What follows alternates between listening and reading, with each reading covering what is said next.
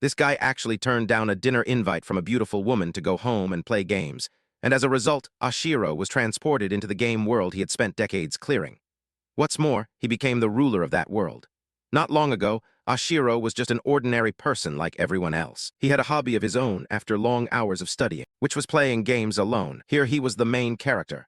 There were no teammates nagging him, and Ashiro could save and reload whenever he wanted. A world that existed for a single player. Before he started, he didn't forget to open a live stream. As soon as the stream went live, a flood of skepticism from the online community appeared, leaving Ashiro unsure whether they were praising or mocking him. $10 suddenly arrived and made Ashiro so happy he nearly cried. It seemed like enough for one long day, but that username donated a full $1,000. Seeing such a large number for the first time, Ashiro couldn't process it immediately. The whole online community went into an uproar. That user had sent him an email. The sender turned out to be a game developer. He wanted Ashiro to playtest and provide feedback because he'd spent a lot of time creating the game, but it was too hard, and no one could beat it during the beta test. Curiosity stirred in him. He wondered what would happen if he actually finished the game. Ashiro was thrilled at the thought that an ordinary person like him could become special. In the end, he firmly pressed the accept button. The game called Hero Destiny began installing. The game's setting was the year 294 of the imperial calendar. The kingdom seemed engulfed in flames. Ashiro would be a small, insignificant spirit surviving in this world and defeat the forces of evil. Any wish would then be granted. But Ashiro only noticed the graphics were worse than he'd expected. The game prompted him to enter a character name.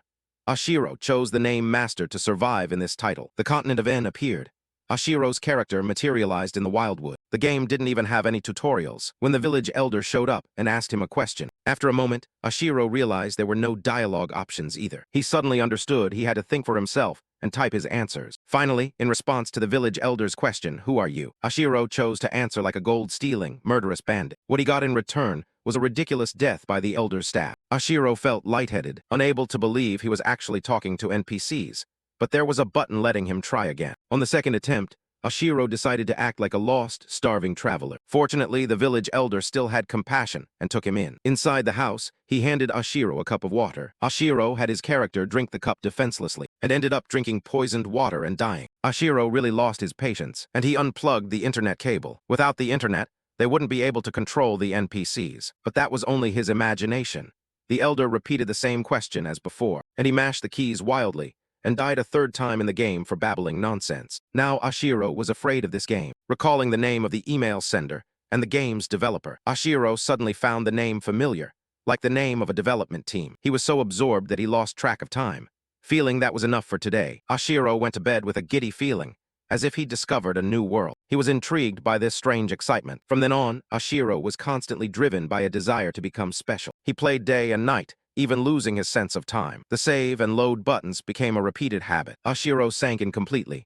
Quickly, 10 years passed. Ashiro was now an office worker. A female coworker was also very pretty and seemed to like him.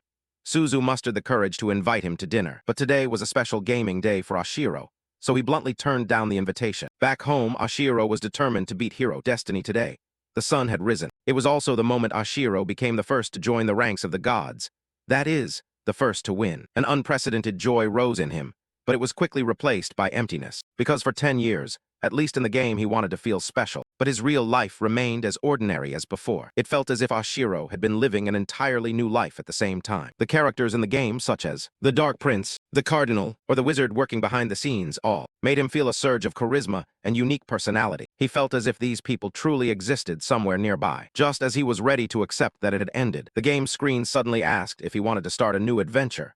Once chosen, you couldn't go back until the game was completed. Ashiro was very surprised to see this. He thought it was a sequel or a hidden stage. In a state of obsession, he didn't think much and chose yes, expecting it to be normal. But Ashiro's whole body began to flicker with cyan and magenta noise. He was teleporting to the continent of Ellen. The mysterious figure called him by the nickname Game Master, my apostle. As his eyes slowly opened, Ashiro felt a dizzy burning in his chest, unable to breathe. The blurry scene before his eyes was utterly unfamiliar. A man in ancient clothing showed concern for him. In fact, Ashiro had been transported into the world of Hero Destiny. He would live in the body of a frail young man named Calyx. Just after opening his eyes and seeing an unfamiliar figure, Calyx asked dazedly, "You? Who are you?" The question made the man beside him raise an eyebrow. Carefully observing the person on the bed, the man fell into thought. The physician didn't mention any risk of memory loss. While the man stood deep in thought, Ashiro, now in Calyx's body, lay on the bed, bewildered.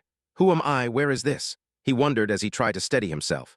After a moment of thought, the man gently asked, You really don't recognize me? Receiving no answer, he respectfully introduced himself. I am Russell. Hearing that name, Calyx became even more confused. Straining to recall the name only plunged Calyx into deeper panic. What is happening? This is clearly not Japanese. The language is unfamiliar. Yet strangely, he understood every word the other person spoke. However, more importantly, while Ashiro was lost in thought, a sharp pain erupted in his chest, leaving him writhing in unbearable agony. Seeing this, Russell became extremely worried. Please forgive me, it really was my haste that caused this. But do not worry. Looking at Ashiro in pain, Russell tried to comfort him. This pain is just a side effect of the medicine. It will subside. Seeing the situation was not optimistic, he performed a polite bow and left. Recovery will take time. I will return to see you tomorrow morning. Excuse me. When Russell left the room, Calyx collapsed onto the bed and continued brooding until dawn. Unable to bear it any longer, Calyx decided to get out of bed and pace the room. Standing before the mirror, seeing his gaunt, haggard reflection, he felt as if he no longer belonged to himself. After a moment of thought, Calyx forced a weak smile. Who am I? The question barely left his lips before he froze. He remembered every detail of 30 years of life, yet he couldn't recall his own name. After a bout of panic, Calyx gradually calmed himself. Who do I really even am? At that moment, a strange screen appeared right in front of him. Reading the information on it, Calyx was surprised. This was the status screen. Scrolling through the lines, he could hardly believe his conclusion. Hero fate. Then Calyx suddenly recalled the board he'd seen before waking and clenched his teeth. So the transfer to the continent of Ellen was real. He had truly been brought into the game world. Realizing that, he began to survey the room, trying to steady himself. After thinking it over, Calyx concluded this was the continent of Ellen, the interface of hero fate. Even having accepted the truth, he kept telling himself, stay calm, stay calm. Touching his chest lightly, Calyx immediately doubled over from the unbearable pain. Writhing on the floor, he could only accept reality. This wasn't a dream, this was real. Struggling to crawl back to the bed, Calyx hypnotized himself. I am Shiken. From now on I should get used to the name Shiken. I am Calyx Shiken. Just as he reached the bed, the familiar status screen appeared again, surprising Calyx. The screen appears just by thinking. Then this must be a feature only I can see. Realizing this, Calyx was overjoyed and decided his first task was to gather information. But immediately he recognized a harsh truth. If he was careless, he could die at any moment in this world. Despite his worry, Calyx carefully read every piece of information. So I'm Calyx Shiken of the Shiken house. Thinking that, he read more data and analyzed the territory names and the family name. All Shiken, proving he belonged to the direct line of counts. Did I just hit the jackpot or what? Just then a knock sounded at the door outside and Calyx panicked. Who is it? What should I say? Anxious, he told himself to stay calm. If they discovered he wasn't the real Calyx, he'd be in big trouble. Calm down, I'm Calyx Shiken, a direct descendant of the Shiken counts. I am Calyx Shiken. Calyx Shiken is me. After a moment of self-reassurance, Calyx steadied himself and said, Butler, what is it? The person outside paused for a moment and then answered, It's time for your medicine, my lord. Hearing that, Calyx exhaled in relief. A maid entered and politely presented the medicine. Please drink it while it's still warm. Even as he was asked to take the medicine, Calyx watched the maid carefully. Who are you? No sooner had he asked than panic hit him, cold sweat pouring down. What am I thinking? Why did I ask her name? I've blown it. The maid looked puzzled as well. Is something wrong, sir? At that moment, the status screen appeared again. No, nothing. Calyx skimmed the information, noting one detail. Her name was Leela. But as he read on, he was horrified to discover Leela was not of the Shiken house, but from the baronial Hashirin family. That name stunned Calyx. He had no idea what else might be waiting ahead. Watching the slight girl before him, Ashiro couldn't help doubting his circumstances. Her combat strength was far beyond her appearance. Though unable to use magic, she was trained like a special operations soldier among the very best. Learning this made Ashiro even more puzzled. Why was she only a maid? Looking from the girl to the bowl of medicine, Ashiro thought, I'm a wounded noble of House Shiken, yet a maid from another house brought my medicine. Thinking that, he suspected the truth and decided he shouldn't drink this. Seeing Ashiro remain silent, Leela urged, my lord, please drink. Before she could finish, Ashiro interrupted, leave it. Still, the girl persisted, putting him in an awkward spot. So he took the bowl up with suspicion. Was she planning to force it on him? Unwilling to accept his fate, Ashiro pretended to clutch his chest and casually dropped the bowl. As the bowl was about to hit the floor, Leela was as fast as lightning and caught it. Not a single drop spilled. Seeing that reflex, Ashiro was stunned. He couldn't believe she was that quick. Terrible, if she realized he had spilled it on purpose, things would get even more complicated. Despite his worries, Ashiro continued to play the sick noble. After a while, Leela brought out a fresh tray of medicine. The medicine remained there, ominous and grim, making Ashiro even more desperate, imagining the worst-case scenario. Here, the worst always seemed to come true. Convinced it was poison, Oshiro chose to collapse and pretend to faint. However, before he could hit the ground, Leela had already rushed over and helped him up, gently asking, "Are you all right, my lord?" He didn't answer but watched silently, wondering if he could keep up the ruse. Taking advantage of Leela's momentary distraction, Oshiro quietly opened the status screen to check the information. After reading, he understood more about his identity and those around him.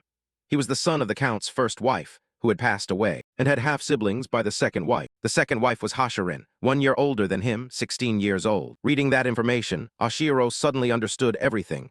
Leela was a maid sent by his stepmother, trained like an assassin. If he died, her son would become the Count. Realizing this, Oshiro felt a surge of interest, thinking this hero fate game really was as brutal as rumored. After finishing the act of playing the frail young master, Oshiro took the initiative and asked, "How is my stepmother?" Leela was a little surprised and bowed her head to reply, "The Countess was very saddened to hear of your attempted suicide. She ordered me to make sure you would never try that again." From that, Oshiro learned more about this body's background. There had been a tendency towards suicide, and he had stabbed himself with a knife. Shaking off the thought, Oshiro gently reassured her, "I understand. I promise I won't make her worry anymore." Leela avoided his gaze and answered perfunctorily. Then Oshiro tactfully sent her away. However, this time she was no longer a gentle maid but firm. "I'm sorry, but you still haven't taken your medicine." This stubbornness alarmed Oshiro, realizing she would not leave until he drank the whole cup. The thought of facing an assassin drained Oshiro's face pale with extreme fear. Inside, he was a healthy man in his 30s, but this body belonged to a weak teenager. Watching Leela prepare the medicine, Oshiro hesitated whether to shout, but feared she would strike at once. Thinking that, he gave up the idea. After a while, when a new cup of medicine was brought, Oshiro felt even more trapped. Truly no option remained but to drink it. In the critical moment, Oshiro suddenly realized something. Staring at the pitch-black medicine, he wondered, if they wanted to kill me, wouldn't stabbing me and calling it suicide be easier? Suspecting that, he realized this might be a poison made to mimic suicide to avoid suspicion. Seeing Leela's sinister expression, Oshiro recalled the name of a horrific slow-acting toxin. If he resisted too much, Leela would be ready to help. Despite his fear, Oshiro calmed himself and told himself, in hero fate, if one thing is always true, it's that the worst will always happen. Thinking that, he became even more cautious, resolved that to survive, he must distrust everything and be prepared for every possibility. Though he felt fear at first, Oshiro couldn't hide his excitement. Thrilled, he realized this game, hero fate, truly gives no one a chance to rest. At that moment, Leela brought a full tray of medicine before him. Unlike before, this time Oshiro decisively picked up the cup and drank it down in one gulp. As the last drop slid down his throat, Leela's eyes revealed murderous intent. The moment he swallowed, the system immediately announced, "Poison, horrific slow-acting death has taken effect." After drinking the whole cup of poison, Oshiro instantly doubled over in pain on the floor, urgently thinking of ways to escape, searching for anything that could save him, person or thing. Just hurry. In that life-or-death moment, he remembered someone's words. "If not for the top-grade medicine I prepared, you wouldn't have survived until today." Then the memory of that man's introduction surfaced. "I am Russell." Calix snapped back to his senses and immediately ordered Leela, "Go out and call Russell in here." Leela didn't understand and looked puzzled. Seeing that, Oshiro snapped irritably, "Do I have to explain to a maid? If you understand, go." Leela hurriedly apologized, bowed, and left the room, leaving Oshiro to focus on finding a way to save himself. He remembered the top-grade medicine Russell had once given him, a treasure worth enough to buy a whole castle. Thinking of that, Oshiro realized Russell was not someone who wanted him dead. As soon as the door closed, he sprang up. At least he's someone I can trust. But after only a few steps, his body wavered. Unwilling to accept his fate, Oshiro forced his hand down his throat, vomiting violently into the basin. But it didn't much help. He had to find that vial at any cost. So he began tearing the room apart, telling himself that hero fate was brutal, but there had to be a solution. Finding nothing, his body reached its limits, his eyelids growing heavier. Yet Oshiro kept dragging himself on with faint hope. "Damn it, where is it?" he forced out, but finally collapsed from exhaustion onto the floor, breathing desperately. At that moment, Oshiro's eyes happened to catch a mysterious vial hidden in a crack of the table. What was that? A spark of hope flared. He mustered his last strength and crawled over to it, picked up the vial, opened it, and sniffed. The smell hit him and he blacked out on the spot. The stench of spoiled milk assaulted his nose. At that moment, the system displayed spoiled goat's milk. Reading that, Oshiro felt even more hopeless. However, from his gaming experience, he remembered that yogurt was an antidote for this kind of horrific slow-acting death. After a moment of inner struggle, he looked at the spoiled goat's milk in his hands and wondered whether it would count as yogurt. Before he could think further, the system announced again, "Your eyelids are growing heavy." Seeing the warning had appeared 3 times, he could no longer bear it and decided to gamble by downing the bottle. Immediately after, Oshiro lost consciousness. When he woke up, the first face he saw was Russell's, a familiar figure before him. You're awake. Ashiro was dazed and bewildered. What is this? Deja vu? Did I get reset? Russell didn't understand what Ashiro was saying, and only sternly asked why the room was in disarray, and why the young master was lying on the floor. Ignoring the scolding, Ashiro felt nothing but relief, thinking he'd been saved. Russell added, you didn't wake up even after I called many times. I almost had to fetch the physician. Before his joy could rise, fear struck. Ashiro never wanted to face the brink of death again. That thought sparked a fierce determination. No matter what happens, I have to survive. Immediately, Ashiro focused on another matter. He needed to check Russell's status. Under Ashiro's intense stare, Russell became annoyed. Young master, are you even listening to me? Ignoring the complaints, Ashiro concentrated on Russell's status panel. Acting count. Reading that, he jumped up. It turned out the count had died without nomming an heir, so Russell was acting as steward. Looking closely, Ashiro saw Russell as a stern soldier, likely the most reliable person right now. Also the man who had saved him with that precious vial. After careful thought, Ashiro decided to tell the Count everything. Race, I mean my Lord Count. No sooner had he finished speaking than the steward answered, yes, my lord. Immediately after, Ashiro began to recount everything that had happened. The more he listened, the darker his expression became. When Ashiro finished, the steward stroked his chin, pondered, and said bluntly, I'm very sorry, but there's no evidence. This blunt remark stunned Ashiro, who bitterly realized that even though the man had used the precious medicine to save him, everything was handled by principle, not because Ashiro was special. Noticing Ashiro's disappointment, the steward added, to me, you, the lady, and the other heirs, both grand beings are the same. I am obliged to serve all fairly. No one is exempt. Hearing that, Ashiro clenched his fist in resentment, but the steward continued. No one is more important or given priority. Refusing to be treated that way, Ashiro quickly retorted. So you mean I should keep taking medicine sent by rivals trying to secure the succession? To that question, the steward was unsurprised and calmly explained, have you truly lost part of your memory?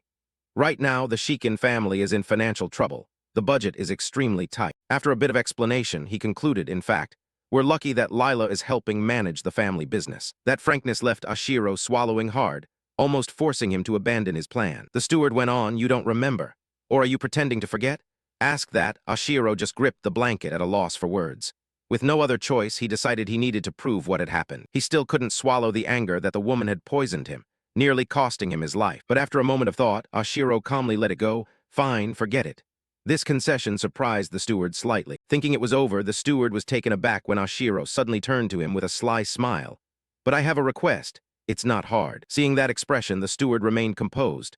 Just as I thought, he's acting very odd. 4 hours later, at the Shikin estate, a figure slipped across the rooftops and paused behind a wall to watch carefully. Seeing the 2 guards on strict watch, the mysterious woman assessed that security had been tightened. Suddenly, she noticed a nearby drainage pipe and quickly used it to slip inside the mansion. Regaining her composure, she was surprised to find the room empty of guards. Without hesitation, she entered, inspected the empty bed, and assessed the situation. Leela concluded they must have died without pain. After checking, she pulled a strange piece of paper from her pocket, placed it on the table, then opened the drawer to take out the seal, preparing to stamp it for confirmation. Having finished, she carefully put the paper away, and as she was about to leave, suddenly a knife was pressed to her throat. The sudden appearance froze Leela. A cold voice said, don't move. Even with her life threatened, Leela calmly replied, it's too late. To add weight to her claim, she pointed at the bed and affirmed, Lord Calyx is dead.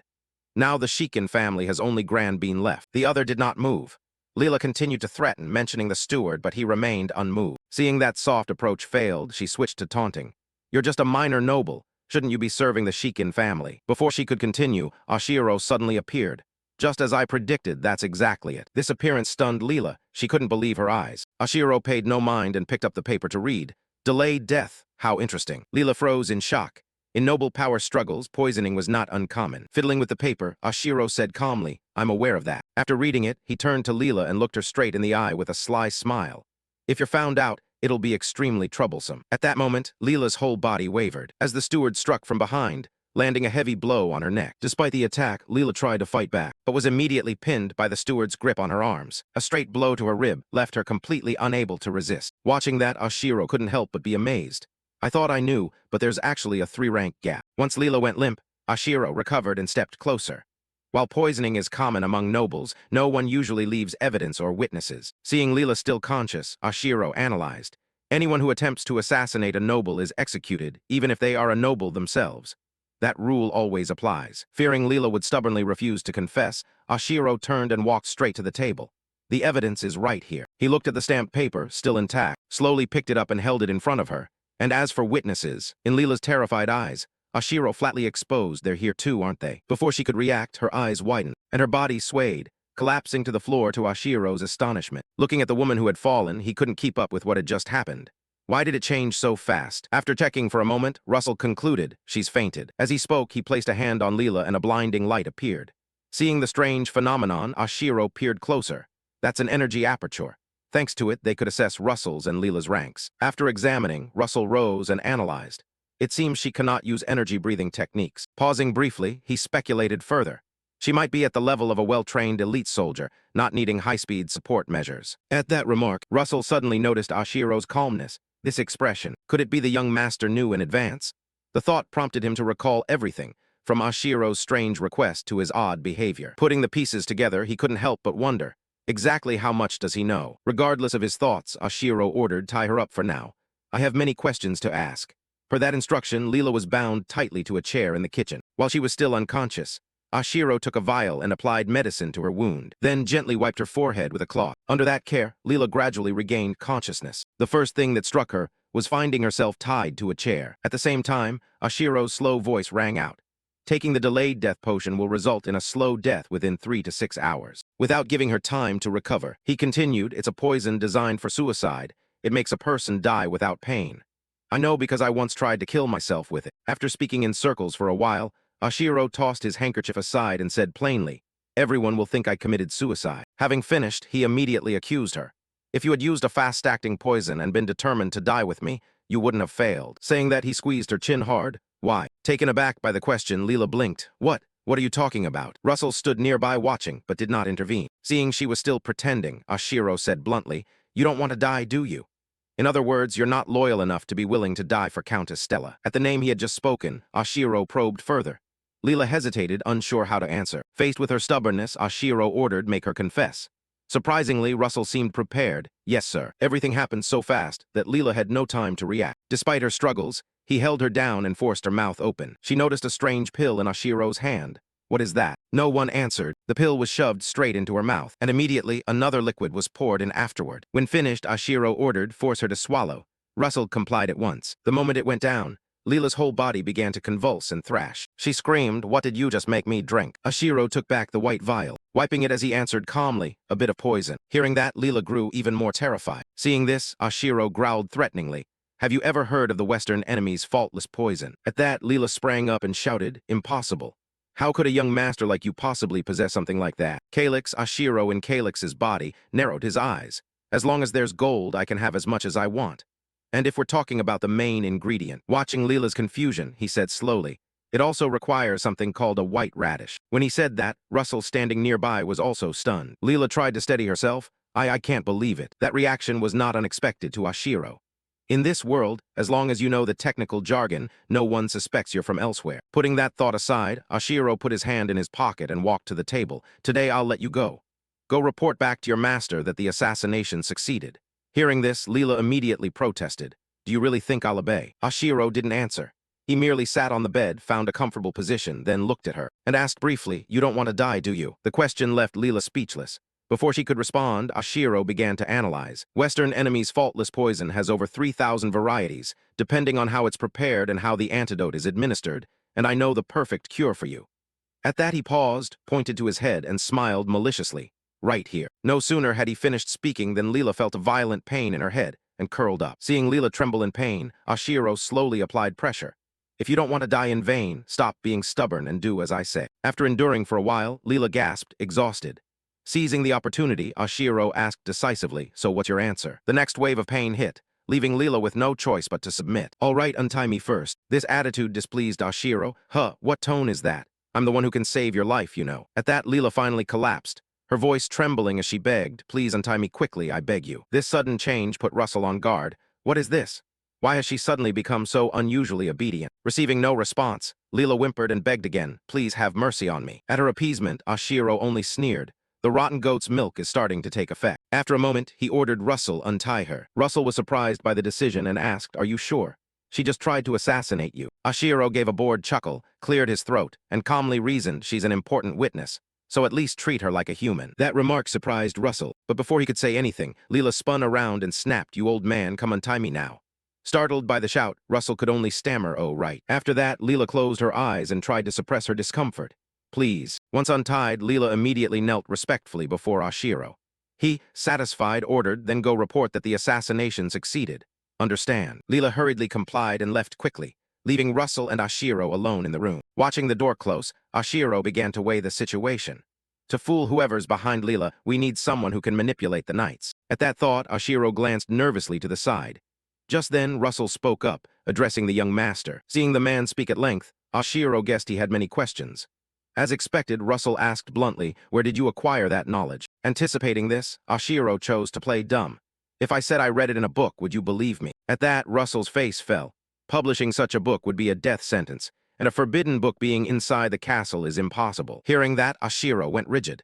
"Even if I claimed to be from another world, they wouldn't believe me." After turning it over in his head, Oshiro picked a plausible excuse.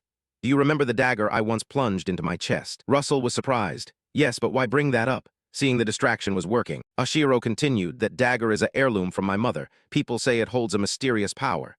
This time I've gained that power." Despite this, Russell remained skeptical. "Really?" Oshiro frowned, slightly shaken. Though who would know that the way to unlock the dagger's secret was to stab oneself in the heart? Russell still didn't believe it. If it were such a rare artifact, wouldn't it be famous throughout the world? No argument could counter Russell's sharp analysis. He pondered, then asked, "Are you familiar with Claire's dagger?" At that, Russell was stunned. "The dagger the lady gifted me is that Claire's dagger." Hearing this, Oshiro had the clue he needed. "I see."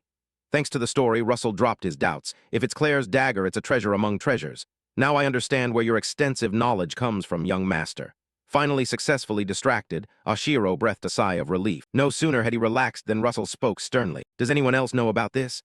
Oshiro replied cautiously, "No, you're the first." Russell exhaled in relief, but Oshiro cut in. "By the way, what do you make of Leela's story?" Russell blinked. "What do you mean?" Seeing that expression, Oshiro pointed directly. "All of my father's movements, Duke Korin's, have been leaked."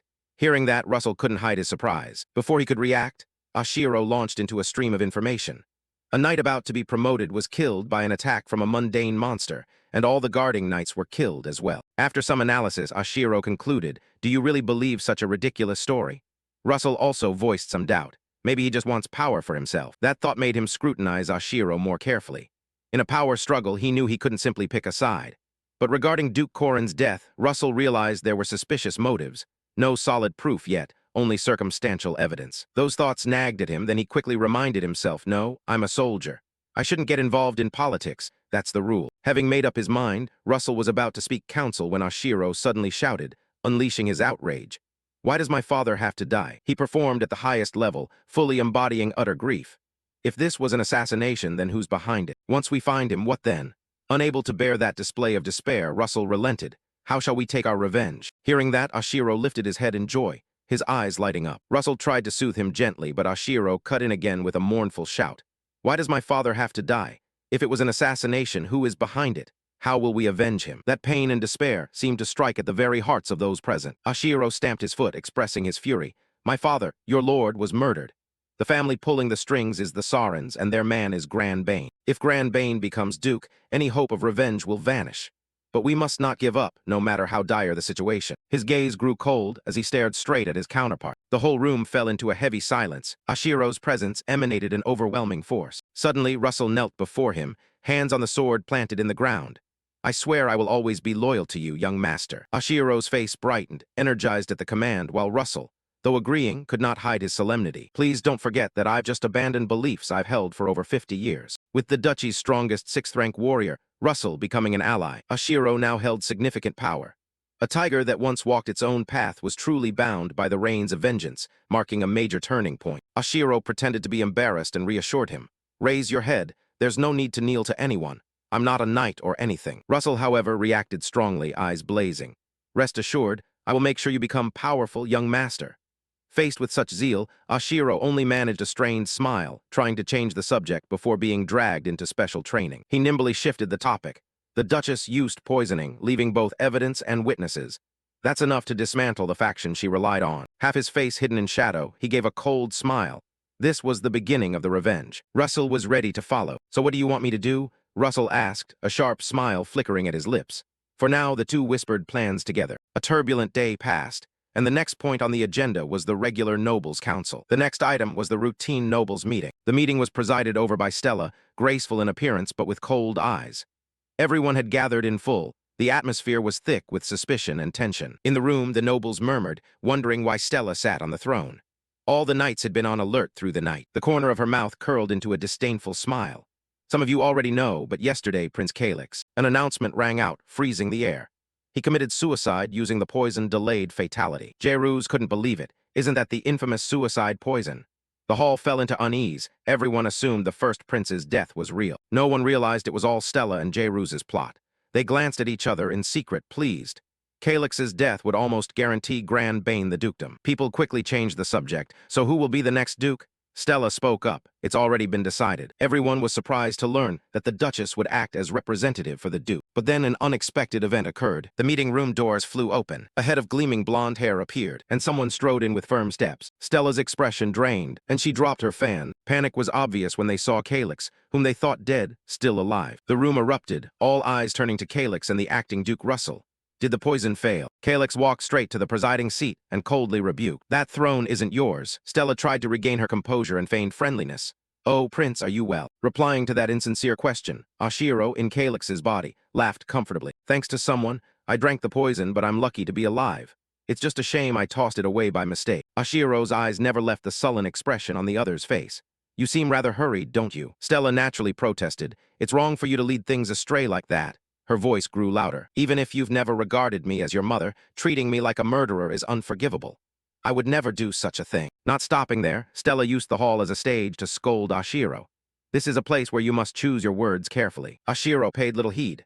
Even if the truth comes out, can you still remain so calm? Those words unnerved Stella at her core. What trick was he planning? Still, she tried to keep up appearances. What are you saying? Oshiro intoned, tea now, then suddenly clapped his hands. The guards immediately brought in a bound person, a familiar face so well known it couldn't be more recognizable. This was the reason Oshiro could stand firm here. Let the witness speak. Some nobles in the room were bewildered. Who is that woman? Only Stella's face went ashen. Impossible, how could she be here? What is your name? Oshiro asked. The girl barely opened her eyes, facing the light. My name is Leela. Grand Bane's eyes widened in shock. Stella was struck as if by lightning. All her plans for seizing power evaporated. Why was that woman here? Leela introduced herself. I carried out a special mission for the Shadow Legion of the Hashirin family. That keyword immediately caught Oshiro's attention. The Shadow Legion. Leela explained in a weak but determined voice. It's a special force made up of combat-capable orphans, trained harshly at the plateau of the primal steppes. Only the surviving and most outstanding children could become members, then be sent to various places under false identities. Oshiro continued. What was your alias in Hashirin territory? I posed as Countess Stella's maid. She trembled and could not answer. Oshiro glanced at her and asked, Does Countess Stella know your true identity? Leela bowed her head, hesitated in struggle for a moment, then admitted, She does. Stella immediately retorted, No, this is her plot. The nobles began to panic. Leela worked here for 5 years and now she's a spy. Such deception violates the kingdom's laws. We don't have clear evidence. But the living witness standing there made everyone even more chaotic. Jairus was stunned and tried to shift blame to someone with more authority. Baron Russell, why are you silent? Are you going to believe the word of a lowly maid? Oshiro looked calmly toward Russell. Russell said sternly, She is not a lowly maid but a criminal caught in the act. She has confessed to being a spy for the Hashirin family. Although Oshiro knew Russell sided with him, he still breathed a sigh of relief. He showed no mercy. Whether it's a plot or not will be clear from her testimony alone. Jairus went pale. Another noble shouted, Treasury Minister, stop this nonsense. What did you say? He snapped, rising to his feet. Once someone supports it, others will follow. The criminal is speaking, let her continue. Jairus was at a loss for words. Oshiro asked again, What mission did you carry out while posing as a maid? Once a month, I reported the information I gathered back to the Legion. What information? Mainly the financial ledgers of the territory, kept by the Treasury Minister. Also the schedules, the roots of the late Count Korin, and the political movements within the vassals. The entire council erupted in confusion. Impossible. How did it come to this? Oshiro pressed on rapidly. What was your most recent mission? Leela bowed even lower. I tricked Prince Oshiro into drinking the poison, delayed death, then entered his chamber and created a suicide note to stage the death as a suicide. The air instantly froze, but when I returned, Count Regan Cleo caught and apprehended me. Stella could no longer bear it. She slammed her foot on the table, shouting, Do you have any evidence? 2 nobles supporting her held her back. Countess, calm down. Seeing the crucial moment, Oshiro gently turned. You want evidence? He signaled to Russell. Russell immediately produced the letter. This is the suicide note Leela had when I caught her in Prince Calix's chamber. Then he produced another scroll, and this is the scroll of the world's memory, an object every noble here is familiar with. It has been enhanced with magic. Just touching it will reveal the intentions of the involved parties. Those with guilty consciences immediately went pale. Russell concluded, this magic will show us who ordered Leela. The truth will be exposed. Jayroos panicked, cold sweat pouring down. He had to prevent this evidence from being revealed at all costs. His inhuman gaze swept over everyone, as if ready to silence every noble in the hall. Oshiro immediately caught the exchanged glance between Jayroos and Stella. He sneered inwardly. I've seen through you all from the start. A corner of his mouth lifted slightly as Oshiro waved his hand. Enter. The prearranged troops stormed into the meeting room. Jayroos flinched. Stella went pale. Knights filed in, each noble now with a soldier standing behind them. What? You have no right to be here. This guard force is under the authority of the Knight Protectorate. Behind Stella alone were 2 designated supervisors, raising the tension in the entire room to a breaking point. Jayroos growled, voice dark. Baron Russell, what is the meaning of this? Russell clenched the scroll in his hand. I have viewed the contents of the scroll of memory, and they shocked me. He continued in a righteous tone. To prevent chaos, I had to call the knights to maintain order. I ask for your understanding. The nobles, who prized face and ceremony, now felt as if their sacred hall had been overturned. Grand Bane trembled, tears welling as he looked at Stella, the one he trusted. But she herself was desperate. The knights had acted, which meant the evidence was undeniable. If the knight order backed Oshiro, Stella knew she had fallen into the abyss. Oshiro smiled, gentle yet lethal. Baron Russell, what is the punishment for a noble who intentionally assassinates a blood relative? Russell nodded and replied, according to noble law of the kingdom, the sentence is death by hanging. Stella immediately clutched Grand Bane and wailed. Grand Bane had nothing to do with this. I did it all alone. I'm still his mother, please believe me. But Oshiro had already exchanged a look with Leela. He turned with an innocent smile. Oh, really? Leela, is that the truth? At once, Leela nodded, her voice firm. When I received the mission from the Countess, Prince Grand Bane was present as well. The whole room seemed ready to explode. Stella shrieked in panic. Lies. Oshiro gave a cold smile. Yes, that statement is a lie, but so what? You tried to have me assassinated first. Stella's anguish and humiliation were now exposed before all the nobles. Oshiro was the victor. Stella ground her teeth, eyes bloodshot and animalistic. Just then, bam! Oshiro glanced over. Grand Bane sprang to his feet, wearing a rare solemn expression. Stella tried to stop her son but couldn't. Grand Bane ran up to Oshiro and dropped to one knee, then lowered himself to both knees. All the nobles recoiled in shock. Grand bowed his head until his forehead nearly touched the floor. Please, I accept any punishment, but spare my mother, she can't bear it. Stella stood frozen. The nobles began to whisper. The second prince is kneeling. This has gone too far. Prince Oshiro, are you hearing this? The tide of public opinion had shifted. Oshiro felt it clearly, as if he himself had been cast as the villain. Could this really be the scheme of that brat? He smiled and placed a hand on Grand Bane's shoulder. Good. You truly care for your mother. Grand Bane looked up, a glimmer of hope in his eyes. Oshiro continued coldly. If you confess your guilt, I will mitigate the punishment. I'll plead with the Count to spare your life. His jade-green eyes showed no sympathy. But remember, you will be held accountable for your own words. Grand Bane went pale but clenched his fist tightly. Stella screamed and thrashed like a madwoman. I will not confess.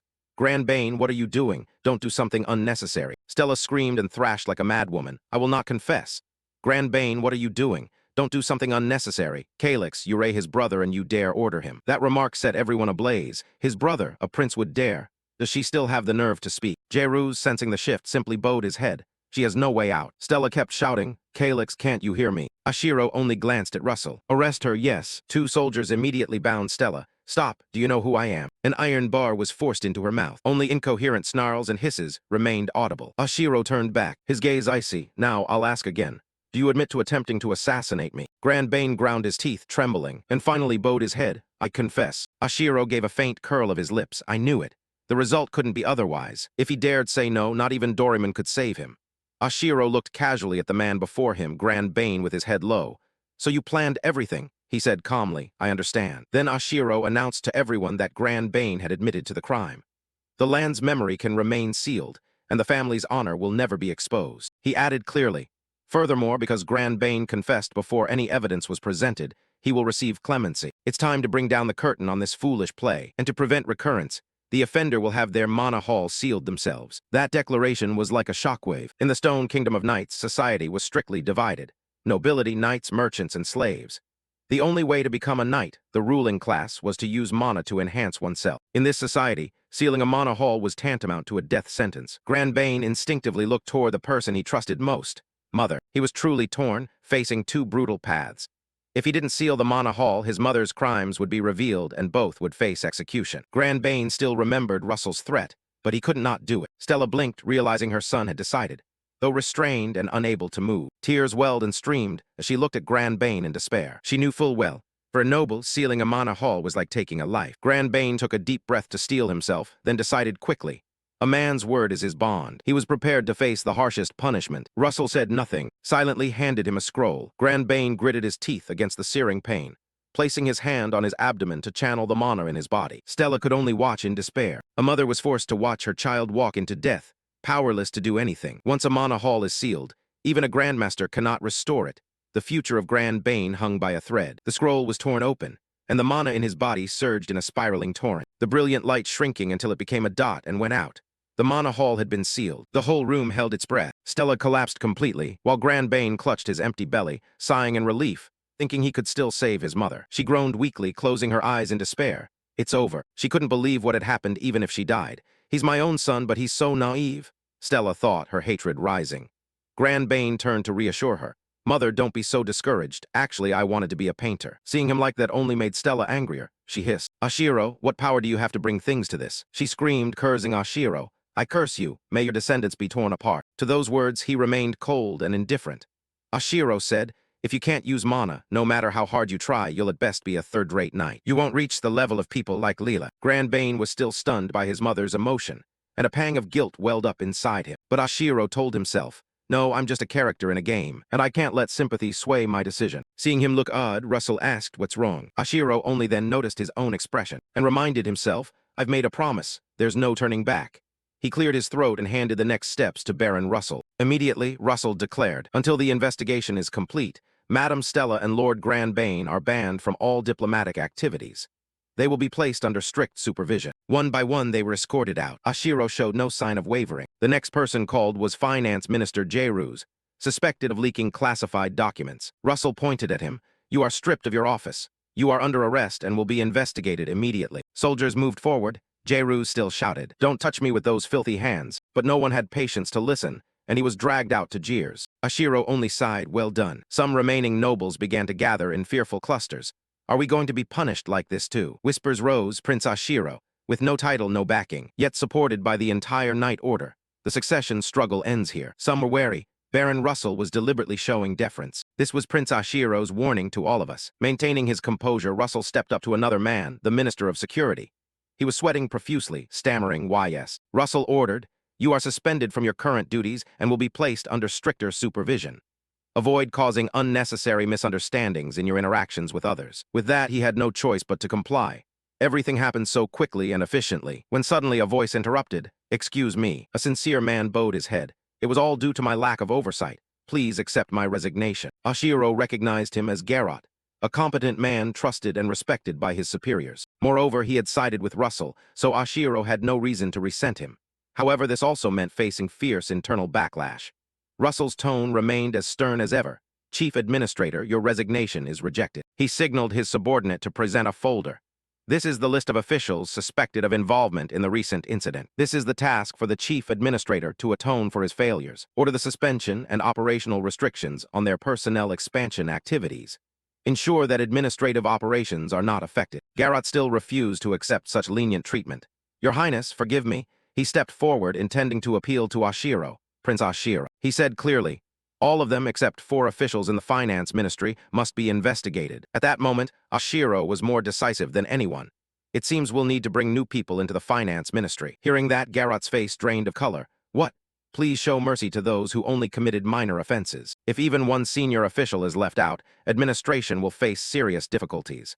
Ashiro still disagreed. No.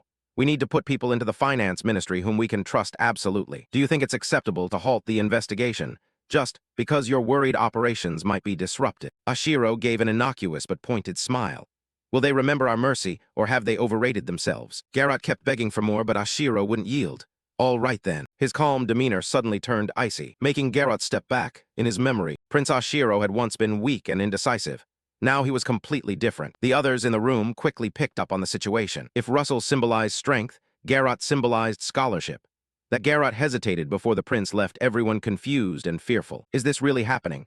Ashiro smiled faintly, realizing the victory was truly his. Now the power over Count Shikin's domain was almost in his hands. The road ahead was long, and a detailed info panel about Garrot, the man he had just spoken with, appeared before his eyes. The display clearly recorded each person's skills, ranks, and status. Not only that, the announcement showed above everyone's head in the room, which made Ashiro even more thrilled by this new experience. Interesting. Ashiro looked around, surrounded by notification panels. At that moment, Garrod was tapping something on a screen and information appeared. Name: Garrod Olson. Title: Baron. Affiliations: 3 counties of Sesson. Chief Administrator. Strict Advisor. Combat Tier 1. Level 833. Reputation: 37 stars. Prestige: 49. Administration: S. Finance. B. Military. E. Diplomacy. D. Development. D. Ashiro thought. Garrod said it would take time. He glanced at the others seated around the table and told himself, but it will be different with these people. They're easy to read. The opposition will soon be eliminated, including the suspicious ones. Ashiro continued scanning the room, then said to Garrod, especially the useless ones. His face was full of smugness, since he would only use those who passed the loyalty test. Those at the table saw Ashiro's smile and were terrified. What kind of smile is that? It's terrifying. Others were aghast. If Prince Ashiro dislikes you, it means you'll lose your head. They began scrambling toward him. Prince Ashiro, please put me first. Baron LTE, please hear me out. Ashiro smiled and said, everyone calm down, there's plenty of time. From afar, Russell just shook his head and sighed at the chaotic scene. Day had turned to night. Everything had been dealt with. Ashiro stretched and then happily flopped onto the bed. On the soft mattress, he sighed, I'm exhausted. After staring toward the door for a while, Ashiro gradually drifted off to sleep. In his dreams, he recalled his former self. Average grades, average looks, everything just mediocre. But if he could beat a game no one else had, he would become exceptional. He remembered the feeling of grinding through the game and the notification that popped up. Congratulations, Ashiro. Congratulations, master of the game. You are the first to be crowned a god. Your name has been recorded in the Hall of Fame. The old man in the game told him, you are the first to be crowned a god. But Ashiro didn't feel happy that it was over. He only wished to be reborn on the continent of Ellen, to become special. Suddenly, Ashiro snapped awake and shouted, wait. Crowned a god? I finished the game and was crowned a god. His eyes sharpened as he remembered when he launched the game. The game notifications appeared again. You have been reborn as a small soul. Overcome trials and become a hero. Judge the fallen evil gods and evolve into a god. At that point, any wish you make will come true. At that, Ashiro bolted upright and yelled, no way. He recalled his former state, muttering, I wish I could be reborn on the continent of Ellen. Now Ashiro wondered, did it grant my wish? Thinking that, fear washed over him. Could it really be my wish? But then Ashiro accepted his fate. Oh well, there's no going back now. He rolled over and went back to sleep as if he had no other choice. A question flared in his mind. If he completed the game again and became a god, would he get another wish? While sleeping, Ashiro began to mutter in his sleep, I'll definitely finish this game. Then he slept deeply. The quiet night had somehow become a brisk morning. After a good sleep, Ashiro stretched energetically. Okay, where should I start? He muttered as he walked. I remember the Count's domain, but I've never heard of Shikin's domain. Suddenly he froze, propping his chin and thinking, but where is this place? Better check the map, right? Ashiro opened the map. A notification appeared. You have conquered the continent of Ellen. His eyes widened in shock. The next notification, bonus reward, reveal all milestones. Really? Ashiro shouted with joy. He cheered like he'd found a treasure map, as all ruins, dungeons, terrain, and features of the hero's fate were revealed clearly. Ashiro's eyes filled with excitement. This was an unprecedented reward, since no one besides him had cleared the game. He rolled on the chair, laughing like a child. Good heavens, this game is too easy. But his smile faded. Wait, what year is it now? He opened the info panel. Imperial year, 289.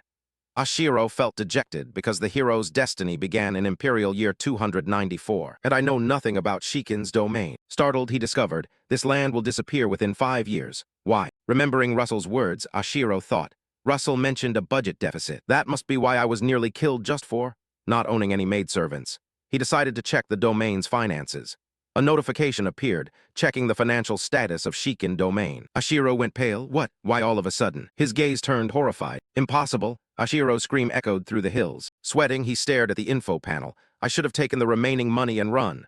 No, I can't take the domain with me. He frowned. Money can be made, but land can only be inherited. After calming down, he opened the count of Shikin's financial records to review them from the start. Ashiro examined it seriously. Collected taxes aren't different from other domains. The defense budget increased from last year, no issues there. Then he asked, what about the family's debts? So Ashiro reviewed the ledgers from morning till evening. By dusk, he slammed the book onto the table. Good God, I'm exhausted. Reading 10 years of documents is torture. Leaning his head back, Ashiro sighed. Trade with the desert kingdom Madrasa has been disrupted. Well, it's understandable, they're beyond the plateau. He reasoned, Desert Kingdom Madroa Gorda Plateau, Count Shikin's domain. If trade halts, import-export taxes dropping is normal. But thinking further, he grew angry. Where on earth did they borrow that huge sum? The annual interest alone exceeds a year's tax revenue. Ashiro tore at his hair. The more I look, the more confused I get. I need more information. A flash of light appeared. Information. Ashiro smiled. Right, there's still one. Pig locked in the dungeon. J-Ruse. Thinking of him, Ashiro immediately went down to the dungeon. The way down was so quiet he could hear every footstep. The jailer bowed quickly when he saw him. Lord Ashiro, why have you come here? He said briefly, take me to J-Ruse's cell. The jailer trembled. Why? Yes, this way, sir. He had to pinch his nose. It stinks. The drainage system was almost abandoned. Walking down the corridor, the jailer began to flatter. I didn't expect Lord Ashiro to come in person. It's an honor. Ashiro quietly judged him, a man who only bows to power. He suddenly quickened his pace to walk beside him. The man STRTL Yedi and asked, Lord Ashiro. Looking at the jailer, Ashiro wondered. The captain of the guard is someone who strictly enforces authority. If he once arrested an innocent person, can he be trusted? He smiled and said to him, if someone is truly innocent, they should be given a chance to prove it. What do you think? Somewhat frightened, the man rubbed his hands and stammered in reply. Why, yes. You're right, my lord. Ashiro continued. And conversely, if someone is truly guilty but released, they should be reinvestigated. Therefore, I assign this task to you, jailer. The jailer still trembled but saluted. Yes, I understand, my lord. Looking at him, Ashiro thought. So he's a subordinate of the captain of the guard and yet so ready to betray. Does that mean I become the new power holder? Fine, I'll use him as much as possible. Suddenly, he moved ahead of him briskly. Oh, I'm not a count yet. You'd better be careful how you address me. The other sidestepped and hurriedly apologized. I'm sorry, young master. As they walked, Ashiro sneered to himself. I'm no different from the politicians I used to despise. But he said to the jailer, no need to apologize, lead me to J-Ruse. The man replied, this way, please. After walking a bit, the jailer stopped, which puzzled Ashiro and made him look over to see what was happening. Someone in the cell shouted angrily, I can't swallow this disgusting food. I'll be out of here soon enough. Ashiro looked in and asked, have you found a way out of the cell? He sneered, you planning to escape? The man was J-Ruse, the one Ashiro had been seeking. J-Ruse said, I've been waiting for you, young master. You still owe me a debt to pay, don't you? Ashiro looked puzzled by the man's words. He sat down before the cell and shot back. Are you delirious? What do I owe you? I still have to make sure the rope for hanging you is secure. Your execution day is coming up. The jailer outside tried not to meddle. Ashiro's expression hardened when J-Ruse continued. I may look like this, but I've worked in the Shikin domain's treasury for over 20 years. The reason the young master took the trouble to visit me, the minister of the treasury, I think I can guess. At that, J-Ruse's face turned sly. Ashiro snapped back angrily. You mean former minister of the treasury? J-Ruse sneered. You want to know about the count's massive debts, don't you? Ashiro was annoyed by that tone, while J-Ruse remained oblivious to his place. He barked an order, jailer. The man replied tensely, why yes. Ashiro asked, isn't there a torturer here? The jailer trembled and answered, yes, there is. He ordered, bring that man here. The jailer stammered in reply, all right, immediately. Ashiro shouted, do I look like I'm joking? I'm asking you. The jailer, terrified, seemed about to collapse. I'll bring him right away. He ran off like lightning. Ashiro thought to himself, does he think he can sweet-talk me just because I'm young? Ashiro's face grew cold. He realized the man before him was the one who really held power in the count's mansion. The jailer and J-Ruse both trembled now. Damn, is the kid going to call the torturer? This is bad. Ashiro told J-Ruse, I don't think you'll endure pain well, but do your best anyway. J-Ruse panicked. Ashiro smiled cruelly and threatened. If you withstand it and impress me, I might change your execution from hanging to poison so you can taste a slower death. J-Ruse knew he was done for, and when he looked into Ashiro's eyes, he could see the boy was completely serious. He began to beg, Prince, have mercy. I have extremely valuable information. This is a big opportunity. Ashiro thought the old man was buying time but said aloud, speak up. J-Ruse began to disclose all of the Count domain's debts. Hearing what he wanted to hear only made Ashiro more displeased. J-Ruse continued, all the debts belong to a merchant named Jerat Misays. Seeing no reaction from him, J-Ruse added, Zoret manages the Hoshirin family's secret treasury. The Hoshirins used Zoret to divert mining tax revenues intended for the crown. After hearing that, Ashiro asked again, so what? If we accuse him before the crown, we wouldn't have to repay that debt. But what if he sells the ownership of that debt cheaply before he's arrested? Sells it to the Hoshirins, for example. J-Ruse was flustered. I never thought of that. Just then a voice called out, Prince. The jailer turned back and hurriedly said, we've brought him. A fierce-looking man appeared, wearing a sharp-bladed gauntlet, a mask, and a hood. The jailer introduced him, the interrogator. The man's presence was grim. He was the best in the Count's domain. Seeing that man, Ashiro was excited, while J-Ruse trembled violently, close to collapsing. He shouted, Prince, have mercy, but in Ashiro's eyes there was only amusement. J-Ruse kept pleading, Just the Hashirin family's black ledger alone exceeds 1,000,000 gold. He gave Ashiro a pitiable look, but the boy didn't bother to care and turned away. The interrogator understood, stepped into the cell making J-Ruse go pale, while Ashiro stood outside casually humming a tune. J-Ruse cried out urgently, "Wait, please wait. I know the location of Jura's secret vault." At that, Ashiro asked calmly, "A secret vault?" The interrogator wouldn't let J-Ruse say more, threw him to the ground and ordered, "Silence." He closed in on J-Ruse, swung his arm and laughed loudly. Even as he was trampled, J-Ruse kept begging, "Prince, it's true. I worked at the treasury for many years, I'm certain about this, no doubt." No sooner had he finished than Ashiro kicked J-Ruse in the face and demanded, "Go on. I'm starting to get interested. How do you know the location of the secret vault?" Despite being tortured, J-Ruse stammered and refused to speak. "That matter." Seeing him like that, Ashiro ordered the interrogator, "Let's begin, shall we?" The man bowed and replied, "Yes." Immediately, J-Ruse screamed like a slaughtered pig when the interrogator grabbed his hand and said, "Then start with bending the fingers, one by one." Knowing real torture was coming, J-Ruse cried in fear, "Wait, I'll tell." He trembled as he confessed, I once tried to rob the vault, but I failed." Hearing that, Ashiro asked with irritation, "You didn't go alone, did you?" J-Ruse immediately admitted, I hired a few thieves to steal gold from the vault." Ashiro frowned but stayed calm and asked further, "Hired thieves? How much did you pay them?" J-Ruse answered in panic, 3. Hearing that, Ashiro went berserk. "What, 300 gold? Are you serious?" J-Ruse stammered to correct himself. 3,000. Ashiro was stunned. 3,000? You mean 3,000 gold? Seeing Ashiro's reaction, J-Ruse couldn't shed tears. He thought to himself, "Oh no, I'm done for." Suddenly, Ashiro burst into loud laughter, leaving the jailer, the interrogator, and J-Ruse all bewildered. The jailer muttered, "He's gone mad. Why won't he stop laughing?" The interrogator suggested, "Prince, perhaps we should just kill him, put him out of his misery." After laughing, Ashiro returned to seriousness and asked, 3,000 gold? That's half the Count Domain's annual revenue. Where did you get that money?" J-Ruse trembled. "That matter." Before he could finish, Ashiro stared with cold eyes. "You embezzled the Count's funds, didn't you?" J-Ruse bowed his head and admitted, I ran out of options. If the vault key weren't a magical crystal orb, I would have succeeded." Hearing that, Ashiro repeated, "A magical crystal orb." He ordered, "Sit up. Explain clearly." J-Ruse shook as he looked up. "I heard that duplicating the crystal orb costs 2,500 gold. Ashiro thought this could be useful. He said, "You've been deceived." J-Ruse flinched, deceived. Ashiro offered a hypothesis. "It's highly likely Joret and the thieves cooperated with each other." J-Ruse weakly objected, "No way. I saw the vault entrance open with that orb myself." Ashiro remained patient. "So where is the vault?" J-Ruse answered, "On the Gadra Plateau. I was blindfolded, so I don't know the exact spot, but I'm certain it was the Gadra Plateau." Ashiro opened the map and studied it, thinking, Gadra Plateau. The jailer asked quietly, "Where are you looking, sir?" Ashiro marked the map. "This is the Gadra Plateau, right?" The system displayed a notification, "Research surrounding ruins." Ashiro speculated, "Ruins? Maybe I get it. I need to investigate this further." He recalled Leela's words. A special unit made up of orphaned children trained to fight, stationed at the Gadra Plateau barracks. Everything started to fit together. Ashiro stood up, turned his back, and said, "Jailer." He answered immediately, "Yes, my lord, let's go."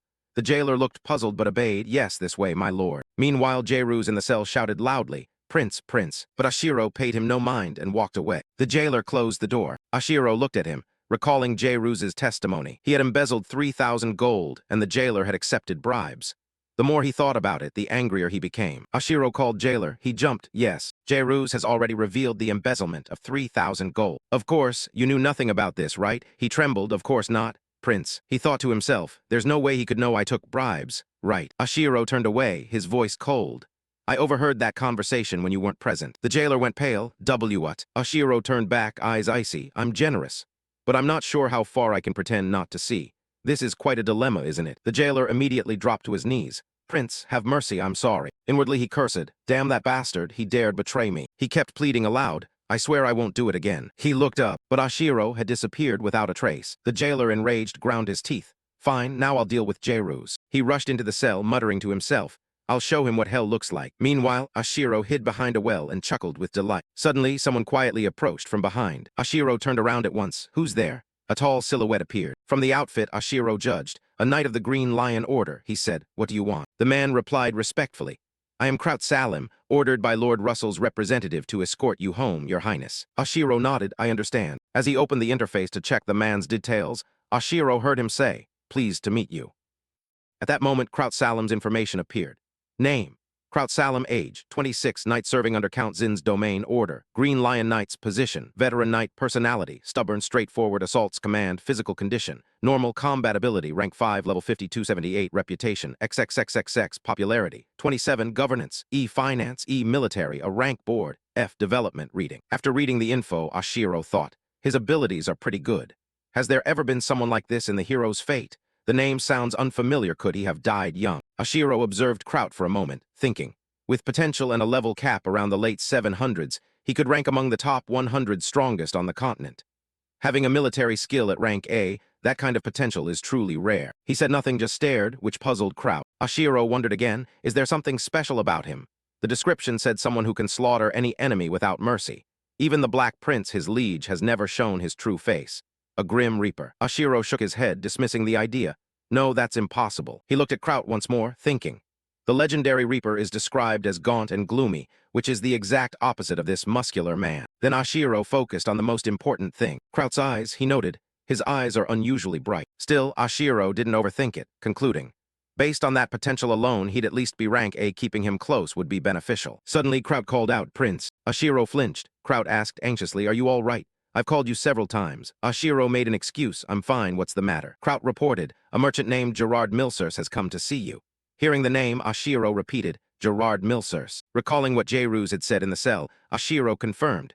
The Count's domain debt all belongs to Gerard Milsers. He once personally inspected the secret vault entrance and saw Gerard Milsers open the door with a magical crystal ore. Realizing this was the merchant Jairus had mentioned, Oshiro thought, interesting, he quickly said, let's go. Kraut also startled and ran after him. Oshiro kept thinking silently. This guy definitely can't be the Reaper. Looking so innocent, no way. They returned. Kraut opened the door, this way, my lord. Oshiro stepped inside. As soon as he entered, a voice rang out and drew his attention. A pleasure to meet you, Prince Oshiro. The man before him introduced himself. I am Gerard Milsers, currently running a small trading company. Oshiro replied. I've heard the Milsers trading company isn't large, but it's very well respected. He smiled, complimenting the man. Milsers bowed modestly. You flatter me. Oshiro took the opportunity to ask directly, why would a successful merchant want to meet me? I hold no official position or authority. If it's business, shouldn't you speak with Count Russell's representative? Hearing that, Milsers unexpectedly laughed loudly, then answered, the Shiken domain is currently managed by Viscount Russell, but in the end it will belong to you, Prince. He asked again, who in Shiken would dare ignore your decision? Prince Oshiro. Oshiro demurred. I'm only one of two possible heirs, don't overestimate it. Milsers rubbed his hands cheerfully. You're being modest. There's no official announcement yet, but I've heard the heir selection is done. Oshiro responded seriously. You're well informed, but there hasn't been any official public announcement. At that, Milsers could no longer laugh it off, and managed only an awkward smile. If I've offended you, I apologize. However, he added confidently, I'm a skilled merchant. I couldn't survive in this trade without knowing such information. In his mind, Milsers judged, quite different from the rumors. Didn't people say Oshiro was a naive fool? But he is sharp and suspicious. Has he been hiding himself like this all along? Someone not even 20 who fooled the world for a century? Impossible. Milsers glanced at Oshiro and admitted the young man was indeed handsome. Even the rumors that his looks could make men swoon were true. He wore an expression of admiration. Seeing that face, Oshiro felt disgusted, a chill running down his spine. He stood up abruptly, startling both Milsers and Kraut. Oshiro said sternly, I'm not here to waste time. He looked Milsers straight in the eye. You asked to see me. If there's nothing important, I'm leaving. Realizing he'd overstepped, Milsers bowed and apologized. I'm sorry, sir. He understood that if Oshiro left now, all his plans would collapse, so he was determined to keep the youth there at all costs. The merchant said, I was simply mesmerized by your appearance, sir. Oshiro found it puzzling, unsure what was wrong with him. He sat down, still recalling that strange expression. That face was truly creepy. He said, enough beating around the bush, get to the point. Milsers then said, I've come to tell you about the enormous debt related to the late Count Korin. Oshiro was unconcerned and replied, an enormous debt. If you don't know, the finance officer is currently imprisoned on suspicion of illegal activity. Then he flicked a booger away, making Kraut struggle to hold back a laugh. Oshiro was even more convinced. I knew it, but these tricks won't work on me. Milsers continued, it's been 5 years, so you may not be fully aware. But the moment I've been waiting for has arrived. He imagined Oshiro's desperate face when he learned of the massive debt. With a sly look, Milsers laid out the terms. Under the contract, after 3 years from the loan date, I have the right to demand repayment of principal and interest at any time. Milsers lowered his head, forcing himself not to show his pleasure. He said, unfortunately, in 2 weeks from now, before the court calendar's 288th moon week passes, you must repay the full amount of 60,000 gold coins. Kraut, hearing this, jumped and shouted, 60,000 gold. Milsers looked at Ashiro with a predatory gaze, while Ashiro remained calm and said nothing.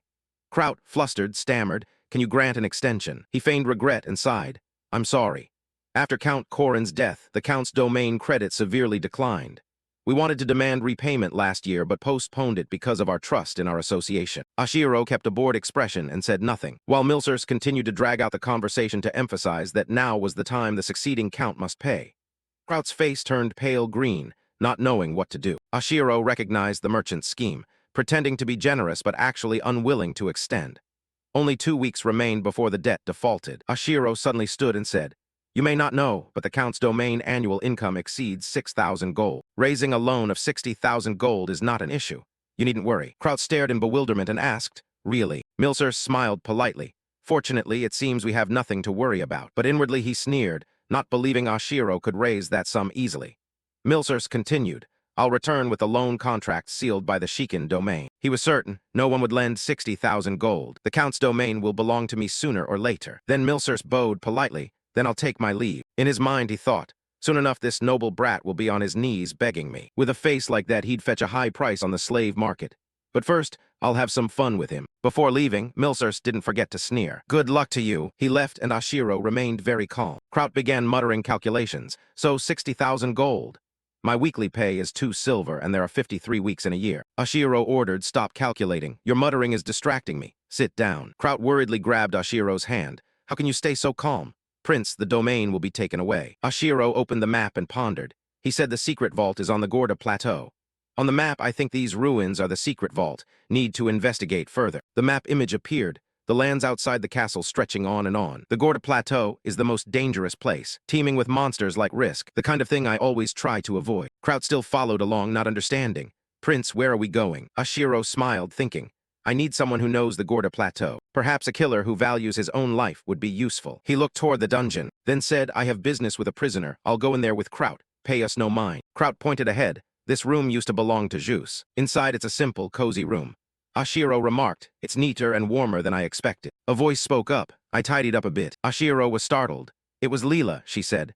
This poor place has nothing valuable or luxurious. Seeing Leela, Ashiro complimented, you look well. Leela replied, I'm as well as you can see. Kraut drew his sword in warning. Watch her mouth, that woman. Leela was not afraid. She glared back. She studied Ashiro, then coldly accused, you deceived me. At that, Ashiro looked at Leela and said, I only poisoned you back to frighten you. Then he asked Leela sternly, you've heard of Seed's puppet poison, haven't you? Leela immediately screamed in horror.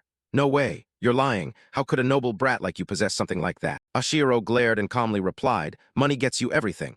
Let me give you a hint. The city's puppet's poison has over 3,000 antidotes. Depending on the concoction, you must find the exact matching cure. Here, we've already prepared the best antidote for you. Hearing that, Leela grew even more fearful. He said seriously, you recognized it faster than I expected. Leela trembled and replied, so you came all the way here, which means you need me. But what can I do? Ashiro showed no emotion. His face remained calm. Leela gave a bitter smile and said, I have no intention of following your orders anymore, Prince. But if we have a passionate moment together, maybe I'll obey you again. She continued to provoke, of course you'll have to do it well. Kraut angrily reached for his sword, but Ashiro stopped him. Stop. Ashiro said coldly, I'm here to give you a chance to survive. Leela asked, puzzled, what do you mean? He clarified, even if I let you go now, you'll be killed the moment you leave this place. After saying that, Ashiro sighed and asked, you've realized the Shikin tribe is in conflict with the Hoshirin Viscount's family, haven't you? Kraut calmed down and sheathed his sword. Leela crossed her legs and answered, after turning the chieftain's daughter into a criminal and sealing my cousin's mana rift, it's no surprise. Ashiro continued, and you were the witness, you did everything. You still don't understand. Those words startled Leela. She trembled and said, the Hoshirin family will kill me. Isn't it your duty to save me and make me retract my testimony? Only then could my name be wiped from the blacklist. Ashiro pressed. Even if you did that, would Grand Bane's mana rift return to normal? At that, Leela fell silent. Ashiro continued. The Hoshirin family's plan to seize the Shikin territory has been completely ruined. Then he concluded, nobles won't let anyone who obstructs their plans live. Leela's face went pale as she remembered how many people had died like dogs serving the nobility, and couldn't believe she had come to the same fate. She gritted her teeth in anger. Why me? Then Leela grabbed the nearby lampstand. Kraut grew alert, noticing her action. Leela lost control and screamed, die. She turned the lampstand into a spear and prepared to attack. Ashiro was also stunned. Just as Leela lunged, Kraut managed to dart forward and delivered a heavy kick that sent her flying backward into the wall. He stood between Ashiro and Leela, drew his sword pointing at her, and shouted angrily, "Filthy assassin, how dare you defy the young lord?" Leela lay on the ground, writhing in pain and motionless. Ashiro spoke up. "Thank you for protecting me, but don't humiliate her too much." Then he slowly stepped closer and softened his voice. "After all, it's thanks to her that I could become the successor lord." Kraut sheathed his sword and said, "Sorry, my lord." Ashiro didn't scold him, only replied, "It's fine." He approached and stopped a few steps from Leela, saying calmly, "People usually hate the one who reveals the truth more than the one who drives them to despair. Why do you think that is?" But Leela only looked at him with hatred in her eyes. Ashiro paid it no mind. He sat down near her, which made Kraut uneasy, but he remained composed and said, "No matter who the opponent is, taking your anger out on them only brings temporary relief." He smiled at Leela and continued, "With a will to survive like yours, you're not the type to give up easily, are you?" Leela bowed her head, hiding her emotions, then suddenly sprang up and shouted with a determined face, "I will not die. I can't die." Ashiro also smiled and gently replied, "Then you'll be very useful." Leela was taken aback. Ashiro stood and said, "Help me with my work, and I'll protect you from whoever is hunting you. If you have family, I'll protect them too." Leela flinched, her face shifting from worry to fear as she shouted, "My family has nothing to do with this. Are you planning to take them hostage to threaten me? Don't you dare toy with me." Ashiro laughed out loud, then let his smile fade, and said to Leela calmly, "Don't get me wrong, even if you die, I won't care. There are plenty of killers like you." Leela suddenly came to. To a great noble like the Count, she was nothing more than a disposable tool. But she still wondered, if that's the case, why didn't you find someone else? There must be a reason you went through all this just to convince me, right? Ashiro looked at her with a composed face. He said slowly, first, to save time finding another plan, and second, do you remember what I told you? Leela stared blankly, not yet able to answer, when Ashiro interrupted and began to walk away slowly. He turned back, raised a finger, and said slowly, "I'll give you 1 minute. If you don't accept within that time, I'll release you." Leela froze, thinking it over. What Ashiro said made sense. Her life had been spent handling traitors. Now pushed to the edge, even if she hated Ashiro, she had no other choice. At the same time, resolve filled Leela's face. She vowed to survive at all costs. She lifted her head, serious, and said firmly, "I understand." Leela stood and continued, "The Shikin and Hashirin houses have gone too far. They'll soon disappear, and I'd benefit if the Hashirin house vanished." Seeing that, Ashiro couldn't help but smile. "Finally, you've seen reason." Leela brimmed with determination again, hands on her hips, and said, "You must treat me like a mercenary under an equal contract, not a subordinate. I won't run around doing things unrelated to the mission." Kraut, standing behind them, trembled with anger, gripping his sword tight. Ashiro threw up his hands, looking slightly embarrassed. Kraut managed to keep himself in check for a moment, but finally couldn't hold back. He raised his sword in anger, about to charge at Leela, shouting furiously, "How dare you speak to the young lord like that? Insolent woman." But Leela was unfazed. She calmly raised both hands and smiled lightly. "I'll be polite to my client. After all, he's the one paying me. So you're not going to attack our new ally, are you?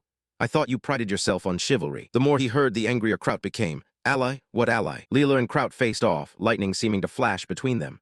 As they argued, Ashiro spoke up. "What did you say last time?" The question stunned them both.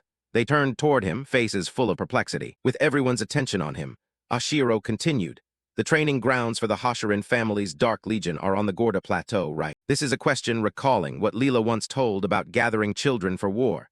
The special training unit at the high-temperature camp. But taken by surprise, Leela hadn't had time to react. "What?" Before she could finish, Ashiro pointed at Kraut and ordered, "Kraut, I need a map showing the entire kingdom in detail and the areas surrounding Hashirin territory." As he spoke, he thought only he could view the system map window. Hearing the order, Kraut replied promptly, "There's a large map in the military council room, my lord." At that, Ashiro's face lit up and his eyes seemed to shine. "Let's go." Kraut followed behind in agreement. "Yes, my lord." Leela, trailing behind, just shook her head and thought, "Too much energy." Kraut opened the glass door. "After you, my lord." After waiting a moment with no Ashiro stepping forward, he turned back in surprise and asked, "Huh, what's wrong, lord? Why are you standing behind me?" At this, Ashiro stood frozen, sweating, unable to look straight, his voice trembling. "It's nothing, go ahead." Seeing the odd behavior, Kraut suspected, "Don't you know the way?" Ashiro grew more anxious and answered, "I do, but go on." Kraut remained stubborn. Shouldn't the knight walk behind the lord? He could only urge, "Hurry up." Leela stood behind them, watching the two and not knowing what to do, silent. The sun was high, light piercing the night. In a castle's military council room, the place was filled with combat weapons and tools for deployment. Swords, armor, maps. Ashiro's face was bright as he looked around the room. Kraut led the two toward the map at the end of the room. It was the highest-level secret military map of the entire continent. He stared at the map as if searching for something. Gorda Plateau, Gorda, the plateau. Suddenly he pointed at a spot labeled Gorda, found it. He asked the two, what do you know about this place? Kraut answered honestly, that place is fairly well known. There's a copper mine there, but it stopped operating due to conflict. As Kraut spoke, Ashiro opened the system map window to cross-check and didn't forget to ask, Baron Arab is on our side, right? Kraut replied, yes, sir. The more Ashiro studied the map, the more unsettled he became, his face full of doubt. By the way, is this map accurate? When was it surveyed? Kraut, embarrassed, said, I'm not sure. Leela studied the map for a long moment and then spoke up.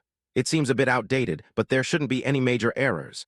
She thought to herself that this was why he sought her out, but aloud she said, we'd better update it with some recent changes. Kraut was surprised that Leela could answer and looked at her in astonishment. Ashiro also stared at Leela in surprise. You can read maps. She replied naturally, her voice firm. Of course. I grew up there, so I know the area well. Then Leela asked, curious, what's in the Gorda Plateau? Ashiro glanced at the map and answered, there's an ancient ruin there, I want to explore it. Leela was stunned, a ruin? There's nothing like that there. But Ashiro only bowed his head and put his hand to his chin, thinking, when I was young, didn't the adults always say that place had never been explored? Leela started, surprised, and replied, right, the adults always told us we could never go there. She began to analyze and confirm the existence of that land. Seeing that, Ashiro asked further, do you know when the Hashirin family began training their secret army? Leela answered, somewhat uncertain. I'm not sure what you mean exactly, but since I graduated the 6th term and was posted to camp for 5 years, I'd estimate about 15 years ago. Ashiro continued asking when the territorial dispute between the Hashirin and Arab families began. Kraut also spoke up in surprise. Around that time too, 15 years ago. Hearing his answer, Leela turned to look at him, pushed his shoulder with her hand and said, hey, did you just discover something? Seeing Kraut still lost in thought and confused, she showed contempt, so that's it. Kraut snapped and lunged at her, arguing, what's with that insolent attitude? Are you mocking me? Leela shot back, pinching his cheek and answering loudly, what did I do? So what if I'm insolent? Who do you think you are? As their voices grew, Ashiro had to intervene. Training an army requires a huge amount of money. Without a concrete source, it's very difficult to expand forces. Both immediately stopped arguing. Leela asked, what do you mean by that? Kraut rubbed his reddened cheek and looked at Leela with a resentful glare. He retorted at once, it means they got money from somewhere. You fool. Leela refused to back down and replied, I'm not asking you. At that, Ashiro stopped caring about their bickering and said seriously. As Kraut said, the Hashirin family must have found a new source of funds around that time. It seems they used it to secretly train troops, and then carried out covert operations like the ones you described. Leela was stunned and at a loss for words when Kraut cut in with a sneer. I wonder what those covert operations were. Annoyed, Leela still turned to Ashiro and asked, so exactly what is the source of the funds, and how does it connect to the ruins? Ashiro calmly replied, copper mines are often found near silver deposits.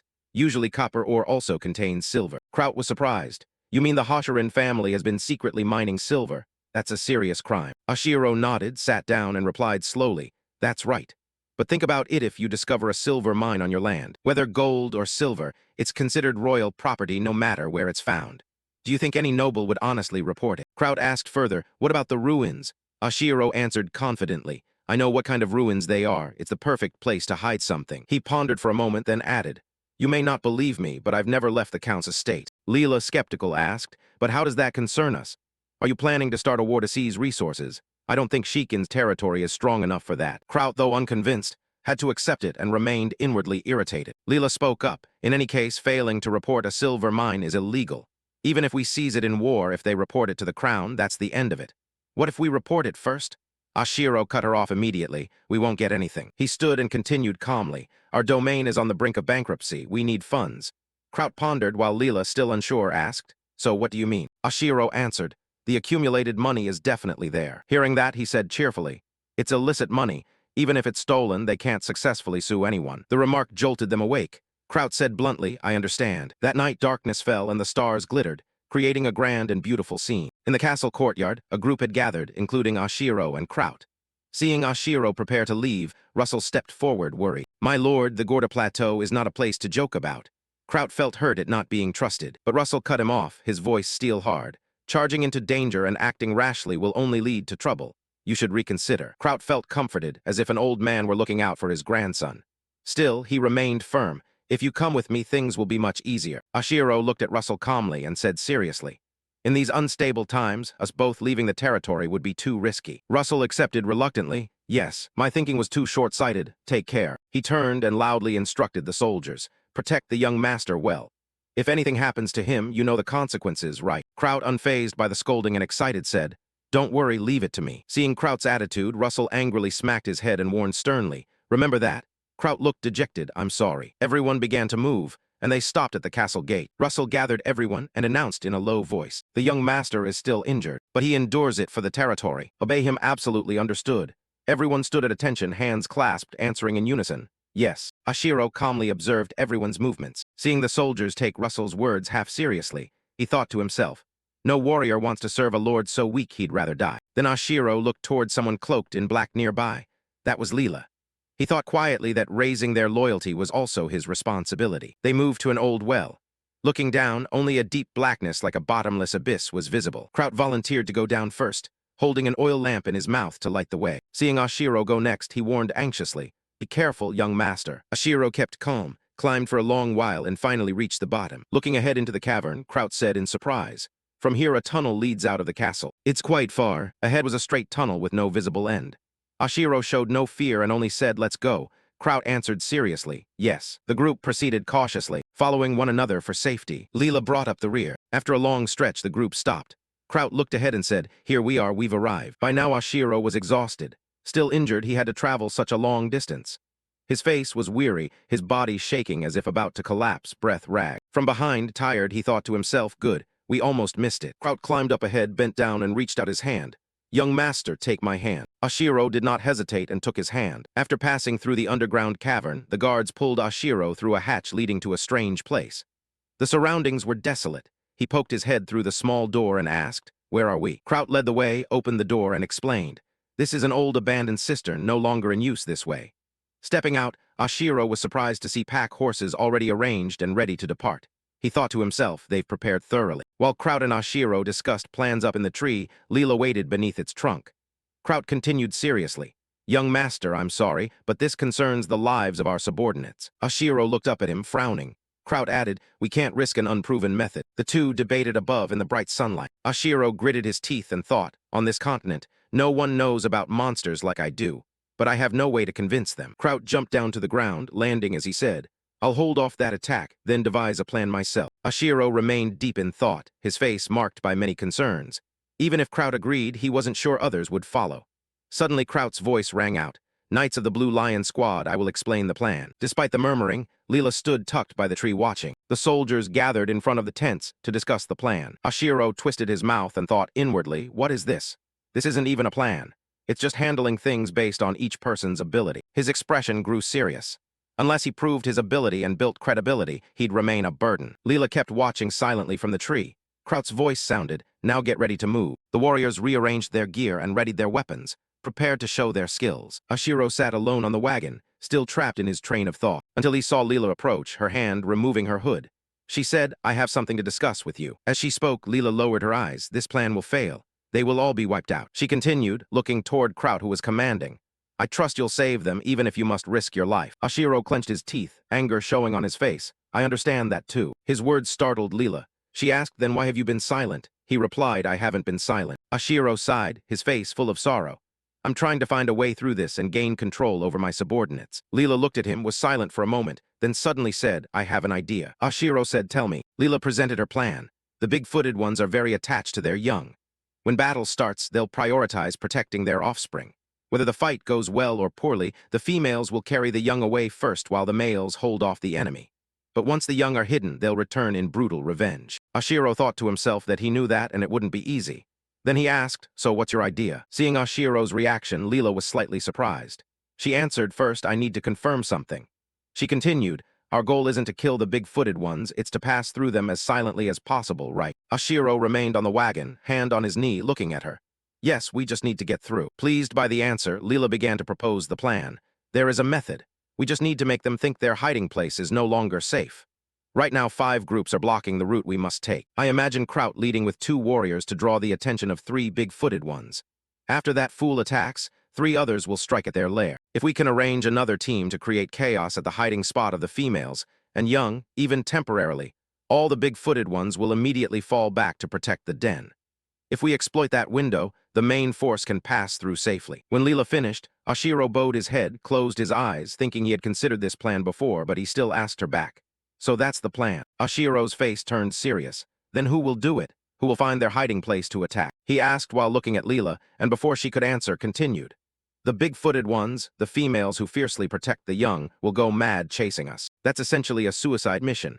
A calm voice rang out, I'll do it. Ashiro, full of questions, hadn't had time to process when. Leela pointed at herself and said calmly, I intended to do it from the start. Ashiro widened his eyes and asked, could it be you have Siren's destructive herb? Leela flinched slightly. How did you know? He answered as if it were obvious and making her more flustered. Simple. If you didn't have it, you wouldn't have accepted a mission that's basically a death sentence. I need that herb to trick the big-footed ones. Their sense of smell is even keener than a dog's. Suddenly, Leela changed the subject. I've been watching you for a while, and my impression of you has really changed. You're like a completely different person. Taken off guard, Ashiro coughed repeatedly, embarrassed. Leela asked with concern, are you all right? Why are you coughing so badly all of a sudden? Ashiro covered his mouth, dodging the topic. If it works, it's not a bad plan. Leela reassured him. Don't worry. That caught Ashiro's attention. He looked at her. Leela confidently tapped her chest. Since I was 8, I've treated this place like my playground. Ashiro was a bit indifferent. Why are you helping me? Leela explained. If the Shiken clan falls, I'll be in danger too. Ashiro thought this wasn't something he could ignore, but there was also no reason not to trust her. He smiled. Being trusted by others is probably hard, yet you managed it. Hearing that, Leela simply bowed her head and said nothing. The mood suddenly sank. Not letting the silence linger, Ashiro stood up and said, all right, before we start I have something to ask. Leela asked curiously, what is it? Ashiro pointed off into the distance. Look over there. He continued, when facing the big-footed ones, always assume there are at least 2 more ahead than you see. There's a saying. Leela, as if realizing something, turned and added, those following will circle back to attack from behind. Ashiro approved. Exactly. That's how they attack. Over there and over there. He pointed into the distance and asked, what do you think about that creature? Leela answered confidently, it's definitely one of them. That cave is a favorite spot of the big-footed ones. Hearing that, Ashiro smiled and gave a thumbs up. Thanks for the info. Looks like we can get through this without too much trouble. Ashiro thought that stopping the big-footed ones by hiding in the cave wouldn't work. He didn't have many troops and convincing them would be hard. They themselves wouldn't expect him to surrender. Leela bowed respectfully, guessing Ashiro would order the knights to guard those points, right? Suddenly Ashiro said, and I have a few requests. Leela looked at him curiously. Kraut suddenly noticed something near the young master's wagon. Seeing Ashiro and Leela deep in lively conversation, the two kept talking without stopping. Leela smiled, speaking and laughing as she did. Sounds interesting. Ashiro looked at Leela, a little dazed, then said, wait. Leela looked up to where Ashiro was standing, and suddenly put her hand on his cheek, startling him. Leela just lightly touched his cheek. Before Ashiro could react, his face flushed bright red. She seemed to whisper something that made Ashiro even more flustered. His eyes spun as he blurted, what? Ashiro closed his eyes, cheeks burning with embarrassment, when a voice suddenly made him start and open his eyes. It turned out to be Leela, holding up a leaf and smiling. There's a leaf stuck on your head. Ashiro's face burned red, his body trembling for some reason. Mortified to death, he compared the situation to a die-hard otaku risking everything just to get an idol's autograph. Suddenly someone called Prince, which annoyed Ashiro for being interrupted. They both turned around. It was Kraut. He was the one who spoiled the moment. He asked what's going on. Despite his irritation, Ashiro stammered, no, it's nothing. Kraut asked concerned, are you cold? Ashiro steadied himself and told him, oh right, go prepare weapons for Leela. Hearing that, he silently nodded, while Leela remained quiet as Ashiro continued to instruct. She will carry out a mission I request. If she suddenly disappears, don't be surprised. After hearing this, Kraut wanted to ask Ashiro for details. Can you tell me about that mission? Honestly, I still don't fully trust her. Ashiro advised, then trust my judgment. We're all in the same boat. At Ashiro's words, Leela blushed slightly, and Kraut sighed and agreed for now, but on condition, I understand. But just this once. Before he finished, Leela cut in, I'll prepare myself, it's not necessary. Hearing that, both Kraut and Ashiro blushed and exclaimed in surprise, what? Those around who were preparing also began to look at her and turned red. Leela stood up, removed her coat to reveal a slim figure, and stood tying her hair. Kraut, embarrassed, asked her why you're.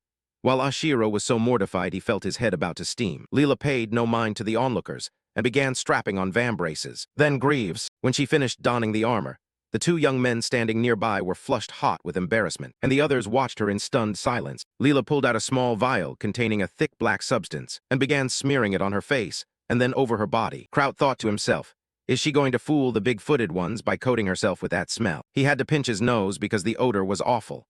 Kraut noted he couldn't stand it, brave, but this was a bit much. Leela drew a dagger, her eyes brightening, seemingly oblivious to those around her, then began to twirl the blade, sending out skillful slashes forward. Seeing that, Ashiro felt relieved, realizing his worries were unnecessary.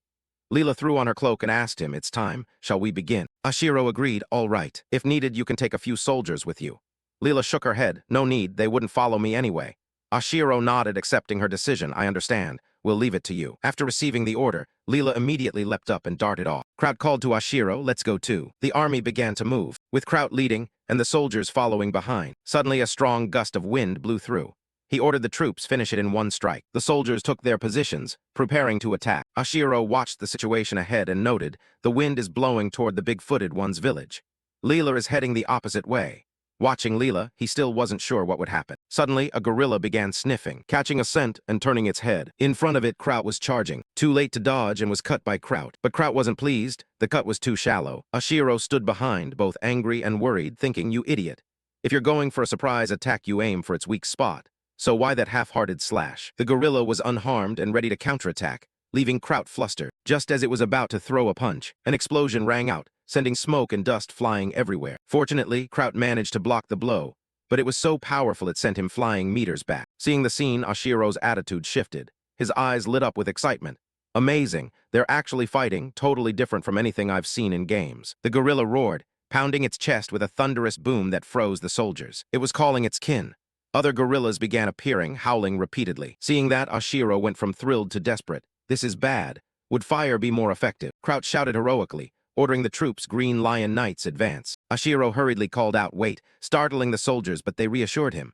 Lord Ashiro. A soldier named Thomas said, oh, it's Thomas's escort. Please don't stand away from our position. Another soldier introduced himself. I'm in Boo. Hearing their confidence, Ashiro relented. All right, all right. Then they charged into battle against the pack of gorillas. Despite the ferocity of the enemy, Kraut did not waver. His gaze remained resolute. He began channeling electricity into his sword, then lunged at them, ordering everyone to hold their positions. The gorilla froze in surprise. Kraut let out a loud yell and then swung a devastating blow into the ground, cracking the earth and sending rocks flying everywhere. From where Ashiro stood back, all he saw was a colossal electromagnetic field sweeping forward. He shouted in alarm, Kraut. The electromagnetic field faded, and a foot came down. It turned out Kraut was still safe, while another gorilla had collapsed from that blow. Kraut turned to look at Ashiro with a proud gaze. I got it. You shouted angrily at him. What's with the posturing? Go help the others. Kraut jumped at the shout. At that moment, a teammate who'd been knocked by a gorilla lost his weapon and panicked as he ran to grab his sword. But before he could, the gorilla closed in, making him terrified to the point of tears. Fortunately, Kraut lunged in time, stomped on the gorilla's head to save his comrade, and commanded, hurry up, grab the sword. Luckily, Kraut lunged in time, stomped on the gorilla's head to save his comrade, saying, hurry up, grab the sword. The soldier calmed down and thanked the captain. Thank you, Captain. Kraut kept fighting, thinking to himself, we can't afford to take them out one by one so leisurely. Elsewhere, a gorilla wielding a spear prepared to stab a soldier. Kraut shouted a warning, then in a flash sliced off the gorilla's hand. It screamed, blood gushing everywhere. Kraut panted, cursing, damn, they're endless. Looking at another gorilla, Kraut noted, even the older ones were stronger than he'd expected. Seeing his eyes light up, Kraut slid along the ground, approached the gorilla's leg, and swung his sword hard at its leg. The gorilla howled and crashed to the ground, and the soldiers shouted with joy. Now's our chance. Kraut panted, thinking, something's wrong. When we scouted, there were only 8. So where did the extra one go? Just then, Kraut froze as he realized a giant white gorilla, even bigger than all the others, had appeared. Seeing it, Kraut panicked. We're done for, it's that one. The white gorilla charged madly, and Kraut immediately assessed. It's after the prince. Ashiro startled and glanced in one direction. Seeing Kraut exhausted and panting, still trying to run toward you, shouting as he ran. Grab it, move. A soldier with a spear stepped forward to shield Ashiro urgently. Prince, please fall back. Kraut arrived in time and immediately unleashed a powerful electric sword strike at the white gorilla, shouting as he attacked. You little brat. The strike was so strong that even Ashiro and the spear-bearing soldier standing farther away felt the shockwave. When the blow ended, Ashiro hurriedly asked the soldier, did I stop it? The smoke thinned, and the gorilla's giant hand had raised, ready to strike the soldier. When it connected, the soldier was flung far away. It skimmed past Ashiro, slammed to the ground, and sent dirt and rocks flying. The soldier's fate was unclear. Kraut stopped, gasping, and stood between Ashiro and danger. Prince, it's dangerous. Do not leave my side. He tossed his sword toward the white gorilla's leg, but it dodged. Kraut snarled, bastard. He focused his inner power and charged, using his electric blade skill. Meanwhile, Thomas stayed close to protect Ashiro. Ashiro called Thomas. He ordered, go deal with that monster. If you just stand there, we'll all die. Thomas refused. I can't. Just hold on a little longer. Ashiro asked angrily, hold on. If you try to hold, who will come help us? Thomas stammered, WL about that. Ashiro gripped Thomas's hand, speaking sternly. Thomas, think carefully. If the soldiers fall, you'll have to face 2 monsters alone. That puts me in even more danger, right? Thomas hesitated, explaining. Because Senior Knight Kraut told me not to take my eyes off the prince. Ashiro growled, invoking his authority. Thomas, are you going to defy your master's orders? Thomas wavered, reminding himself that as a knight he must obey his master. Finally he nodded. Yes, master, I will fight for you. Seeing Thomas agree, Ashiro said all right. He started running, thinking this must be the place. After a while, Ashiro saw a pair of legs lying on the ground. He panted but cried out with relief there. I've found him. As he ran up, Ashiro saw someone lying motionless on the grass beside a large pool of blood. He shouted and Boo. Seeing the scene clearly, Ashiro froze, eyes wide, breath caught, and choked out the name and Boo. And Boo's white armor was stained with blood, his left arm completely destroyed. Flesh and blood mixed across the grass. And Boo lay silent, covered in wounds large and small, his abdominal armor caved in, horrifying to see. Ashiro shook with worry, hurriedly sank down beside him and urgently shook his friend. And Boo, wake up. He quickly pulled a small red potion from his pouch and gently lifted in Boo's head to make him drink it all. Ashiro's face tensed as he anxiously waited for the potion to take effect, and Boo remained unconscious. Only when his breathing gradually steadied did Ashiro gently lower his head and help remove the heavy armor. He thought temporarily out of critical danger. But in Boo's abdomen was still swollen, with severe internal bleeding, and his body riddled with wounds, nowhere unscathed. Ashiro clenched the empty vial in anger. This low-grade potion is useless. He stood up determinedly. We must find a healing mage as soon as possible, or use a mid-grade potion. Grabbing the sword from the ground, Ashiro told Nbu, you have to live, Nbu. Then he turned and sprinted back the other way, shouting as he ran, wait here. I'll be right back. Nbu lay there, pale and cold with sweat, forcing his eyes open to watch Ashiro's retreating figure. Ashiro ran through the dense forest, and a savage roar echoed inside, tearing through the trees. A blood-red monster was devouring its prize. Ashiro quietly hid behind a tree near the monsters. So tense he dared not breathe deeply, thinking to himself, just as I expected, Leela was right. Peeking out, he was relieved to have found the goblin's lair, the hunting ground of Sasquatch. At that moment, the glaring red goblin suddenly let out a roar, the shock so strong that the surroundings trembled. Ashiro pressed himself against the trunk, the gust from the roar making him shiver, nearly vomiting as its drool sprayed over his clothes and face. Disgusted, he whispered, how revolting. He slowly wiped the drool from his face, clenching his other hand to hold back his fear. Ashiro told himself the plan is perfect. Leela must have set traps so I won't get hurt at the head. But the image of the horrific monster, its sharp teeth, two huge fangs, and its eerie glowing eyes kept haunting him. Fully aware of his situation, Ashiro thought, this isn't a world where I can sit in front of a screen and type, and that only makes my fear spike. He leaned against the tree, breathing heavily. But when he remembered Nbu's uncertain fate, his fears melted away, leaving only determination. Ashiro steeled himself and quietly vowed, it's okay, I won't die. He decisively stepped out from behind the massive trunk, determined to succeed, and charged forward. From behind the monsters, Ashiro shouted to draw their attention, hey. The monster immediately turned toward the sound. Ashiro widened his eyes and shouted threateningly, today is your end. Without hesitation, the red monster lunged straight at him. Ashiro quickly knocked his bow and fired a rapid volley of sharp arrows at it. The arrows pierced through the creature's body, blood spraying everywhere. The monster screamed in agony and immediately collapsed at his feet. At that moment, the brown monster behind rose as well, grinding its teeth fiercely. It gathered momentum and charged straight at Ashiro. Caught off guard, his eyes went wide in surprise, and he scrambled to dodge to the side, just managing to avoid the attack. He braced himself against a nearby tree to regain his balance and shouted, summoning with both hands a sturdy vine, and hurled it straight at the monster. The bundle of vines unfurled into a dense, spiky net that wrapped around the creature, the spikes driving in and making it moan in pain. It thrashed for a moment, then lay still. Ashiro thought, Arax vines. He regretted that if he'd coated the spikes with Siren's potion, he could have trapped most of the monsters more easily. Suddenly, the creature coughed up a lungful and died on the spot. Panting, Ashiro stepped closer, recalling how Leela had once used this potion to mask body odor.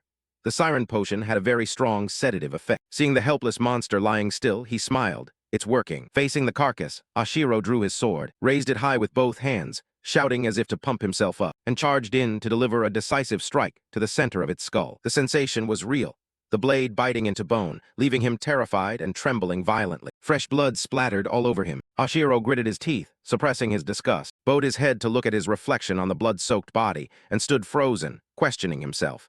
He had never imagined his hands would be stained with blood, yet moments ago he had taken a life. He sighed, hated himself, then snapped back, thinking, I didn't expect it to be only as strong as a level 4 knight. Weaker than I thought. On a branch above, a strange, indistinct creature watched him silently, then suddenly leapt down, sensing the danger. Ashiro turned his head, eyes widening as he froze at the unexpected sight. And Boo, having appeared without Ashiro noticing, rushed in and took the killing blow on his back. Even though his body hadn't recovered, he clenched his teeth and endured the pain without making a sound. Blood gushed from his back like a fountain as his limp body collapsed onto Ashiro, causing him to roll onto the ground. The monster stood amid a haze of dust, coldly wiping the victim's blood from its face. Its eyes glowed eerily, and in its other hand it held a dagger, looming over the panicked Ashiro. Ashiro sprang up, slowly turned his head, wanting to clearly see who had saved him. He saw Nbu lying motionless on the ground, drenched in blood, missing one arm with a horrifyingly deep slash across his back. He bowed his head, stifled his rage, his breath catching. He ground his teeth and forced out each word, "You." Then Ashiro clenched his sword and charged at the monster, shouting, "You bastard." He swung his sword in a horizontal slash at the creature, but it nimbly avoided it, its eyes tracking, searching for Ashiro's opening. Then it deflected the attack. It planted its foot, gathered momentum, and swung the dagger directly at him. Ashiro flinched in panic and hurriedly stepped back a few paces, managing to avoid it. As the blade grazed his scarf, his heart leapt. He'd nearly been hit. The sudden retreat left Ashiro off balance. He crouched low, hands on the ground to steady himself. His heart pounded, teeth clenched, eyes wary of the opponent, silently thankful the enemy's arms were short so he hadn't been worse off. Seeing his hands trembling with fear, he asked himself, "This body is so weak. I can barely hold a sword." But looking at the monster, he calculated silently. His reach, arm plus sword, was about twice that of his opponent. As long as it doesn't get close, I still have a chance. Suddenly, the monster leapt high and dove straight toward Ashiro. He immediately tracked its movement, and without hesitation grabbed the sword lying on the ground, preparing for the next clash. Waiting for the exact moment the monster lunged beside him, Ashiro swung his sword hard, the blow just nicking one of its ears. But the creature didn't stop and continued to thrust the sharp dagger at him. Watching the dagger fly toward him, Ashiro's nerves snapped tight, his eyes full of panic, his teeth grinding with a low, hollow sound. This isn't good. Ashiro quickly rolled his body and lay flat on the ground to avoid the counterattack. The monster's strike missed and hit Nbu, the man who could no longer defend himself. He immediately sat up, eyes brimming with fear and wetness, breathing fast and trembling. "I thought it was swinging straight at my shoulder. I almost died." The monster didn't give up and continued charging at Ashiro. By now he had regained his composure, the tip of his sword pointed straight at its face, ready to meet the next assault. The blade flashed, tearing through the air. Ashiro, eyes cold and resolute, swung his sword hard at his opponent.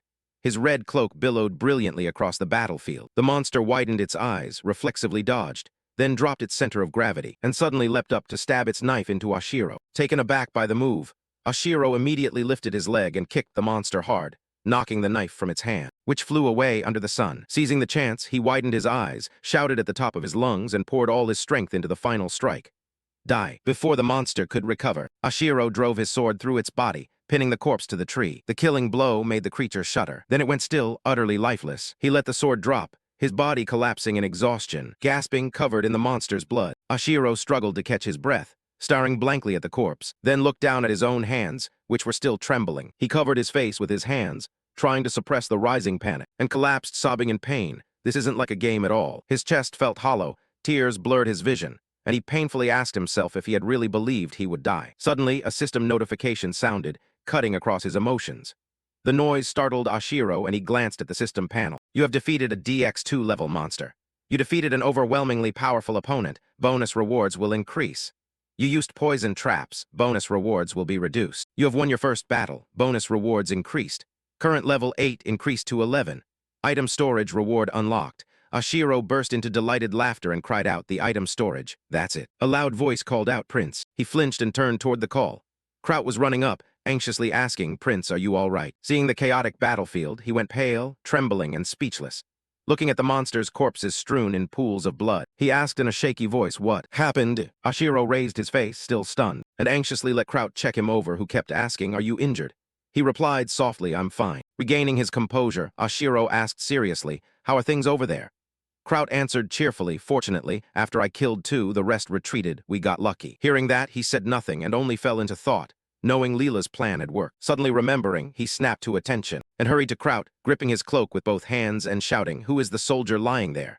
Kraut, slightly surprised, replied, "Do you mean Nbu?" Recalling the sight of his bloodied comrade, he urgently asked, "Yes, where is Nbu?" Kraut pointed off into the distance. "He's over there." Ashiro looked in the indicated direction in fear. And after the fight with the monster, Nbu had not survived. He had died unexpectedly. Ashiro stood numb, pained, and thinking no one was supposed to die. "I'm not naive enough to believe there would be no sacrifices." His voice trembled as he called Nbu's name in a wail. Now Nbu lay still, no longer breathing, facing Ashiro's remorseful apology. "I'm sorry." Head bowed over the cold corpse, Ashiro kept murmuring, if only I hadn't been careless, if only. Kraut and the guards stood silently, sharing his grief but daring not to step forward to comfort him. Only when he quietly said, it isn't your fault. Your Highness, he died an honorable death. Did Ashiro grow even angrier and snap loudly. Don't talk nonsense. There's no such thing as an honorable sacrifice. A sacrifice is death. Seeing Ashiro so distraught, Kraut fell silent too, thinking to himself, this is the first time His Highness has lost a subordinate. It's understandable he's so moved. Suddenly everything went dark before Ashiro's eyes, and he couldn't help but let out a cry. Ashiro was stunned to realize the soldiers who had fallen were before him, their bodies wrapped in white cloth. Confronted with so many deaths at once, he shuddered, his lips trembling with fear and sorrow. He forced himself to calm down, then asked Kraut, what are your casualties? Kraut answered honestly, 3 dead, 1 wounded. Given the situation, the losses aren't too high. Hearing the report, Ashiro was even more shocked, blaming himself as the cause of the casualties. He reflected silently that if he'd applied his knowledge and tactics better, no one would have had to die. The image of Leela's trap that helped him kill the monster flashed in his mind, reminding him he was alive only because of Leela's setup. Thinking of Nbu's reckless act, who didn't hesitate to take a killing blow for him. Ashiro's hands clenched hard on his thighs, pain demanding release. He let out a loud, echoing scream. Kraut and the guards were all taken aback by the outburst, their faces stunned and full of anguish. Afterward, Ashiro asked about handling the bodies of the fallen soldiers. Kraut replied, the situation isn't critical, so we'll preserve the bodies and bring them home. Hearing that, he nodded gently, I understand. Then he turned and ordered, do that. At that moment, there were no more tears in Ashiro's eyes, only an unprecedented resolve. He was determined to see everything done properly. Receiving the order, Kraut turned to command, while the guards behind could no longer hold back their emotions. Some covered their faces and sobbed, wiping tears as they thought, my God, he's too good. They all called out, Your Highness. Then with determined looks aimed forward, they vowed to themselves, we will protect Prince Ashiro at all costs. Kraut was surprised by the change in everyone's attitude as well. He turned back to Ashiro with warm eyes, thinking, Your Highness, you finally won their trust. After a while, everyone pulled themselves together and busied themselves preparing to depart. Kraut approached solemnly and reported, Prince, the bodies have been preserved and preparations for departure are complete. Everyone is awaiting your command. In the distance, the guard ranks stood at attention, waiting for orders. Ashiro was surprised to realize how different everyone's expressions were now.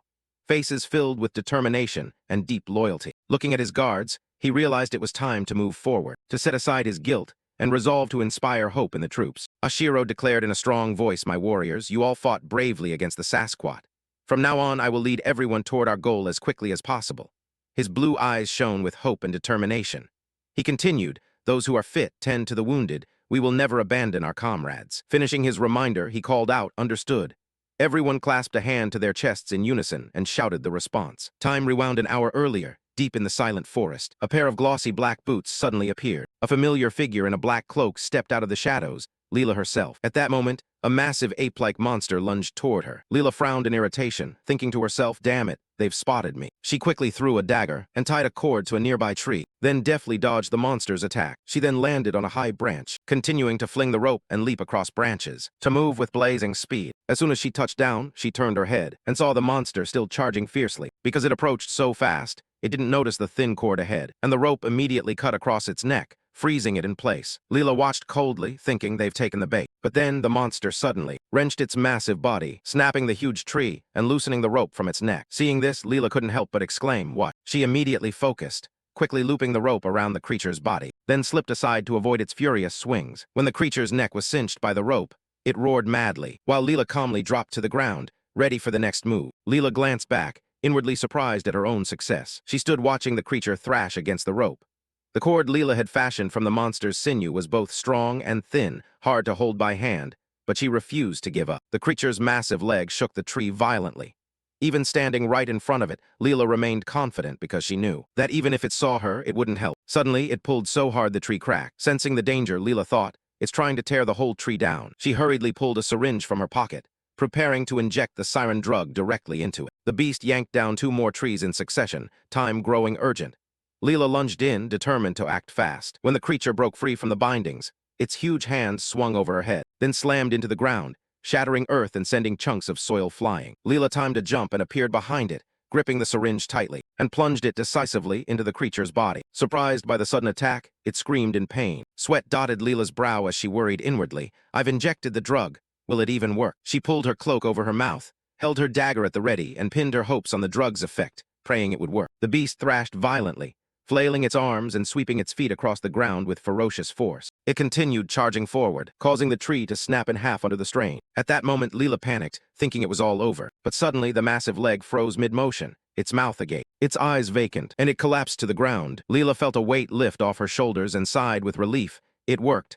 I didn't expect this to actually be effective. She stepped up to the beast, quietly admitting that when it came to poisons, Ashiro was always a step ahead of her. Doubts rose in Leela's mind, for it was strange that a person could change completely overnight. She pulled the syringe free from the beast, recalling the year she'd watched Ashiro and realizing he was now a completely different person.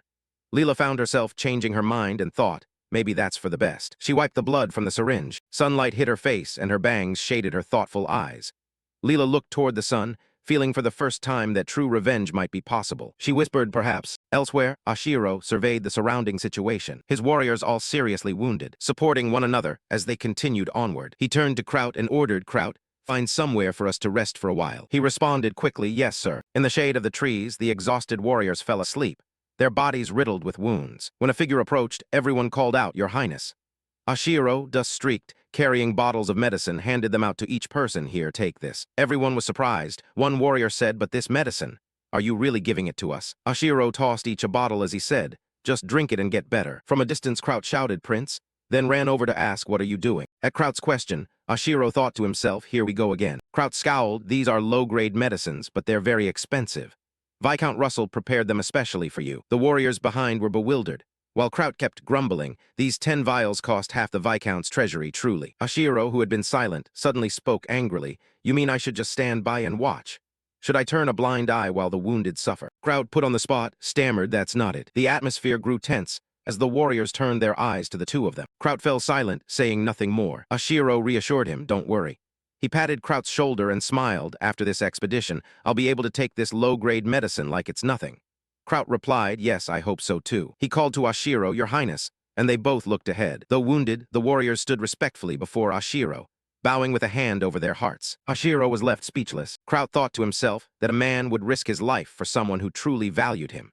He was certain everyone there felt they had found a lord they genuinely wanted to serve. Ashiro said, it's time, let's go. The warriors responded in unison. Seeing Kraut's smile, he awkwardly stammered, what's with that face? Hurry up and get ready. Ashiro sat on the edge of the carriage and said, all right. Suddenly, the system board appeared, catching his attention. The approval rating rose from 14% to 18%. Seeing the update, he smiled with satisfaction.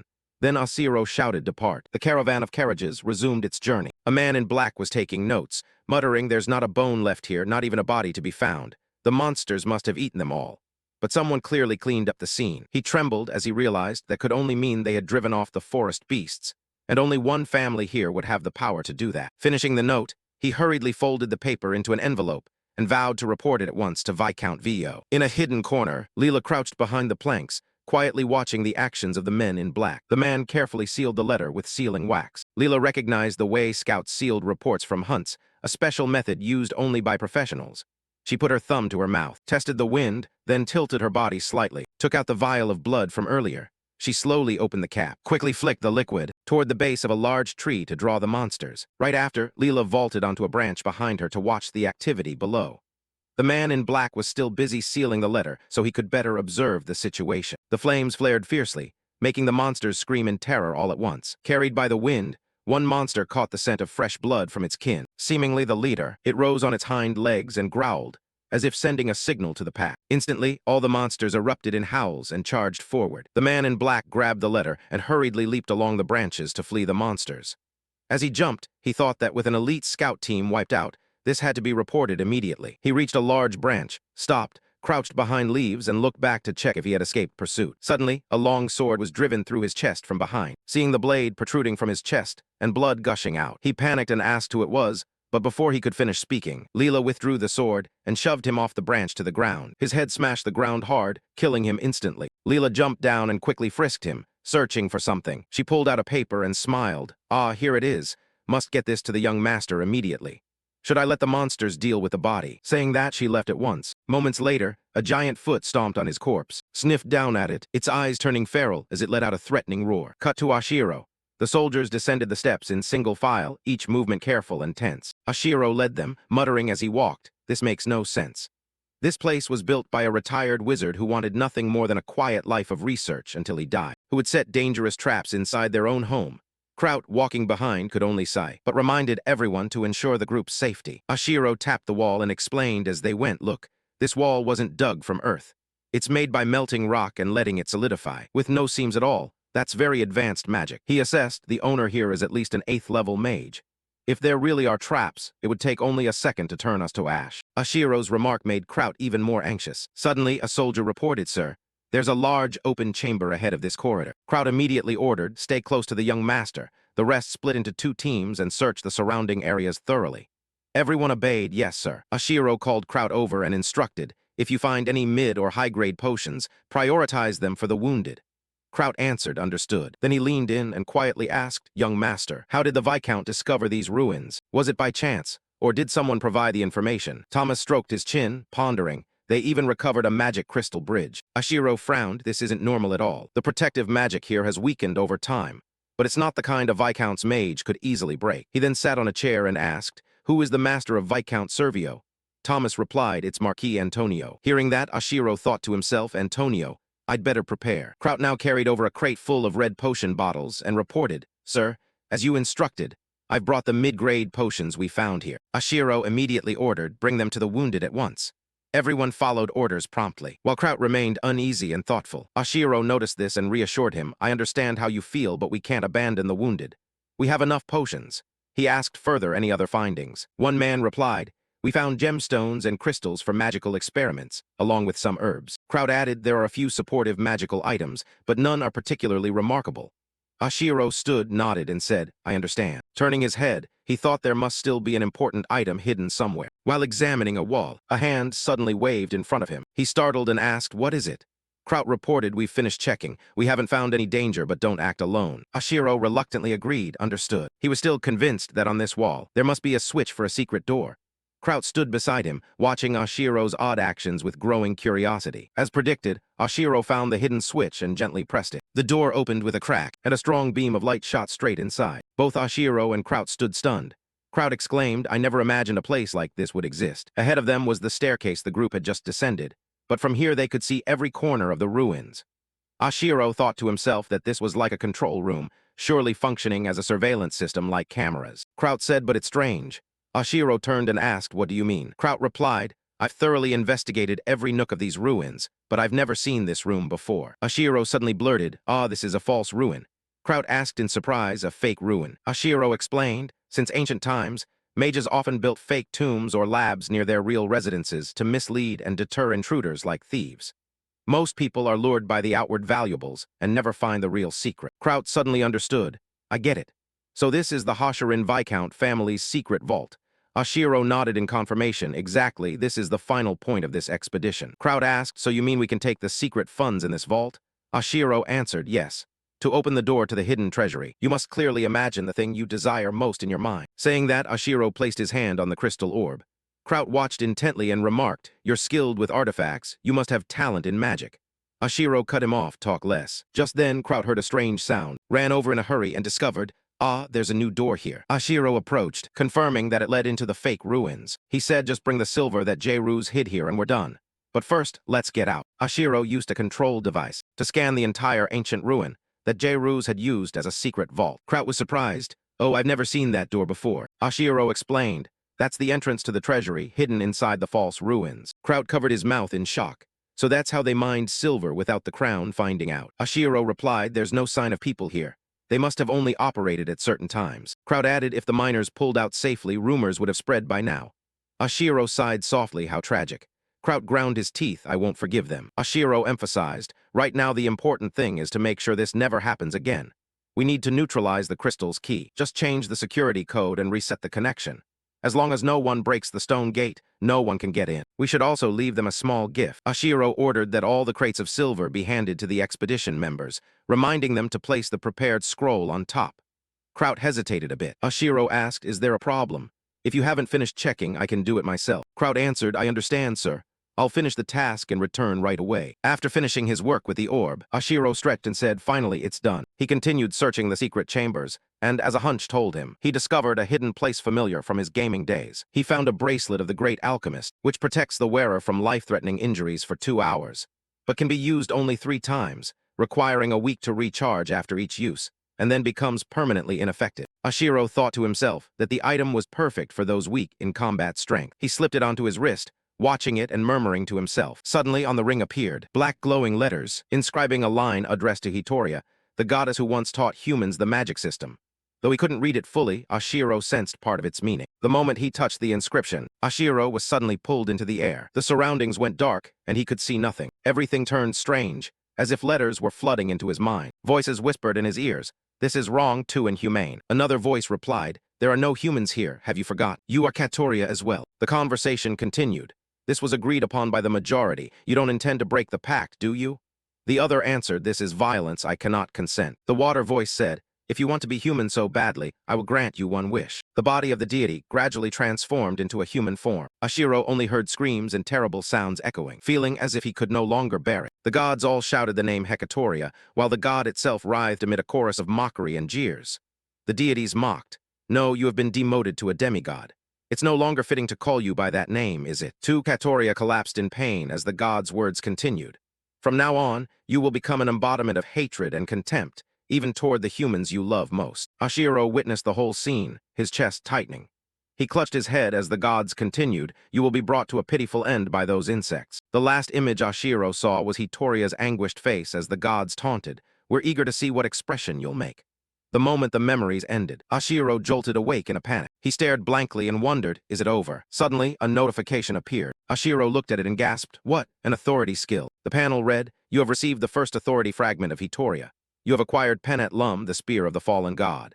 Penet Lum, Spear of the Fallen God type. Melee reach equipment enhancement effect. Temporarily unleashes hidden potential, dealing damage to surrounding enemies proportional to the user's maximum level. Attacks cannot be evaded. Limitation. Each attack reduces maximum level by 10%. Ashiro couldn't believe his eyes. No way. An authority skill, he thought seriously. Skills are usually ranked from F to S with unique rank highest. But authorities are completely different. They belong only to those who reach rank 10 in vocation, called demigods. An authority is the core of a person, and developing an authority is the only path to attain vocation level 10. Another notification appeared. Absorbing authority fragment. Soul level increased. 11 right arrow 18 maximum level, 37 right arrow 43. After reading it, Ashiro pondered, "It seems I didn't come here by mistake. This world, and the goddess Hitoria." He recalled the scenes and asked himself, to wound a god, only an authority can do it. Does that mean I have to take revenge on the other gods on Hitoria's behalf? The thought made him break out in a cold sweat. Then a strange excitement rose within him. Ashiro laughed. "So this is the real purpose of this game." He took a deep breath and made a decision. "No matter what happens, I will see it through." Suddenly a voice called out, "Your Highness." It was Kraut.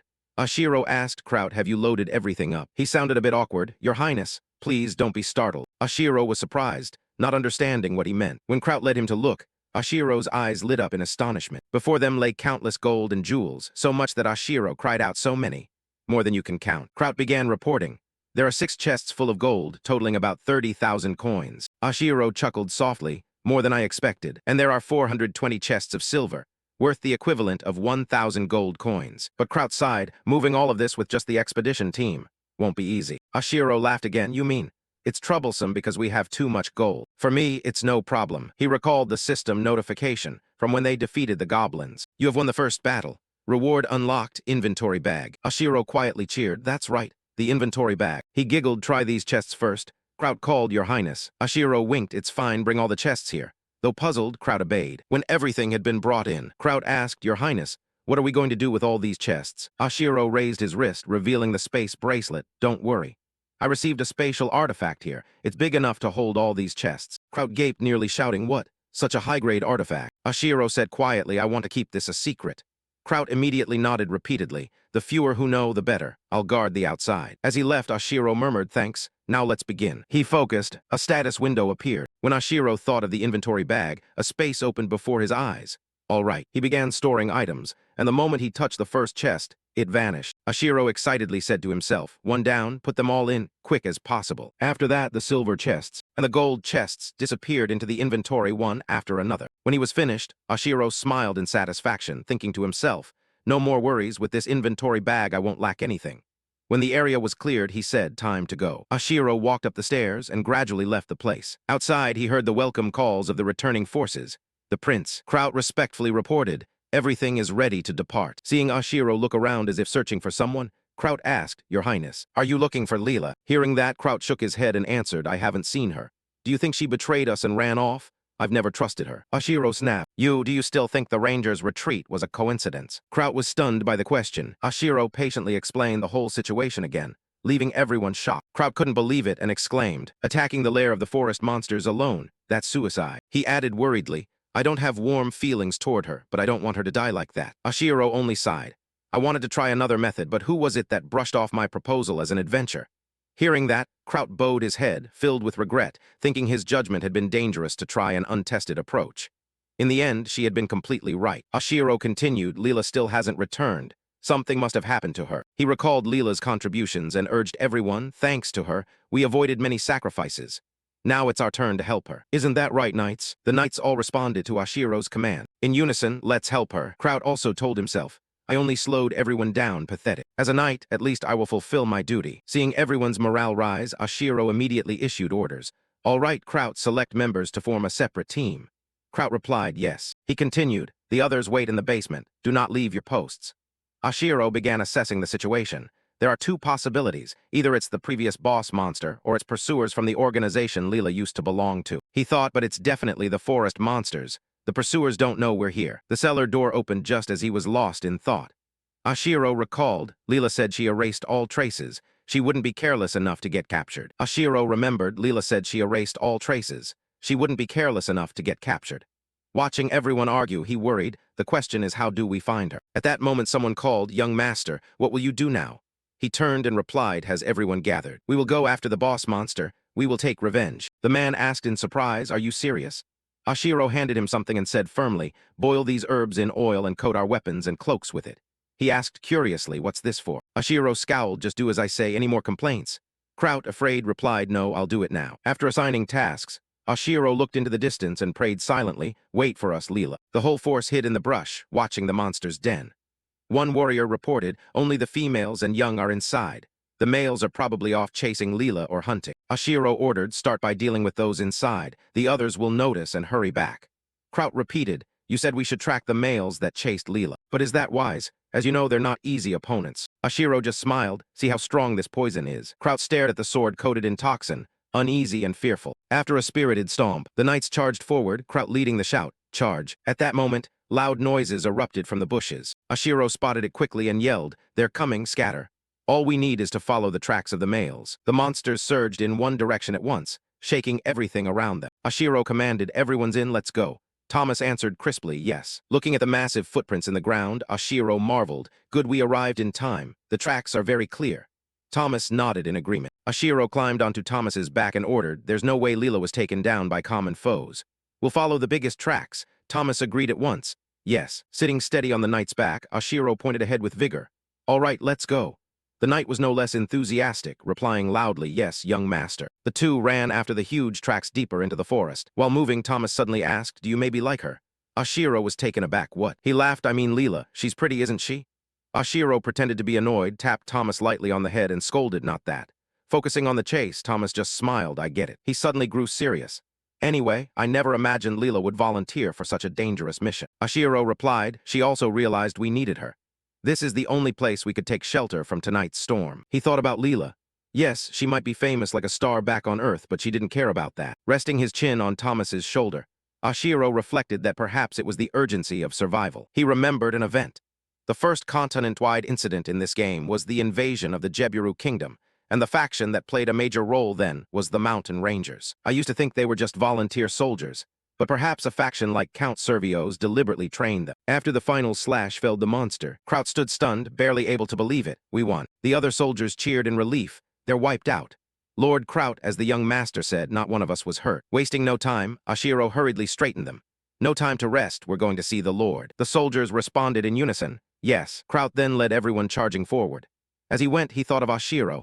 My young master, I truly respect you. Please stay safe. The scene shifted to a hand lying on the grass, and a bloodied, wounded face collapsed on the ground. The scent of blood had drawn a pack of wolves to the fallen girl. At that moment, Thomas and Oshiro rushed in just in time to protect her. Thomas swung his sword at the wolves and shouted, "Scatter." Oshiro went to Leela's side.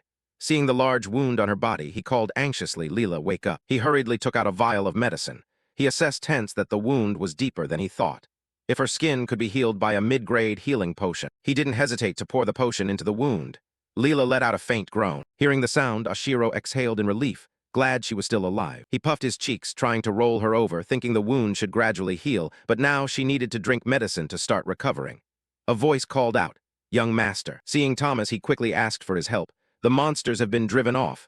Thank you, help me flip her over." Oshiro immediately supported her head and poured the medicine for Leela to drink. Watching her body begin to recover, he exclaimed with joy, "Her skin is healing, she looks stronger." Thomas beside him also breathed a sigh of relief. Just then, Kraut ran up shouting, "Young master." Oshiro turned and saw everyone, relieved he had arrived just in time. Time moved forward a week later, at Count Shikin's castle. Oshiro's face was dotted with sweat. He was jogging while gasping for breath. While running, he did the math. His current level was 18. The average combat level for a healthy adult male was 20, so that's not bad for a 15-year-old. Russell stood watching with Kraut. He observed, though training time was short, his endurance has improved significantly. He seems naturally gifted with a strong physique. Kraut chimed in with a laugh. Indeed, he's nothing like before the Ruin expedition. Maybe he's been using something good in secret. Hearing that, the man tapped his head and judged, "You're crafty, I'm still carefree." Oshiro on the side was lost in thought, silently warning himself to be careful, then smiled with determination. "My leveling journey has only just begun." Kraut asked, "When should we resume sword training for the young master?"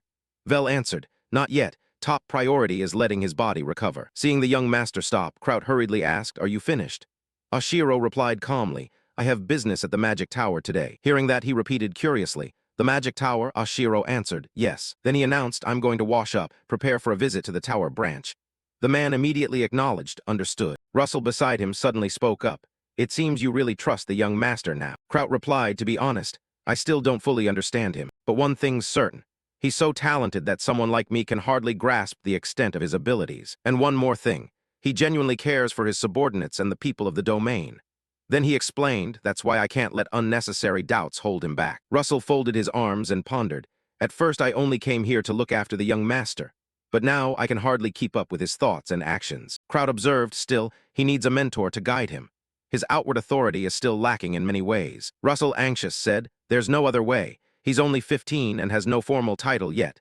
He must complete the coming-of-age rites and reach rank 4 as soon as possible." Kraut comforted him, "With his steady progress, it likely won't be long." Russell thought for a moment, then added, "Count Korin has passed away. I used to worry about the dark clouds over the territory, but unexpectedly the right person to take over appeared so soon. A lion is still a lion." The scene shifted to a small, but rather tall tower, the Shikin territorial branch of the magic tower. Inside were thousands of books neatly arranged around the tower, with a gigantic staircase. A voice called from within, "Welcome." Oshiro and Kraut arrived at the door and were invited in. "Please come in." A blonde-haired, blue-eyed girl wearing round glasses opened the door. Seeing the two, she exclaimed in surprise, "Oh my." She immediately rushed forward, grabbing their hands with exuberant praise. A handsome young boy and a handsome, muscular man. "I don't know who you are, but handsome men are always welcome." She pulled both of them inside cheerfully. "Please." The two felt a bit embarrassed by her enthusiasm. Oshiro replied politely, "Ah, thank you." Both of them couldn't help but admire her bright, hospitable manner. It was an open, rank-agnostic reaction from a mage. She asked, "Are you thirsty? Would you like some tea?" Then she lightly extended her hand to cast a spell, and instantly the teapot set on the table floated up, 2 cups flying over to Oshiro and Kraut. Both of them were surprised, mouths agape. "Oh." She stepped forward, picked up the teapot, and touched it with one hand. Immediately, steam rose from the teapot's spout. Oshiro marveled inwardly as steam billowed up. He wondered how a 5th-rank mage could be at such a small branch. At that moment, the character info panel appeared. It read, "Rosen Dreamwalker, age 32, mage rank, minor white magic affinity, branch manager, dreamy personality. Status normal, combat strength rank 5, level 5661, administrative reputation D, finances B, military E, diplomacy." After finishing the tea, she spoke up right. Rosen asked, noticing both of their surprise. Oshiro answered honestly, "I didn't expect someone like you to be out here in the countryside," and added a compliment, "Your manners are so elegant." Kraut blushed at that, wondering curiously, oh, maybe she's the type the young master likes. Rosen chuckled and returned the compliment. You're charming. Ashiro added, if you can heat tea instantly like that, your skill level must be at least rank 5. He winked and praised subtly. Hardly anyone reaches that level in their 20s unless they're an apprentice of the Tower Master. Receiving the youthful compliment, Rosen was delighted and bashful. Oh no, you're flattering me.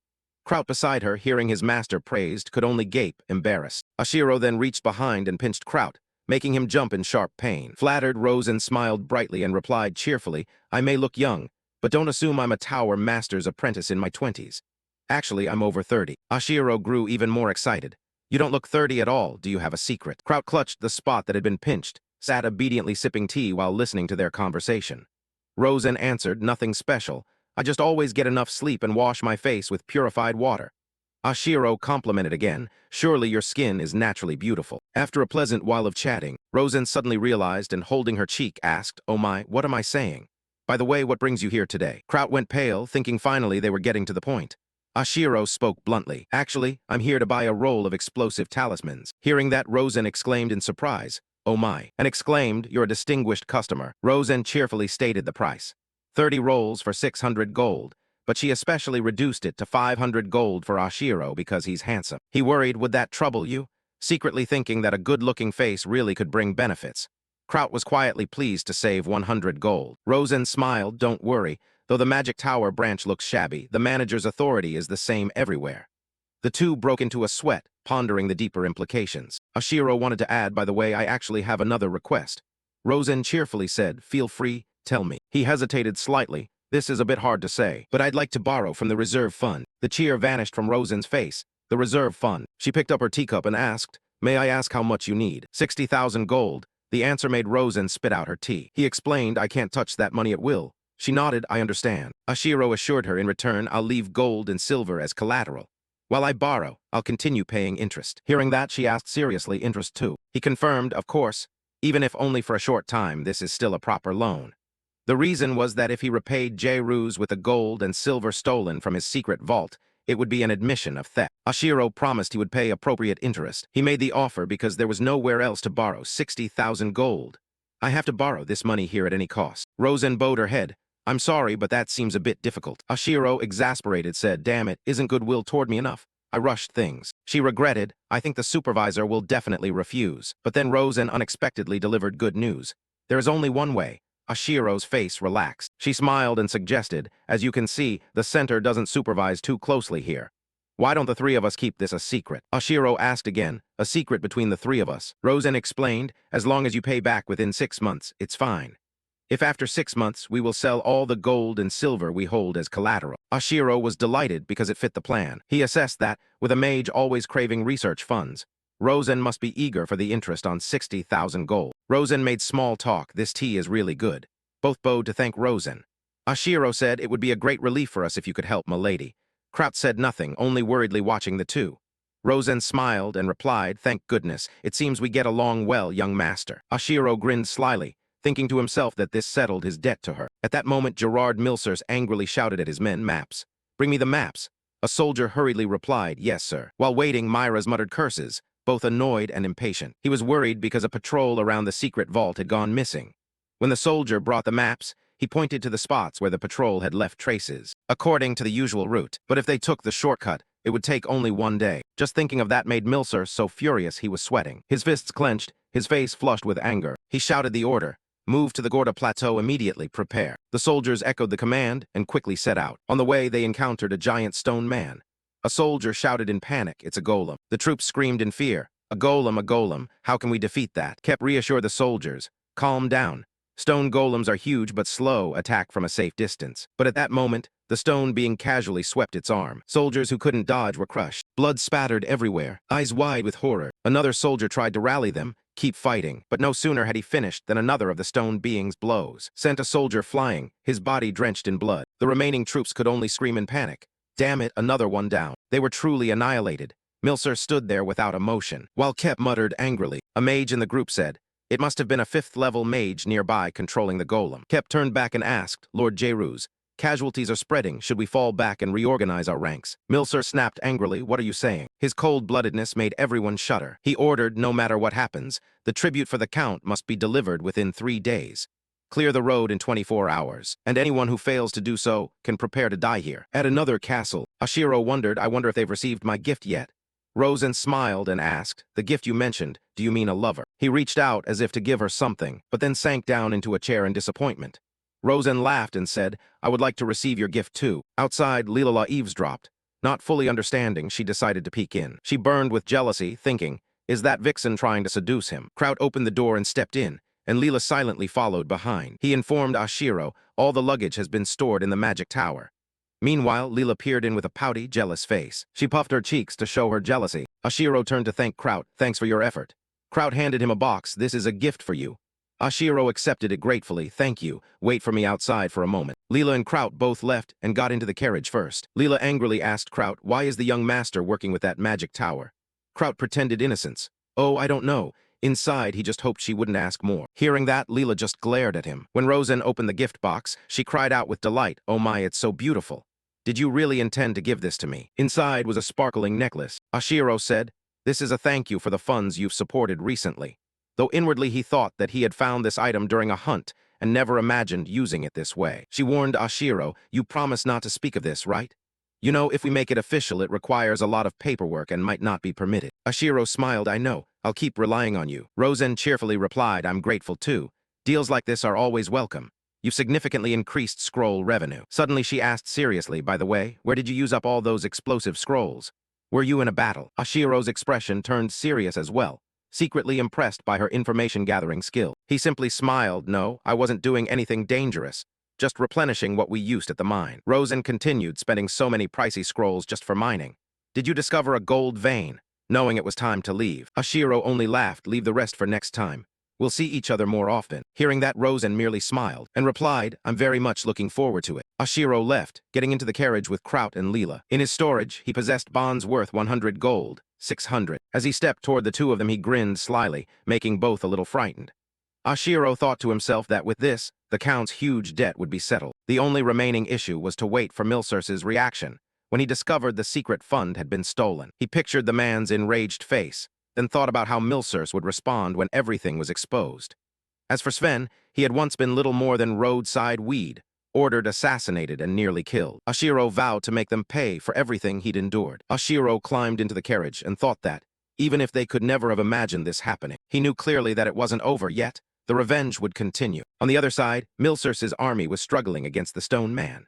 The soldiers hurled chains to bind the golem's arms and tied the ropes to a large post, trying to prevent it from moving freely. The stretched chains exposed the golem's core. One soldier spotted it and shouted, I see the core. Immediately, he charged forward, yelling, die, then leaped up and plunged his sword into the golem's core. When the blade touched the core, a violent explosion erupted, and the golem blew apart. When the smoke cleared, the scene was grotesquely horrific. Soldier corpses and chunks of stone were scattered everywhere, weapons strewn about. Kep reported regretfully, we've defeated the monster, but at least 60% of the force has been wiped out. Milsurce, unconcerned, immediately ordered, open the stone gate now. The soldiers quickly moved toward his secret vault.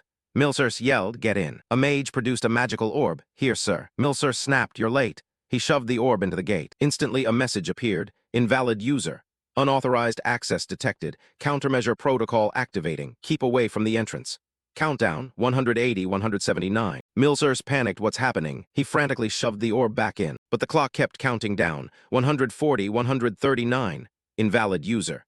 Continuous unauthorized access detected. He angrily kicked the gate, cursing. The countdown continued, 95, 94. Milsurce grew increasingly frantic and screamed at the mage. The mage tried to reassure him, Lord J-Ruse, secure your safety first and we'll check it afterward. Now the time was only 60:59. The mage shouted, ordering the soldiers, quick, escort Lord J-Ruse to retreat. When time ran out, a notification appeared. Counterattack program will activate. All monsters in range will be summoned. The soldiers went pale at the sight of countless monsters appearing before them. At that moment, Ashiro, Kraut, and Leela were riding back in the carriage. In the carriage, Ashiro asked Leela, where did you hear this? Leela replied, it all started when the young master confessed his feelings to that mage. She pouted in annoyance. Ashiro sighed softly, my heart feels like it'll break. I wonder if I was made heir just to do things like this. He suddenly asked, I want to ask you something. If I betray Count Selvio, what will happen? The question fell silent over the carriage. Leela, surprised, asked back, why would you betray Count Selvio? Ashiro replied, he is someone who never accepts defeat. He asked further, so would J-Ruse obediently accept death if the Count ordered it? Leela answered, as the young master said, If Jairus discovers the secret fund was stolen, he will certainly do everything to survive. I don't think he would hesitate to betray the Count if necessary.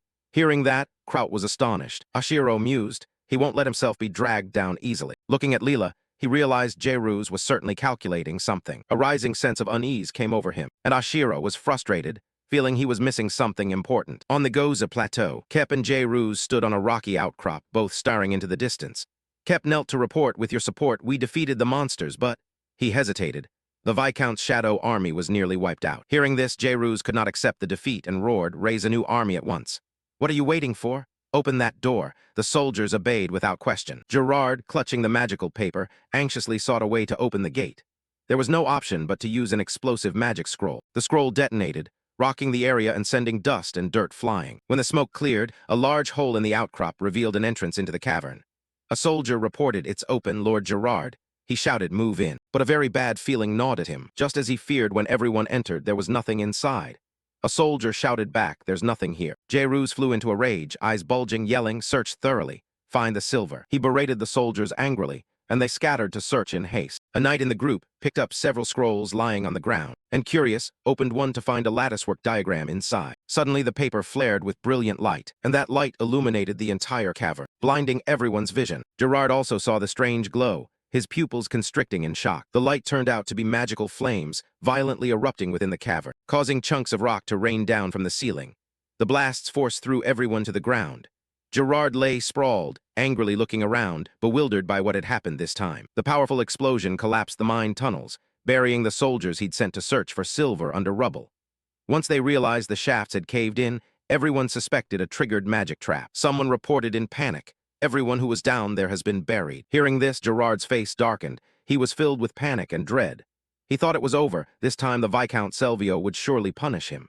He tried to steady himself, but his features remained drawn and anxious. Suddenly, Gerard sprang up, his look turning vicious, as he decided it was time to activate the emergency plan. A soldier who witnessed that expression began to tremble. When Gerard turned to the man who had reported earlier, he spoke softly, I have always been grateful to you.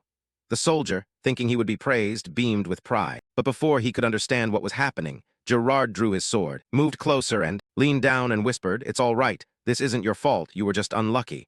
To keep the secret, there's no other way. After saying that, he quickly thrust his sword. Blood sprayed everywhere and the man died on the spot. Afterward, the one who had opened the trap scroll stepped forward, whispering to Gerard, Kep definitely won't let this go. He's noticed something odd, and may be personally investigating the ruins. Gerard replied solemnly, maybe he's already gone in himself. Right now, all we can do is follow the emergency plan and do our best. The scene shifted to Viscount Selvio's manor on a rainy night. Rain pattered steadily, the atmosphere grew even more silent, and only the manor remained lit. Gerard had escaped the cavern and returned to report. He knelt with his head bowed, not daring to look at Viscount Selvio. Selvio stood with his back turned, quietly gazing at the sky through the window, then slowly spoke, I've heard everything. Hearing that, Gerard hurriedly prostrated himself, trembling as he apologized, I'm sorry, my lord. Viscount Selvio didn't look at him. He sat down in a chair and said coldly, I don't want to hear cheap apologies. Results are everything. Tell me, where is the silver reserved for this grand project? Gerard lifted his head and replied respectfully, I believe grave robbers are to blame. They tunneled through, but it was probably just a common ruin, which may have accidentally triggered the security system. Most of the large stash of silver should still be there, because the passage was too narrow to carry much away. Viscount Selvio asked again, most of the silver is still there. Gerard, terrified and sweating profusely, managed to answer, yes, only a few small chests could have been taken. He continued describing the plan he'd prepared. I've secretly offered rewards to merchants dealing in precious metals and set up ambush plans. That silver won't be easy to move. They'll surely come back. Selvio clenched the armrest, showing approval of the plan. He stood, turned to Gerard and said, when they return, we'll catch them. Hearing that, Gerard brightened with hope. But unexpectedly, Selvio produced a whip, his voice fierce. You will be punished. Gerard went pale, silently thinking, please spare me, my lord. Selvio swung the whip, striking Gerard hard across the back. He groaned in pain. The more he cried out, the harder the whip fell. Selvio snarled, are you mocking me? Gerard could only clutch his head, tears streaming, enduring it and unable to escape this hell. Viscount Selvio bellowed, I know you've always regarded Kep, commander of the Shadow Army, as an enemy. But this time, the shadow force you trained became useless because of you. More than half are no longer usable. He lashed out with such force that blood spattered across his face and hands, the hand holding the whip trembling with rage. He ground his teeth. Your quarrels mean nothing to me, but if they affect this grand enterprise, then that's another matter. Gerard screamed in agony until Selvio finally threw the whip to the floor. He said sternly, you will withdraw from the shadow forces. If you need assistance, you may act only with my permission. Do you understand? Gerard replied respectfully, I understand. When Viscount Selvio left, his mind was troubled by worry over the tribute he had to send to Marquis Antonio. He thought of Oshiro, who had just informed the sickened territory that the official seizure process was starting. Selvio bowed his head and thought, if they hand over even a little, we'll use it to cover the shortfall in tribute. If the amount taken still isn't enough, there will be no choice but to sell the assets of the merchants under your authority. Hearing the Viscount's words, Jurat's face darkened. He kowtowed respectfully, his back torn and wounds still bleeding. I understand, my lord, he replied, but inwardly seething. Damn it, that's the fortune I've worked so hard for. Selvio stepped toward his chair and ordered, you may go, but know that I haven't forgiven you. You must recover my silver. He sat down and warned coldly, if you don't, you know the consequences, do you not? Gerard kept his head bowed, sweat pouring down. He gritted his teeth and answered, I will follow your orders. Leaving Viscount Selvio's manor, Gerard returned home in tatters. As soon as he entered, a servant saw him and anxiously asked, Lord Gerard, are you all right? He groaned in pain, The servant immediately handed him a bottle of medicine and urged him to take it to ease the pain. In such agony, his hand trembled as he took the bottle, and as he drank, the medicine spilled out. The servant used a cloak to cover the wound on his back. I'll dress your wound, my lord. Gerard moaned, I also need medicine to heal my back. Where's Jacob? The servant replied respectfully, I'm sorry for the late notice. He's no longer of use. I dealt with him last night. Gerard merely hummed in agreement and muttered to himself, I drank too much that day. Has anyone taken his place? Gerard moved to the window, opened it, and looked down at the courtyard where a carriage was waiting. The servant continued, we just found a boy from the desert. He has green eyes and brown hair. He looks a lot like Prince Oshiro. Gerard painfully stuck his head out, letting the rain pour over him, then grudgingly accepted from the desert, huh? I never liked those with dark skin, but I suppose we'll have to make do. He went back inside. Rainwater left a long streak down the carpet. How are the preparations coming along? The servant answered, everything will be ready in 3 days. However, the enforcers won't make this easy. I'm not sure we'll be able to escape safely. Gerard's face flashed with scheming. More than half of the Shadow Army are dead or wounded. The rest have scattered searching for grave robbers who don't exist. This is our best chance to act. At that moment, he and the servant were already in the carriage rolling through the rain. Despite the pain, Gerard seemed excited. No, perhaps this is the right opportunity after all. He ordered, go to Baron Shikin's estate and take everything of value. Whatever money we can get to rebuild our lives afterward. The servant was silent, but in his mind, he weighed the succession chessboard of the Shikin family, already unsettled by Oshiro. He worried whether things would be that easy. A few days later, the sun broke through over Oshiro's castle. Kraut burst into the young master's study in a panic and reported, Master, Gerlos has come to see us, seems related to debts. Russell confirmed the young master's earlier prediction. Oshiro was now sprawled across the desk. At the sound of his name, he sprang up. Russell quickly instructed Kraut and said, you two should go meet him with the young master. Kraut, slightly surprised, asked, aren't you coming with me? Russell replied calmly, the young master is now fully capable of leading this territory alone. I won't let that old man's boasting undermine the young master's reputation. My role is to support him. Kraut understood and solemnly accepted the order. The scene shifted to the reception room. Gerard sat in a chair scrutinizing Oshiro.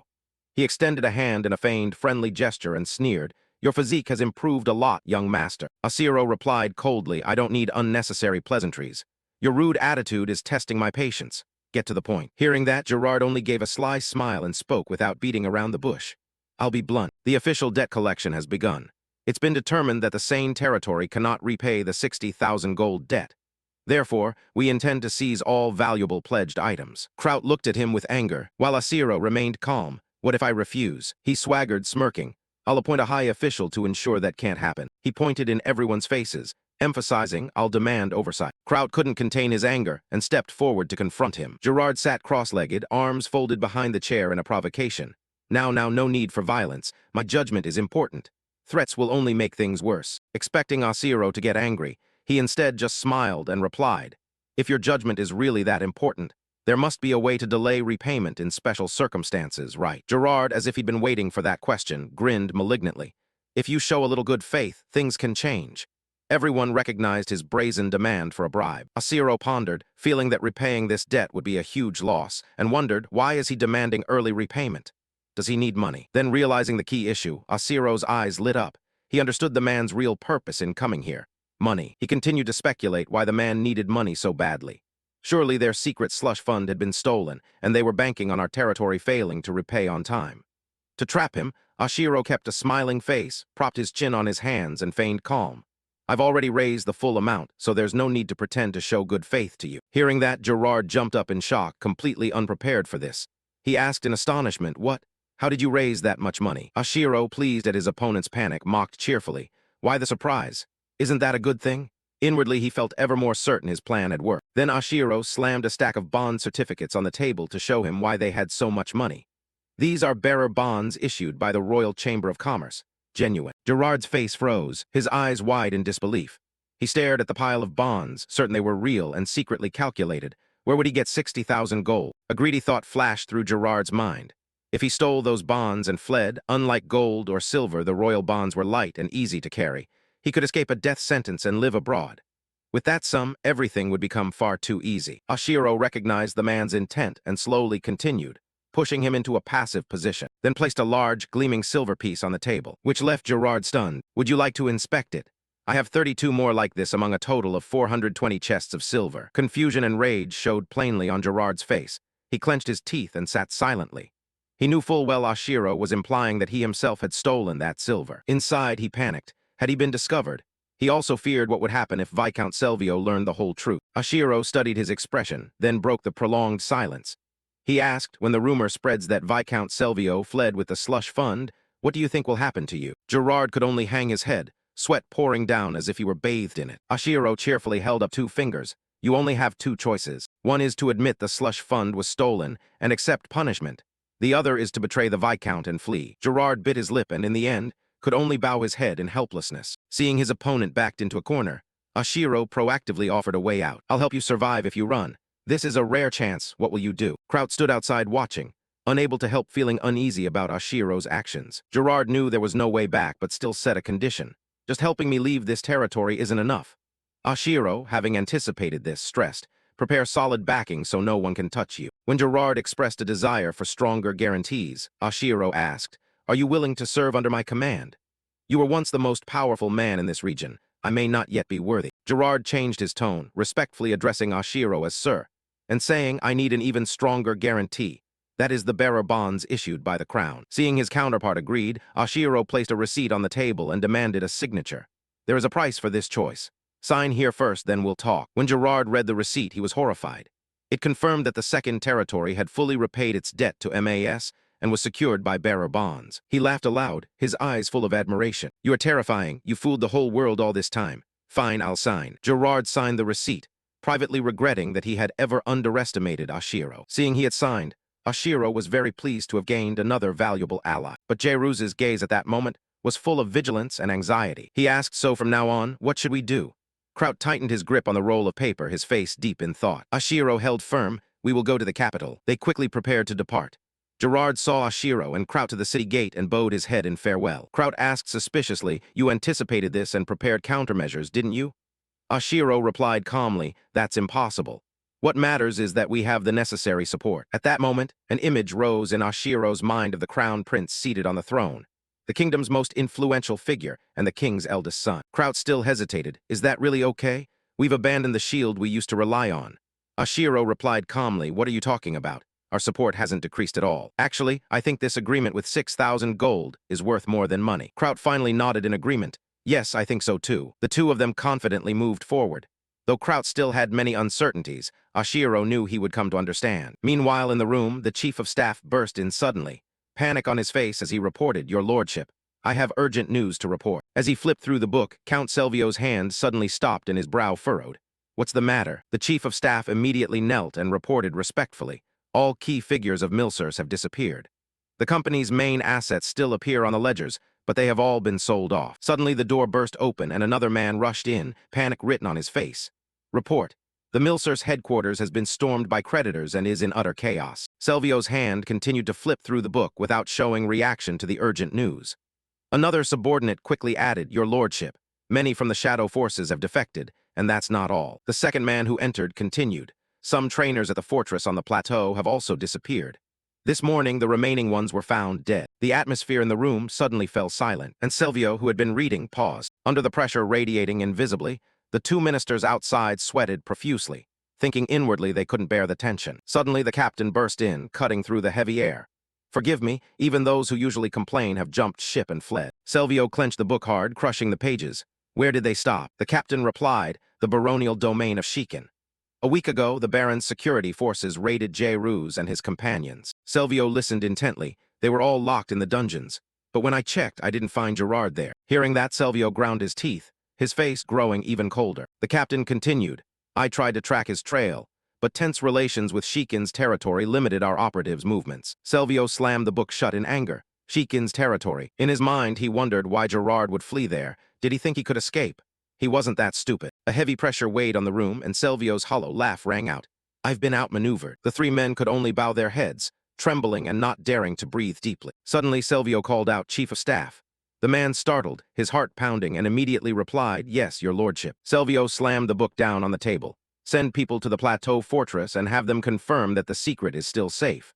The Chief of Staff hesitated. What exactly should we check, my lord? Silvio turned and looked directly at him. Of course, the silver casket. The Chief of Staff heard this, sweat pouring down, eyes wide in surprise. But from what I've heard, the quarry collapsed and was buried under the rubble. Silvio pointed straight at his face. That's why you must check it yourself. Dig or do whatever is necessary. Ensure the silver is intact. Verify it by any means required. Understood? A stammered reply came. Yes, yes. Silvio turned to the captain and issued further orders. Bring the trackers back from Shiken's territory. If their identities as spies are exposed, the consequences will be severe. He may have left the territory long ago. The captain obeyed. Understood. So we stop the surveillance. Silvio slowly stood. I think so. But dispatch a boat to monitor along the Aran River. If no one appears after 2 weeks, return. If they remain in the kingdom and haven't fled, we'll still have a chance to recover the debt someday. The captain responded. Yes, my lord. After issuing all orders, Silvio prepared to leave the study. He calmly instructed, we will pay a visit to Marquis Antonio. Cut to a vast, magnificent castle where voices echoed. In the council chamber, Count Silvio sat opposite Marquis Antonio. Silvio said evenly, It's not a matter of failure. It's that the foundation we've built all these years has suddenly collapsed. Marquis Antonio leaned on his hand and sighed. Perhaps we acted too hastily. Since that incident, nothing has gone smoothly. Silvio explained. But this is a prime opportunity to remove Baron Colin Exkin, who is advancing to rank 7. If he sides with the king, the balance of power will be upset. Antonio hammered his finger on the table. Regret won't change what's done. The law enforcers will certainly catch the embezzlers. His gaze fell on the mysterious silhouette, none other than Oshiro. He shifted the discussion. What about that arrogant Baron Shiken who aided his escape? Should we fabricate a pretext to declare war? Silvio's eyes held a hint of killing intent. Declare war? Why not try diplomatic pressure first? Marquis Antonio repeated in surprise. Diplomacy. Silvio continued. I've checked. The Zin family hasn't appointed a replacement to the Noble Council. Orem is our man. We can make use of him before they name a new representative. Antonio, intrigued, explain in more detail.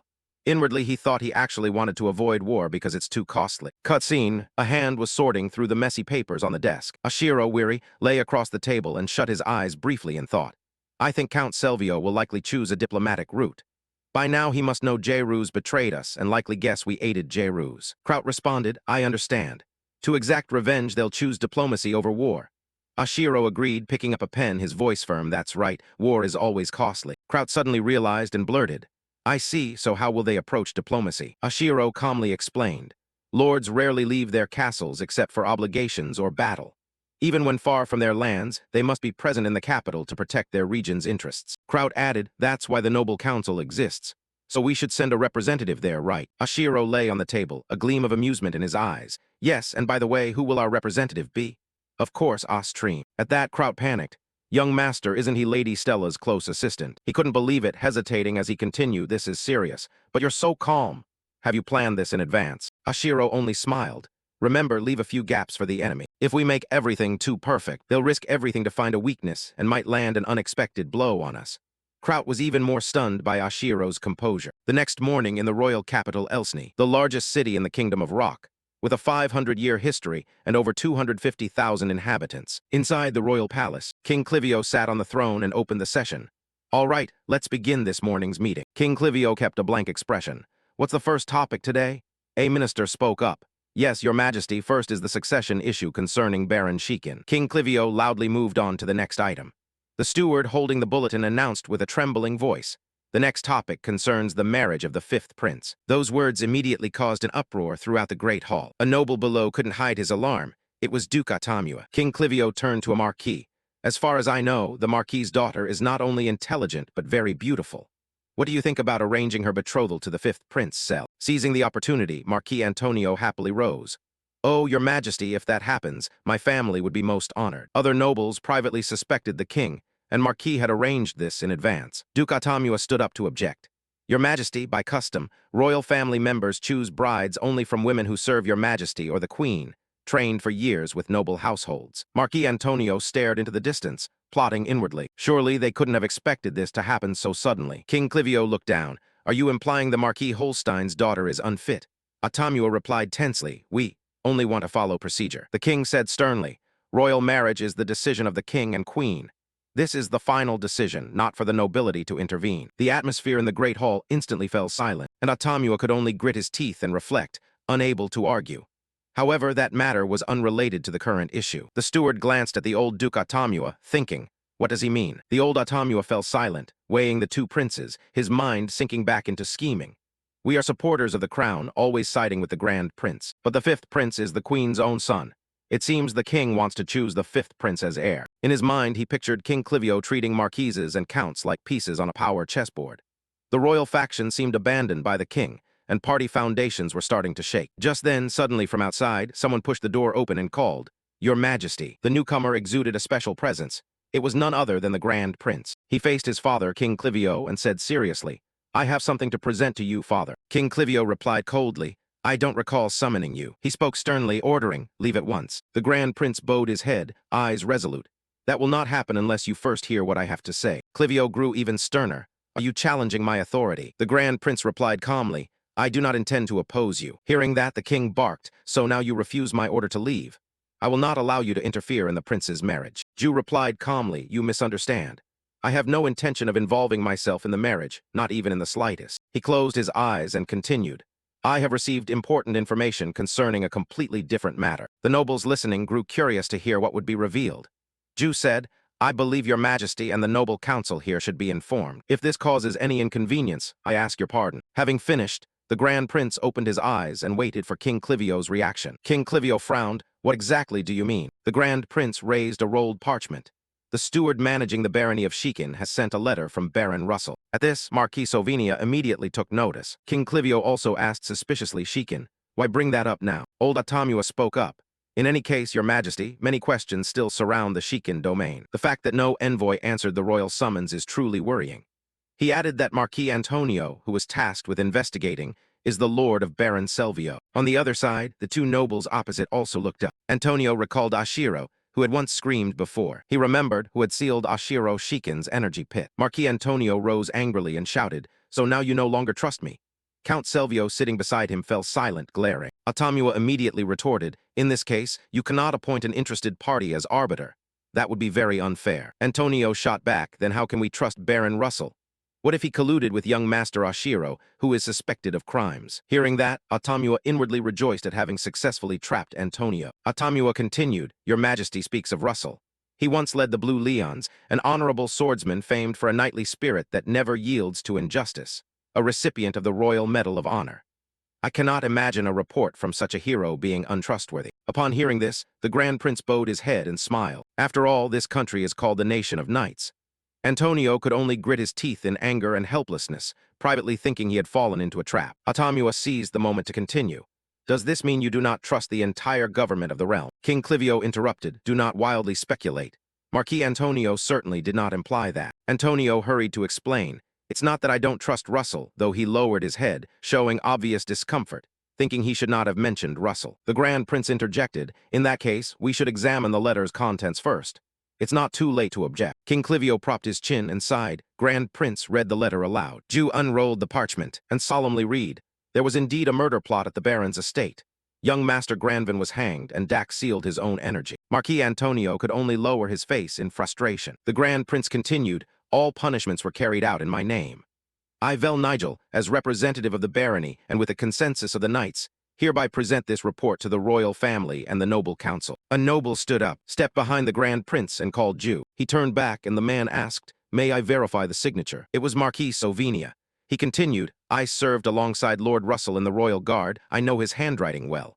The Grand Prince handed over the letter. Here, please. Sovenia took it, skimmed it, and confirmed, this letter is undeniably from Russell. Marquis Sovenia is the kingdom's military representative, known as the Sword of the Realm, and he takes great pride in knightly honor. He flared with anger, thinking Antonio had committed an unforgivable act by dragging him into this. The balance of power had now completely shifted. Antonio was furious, exclaiming, good God, that's not the point. The goal of this plot was to break the royal faction, which has just lost its leader. However, the Grand Prince appeared at the perfect moment and became the new focal point. This shifted the entire power map and opened a succession struggle between the Grand Prince and the Fifth Prince. Old Antonio looked around, calculating inwardly. In any case, we must deal with that damned Shikin domain immediately.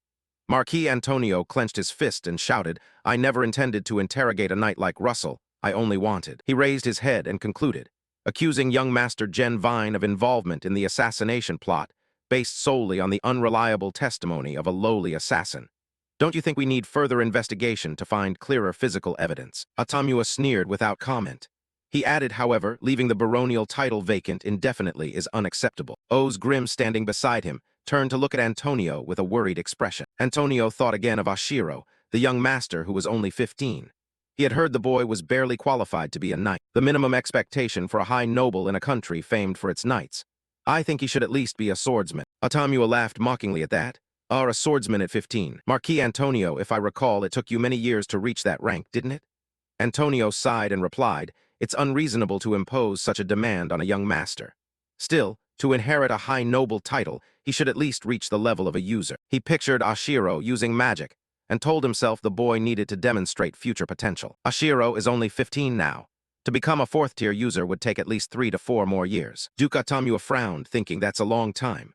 For now, they had no intention of starting a war, especially with wedding preparations underway. They would likely delay further, which might actually be to their advantage. King Clivio concluded sternly, very well. The Noble Council will form a special investigative team to continue probing the failed assassination. If convincing evidence is found, a new disciplinary decision will be announced at the morning session. However, this arrangement will last only until Baron Ashiro becomes a user. If Ashiro Shikin reaches 4th rank, the investigative team will be disbanded immediately and succession will proceed. The king asked any objections. Marquis Antonio bowed his head and smiled faintly. A wise decision. Duke Atamua whispered to himself, you know little of Ashiro. To you, he's just the son of a famed swordsman who died young. But I know Ashiro is a fool. There's no way he could reach 4th rank. This decision sounds fair, but in reality it's extremely advantageous for us. He smiled inwardly. You'll be furious when you learn you've been deceived, Duke Atamua. The Shikin line has always been a thorn in my side. I must find a way to punish him. That night in the castle, a voice rang out. Is anyone there? The servant replied, I'm here. Marquis Antonio immediately ordered not Selvio summon Lanciano. The servant respectfully, yes, Marquis. After giving the order, Antonio stood by the window, thinking, it's best to have the Varita Intelligence Agency handle this. A stranger entered the room. Hearing the Marquis, he turned and said, pardon me, Marquis. It was Lanciano, smiling as he placed his hand over his chest and bowed respectfully. Marquis Antonio narrowed his eyes. I have a task for you. Make sure Baron Servio doesn't notice. Lanciano replied, he's very sharp. Hiding it won't be easy, but you can slip it into a file folder. He won't pay attention. He laughed slyly and stroked his chin with satisfaction. Marquis Antonio pulled out a chair and sat, speaking in a low voice. I'll entrust it to you, just make him suffer. Lanciano chuckled. You seem to be in a very bad mood. Use a dark night like last time. I like the man we used before. Antonio was pleased to hear that. It would be excellent to solve this nuisance without getting my hands dirty. Lanciano bowed to accept the order. I'll arrange it. Marquis Antonio continued, the mission is yours. At the same time, at Prince Ju's castle, a mysterious man folded his arms and respectfully said, everything depends on you. Gerard Missays knelt carefully. Your praise is most precious. In that dim room, Grand Prince Ju smiled wickedly. No, the timing is perfect. When the king abandons the loyal royal faction, I will step in to unite them. No one else could devise such a plan. Gerard smiled outwardly, but inwardly was full of doubt, thinking, even I find it hard to believe. It usually takes more than a week for this to come to light. How did young Master Ashiro learn of it so quickly? He bowed his head, his mind crowded with devious thoughts. In any case, I must ensure the prince pays no attention to Ashiro. I need to prove my own worth immediately. With that, he said, I figured it out because I know their method. Grand Prince Ju laughed heartily at that. I see. Servio has long been Marquis Antonio's advisor and was also the Baron's advisor. They're probably tearing their hair out right now, but Gerard still warned, do not underestimate those two, Your Highness. Even if we strike hard, they may still achieve their goals. The fifth prince's engagement has not been cancelled. Grand Prince Ju asked, is there no way to stop it? Gerard, worried, wiped sweat and glanced away. Royal marriage is the king's decree. There's little we can do. Miss A's bowed apologetically. I'm sorry, that's all I can say. Grand Prince Ju laughed loudly, looking at him. Ah, I only needed you to say it, don't worry. Gerard Milsers continued. Next, the enemy will likely target you. From now on, things won't be as simple as today. Grand Prince Ju's expression gradually changed, growing colder, indeed. Gerard Milsers, seeing this, became smug. But there's nothing to fear, sire. Your Highness, you've emerged from the shadows and become the sun. From now on, you must strengthen ties with nobles who support the crown and inspire their trust, so they will follow you. Hearing that, Ju ground his teeth, and his smile grew stranger. The Grand Prince then asked, by the way, I want to bring the Shikin domain into our fold. What do you think? Miss A's looked up at Ju. I don't think it's a bad idea. Lord Russell is a figurehead, and you personally delivered his letter to the nobles backing the crown. But we shouldn't give them too many rewards. There's no need to feed a fish that's already in the net. Ju found that reasonable. Ju said, you delivered Baron R letter 1 EAFT, S letter 1 ED5's letter. I suspect you have a deeper relationship with him. Gerard shook his head. That's just a misunderstanding. I only helped deliver the letter in exchange for debt relief, purely a transaction. The Grand Prince Ju's gaze suddenly grew icy. Miss A's was terrified when he saw it, feeling a powerful pressure that seemed to pierce his soul. The Grand Prince said, is that so? Good. Ju rose and stared at Gerard Miss A's. The man grew increasingly anxious, as if all his secrets were being exposed. As Ju passed by, he said, I'll go to the Shikin domain. I need you to prepare a statement of support for me. Gerard worriedly asked, you will go in person, Your Highness. Ju turned back, smiled brightly, and gave a thumbs up. I don't mind if they reject me. My mere presence there will give the supporters pause. Gerard was displeased the plan wasn't as he wanted. He intended to expand his influence to draw the prince to him, but outwardly he feigned support. As you wish, Your Highness. He smugly left the room. A few days later in the castle, a voice rang out. Have you heard the news? Ashiro was writing something, propping his chin with his hand, and asked, heard about what? Russell stood solemnly before him and announced, the word is you must become a 4th-rank user as soon as possible. Ashiro feigned nonchalance. Don't worry, I have an idea, though inwardly he thought he was searching the map for a suitable dungeon or ruin. Russell was displeased to hear that, his eyes flashing. You don't need wild schemes to grow stronger, take it step by step. I guarantee you'll reach 4th rank as soon as possible. Ashiro, a bit bewildered, stared at Russell, and was then grabbed by the armpit and lifted. No, wait. Ashiro struggled and protested, but Russell soothed him gently. Come on, let's go. Young master, won't you train? Meanwhile, over at Kraut, everyone around urged too slow, move faster. Faces went pale. Ashiro likewise stared wide-eyed at the rod about to strike his head. Someone loudly warned, above you. Another person instructed, breathe deeply. From now on, no talking. Ashiro lay sullen on the ground, tears streaming, his mind full of grievance. At this rate, I'll die. I can't die like this in this world, no, give me a reason. Early the next morning in the castle, the birds chirping in the branches was suddenly shaken by a scream that echoed through the halls. The flock of birds flinched and flew away. The young master angrily threw back the covers. Time to wake up, please hurry up. Ashiro sprang up, his face swollen from fear. Wait, I'm not skilled enough yet, I'm serious. I will die if this continues. In a solemn, steel-toned voice he said, what do you mean not skilled enough? You don't need talent to master the sword. He reminded him anyone can reach rank 5 with hard training. I'm living proof, trust me. Ashiro sat on the bed, reluctant. Do you think training too much will ruin my body? He lifted his shirt to reveal bruises all over, panicked. Look, my body can't take this crazy training. He remained calm. These wounds only need low-level healing potions to recover. Ashiro reluctantly replied, I need to save money. He added, the domain's finances are improving thanks to you, young master. Ashiro felt indignant but couldn't say more. The atmosphere turned ominous, making him break out in a cold sweat.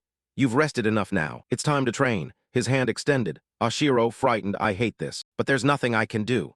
He had no choice but to train, gripping the wooden sword with both hands. In a defensive stance, Russell swung the sword. Ashiro's reflexes were quick. He thought to himself, I can see it. Unbelievable. But in the end, the wooden sword still struck him, knocking Ashiro unconscious. After a few hours, he slowly came to. He lay sprawled on the ground, battered with a lump on his head, yet Ashiro seemed not overly concerned. The sky looked so beautiful today. He thought to himself, then snapped back to attention. No, this is no time for daydreaming. I have to get out of this situation immediately. Ashiro squeezed his eyes shut and focused his thoughts. There must be some way, think. Suddenly an image of a girl flashed into his mind, Celestina Urin. As soon as he thought of her, Ashiro jolted awake, exclaiming, right, her, the Grand Prince's strongest ally. Celestina was the game's top money expert, but currently she and the Grand Prince had not yet met, so I still have a chance to approach her first. As he was mulling this over, Russell appeared reproachful. You lazy again, young master. He hauled Oshiro to his feet. Now then, let's do it again. Oshiro hurriedly responded. Wait, I have something important to say. Russell said sternly. If this is another excuse to be lazy, training time will increase by 10 minutes. Oshiro explained. You know we have 100,000 gold worth of silver ingots, but we can't use them yet. Russell replied, they're practically stolen goods, and there are so many we don't know what to do with them. He continued, we can't launder them openly without drawing attention, so we need an accomplice to launder the money. Hearing this, Russell's face showed thought and suspicion. He thought the young master was making excuses to be lazy, but he also admitted the silver needed handling. So we need an accomplice to launder it. Hearing that, his face was thoughtful and suspicious. He suspected the young master of shirking, yet he conceded the silver had to be dealt with. Russell asked again, do we really have to do this right now? Oshiro replied, if we lend the ingots to others, the interest could grow to 200,000 gold. Every day wasted is a loss. Don't you know the magic of compound interest? Russell put his hand to his chin, pondering, is there a spell called Fucury? It's the first time I've heard of it. Oshiro, annoyed, said, be serious, we need to fix the domain's finances. Russell replied seriously, I understand. So how long will it take? He hesitated, not short, not long, because we have to go to the capital, it takes 3 months. It certainly can't be done in less than a day. Russell inwardly thought he'd be dragged all over, but in the end he agreed. I'll tell Kraut you have daily duties to perform. Oshiro was startled, no need to go that far, but he was adamant it must be done. The next day a call rang out. Young master, Oshiro turned in surprise. Kraut reported, it seems the Grand Prince is about to arrive. Oshiro startled, why is he coming so suddenly? Kraut replied honestly, I heard at this morning's meeting that a full succession war between the Grand Prince and the 5th Prince has begun. He seems to be coming to seize our domain. Oshiro's face tightened. He hurriedly stuffed his things into a suitcase, while Kraut looked on in confusion. What's going on?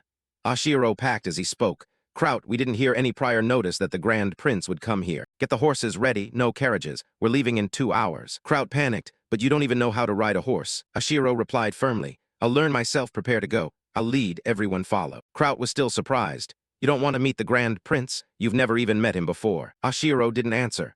He hauled his luggage, thinking, of course I've never met him in the flesh, but anyone who's played Heroic Fate would know the Grand Prince. Gios Laklevio Grakov, one of the game's few hero-tier characters. An info panel popped up. Gail Roch Laklevid Krakow, age 29, royal family, Grand Prince. Conqueror-type personality, power level 6, high renown, 39% support, administration skill E, finance C, military SSS, diplomacy A, development A. Oshiro thought, the Grand Prince is famous for recruiting talent. He'll force me to become his subordinate.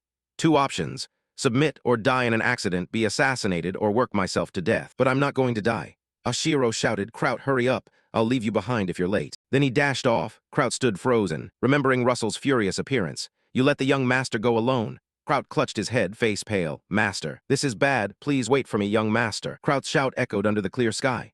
2 hours later, in front of the castle, Oshiro paced anxiously. He fumed. I told him to hurry and he's still so slow. Turning around, Oshiro suddenly saw Leela. He asked, what are you doing here? Leela was slightly startled. Thanks to the young master's efforts, those hunting me no longer have time to bother. The forces of darkness have collapsed, and many like me have deserted. Oshiro said coldly, where are you heading? Leela answered, I haven't decided. I once dreamed of freedom, but having it now feels empty.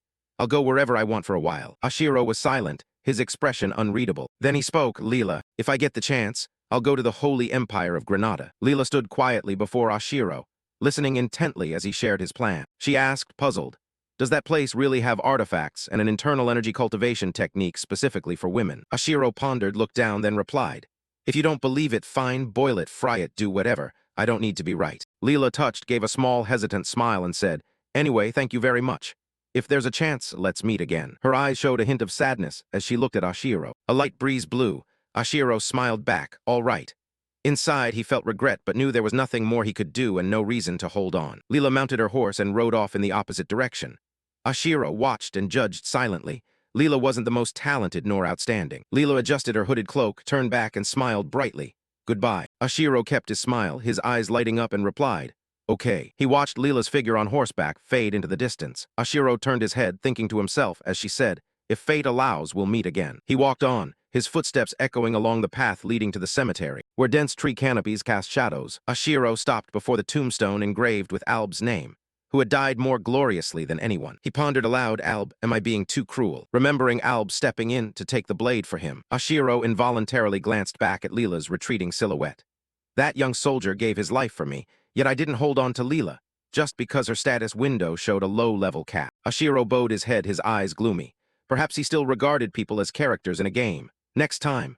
Suddenly, a voice called from behind, young master. Ashiro turned, left the cemetery, and headed toward the voice, vowing inwardly, next time I see her, I'll behave more like a human. Behind him, at Alb's grave, a small flower had been placed before the stone. Ashiro left the cemetery and walked to the gate where the soldiers waited. He smiled and said, sorry to keep everyone waiting. His expression turned serious as he loudly ordered, let's go. 3 days later, at the Shikin territorial border, Russell stood solemnly, his face tense as he looked into the distance where a voice announced, Prince Gale and his retinue have been spotted. He looked down to see horse-drawn carriages and a procession advancing. The sun was setting and night was falling. That evening in the lavish dining hall, food was spread across the table and servants bustled about. Grand Prince Gale laughed. This is delightful. Russell, seated beside him, explained, food from these remote regions may be bland to you. Thank you for your gracious understanding. The Grand Prince inclined his head slightly, smiling with his eyes closed and holding a glass. Does food matter? I'm drinking fine wine in a wonderful place with wonderful people. Russell bowed in gratitude. Thank you very much, Your Highness. The Grand Prince opened his eyes and glanced over, probing. It seems the new heir isn't present in the territory, huh? Russell, the young master has left. We have no choice. Not receiving the answer he expected, Grand Prince Gale's face darkened as he mused. I circled around asking why Ashiro left the territory, but that's all the answer I got. He quietly assessed Russell, thinking that asking further would seem obvious. The prince frowned. Regretful, what a pity, I was really looking forward to meeting him. Then he waved his hand, his tone gentle. Ah, forgive me, don't misunderstand. I truly look forward to seeing you again, Lord Russell. Russell replied modestly, it's an honor for me. He glanced at the prince and smiled faintly. Your Highness. The Grand Prince seemed to sense something. He frowned and bowed his head without speaking. Darkness deepened and the space fell silent. In a small room by candlelight, the Grand Prince spoke. I'll be direct. Can you support me? The two sat before the fireplace. Russell placed his hand on his knee, looked intently at the Grand Prince, and replied solemnly, You can't reconcile with Count Kalin anyway, can you? They will surely think we're allies. The Grand Prince smiled confidently, clenching his fist against his chest. Because I personally sent a letter to the king. Russell hunched on the sofa and bowed his head in appreciation. Thank you for your sincere help, Your Highness. The Grand Prince sighed softly, leaned back, and asked, by the way, how did you meet Jira? Russell looked puzzled. He didn't tell you. The Grand Prince frowned and pretended to clear his throat. I want to hear it from you. He privately judged him a dull viscount, then fumed inwardly. How dare he act as if he hadn't received reports from his subordinates? What irritated me most was not being able to grasp his true intentions. He looked at Grand Prince Gale with a stern, expressionless face and explained. Our young master fell ill when he received the royal summons. I sent a reply requesting a postponement, but that letter wasn't handled properly. Grand Prince Gale's gaze darkened. He said coldly, isn't that strange? Does that mean something happened to the messenger riding along the main road? Russell closed his eyes and replied calmly. I discovered the messenger had mounted his horse, but then the horse stumbled over a rock, breaking his ankle. The image of the messenger and the horse collapsing to the ground remained vivid in his mind. Grand Prince Gale closed his eyes, interlaced his fingers on his lap, and said softly, continue. Russell continued. I was at a loss for how to explain when, at that moment, Jira came to me with a proposal. The scene shifted to the past. Jas Milsers knelt before Russell, pleading, please help me escape from Servio. If you help, I will erase all of House Shikin's debts. I will also deal with the issue of the message failing to reach the capital. Russell was silent then, merely staring at the man kneeling before him. Back in the present, he closed his eyes and continued thoughtfully. At that time, Jira asked me to write a letter. I didn't think things would go this far. Grand Prince Gale only sighed at that, his expression darkening. After Russell finished recounting, he fell silent and the room went quiet.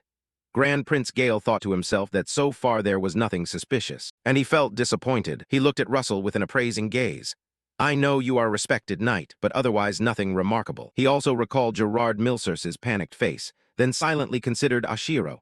From what I've heard, that Ashiro fellow is physically weak, and nothing to worry about. In any case, what I need is just to achieve my objective. Suddenly, Grand Prince Gale curled his lips into a smile, bowed his head, and asked, So, please give me your answer, Viscount Russell. Russell pondered for a moment, then placed his hand over his heart, his voice full of solemnity. Our house, the Counts of Shikin, officially declares its support for Your Highness Gale, Roch la Clevid Krakow. Grand Prince Gale looked up, smiling with satisfaction, his eyes narrowing as things went as he had hoped. Suddenly, Russell spoke up.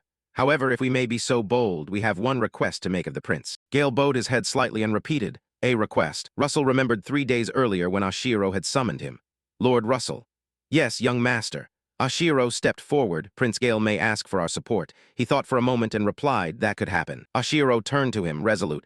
We cannot support the prince, I mean the fifth prince, you understand. Russell understood, since Marquis Antonio is the stepfather and guardian of the fifth prince, and he nodded in confirmation. Ashiro stepped up to the desk, sat down, and said, even if we back the Grand Prince, we won't gain much, but we have no other choice. Russell thought it over carefully and asked, do you have any specific requests? Ashiro frowned and clarified.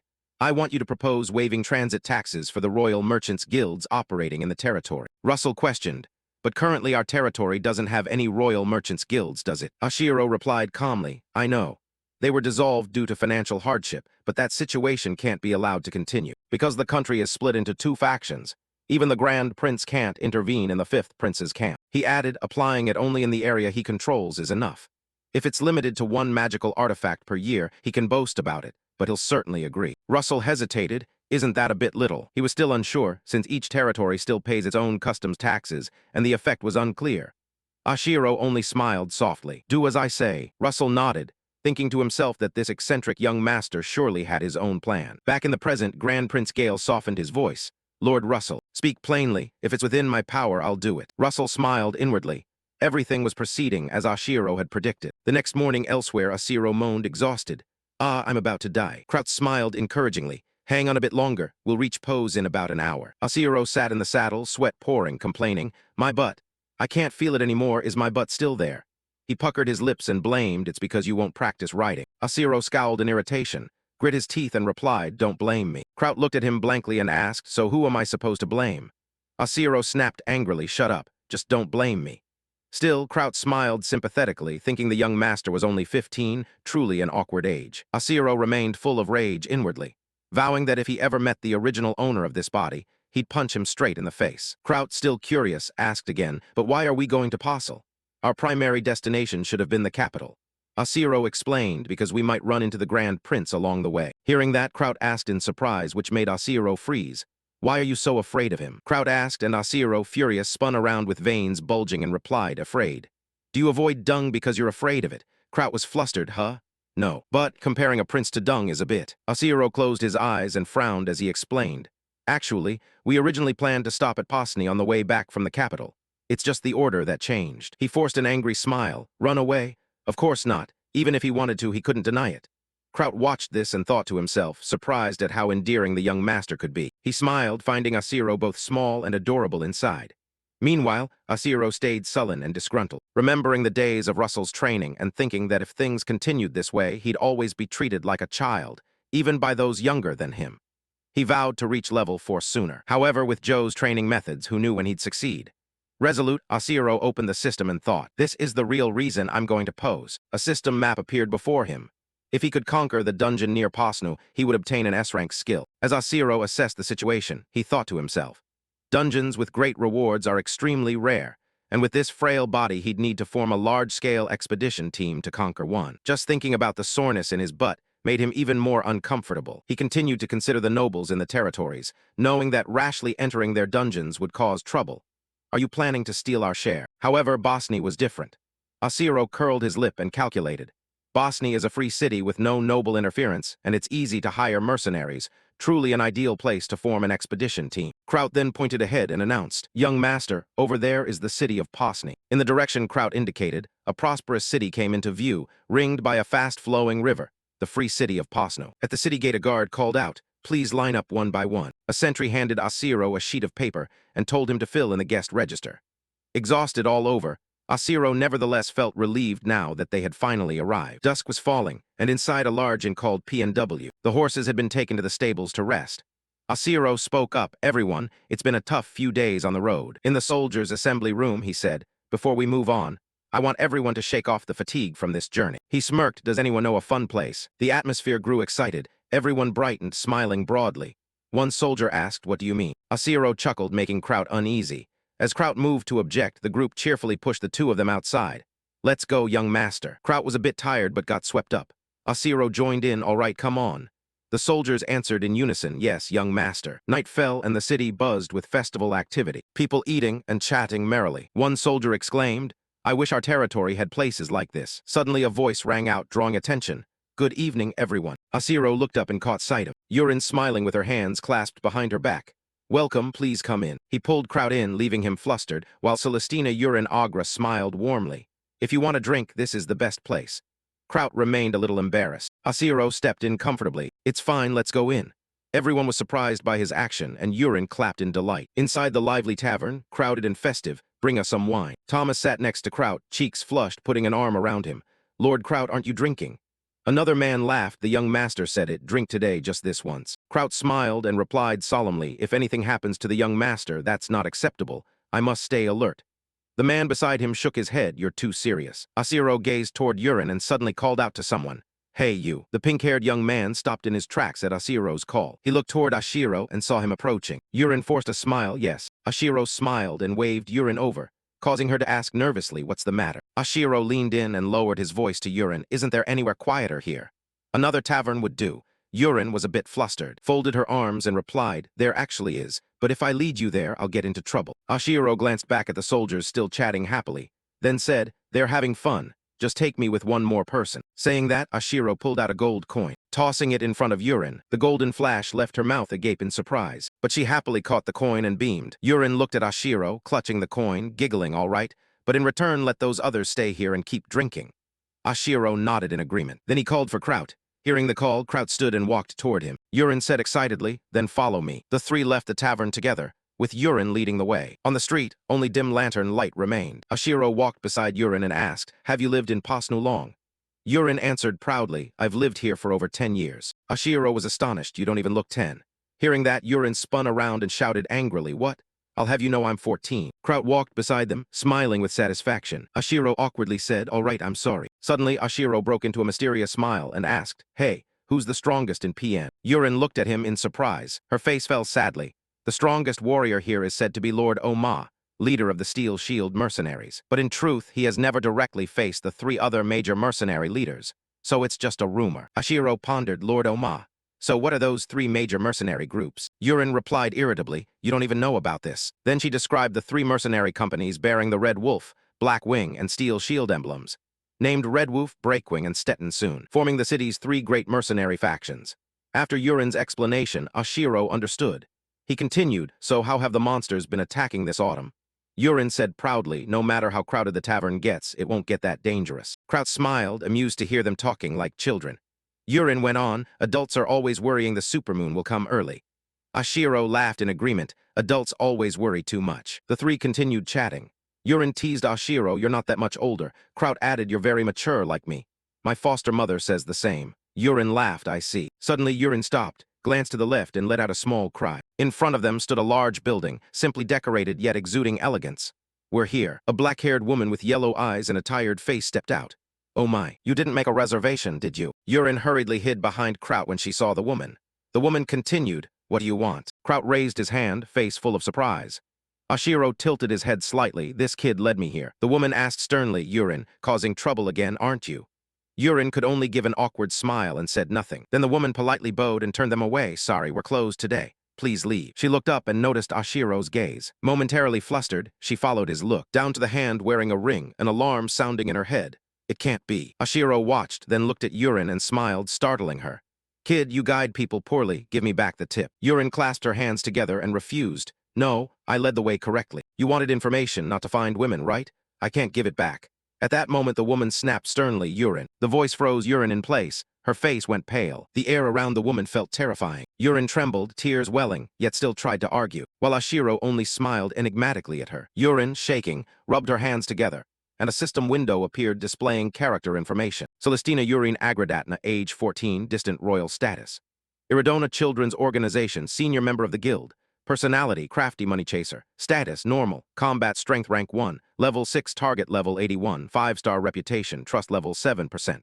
Governance A, finance SS, military D, diplomacy S, development A. Ashiro saw the system window, his eyes narrowing slightly as he thought, found you. He glanced at Yurin, recalling her future image, the dark sorceress behind the veil of Celestina Yurin. In Ashiro's mind, his fists clenched with happiness, tears nearly falling. The whole reason he came to the capital was to meet this future top merchant. He had planned to invest the stolen secret fund with her, and now he had stumbled upon her by chance. Ashiro bowed his head slightly, closed his eyes with a smile, and said, "So this is where I can find information. Then my objective is complete. You don't need to return the money." Yurin beamed with joy at that. Just then, Lisa's voice grew more severe as she called for Yurin. Beside Lisa, several women appeared from nowhere, bows drawn and aimed straight at them. She ordered Yurin, "Come here." At that, Yurin quickened her steps toward Lisa. Seeing the tension, Kraut took a fighting stance, his face hardening with lethal intent, and said, "Do you know who you're pointing arrows at?" Lisa replied calmly, "In an upscale salon like this, it's rare for uninvited guests to stubbornly refuse to leave. Some people here even have combat abilities far beyond knights." Ashiro and Kraut held their defensive positions. Lisa continued, "Of course, if you leave quietly now, we won't do anything." Ashiro curled a lip in a smile, his face unreadable. "Aren't you being a bit rigid? If you keep rejecting everyone who comes without trying to talk properly, how do you expect to gain allies?" Yurin, standing behind Lisa, hurried to protest. "See? I told you this was going too far." Lisa paid no mind and only warned Yurin. Ashiro's eyes narrowed slightly as he sneered inwardly. "She may possess ageless beauty, but she isn't necessarily wiser than this young master." Lisa merely frowned silently, though inwardly she recognized that Ashiro was no ordinary person. She glanced at the small Yurin standing behind her, sadness in her eyes. But if their true identities were exposed, Lisa's face darkened suddenly as she frowned in thought. After a moment, Lisa spoke, "Fine." Ashiro tugged Kraut's sleeve and looked at the woman standing protectively in front of Yurin. She warned, "If you don't want a hole in your head, answer my question. Who are you? State your names." Ashiro feigned exasperation and said, "You must have known that for a long time. Why not take off the ring and hand it to the girl beside you?" Hearing that, Yurin glanced at the ring on Lisa's hand and fell silent, thinking. Lisa, surprised, hesitated and asked, "Do you understand the meaning of this ring?" Ashiro answered calmly, with the royal Agrapna emblem engraved so clearly. What else could it mean? He winked and grinned mischievously. "Isn't this what you wanted? Recognition." The women holding bows watched Ashiro even more warily. Lisa cautioned, "You're putting yourself in greater danger." Her face hardened as she scowled angrily. "Young Master Ashiro." Kraut also readied himself to fight. Ashiro said nonchalantly, "What? If you know my name, you should have said so earlier." He smiled mysteriously. "Do you know how I tracked this place down?" Lisa eyed the two of them warily.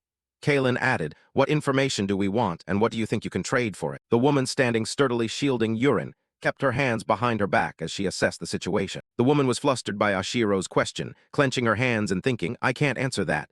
I thought only royalty or assassins would recognize us from the emblem on the ring." But an heir of a foreign count recognized it instantly. Ashiro thought to himself that she must be very confused. He called out, "Can't answer," turning to ask Yurin, "What do you think?"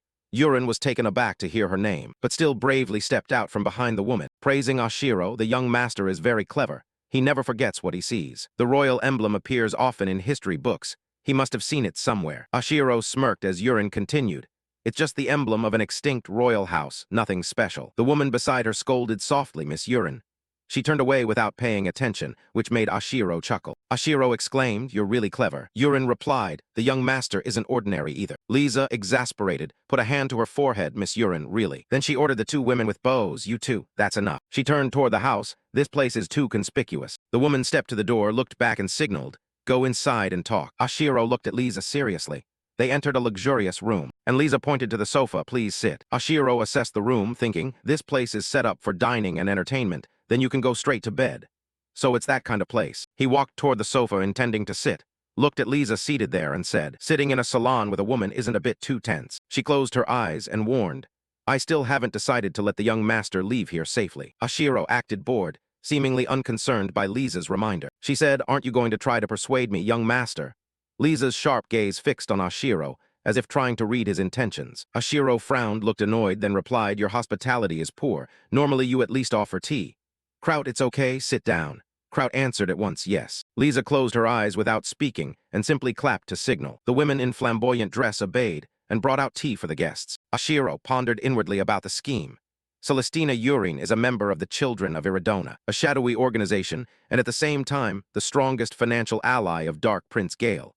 No one can surpass her money-making ability. The blonde woman set the tea tray down and poured tea for everyone. Ashiro calculated. Therefore, he decided to invest all the stolen money with her. She clearly understands that trust is a merchant's most valuable asset. He remembered Yurin disguised as a boy in the future, but now she was still very young. Ashiro picked up the teacup, inspected it, and told himself, "I'll wait until Yurin grows up, or I'll train her myself." Sipping the tea, he thought again, "Maybe I'll train her personally." At that moment, Yurin spoke hesitantly, Aren't you afraid of being poisoned? Ashiro laughed, his expression unchanged, and replied casually, don't worry. If there's poison, I'll know immediately. Lisa didn't answer but rubbed her hands, her tone serious. Back to the main point. We can't continue negotiations unless we're sure you'll keep our secrets. Suddenly Ashiro said, 100,000 N. Lisa started, eyes wide, incredulous as she looked at Ashiro. What? What are you saying? Ashiro remained calm. I'm just answering your question. His voice turned serious. Can you guarantee you won't take the money and run? Lisa was flustered, not knowing how to answer. When Yurin's voice rang out, that's an amount too large to refuse. Startled to hear Yurin speak, Lisa immediately scolded loudly, Miss. You are not permitted to come in here. Yurin had changed into a red dress to show her seriousness and ignored Lisa's warning as she introduced herself. Allow me to introduce myself properly. I was once a member of the Arapna royal family of the Japara Alliance. I am Celestina Yuri. She looked up and smiled gently, of course. Now I'm merely a fugitive. Just call me Yurin. Ashiro was surprised by Yurin's sudden change, and the woman beside them worriedly said, Princess Yurin. A moment ago, she seemed like a child. Ashiro watched as Yurin sat down opposite them. He assessed her and found her to be a completely different person now. Yurin sat, her face bearing the solemnity of a princess. Ashiro smiled inwardly, thinking, on second thought, she's only 1 year older than my body. Maybe I don't need to hold back anymore. Kraut, sitting beside him, was also surprised, his eyes fixed on Yurin as he whispered, I thought she was an adorable boy. Ashiro laughed and said, being a princess doesn't mean you know how to make money, right? If you want me to invest, you have to explain clearly. Yurin pointed with a steady gaze. First, we have a network of exiles, which means we can gather information extremely fast. The basic rule of business is buy low, sell high. Ashiro frowned, crossed his legs, and said, you intend to make money in the kingdom's distribution sector. But competition there is cutthroat, and there's no guarantee that your rivals, the royal merchants, will play fair. They have backing and can make trouble at customs, finding reasons to seize shipments, he added, or to confiscate your goods. Yurin puffed her cheeks in anger and retorted, business always carries risks, and don't underestimate my organization. She smiled slyly and pointed, we can even handle smuggling. Ashiro shook his head. No, it must be legal, otherwise it's meaningless. The money I have is hard to prove a legitimate source. The goal of this deal is to bring it into the light. Yurin heard that and fixed Ashiro with a sharp look, then suddenly said, startling everyone, stolen goods. Ashiro pretended to be calm, trying to hide his embarrassment. Not stolen goods, but compensation seized due to emotional loss. Kraut beside him bowed his head in fear. Yurin didn't believe it and said bluntly, so it's stolen merchandise. That remark made Ashiro start up angrily and countered, more importantly, how can you guarantee you won't take my money and run? Kraut looked at Ashiro with concern, while Lisa and Yurin fell silent, thinking the question hit the core issue. Yurin suddenly spoke, that's simple. I'll be the hostage. Lisa cried out in fear, Yurin-sama, a hostage. Yurin spoke softly, Lady Dai, it's been 10 years. Her eyes brimmed with tears, since our people began wandering in foreign lands. If this continues, the organization will collapse or degenerate into crime. You understand that, don't you? Lisa bowed her head sadly and uttered, but Yurin continued to persuade her. We're talking about 100,000 gold. It's an enormous sum. I'm no longer so concerned with regaining status. What I worry about is how to keep my people from suffering. Hearing this, Lisa's eyes reddened as she, voice trembling, called the princess. Just then a cold voice cut in. Stop the theatrics. Lisa shouted angrily, you insolent fool. Ashiro tore at his hair and replied, I don't care about your past. If you want to be treated like a princess, you should return to the Jap-Lananian kingdom. Harry trembled with anger. But Yurin candidly admitted the young master wasn't wrong. Immediately, she drew a dagger and said decisively, from this moment, I will discard the name Agra Anna. She used the blade to cut off her hair, affirming she would renounce it. Harry broke into a sweat and called out anxiously, Princess Yurin. But Yurin gripped the hilt of her sword, eyes resolute as she looked at Ashiro. You already have an idea for the business you want to pursue. Right. Ashiro nodded in confirmation. Yes, at first I intended to entrust everything to you, but you're still too young for me to fully trust. Until that trust is built, I will personally guide you. Yurin gritted her teeth and demanded loudly, hey, how old are you? You don't look much older than me. Ashiro thought to himself that he had to admit she was more mature than he'd expected, but in truth he didn't intend to treat Yurin as an adult. Compared to his real age on Earth, she was still just a child. He replied calmly, I'll provide the capital, but you'll have to run this business with someone else's money, so I don't think the age gap is that important. Yurin slumped onto the chaise and said, I understand. For now, tell me your plan. Ashiro answered calmly first, we need to clarify the objective. I need information. Yurin agreed at once, all right. She immediately ordered her subordinates to provide all information to the Lord, especially on the three powers controlling Posni and the current situation there. Harry stood, bowed, and said, understood, Princess. Ashiro was briefly surprised to see that just moments earlier Yurin had treated her like a mother. Yet now she immediately returned to businesslike seriousness. drawing a clear line between public and private matters. Harry led the way. The door opened with an introduction. Everything you need is in here. Take your time and review it carefully. Ashiro surveyed the cluttered room, sighed, then boldly declared, "All right, let's get started." Night fell and the castle was quiet. A night passed. Ashiro lay with his legs up on a chair and yawned. Is it morning already? He complained that he wasn't worried about convincing Urine to increase the funds. The problem was how to conquer that dungeon. After some thought, he came up with two options: lead an elite team into the dungeon or hire additional mercenaries. However, hearing many unfamiliar people would risk exposing secrets, so it's best to use an elite squad. But if so, they'd need an extra mage. Ashiro thought a mage in a team of knights would not only add tactics, but elevate the group's overall power. That's why mages are always valuable. It was unexpected that there would be a level 6 mage living in Posno. Who is the Hermit of Life, Edelon Bella? You need more information about that person. After a moment's thought, Ashiro ran to the door and called for Urine. But Harry put his hands together and reported, "Forgive me, the young lady is studying." With that, she turned and closed the door. A maid approached and offered, "Please come out to the garden. I'll prepare tea and some refreshments for you."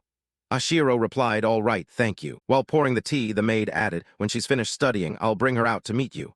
Ashiro responded politely. Watching his reflection in the teacup, Ashiro drifted into thought. Edelon Bella, a level 6 mage, like Russell of the Shikin domain. In a past life, Count Colin, Cal Colin's father, reached level 7 at a very young age but died soon after, never having time to build a solid foundation for his territory. Ashiro nibbled a cookie, pondering that he wasn't even the official heir to the Shikin family yet. Would a level 6 mage really side with him? He stretched and decided to try his luck. Just then Urine's voice rang from behind, startling him. "Try what exactly?" Her eyes lit up as she exclaimed, "Why the rush? When do we start and where will the capital come from?" Ashiro hurried to reassure her. "Calm down. To get started you have to prepare thoroughly. It could take at least 6 months, maybe a year." Urine protested in surprise. "No way." He cautioned, "Hey, don't be so hasty." Ashiro produced a balance certificate from the Mage Tower. "There's 30,000 gold deposited in here." Urine picked it up and remarked, "It looks legitimate. But only 30,000 gold." Ashiro asked suspiciously, "You're not expecting me to hand over the full 100,000 gold right now, are you?" Urine replied, "Given the value of the Shikin domain, this amount is enough for the moment, brother." Hearing herself called brother, Ashiro blushed and was about to explain. Urine asked any objections. Ashiro laughed. "Why does it sound like you're saying fools are easily preyed upon?" She wondered anyway, "Why did you call me here?" Ashiro answered, "All right. Do you know anyone named Edelon Beltoa?" At the mention of that name, Urine flinched. At that moment, someone from a distance approached and said that Edelon Beltoa was often suspected of being a dark mage. Urine turned to insist that he was not a dark mage, but that if Ashiro were warned in advance, everyone could avoid unnecessary suspicion in this world. She emphasized that even if you go to help someone in trouble, you might not be thanked and could even face unreasonable demands in return. Ashiro pondered, thinking he already knew quite a bit about Edelon, that the man had an unpleasant personality but wasn't evil. He said, "If anything happens, I'll take responsibility myself. Can you tell me where he can be found?" Harry's demeanor turned serious. "I won't forget those words." Ashiro paused for a few seconds, listening as she shared, "If you go out the north gate of Posno, you'll see a common cemetery opposite the village's mountain range. Beside it is a small hut. There, the man who also handles burials is Edelon Beltoa." Ashiro asked, "Do you know him personally?" Harry replied that everything she knew was already recorded in the report. "He drifted here a few years ago, and since then has been immersed in experiments. Extremely stubborn, and hardly ever goes out." Ashiro asked curiously whether she had any recent information about his experiments, but Harry only expressed concern. Mages hate having their research details exposed. Urine exclaimed in a trembling voice, "You really intend to go to that old man?" Seeing her worried attitude, Ashiro wondered why. "He didn't do anything to you, did he? You seem hesitant to speak ill of him, so you probably don't truly hate him." Urine bit her nails and said, "But being near that old man, I feel like you'll end up with nothing. Be careful. No matter how tempting the offer, don't let yourself get swept away." Her expression darkened. "Understand." Ashiro hurriedly agreed. "Okay, I understand." Urine crossed her arms and warned further, "And one more thing, don't touch the money you plan to invest for me. It's mine. Maybe I shouldn't have told you." Ashiro thought to himself that there seemed to be more behind that warning, a big question mark forming in his mind. Just then, a voice cut through the conversation. "Princess, break time is over. Return to your chamber." Harry grabbed Urine's hand and hurriedly pulled her away. Ashiro was filled with worry, unsure how to persuade Edelon. In any case, he had to try to meet him first. At the cemetery outside Posnu's north gate, a small house emerged amid the wild mountains and forests. Kraut halted the horses. This must be the place. Ashiro widened his eyes in surprise. The place looked like a witch's cottage from a fairy tale. Kraut stepped forward and knocked on the door. "Excuse me, is anyone home?" The only answer was an eerie silence. Suddenly a voice from inside called out, come in. Kraut turned to ask Ashiro. He thought few people could remain calm standing at a door like this, unafraid of bandits or monsters, so the resident must be very confident. The door opened, revealing a person stirring a pot of food, radiating the aura of a dark mage. Ashiro inwardly marveled that although he'd heard about him, meeting him in person felt completely different. Edelon Beltoa. Ashiro instinctively raised a hand to his mouth and cleared his throat, then introduced himself. Pleased to meet you, I am Calyx Shiken. The man replied coldly, sorry. I don't care about worldly affairs, so even if I've heard names, I can't say how great you are. Ashiro smiled lightly. That's all right. I don't come from a prestigious family nor hold any special title. How could I compare to someone who has reached the rank of Archmage? The corner of Edelon's mouth curled up. You do have a way with words. He remained seated with his back turned to them and said, I'm very busy. I have no time for games. If you don't get to the point, I'll throw you out. Ashiro spoke up. I have a request. I plan to conquer a nearby dungeon. Could you lend me your strength? Edelon confirmed.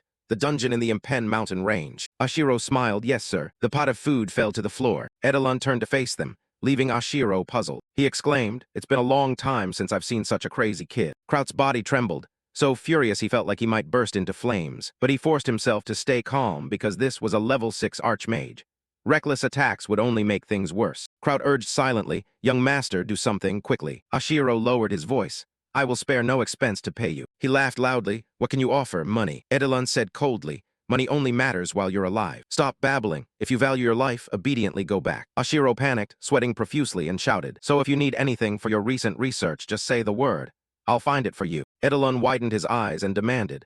Are you from the Mage Tower, sent here to investigate my research? The pressure in his words terrified both Ashiro and Kraut, and the atmosphere inside the house grew heavier than ever. Edelon bluntly kicked them out. As the sun began to set, the sky turned a gorgeous purple-red. Ashiro, dejected, lay face down on the table. Yurin approached, worried. You didn't get scammed out of the investment money, did you? He replied wearily, what are you talking about? But I don't think he cares much about money. She lowered her voice, her expression darkening.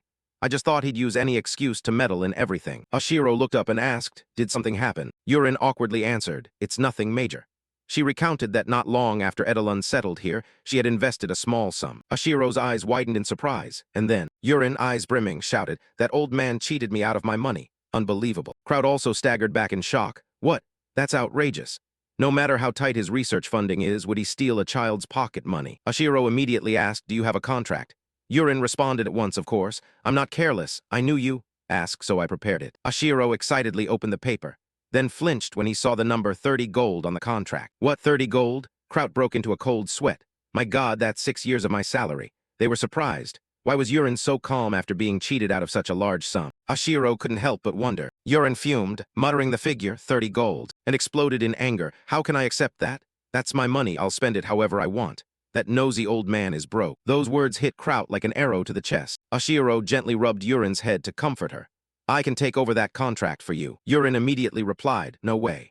One day I'll make old man Edelon pay back every coin I lent him, with interest of course. Ashiro teased, you could do that to a commoner, but do you really think you can collect from a 6th-rank mage? Yurin puffed out her cheeks and retorted, so you're saying there's no way I can get my money back from a mage? Ashiro coolly said, Yurin, you didn't lend money. You invested to share the profits. If you accept the risk, you have to accept the loss. If you were strong enough to demand repayment, that'd be different, but you're not right. Yurin argued back, so you're stronger than old man Edelon. I've seen you train, you don't look special. Ashiro snapped angrily, I'm a noble with my own domain. I don't lack money. She mocked, you make a big deal just because you're a year older. Ashiro huffed, let me tell you I'm 13. Suddenly he halted, asking himself, what am I doing? Getting mad at a kid. Even if she's a prodigy, she's still immature. After thinking it through, Ashiro lowered his voice anyway. A true merchant must accept losses when an investment fails, and know how to seize opportunities to recoup what he can.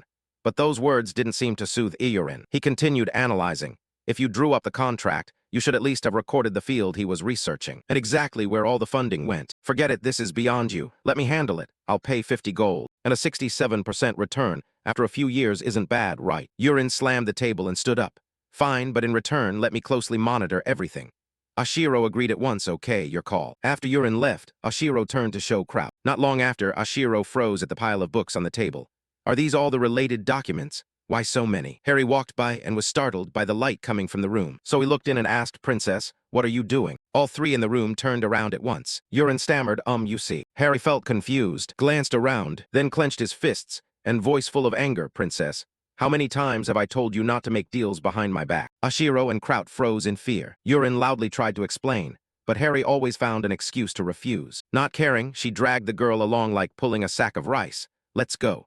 Today's tutoring session looks like it's going to be longer than usual. Ashiro's and Kraut's eyes went blank with fear. Ashiro turned to Kraut and clicked his tongue. Let's get started. With that, the two of them dove into studying the pile of books. But just minutes later, they felt discouraged. Ashiro thought to himself that convincing Edelon wouldn't be easy. Maybe he should go down to the dungeon first and question him afterwards. Kraut, meanwhile, had fallen into a deep sleep. Ashiro woke him up. Get up, Kraut, let's go. He startled awake and asked, go where? Ashiro grimaced, to hire mercenaries. In the silent space, their footsteps echoed steadily. The two of them flashed past everyone's view and finally stopped in front of the mercenary broker's office. Inside, it was extremely lively. Voices and laughter filling the air. Ashiro pressed his lips together, his gaze sweeping around as if searching for something. The young man at the counter looked up in surprise, thinking, why would a high-ranking noble come here? Ashiro smiled brightly. I'm here to hire mercenaries. The young man turned inward. His face was calm, but he thought he couldn't handle this. Ashiro was surprised. What's up with that guy?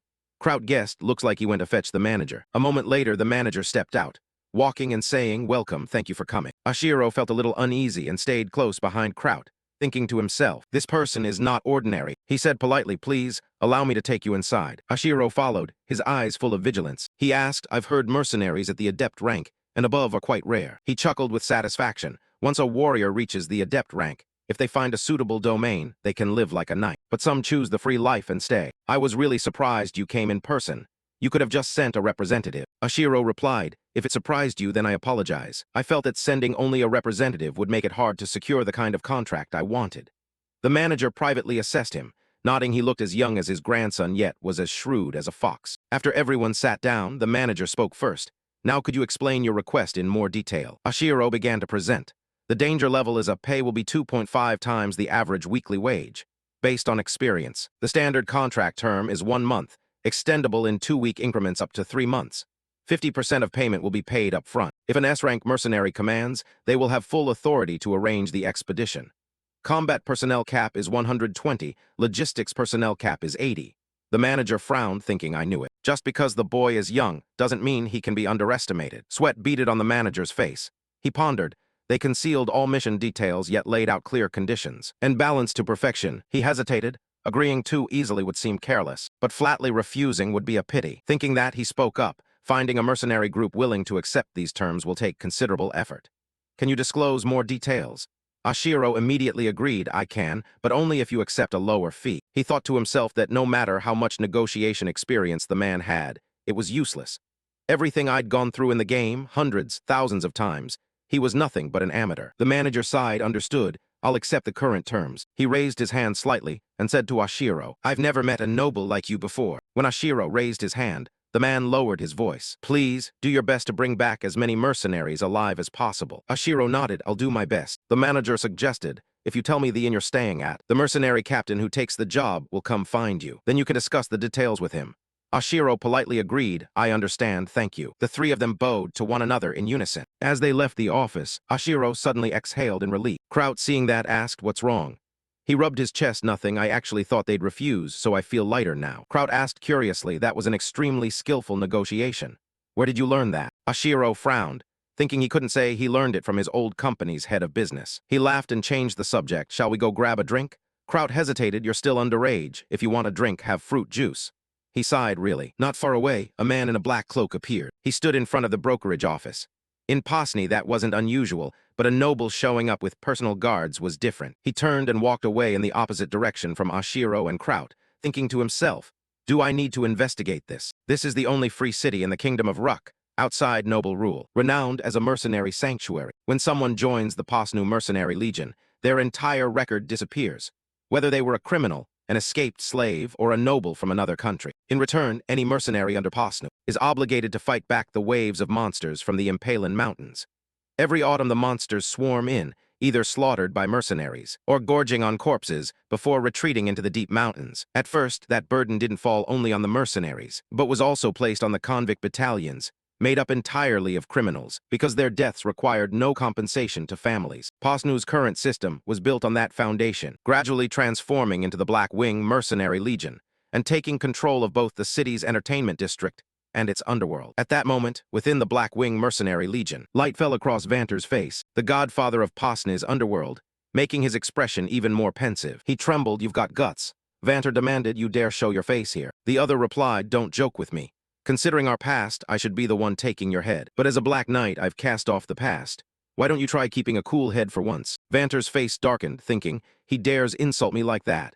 Yet this man has the nerve to take a high-level contract as a Black Knight. His eyes brimmed with suspicion and wariness. He wondered how the hell someone like him could reach rank 6. Vanter spoke, what do you want from me? The other asked, a group of nobles arrived in this city a few days ago. Do you know anything about that? Vanter replied irritably, how the hell would I know? The other ordered, I heard they just submitted a request. Investigate everything.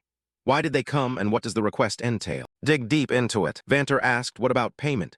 The other answered, I'll advance the initial intel cost. Anything beyond that depends on your findings. He pulled his hood up and warned, you'd better move fast. Miss this opportunity, and you'll lose out big. Vanter bristled at that, cursing under his breath, damn it. He immediately ordered, bring me everything we have on this. The subordinate replied at once, yes, sir. When the documents arrived, the boy politely reported they were ready. Vanter stood and said, let's go. He clenched the stack of papers in his hand and growled, what the hell is this? Vanter shouted in anger, is he trying to start a war? Kovut calmly analyzed, danger level A up to 3 months, a force of about 200 people. It's not a war. They haven't declared a territorial dispute, nor border with any hostile nation. Vanter was surprised, and it's an A-rank mission. Dungeons are for small elite teams, not brute forcing with numbers. Is it just monster hunting? Kovut doubted that would definitely lose money. Do you think anyone's stupid enough for that? Vanter agreed, I thought the same. A gleam of pleasure curved his mouth. Then he suggested, then why not wipe them out? They always give up anyway. Vanter wondered, why don't you just eliminate him yourself? Kovut explained with a cold gaze. He always has people with him. The one he refers to is Kraut, an S-rank elite knight. Vanter snapped, so what? You're rank 6 after all. Kovut replied cautiously, if I strike, I'll leave traces. If he manages to use a homeward scroll, it'll be a huge problem. Vanter sneered, do you know how much a homeward scroll is worth? There's no way he has one. You're worrying too much. Kovut nodded. I'm just waiting for the perfect moment. For now, treat his objective as the dungeon and act accordingly. Once he steps into the dungeon, he won't be able to use a homeward scroll anymore. That's when we strike. Vanter grinned smugly, so I just deal with the mercenaries he hires, right? Kovut produced a pouch of money. If this leaks, it'll be very troublesome. Vanter demanded more. I expect to be paid an extra special fee for this. They've hired at least 100 combat mercenaries, and even freelance mercenaries shouldn't be underestimated at that number, especially in a dungeon with no escape routes. Kovut replied, we'll pay whatever it takes. The person who hired me for this has so much money, they don't know what to do with it. In Posny, there are 3 major mercenary factions known as the Tri-Power. The Black Wing Legion, the Steel Shield, and the Red Wolves. Among the hundreds of mercenary groups, they hold overwhelming power, not just because they were formed by like-minded mercenaries, but because Black Wing was originally made up of prisoners thrown into monster waves as live bait. The Steel Shield Legion, on the other hand, functions as jailers, the ones who suppress uprisings.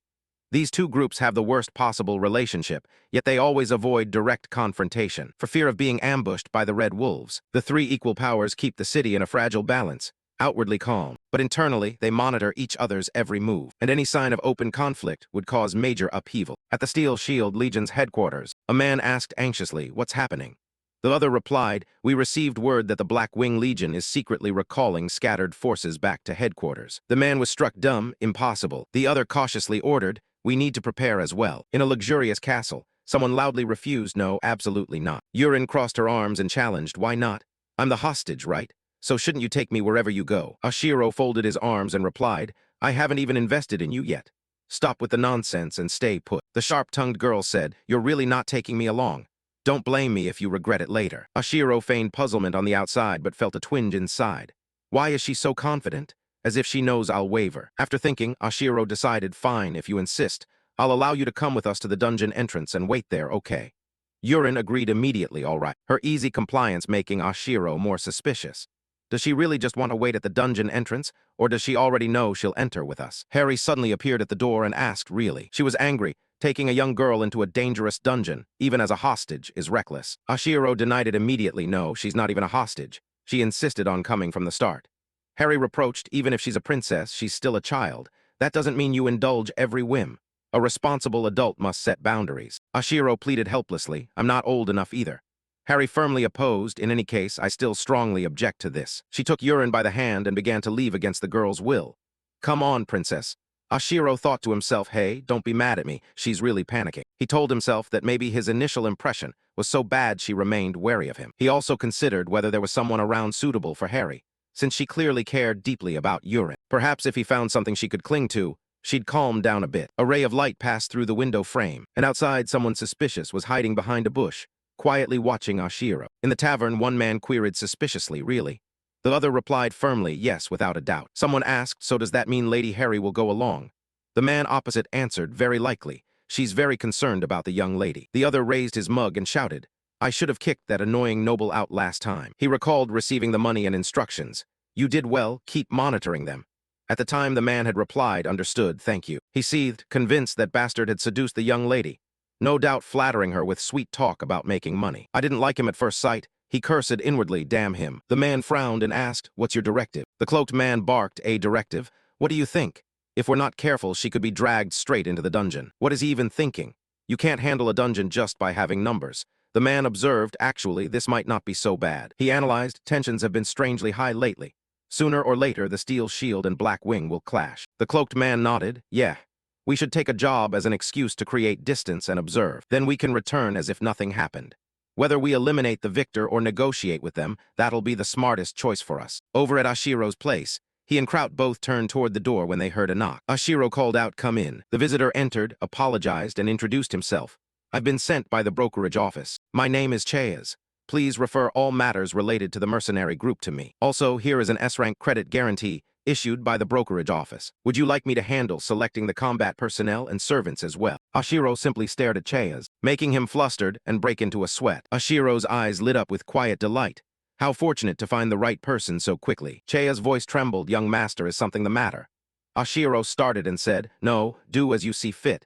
But if you need 10 people, bring them to me for inspection first. He asked in surprise, you want to personally inspect before choosing. However, the contract fee paid for those not selected is non-refundable. Do you accept that? Ashiro agreed at once, of course. Chayas replied politely, understood, I'll arrange everything necessary. Suddenly he handed the man a scroll. Also, please prepare the items listed here. Upon receiving the scroll, Chayas asked, what's this? Ashiro explained, I've compiled a list of essential supplies for dungeon exploration. Each person is responsible for preparing one item, and only you will know the full list. Chayas nodded, for security reasons, I understand. He then asked any questions. He fell silent, then mustered the nerve to ask, do you already have a favored hostess? The question surprised Ashiro. Perhaps he had never considered that possibility. He smiled slyly, thinking to himself that there was no need to introduce Harry after all. He explained, I was just scouting for a place away from prying eyes and happened upon a girl who recommended this spot. I hesitated at first since it's a parlor, but it's quieter and more comfortable than I expected, so I rented it for a while. Chayas outwardly said it was nothing, but inwardly he breathed a sigh of relief. Good, he had no designs on Lady Harry. He continued, do you intend to hire more mercenaries? From my experience, an A-rank dangerous mission comes in only two types. Sending troops to act as cannon fodder in an unwinnable battle, or dungeon exploration. Ashiro sat motionless upon hearing those words. He thought the man ought to know he wasn't preparing for war. But he also shouldn't know anything about the dungeon he planned to explore. He had no idea of its scale or level, yet he was still advising to hire more people. Chayas went on, besides, what you should worry about isn't just the monsters but the scoundrels after the spoils. They must not be underestimated. It's worth spending a bit more to hire extra hands. If we have overwhelming force, they won't dare act easily. Before he finished speaking, Ashiro bluntly refused, no. Sorry, but I won't do that. The enemy isn't one of the tri-power factions. Chayas was slightly surprised, realizing Ashiro had no intention of following his advice. If he pushed it further, he might even lose the contract. After a moment's thought, he clarified, then let's review the contract details. The new additional requirement states, we must mobilize 1.3 times the initially requested manpower and fully prepare the listed supplies. Also, to ensure security, each person will be assigned only a single task. Is that acceptable? Ashiro agreed, do it that way. He thought to himself, then let's see how this plays out. 3 days later, on an open field near the outskirts of Pazuni Castle town, Chayas reported as they went. By your order, we have assembled a total of 260 people. He silently marveled that, despite his constant worried warnings, the man did his job well enough. Ashiro suddenly said, all right, then pointed at a mercenary and announced, you're cut. Everyone there was utterly stunned. Ashiro continued, you too. Next, you and you as well, you're all cut. They recoiled and demanded to know why. One man respectfully said, sir, drawing Ashiro's attention. Chayas whispered in his ear, they're more resistant than I expected. If this continues. Ashiro said sternly, warning, you should watch those who keep resisting. Not all of them, but most of them are likely spies operating under double contracts. Chayas wondered, how can you be so sure? Ashiro argued if they were true mercenaries, being cut from a dangerous mission like this, they should be celebrating. After all, the advance alone is 50% of the total pay. If they'd taken money from another side and then refused to join the company, they'd have to return that money, which is why they resist so hard. Chayas was stunned. The reasoning made perfect sense. Ashiro affirmed that it wasn't just plausible but true. He thought he might not have weeded out every spy, but the risk of leaks had been greatly reduced. Now everything just needed to go smoothly. He mounted his horse and shouted, "Let's go." Ashiro led the cavalry forward at a brisk pace, ordering departure. They hadn't gone far when Ashiro and Chayas turned in surprise to look in the same direction. It turned out to be Yurin. She smiled and asked, "Do you like the gift I gave you?" Ashiro was thrilled inwardly. If not for Yurin, he would never have realized that one of the three great powers was targeting him. He nodded, "It's really useful." Yurin beamed, "We're in the same line of work, so I can't just let you die pointlessly in a dungeon, can I?" Ashiro grinned with pleasure, "Thanks." He turned back, thinking gratefully that Yurin had come in person, and there was also that huge shield named Chayas. "You've been attracted by Lady Harry," he teased. Yurin asked anxiously, "But more importantly, are you definitely going to be okay?" He asked, "About what?" She nervously mentioned the monsters in the Impalan Mountains. They're as fierce as those on the Go Plateau. Hearing that, Ashiro's mouth twitched into a sly smile. He said smugly, "Honestly, this place is like my backyard." Yurin asked in confusion, "Your backyard? Didn't you grow up on the domain?" He bragged, "I've wandered this whole region in my dreams." Ashiro thought to himself that the Impalan range brought back many memories. Chayas spoke up from behind, pulling him back to reality. "Aren't you going to tell us the final destination? This area is a tangled network of various monster territories. We can't just ride straight through. It's not that simple." Ashiro sighed, "I know." He continued, "Then at least let us send scouts ahead." When refused, Chayas glanced at Kraut. "Lord Kraut, please say something." Kraut replied, "I trust my master. He must have his reasons, so you should follow his orders." Kraut was bitter inside. How many mercenaries had died because of the noble's stubbornness? If losses become too great, we'll have no choice but to retreat. It's unfortunate for those mercenaries hired externally for this mission. But at least I need to find a way to keep the core members of our company alive. Ashiro signaled for Kraut to climb a tree to scout the surroundings. Kraut replied loudly, "Yes, sir." With that, he leapt down from his horse, then shot up like a rocket, focusing on observation and reporting. "There's a goblin village about 500 meters from here. What should we do?" Ashiro called back, "Do I even need to ask?" "Destroy them." Kraut landed and voiced his concern. The smell of blood could attract larger monsters. He pointed to his head, snapping, "If killing a few goblins makes the stench of blood that strong, then give up being a knight. Just die already." Kraut answered, trembling, "I'll do my best." The recent scene shocked Chayas. Did a scout really spot a goblin village 500 meters away? It must be a coincidence. Ashiro continued, "Kraut, what about the other side?" He hurriedly complied and reported, "About 400 meters to the northwest, there's an orc settlement, roughly 10 huts." Ashiro rubbed his chin thoughtfully. "Not many?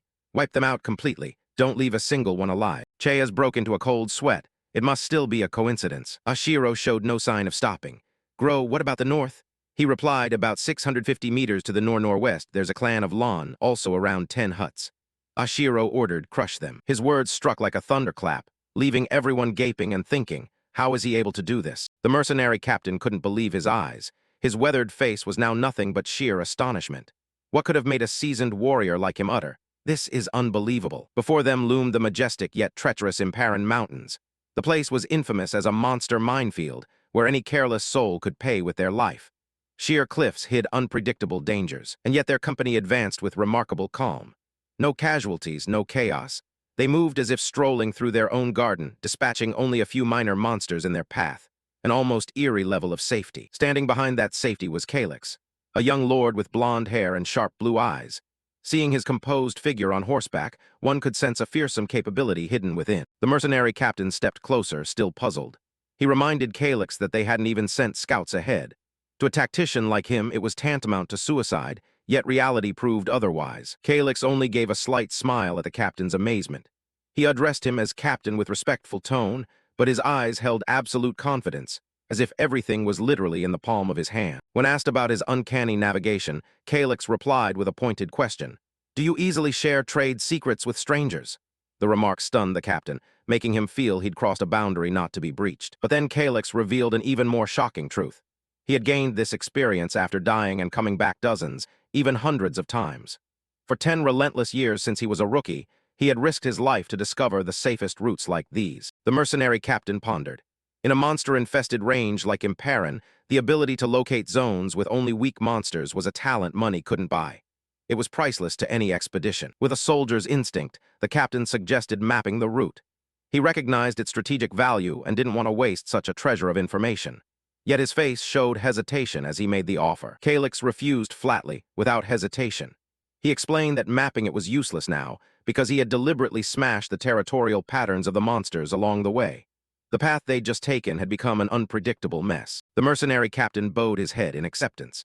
He realized Calyx was not only a masterful guide, but also a formidable strategist who always thought several moves ahead to eliminate any chance of pursuit. Inwardly, Calyx thought that even if there were other ways to lead them, he had no reason to teach them. His calm sometimes carried the chill of someone who had endured too much pain in the past. He looked up at the deep blue sky, wondering whether those aiming at his head were obediently following the plan he'd laid out. A knowing smile briefly crossed the young lord's lips. Suddenly, a roar rent the mountain silence, a harbinger of a catastrophic event unfolding behind them. At the Steel Shield Legion's camp, a horrific scene unfolded. A giant troll was wreaking havoc, its sudden attack catching the soldiers off guard. Blood and screams engulfed the camp that had been deemed safe. Commander Black Wing stood amid the wreckage, surrounded by the bodies of his men. His face showed exhaustion and rage as he witnessed the heavy losses suffered just to eliminate a few monsters. Things were slipping out of control. He roared at his subordinates, demanding to know why they still couldn't find Calyx's group when the enemy had been right in front of them. The disparity in military strength had become meaningless as they were completely disoriented in these mountains. Another guide spoke up with a trembling explanation. He realized Calyx had deliberately disrupted the territorial borders of the monsters to set traps. The opposing guide's cleverness had cost them dearly. Commander Black Wing flew into a fury, grabbed his subordinate by the collar, and threatened to feed him to the wolves. His patience had run out as the pursuit had turned into a cruel, ridiculous joke. Angry as he was, he had to admit a bitter truth. As long as they kept chasing Calyx, they would have no choice but to walk into the traps laid out. Every step forward carried the risk of annihilating the whole unit. Turning to another mysterious figure, Commander Black Wing ordered him to do something instead of just standing there. The deadlock forced him to resort to more extreme measures. That figure was Black Wing's guide, a man in a black cloak with weary, hollow eyes. He told the commander to consider him non-existent, a strangely indifferent attitude amid the raging battlefield. The guide's drowsy gaze suddenly flashed with dangerous sharpness. He coldly declared he had no time to waste on these small fry, since a trump card should only be revealed at the most critical moment. Ignoring the commander, who was burning with anger, he turned his back and walked away but left a poisonous hint. Instead of charging headlong into death, why not look at those who are tailing them from behind? Black Wing's guide pointed back with a calculating air. He suggested to the hot-headed commander that instead of diving into trouble themselves, they let the pursuers behind handle it. A Baitan trap plan was taking shape. With a sarcastic half-smile, he revealed the identity of those tailing them. The damn Steel Shield. It turned out that not only they but other mercenary legions were also coveting Calyx as prey. Commander Black Wing erupted in fury. He roared, asking why such important information hadn't been reported sooner. Lacking intelligence in a death mountain like this was tantamount to suicide. In response to his rage came an annoyingly indifferent attitude. The guide coolly retorted, "Why should I tell you?" He even threatened to leave if Commander Black Wing kept up his uncooperative behavior, a tense undercurrent within the villainous ranks. Not stopping there, the guide tapped his own head, implying the commander should use his brain instead of just brute force. The public insult made the atmosphere even heavier. "What do you want me to do?" The challenging question rang out. The cruel plan was finally laid bare. Let the Steel Shield Legion go first as cannon fodder. By pushing the medium and large monsters toward them, Black Wing's forces would get a clearer, easier path forward. A cunning plot to kill with someone else's blade. Commander Black Wing folded his arms, considering the plan's feasibility. He worried whether the enemy would fall for the trap so easily. The guide, however, insisted that pursuing while keeping distance was far harder than imagined, and that's when lapses occurred. At that moment, their other guide, the one in a blue cloak, spoke up to analyze Steel Shield's capabilities. He said that in terms of individual combat strength, the Steel Shield mercenaries, former prison guards, were somewhat superior. But raw muscle wasn't everything here. He confidently asserted that when it came to supporting skills like tracking, camouflage, and infiltration, he was the clear superior. The commander, hearing this, asked with expectation, "Hey, can you do it?" A new wager was set. "I'll try," was the short reply from Black Wing's guide. His eyes revealed determination mixed with guile, ready to lead the enemy into a deadly trap. Commander Black Wing was pleased to entrust the entire mission to him. Around them, the bodies of fallen soldiers served as a cold reminder of Imparan's brutality. But that seemed to have no effect on those bloodthirsty pursuers. The scene shifted to the camp of the Steel Shield mercenaries. Commander Steel Shield, with brown hair and his signature purple cloak, sensed something amiss. A suspicious quiet had settled over the woods, prompting him to mutter, "Strange." Although they were closing the gap with their quarry, the tracks left behind were too consistent. By calculation, they should have become much clearer by now. This anomaly made Commander Steel Shield and his men begin to doubt the authenticity of the path they were following. But before they could finish analyzing, a loud sound rang out, making everyone startle in terror. The commander's face drained of color as a bad premonition hit him instantly. What the hell is that? From the underbrush, enormous dark shapes lunged out. Trolls. The entire Steel Shield Legion was stunned to realize they'd been ambushed by a savage pack of monsters right where they thought they had the situation under control. An unlucky soldier was seized by a troll's massive, crushing hand. A piercing scream echoed through the woods. Chaos erupted as the Steel Shield unit faced a brutal, unexpected assault. "Stop, fire!" the soldiers shouted in desperation. They tried to fight back, but the trolls' strength far exceeded their meager preparations. One by one, men fell under the monster's savage blows. A horrific scene unfolded, soldiers thrown like toys. The monster's overwhelming power rendered Steel Shield's defenses futile. Agonized screams rose without end. Commander Steel Shield watched his men fall in droves with a look of horror.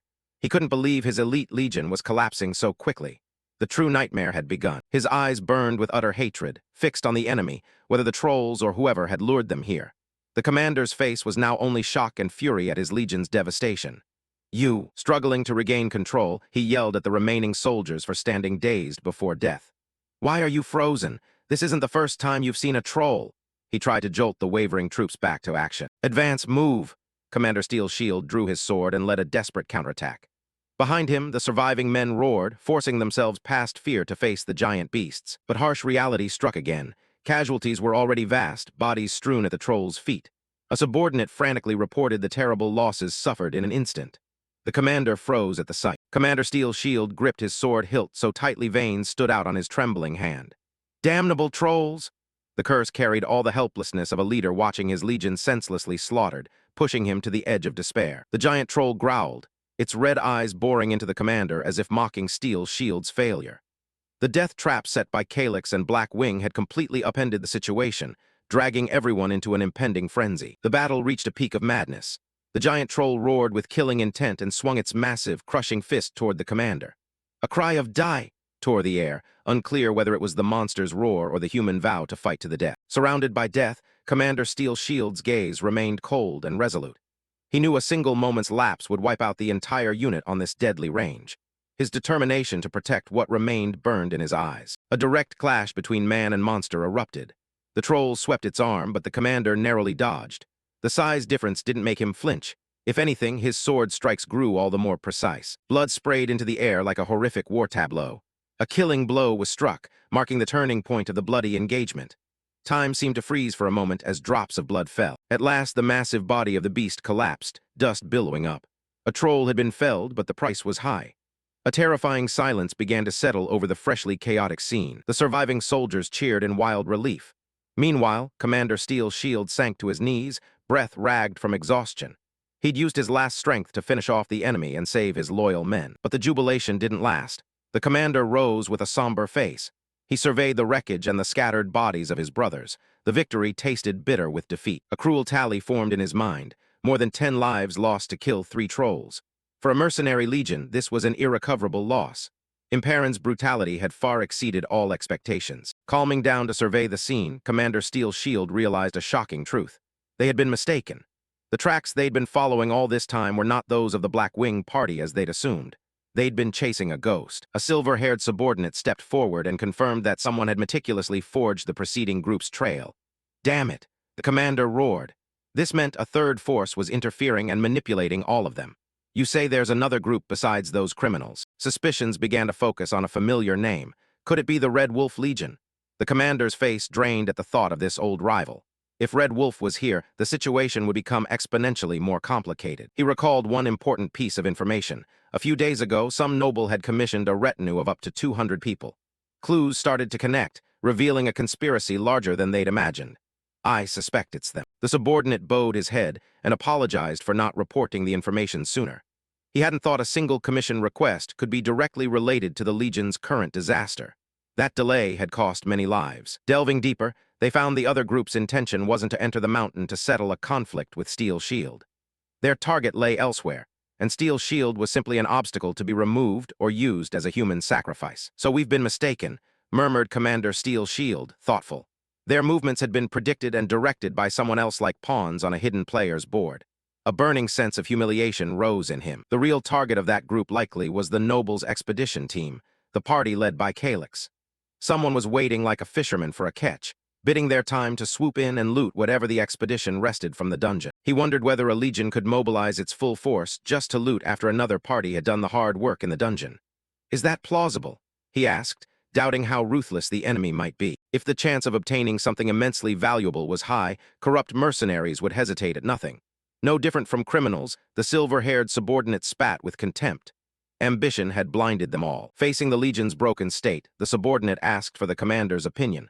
"What should we do? Should we turn back?" A life-or-death decision had to be made now: retreat to preserve forces or press on into the trap. Commander Steel's shield sank into thought. He knew this trap was far deeper than he'd imagined, and the hand behind it, Calyx, was no simple figure. This game was no longer for the faint of heart. A hard decision weighed on his shoulders. The sky burned pink at sunset over the Imparan Range, but that beauty couldn't hide the tension gripping the entire force. Amid the stifling atmosphere, the commander of the Steel Shield spoke up, suggesting a retreat when he sensed lurking danger. Yet all eyes turned to the one who truly held the decision. Calyx answered with a single word: "No." He stood there, his silhouette radiating unshakable resolve, silencing even the mercenary captain into watchful quiet. Instead of fleeing, Calyx decided to make camp right there. He planned to wait until the tale stopped being patient and revealed itself. A risky decision, but one full of calculation. The mercenary captain remained skeptical. He couldn't understand why those who had earlier let them pass were now silently trailing them with ill intent. Calyx's gaze grew cold. He understood better than anyone that their goals and their pursuers were completely different. One sought life, the other hungered for destruction. The mercenary captain gradually recognized the young man's foresight. Calyx's composure was the army's only anchor now. Night fell, fires flickering deep in the forest. The group clustered around the flames, trying to steal some warmth and a false sense of peace before the coming storm. But in the darkness, the eyes of the Black Wing mercenaries silently tracked Calyx's group's every minor movement. They were like starving wolves, patiently waiting for the right moment to pounce and tear the prey apart. They had no idea Calyx had already detected their presence. Reports from scouts stirred unease within Black Wing. Calyx's group remained motionless with no sign of moving on, which fell outside their expectations. Black Wing's female strategist, with dark circles under her eyes, was plotting a more devious move. She knew that a direct attack now would incur heavy losses. The hot-headed colleague beside her immediately suggested wiping out Calyx's group to resume their journey. But his short-sightedness only deepened the strategist's disgust. She posed a cold question: would they have enough strength to face Calyx and the dungeon monsters after bleeding themselves out in this fight?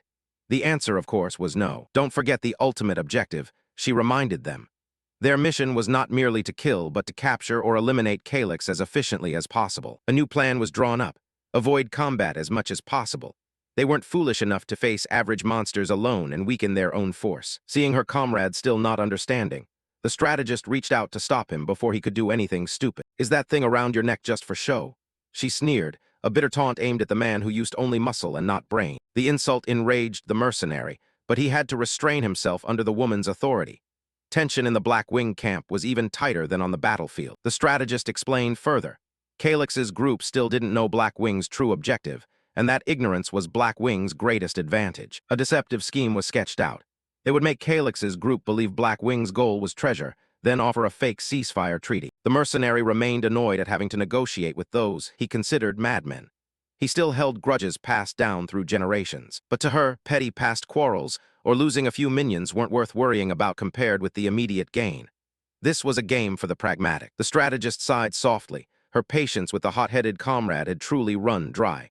In this mind game, she had no time to bicker with someone who viewed everything through personal hatred. "You get led around because you fail to communicate," she said with an insinuating tap on his head, ending the argument and turning her cold gaze to the dying fires ahead, where darkness was preparing to swallow everything. Ink-black night enveloped the range, the only sound the wind whistling through dense leaves. It was the perfect moment for schemes hidden in the dark. At Calyx's camp, the fires still crackled. Soldiers took turns keeping watch, trying to stay alert against the forest's terrifying silence. Flames danced over dry logs, popping in steady rhythm. But this peace didn't last long. Suddenly, strange noises came from the underbrush. Two sentries jumped, instantly assuming battle stances, eyes wary toward the darkness. "Who's there?" A shout tore through the still air. Sweat began to run down the soldiers' brows as they realized someone was approaching. A heavy foot crushed dry leaves. The stranger gradually emerged from the shadows, tightening the tension. It was the commander of the Black Wing mercenaries. He appeared with a falsely friendly expression, holding a white cloth high, the symbol of a ceasefire, and greeted them as if reuniting with old friends. The sudden arrival of the rival leader threw the sentries into panic. "Black Wing mercenaries, it's an ambush!" Alarms rang out across the camp. Hearing the commotion, the mercenary captain raced from his tent. His face was full of worry as he realized the situation was worse than he'd thought. Calyx quickly appeared as well. He kept his usual calm when his subordinate reported that the Black Wing had boldly entered the camp. "What did you say?" The enemy's audacity even surprised him. Before them stood the commander of the Black Wing and a group of lieutenants, brazenly positioned amid spear points aimed at them. He wore a triumphant smile as if victory were already his. Each step the enemy commander took made the ground seem to tremble. Everyone held their breath, not knowing what terrible thing would happen next. He nodded with satisfaction, as if applauding Calyx's group's vigilance. A confidence so smug it was infuriating. The two sides faced each other, forming a scene of stark contrast. Calyx with deep calculation, and the Black Wing commander all muscle and guile. A long silence stretched as the rivals stared each other down, trying to read the other's intentions. The mercenary captain clenched his fist, ready to act at the first sign of trouble. Soldiers on both sides still stood with swords half drawn, the air taut as a bowstring. Any small movement now could spark a massacre. But then the campfires slowly died, leaving gray wisps of smoke rising from the ashes. A long, eventful night had passed. The previous night's tension was now just a cold heap of ashes on the ground. A new beginning was emerging after the dark schemes. Dawn broke, sunlight filtering through leaf gaps, signaling a new day. The night's plots had taken shape. Surprisingly, a handshake took place. Calyx and the Black Wing commander agreed to a temporary alliance, a cooperation built on deception. The commander of the Black Wing declared in grand tones, "We were just misunderstanding each other. Let's call a ceasefire here." He pretended he only wanted to search for treasure with Calyx, a perfect act. "Fine, see you later." He waved a parting hand with a knowing smile, while Calyx responded with a cold nod. The real game was only beginning. He turned his back to his men and ordered them to move out. "Let's go." The Black Wing soldiers set off in force, leaving behind an atmosphere thick with suspicion. Two armies that had been enemies now marched side by side, forming a formation rife with distrust and danger. In truth, this ceasefire was just the opening move for Black Wing to use Calyx to clear the path into the dungeon. Hidden beneath the leaves, the guide quietly watched this cooperation of lies. A vicious smile crossed the strategist's lips as she realized the prey had fully taken the bait. It was only a matter of time before she struck. The guide, Black Wing's cunning female strategist, smiled in satisfaction as she saw everything unfolding exactly as the elaborate plan she had crafted. "You miserable fools," she cursed under her breath as she looked toward the hazy mountains.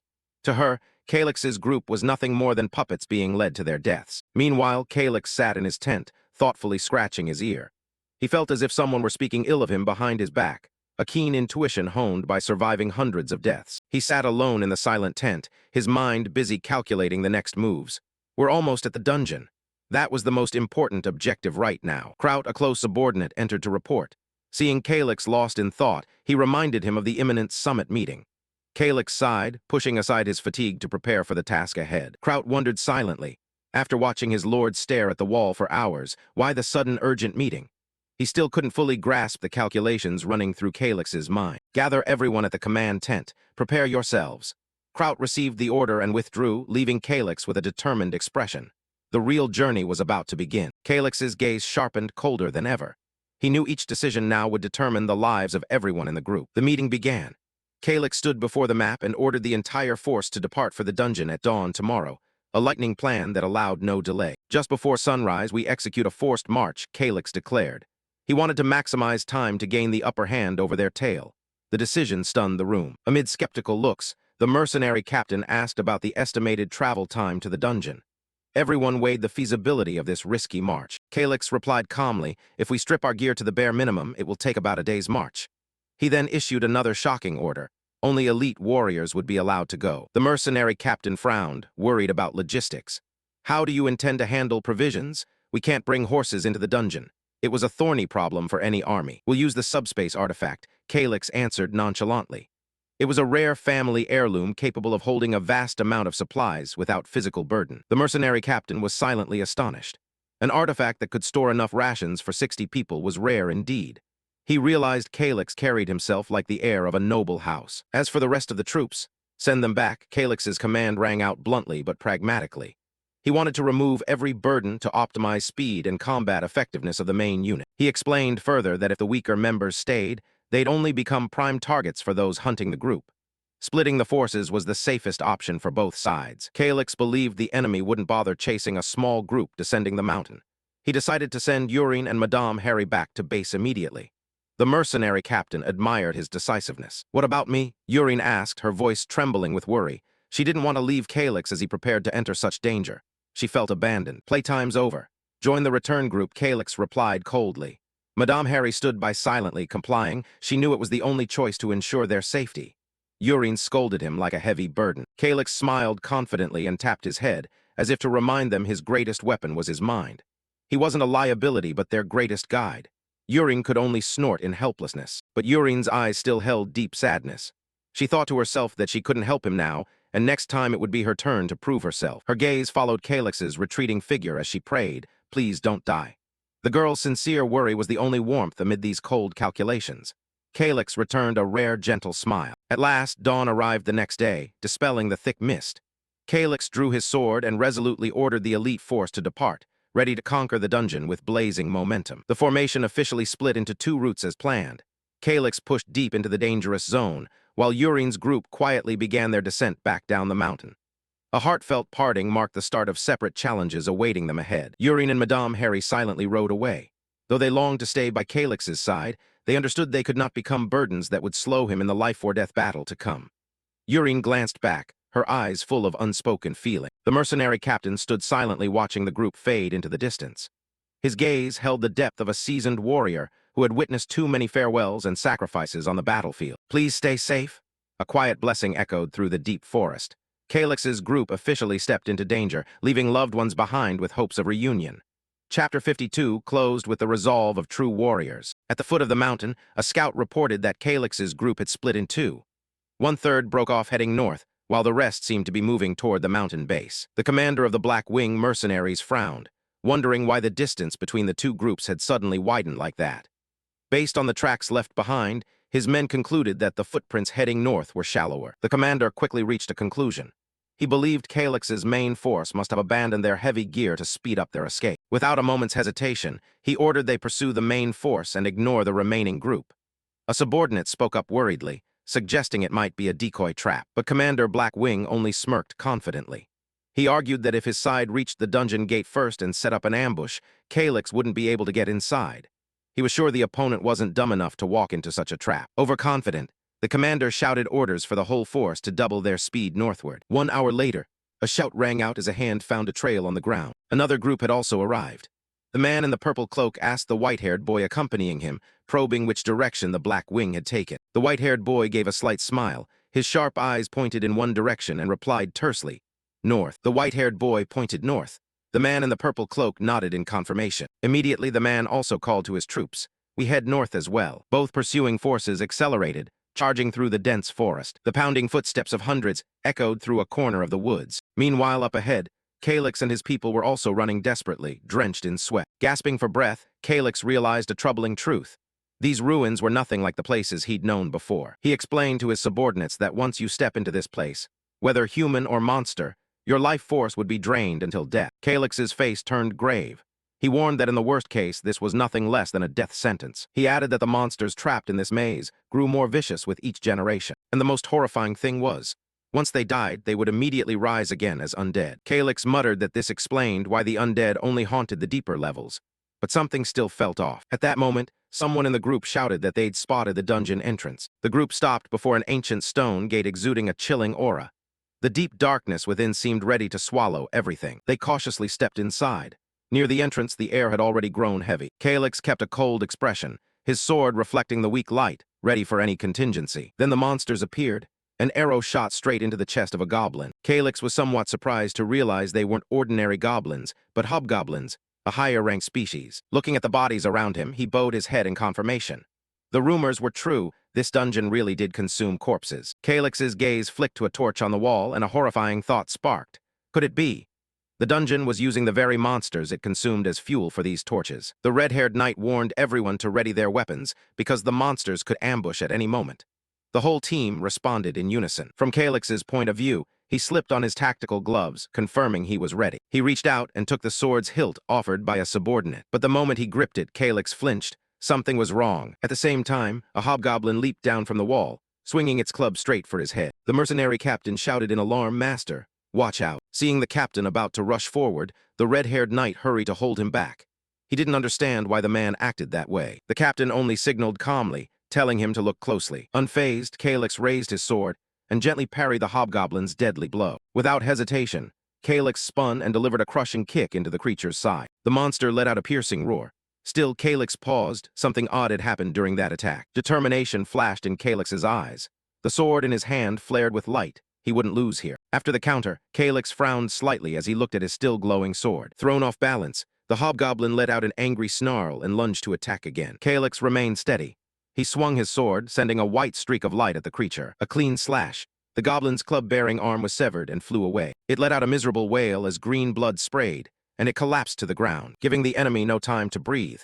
Calyx immediately lunged at the second hobgoblin. He leapt up and delivered a decisive downward strike, driving the blade into the monster's chest. The blade passed through its body easily, ending it on the spot. Calyx landed lightly as the goblin's corpse fell behind him. He panted. Though swift, the fight had still cost him considerable energy. But a second later, Calyx had recovered his usual confidence and even gave a playful wink. The red-haired knight beside him couldn't hide his amazement, repeatedly praising his master's swordsmanship's remarkable improvement. Calyx wiped his sweat and admitted it. He ordered everyone to sprinkle some holy water so the undead couldn't approach while they rested. The red-haired knight quickly reported that it had been done. Suddenly, Calyx turned and asked the knight beside him a question. Another soldier nervously asked the red-haired knight whether they were on the right path.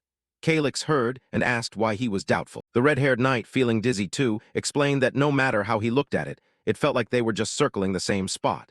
He mustered the courage to ask Calyx bluntly, "Sir, are we lost?" Calyx simply asked back calmly, "What do you think?" The knight fumbled, saying he trusted his master's judgment but truly couldn't understand. Calyx only scoffed. The knight's puzzled expression made Calyx laugh. He began to explain his plan. Calyx looked down the dark corridor ahead and said it was very possible. Those following them were asking themselves the exact same question. Meanwhile, behind them, the Black Wing mercenaries were in pursuit. A scout reported that Calyx's group seemed to be running in circles. Another man looked puzzled. The scout admitted he couldn't understand either why the enemy had suddenly changed tactics like that. Commander Black Wing grew suspicious. He suggested the tracks in this dungeon might vanish instantly and his men could be mistaken. But the scout insisted. He was willing to stake his honor on it. The scout offered two hypotheses. Either they'd been spotted and were being lured into a trap, or Calyx's group was searching for something. Commander Black Wing still didn't understand. Searching for what? He thought there was only one possibility. The black-robed mage grew impatient. He declared he didn't care about Calyx's secrets. He just wanted to complete the mission and finish the target. But a hand stopped him. Commander Black Wing dismissed that. He argued Calyx had spent a fortune hearing up to 200 mercenaries, which proved the reward inside had to be far greater. Greed rising, he wanted to know what it was. The mage sneered. He couldn't believe the commander had fallen for the lie Calyx used to fool the steel shield. The mage suggested waiting for Calyx to exit the dungeon since he was surrounded by dozens of guards anyway. But Commander Black Wing had decided. They would attack now. The mage sighed and reluctantly agreed. A flash of warning crossed his eyes. He warned that to take Calyx down they'd need to muster their full strength to deal with the bodyguards. "You will regret this." But Commander Black Wing only scoffed. He believed he was about to hit the jackpot. He declared all the spoils inside would belong to him alone. Meanwhile, elsewhere in the dungeon, the Steel Shield group was also unsettled. A soldier insisted they had definitely passed this spot before. Their commander felt something odd too, unwilling to believe Black Wing could make such a basic mistake. A subordinate suggested they ambush the entrance, since sooner or later Calyx would have to come out. But the Steel Shield commander shook his head, saying that wasn't a good idea. He explained they had a truce agreement with Black Wing. If they were caught lurking at the exit, it would expose their cover and make Black Wing suspicious. Commander Steel Shield decided they would observe and wait for now. If the team's stamina reached its limit, they'd pull out to rest and regroup. The deputy commander smiled and praised the captain's foresight. The captain replied proudly that this was why he was captain and the other was only deputy. 1 week later, Commander Black Wing angrily drove his sword into the ground. The scout reported they'd been circling for a whole week. The commander had lost patience and ordered the gap closed to 30 minutes. The scout worried that doing so would get them spotted. But the commander roared, "Never mind." Veins of anger stood out on the commander's face. He decided he would catch Calyx himself and press a blade to his throat. At the same time, Calyx suddenly stopped. The red-haired knight anxiously asked if something was wrong. Calyx barely answered, "No, it's nothing." But a cold smile spread across his lips. The enemy had arrived. The captain of the Steel Shield mercenaries ground his teeth, anger etched across his face. He swore he would personally finish off the one who had led him on. He turned back and urged his ragged men to pick up the pace. He shouted frantically, ordering everyone to move forward without delay. 3 days later, but contrary to their earlier aggression, the entire troop now stood frozen, each face filled with utter bewilderment. The captain couldn't believe his eyes, muttering that he had no idea what was happening. At the end of the corridor, another force was approaching. Strangely, they bore the Steel Shield mercenary banner as well. A voice rang out, asking why they were here. Just then, a soldier came running in, breathless, to report earth-shattering news. They had completely lost the nobleman's trail.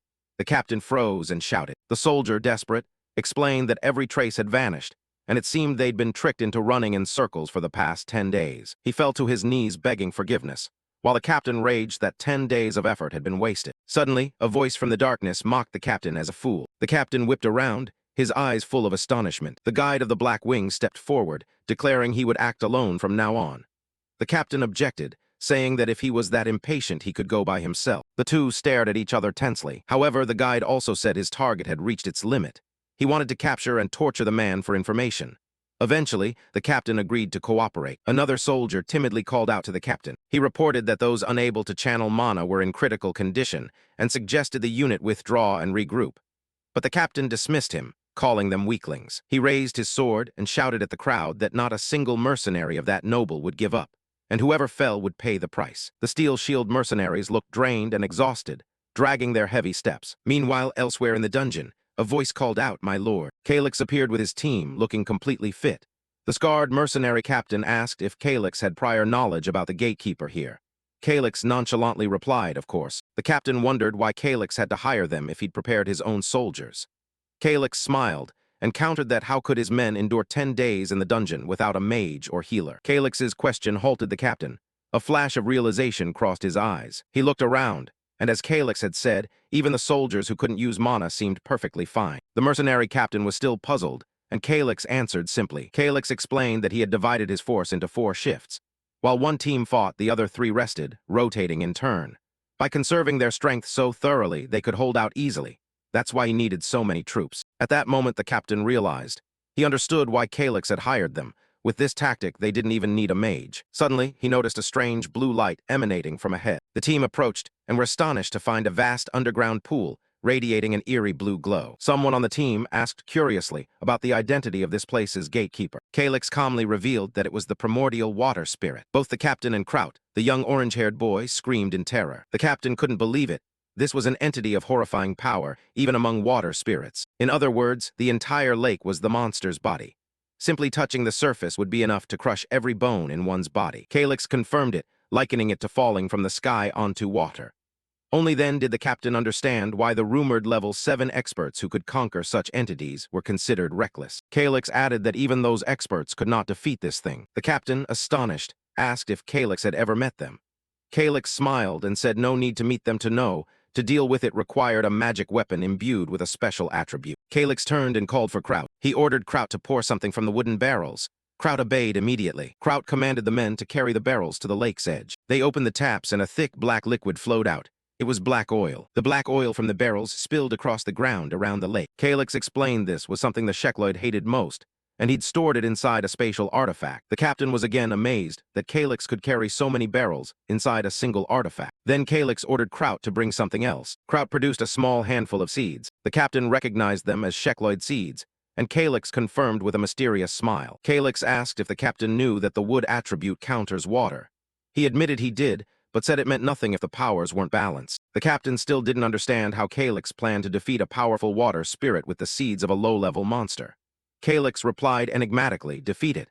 Who said I intend to defeat it?" The captain stared blankly, puzzled. Calyx explained that most people only think of killing. They lack imagination. He added that this was the nature of most hot-headed people. The captain still didn't get it and asked what Calyx meant. Calyx smiled confidently and declared, "From now on, we will deceive this dungeon." He merely told them to wait and watch. Then a miracle began to happen. A tiny sprout pushed up from the ground. Everyone cried out in amazement. Calyx began to explain. First, plants need water to grow. Then the small sprouts suddenly grew at a frantic pace, turning into massive thorned vines. The captain shouted in shock. The gigantic vines reached out, covering and taking over the entire lake's surface. Calyx continued, saying the next thing they needed was crowd-guess sunlight. Calyx confirmed and asked everyone to close their eyes. He tore open a scroll of magic paper. A brilliant sphere of light burst forth, illuminating the dark cavern. The captain realized it was a sunlight magic scroll. A dazzling light shone everywhere. Under the light's influence, the Shekloid vines grew even more vigorously. Calyx's soldiers exclaimed in amazement, unable to believe the vine's astonishing growth rate. Calyx had not been joking. Calyx stood there, silently observing the vines as they grew larger, filling the space. His plan had succeeded brilliantly. A satisfied smile appeared on his lips. The giant tendrils of the parasitic Shekloid plants began surging up powerfully from beneath the lake. Kraut turned to confirm that all preparations were complete. Calyx nodded slightly in response. He told himself that with such thorough preparation, it was time to begin the plan. The mercenaries stood stunned, staring at the spiky vines that now filled the cavern. They couldn't believe the plants could grow so insanely fast in the blink of an eye. Calyx explained that although Shekloids hate black oil, if they hadn't spread it out, the plants would have drained them dry long ago. The mercenary captain was aghast at how drastically the scene had changed. The vast underground pool that had been full moments ago was now drained to not a single drop. He exclaimed in amazement, unable to believe the plants could absorb such an enormous volume of water. Calyx calmly confirmed. This was exactly what he had planned to force the boss to reveal itself. Through gaps in the vines, a brilliant blue light began to radiate from the remaining water. At last, the primordial water spirit was forced to appear, resplendent and lethal. The mercenaries were still in awe at the mysterious entity that had emerged. They whispered among themselves, because its small, childlike form looked anything but threatening. Calyx immediately warned the team not to be complacent, and ordered everyone to hide behind the shield wall. He asserted that despite its compact form, its combat power was extremely formidable. Its HP might be lower, but in exchange its speed and agility would increase significantly. The water spirit began concentrating mana, deep blue energies forming in its hands. Kraut flinched at the boss's lightning-fast attack speed. The whole team raised their shields in unison, ready to take the slicing water strikes. High-pressure jets of water slammed into the shield faces with sharp, stinging impact. Kraut groaned from the shock. Calyx immediately told him to drink a recovery potion and hold his position. The boss continued launching a barrage of magical water spheres, encircling them. It darted among the vines, trying to find a gap to penetrate the defenses. But at that moment, the Shekloid plants exploded in size again as they absorbed the water. The water spirit halted in surprise, as if sensing something amiss. Its eyes turned irritable when it realized its attack had been turned against it. It poured more power into its assault, firing dense streams of water like a rain of arrows. High-pressure torrents kept pouring down, engulfing the mercenary formation. The soldiers behind the shield wall gritted their teeth, enduring the suffocating force of the water. Calyx shouted for the team to hold the line at all costs. The sharp clashes between water and metal rang out incessantly, weighing heavily on the troops' morale. Even the sturdiest shields began to show long cracks under the spirit's power. Nevertheless, the Shekloids absorbed the mana-laden water and grew into a barrier stronger than ever before. The boss stood frozen, witnessing how its own attacks were nourishing its enemy. Calyx gave a triumphant smile, for the water infused with spirit power was an intense stimulant for these plants. Enraged, the water spirit began unleashing frantic water slashes at the mass of vines. A chilling roar of slicing wind rang out as it tried to destroy the shield protecting Calyx's group. Branches were severed, but quickly regrew thanks to the abundant mana in the area. It did not give up, continuing to pour its strength into battering the thorny branches. The water spirit curled a cruel smile, as if preparing a decisive strike. Magical jets of water shot forth again, leaving the mercenaries only to cry out in terror. Calyx explained that the Shekloids didn't just drain bodily fluids, they absorbed even the droplets from the spirit's attacks. The troops shuddered, terrifying. Turning to the logistics team, he asked Trias whether assembling the giant rocket launcher was complete. "Master, it's done," came a crisp reply. Calyx then inspected the specially crafted arrowhead closely. Trias confirmed he had set the small emeralds in exactly the positions Calyx had indicated. Looking at the gem-studded arrow, the soldiers still wondered why use such a rounded tip, since it would significantly reduce penetration. Calyx explained that ordinary iron arrows would be useless. Only the wood attribute from the emeralds could deliver a critical blow to a water-type spirit. A shout announced the weapon was ready to fire. "Good," Calyx murmured, a confident smile crossing his face. He narrowed his eyes to aim, ordering an immediate end to this protracted battle. In the distance, the water spirit began to be tightly encircled by the Shekloid vines from all sides. Its body contracted, now only as small as a palm. The boss flailed in desperation, as its core weakness on its chest was fully exposed. Calyx's eyes flashed with decisive light, Now, the launcher screamed harshly as the bowstring released. The arrow carrying the restraining power of the wood attribute shot forth, tearing through the air. A remarkably precise shot pierced straight through the heart of the water spirit. The attack, imbued with strong countering properties, left the water entity unable to withstand it. The water spirit screamed in pain as its body began to disintegrate under the emerald's power. The mercenaries exhaled in relief as the terrible pressure of the final battle finally dissipated. The Shekloid sprouts erupted in growth once more, covering the aftermath of the confrontation. The vines intertwined tightly,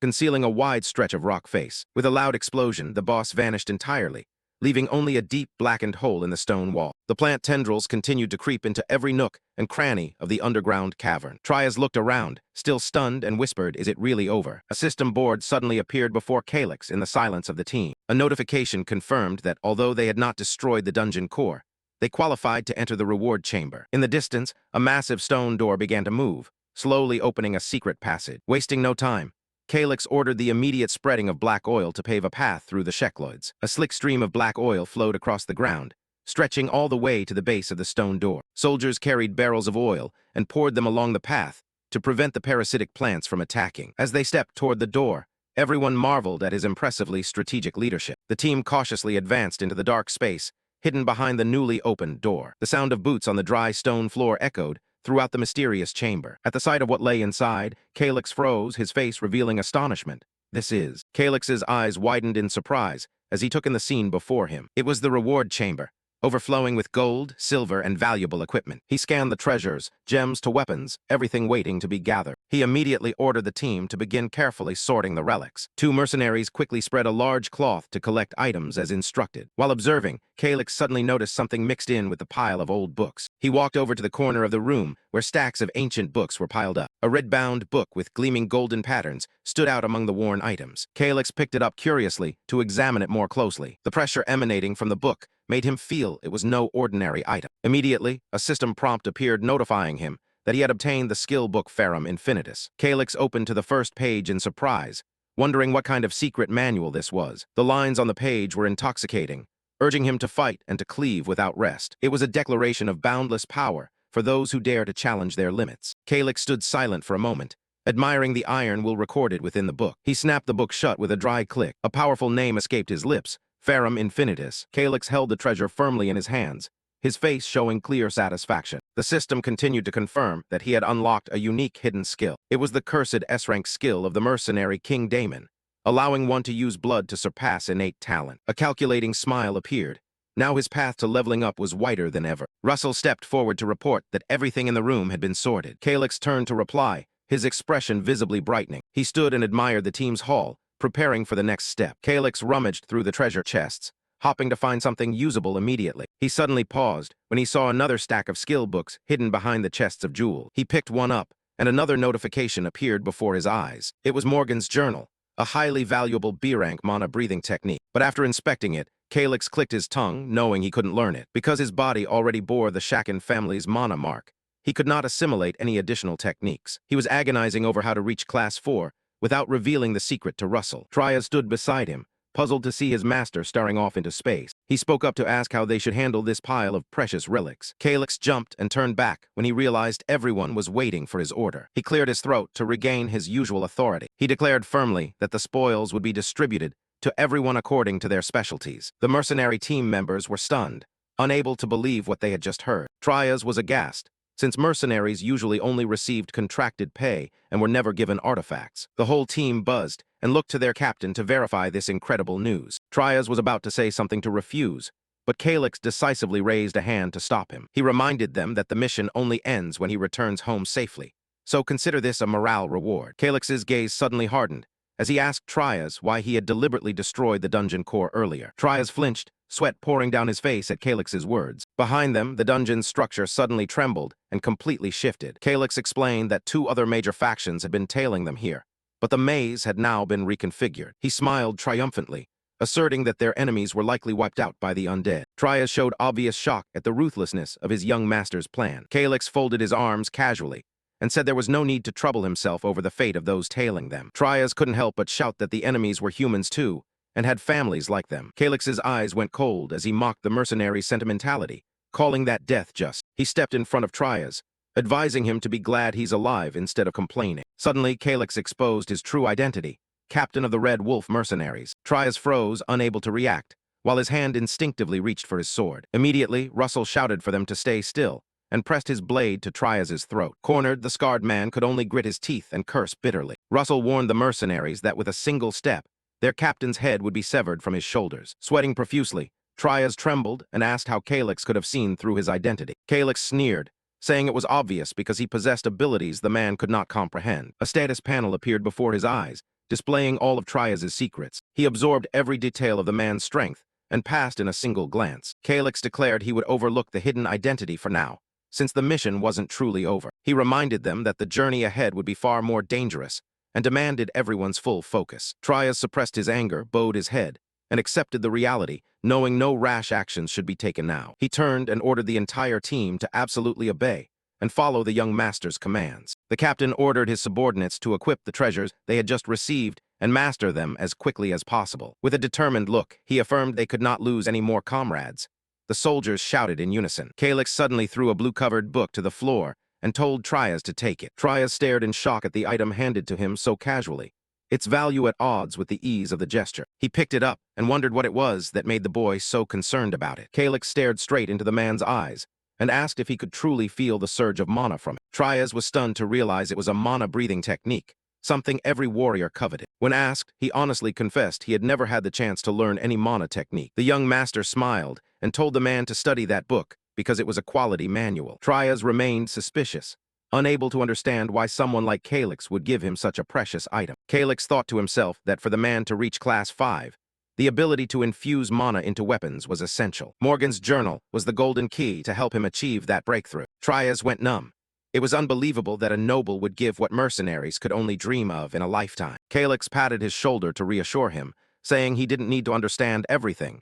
He was simply doing what was most advantageous. Trias worried he might be betrayed, but Calyx just smiled and promised a second gift. The mercenaries looked at one another in bewilderment, not understanding the deeper scheme their young master planned. Calyx recalled what he knew of the future, when Trias would become the famed ruler of Posnum. In his mind's eye, Trias appeared as an exemplary husband and the father of a great figure. Data on the Red Wolf Legion showed they would soon become the strongest force in the region. Calyx smiled with satisfaction, knowing this man's value was about to skyrocket. He thought privately that he would need the power of Posnum, so building a good relationship with Trias now was a strategic move. Calyx gave a knowing smile, preparing to reveal the second gift he had gone to some trouble to prepare. He raised a finger, signaling a secret about to be unveiled that would astonish anyone. Trias was stunned, his face flushing with surprise when Calyx mentioned Lady Harry and promised to act as an intermediary between them. The young master's confident, authoritative expression showed everything was unfolding as he had planned. Calyx looked the man squarely in the eye with a sharp gaze,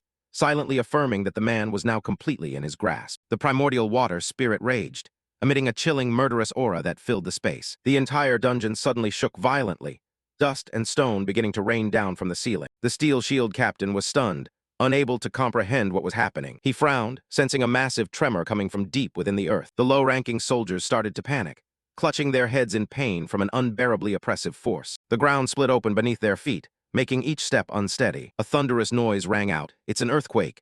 A terrified shout came from the rear. Another member went pale, fear clearly etched on his exhausted face. They realized in horror that the dungeon was restructuring, a catastrophe that could wipe everything out. Chaos peaked as the stone walls began to shift positions on their own. "Careful, the cavern is collapsing." The screams rose over the roar of falling rock. Enormous boulders tumbled down, burying everything in their path. A soldier who couldn't get out of the way was crushed by falling stone, his screams cutting off in desperate terror. Someone slipped amid the rubble, struggling to crawl up and escape the danger zone. Rocks kept falling like a deadly rain, engulfing the group. The commander stood frozen, horrified by the scale of the dungeon's collapse. The only escape route was now a massive wall of crumbled stone, impassable. A young knight, his face bloodied, panted and asked the captain about an exit. Calyx stood there and coldly asked how much rations were left. Enough for only 3 days. With Class 5 strength, Calyx could hold out longer, but the others would surely hit their limits. Calyx's gaze grew icier.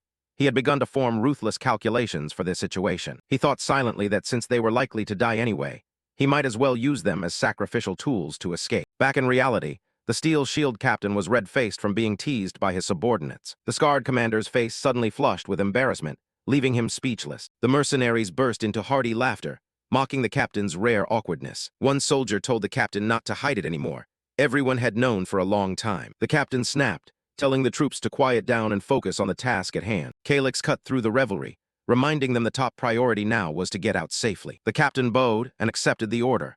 Calyx signaled that they'd deal with everything after escaping. Calyx's boots moved decisively over the stone, leading the group. He ordered the team to move immediately and to become proficient with the new artifact while on the move. The soldiers responded in unison, the unit's fighting spirit gradually stabilizing. The last torch sputtered out, leaving a gray smoke hovering in the dark space. In the thick darkness, Calyx calmly ordered the activation of a magical light device. A brilliant orb of light flared up instantly, dispelling the dense night. Number 2 and the other soldiers raised their light sources in unison, illuminating the path ahead. Calyx nodded slightly in satisfaction at the team's coordinated discipline. He noticed the dungeon's terrain had completely transformed, unlike when they first entered. Though it would take time, Calyx believed the exit definitely lay somewhere in this chaos. Steady footsteps continued to pound the stone floor, guiding the team through the dark. Calyx gave a firm order to depart, and the procession plunged deeper into the dungeon. They began moving deeper into the new stone labyrinth, their footsteps echoing steadily. Each step splashed through stagnant puddles, producing monotonous sounds in the dark caverns. One soldier in the group spoke up,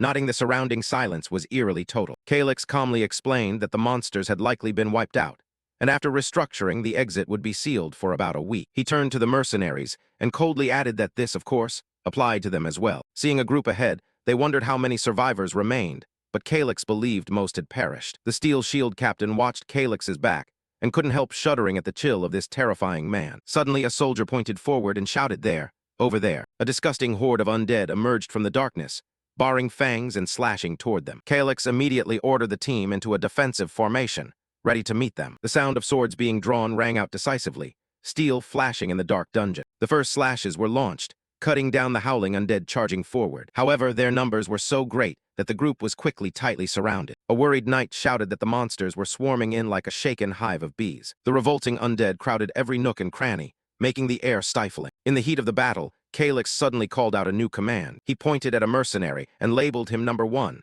leaving the soldier baffled at the young master's intent. He proceeded to categorize the others as number 2 and number 3, placing them in specific positions in the formation. Number 3 was ordered to deploy a hemisphere-shaped artifact shield to block the cave entrance.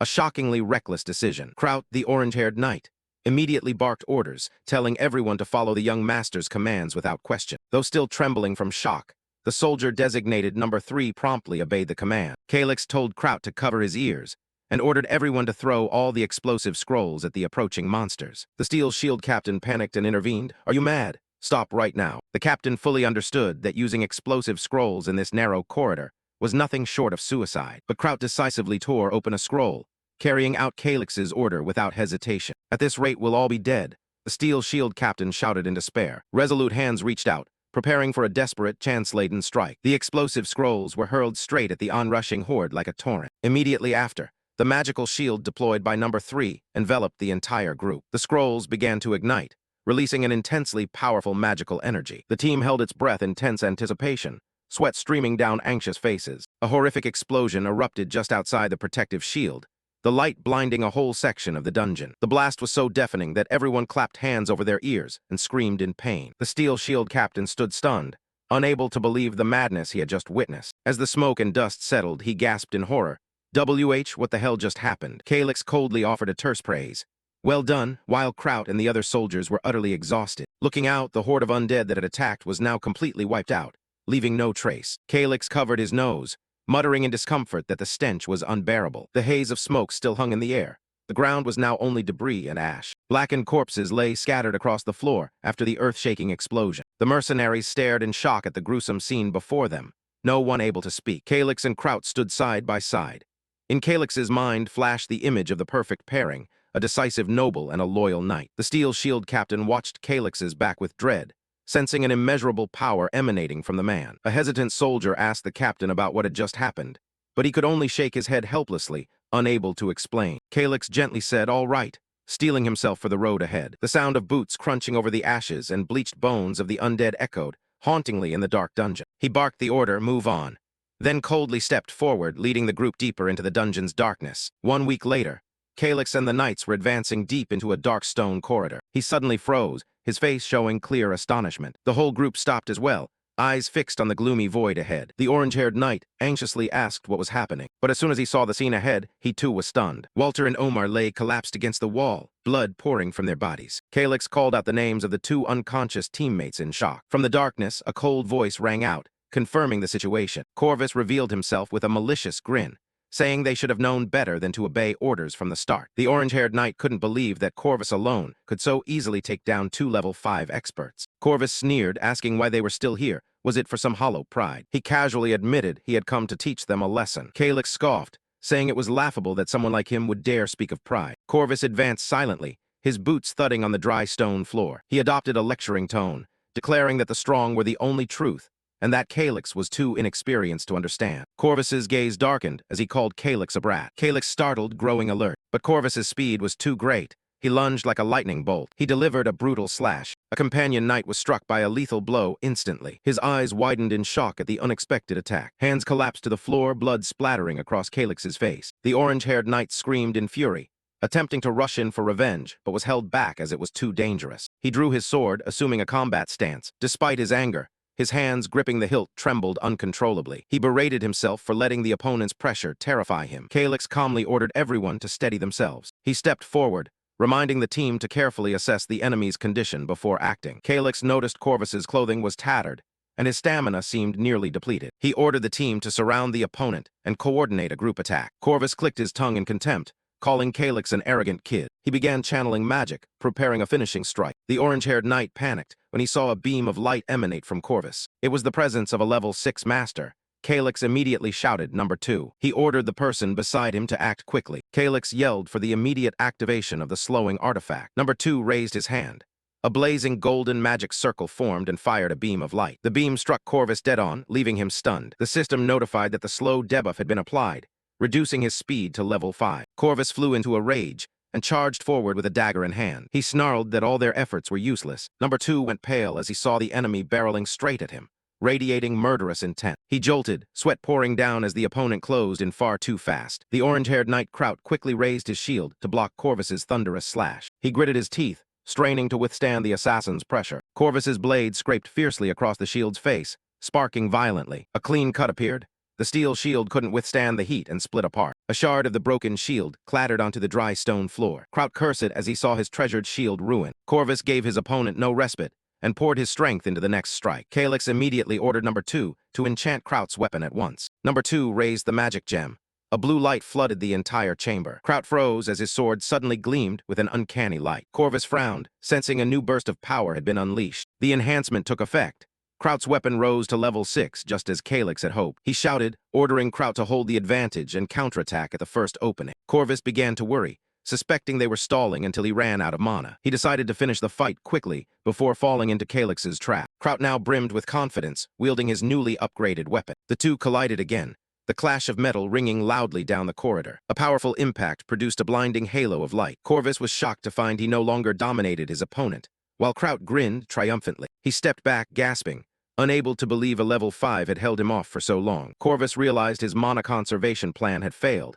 At this rate, he'd soon be exhausted. He tightened his grip on the sword, considering sacrificing an arm to take down a few of Calix's men. Calix watched from afar, thinking to himself that at least he had prevented a bloody massacre so far. But he knew this was when the real psychological warfare would begin. Calix ordered the remaining soldiers to prepare the magical battlefield. The soldiers responded in unison, everyone sharpening their focus. He curled a lip at the enemy, silently daring Corvus to make his next reckless move. Corvus's hand bulged with blue veins from gripping too hard. He let out an enraged roar and lunged forward. Kraut calmly watched every movement of the enemy. Corvus suddenly leapt onto the wall and dashed toward Calix at wind-tearing speed. Calix shouted, ordering the artifact to be activated immediately to finish off the prey. Corvus realized these arrows weren't ordinary. They chased him as if they had eyes. He began to feel that things were getting annoyingly complicated. The wind screamed, and red streaks tore through the dungeon's space. A giant arrow whizzed past, grazing Corvus's side. He clicked his tongue to dodge, sweat beading on his face. One of Calix's knights took the chance to swing his sword in rapid succession. But Corvus's speed was still too great. He slipped the blows by mere inches. Calix stood back watching, well aware that numerical advantage was on his side. He continued to operate the crossbow mechanism, though he seemed to be plotting another move. Calix told himself that victory was something one had to seize personally. Corvus flipped in midair to avoid another magical arrow. An arrow slammed into the ground, leaving a deep crater right behind his heel. He sneered, wondering how long they'd keep firing. Suddenly an alarm blared, startling Corvus. Calyx ordered the soldiers to maintain continuous fire. Corvus drew back, realizing every assault originated from Calyx's position. He thought to himself that he needed to do something about the brat directing things from behind. A gleam of cruelty flashed in his eyes aimed at Calyx. Corvus made a reckless decision to abandon an arm. In exchange for Calyx's head right there, the orange-haired knight noticed something was off and shouted to warn his comrades. Calyx's soldiers immediately assumed defensive positions, ready to respond. Corvus began to accelerate, stamping the stone floor. He surged like a phantom, charging into the dense defensive line. The orange-haired knight tried to raise his sword to block the advance, but Corvus only curled his lip in a confident sneer. He slipped through ranks of guards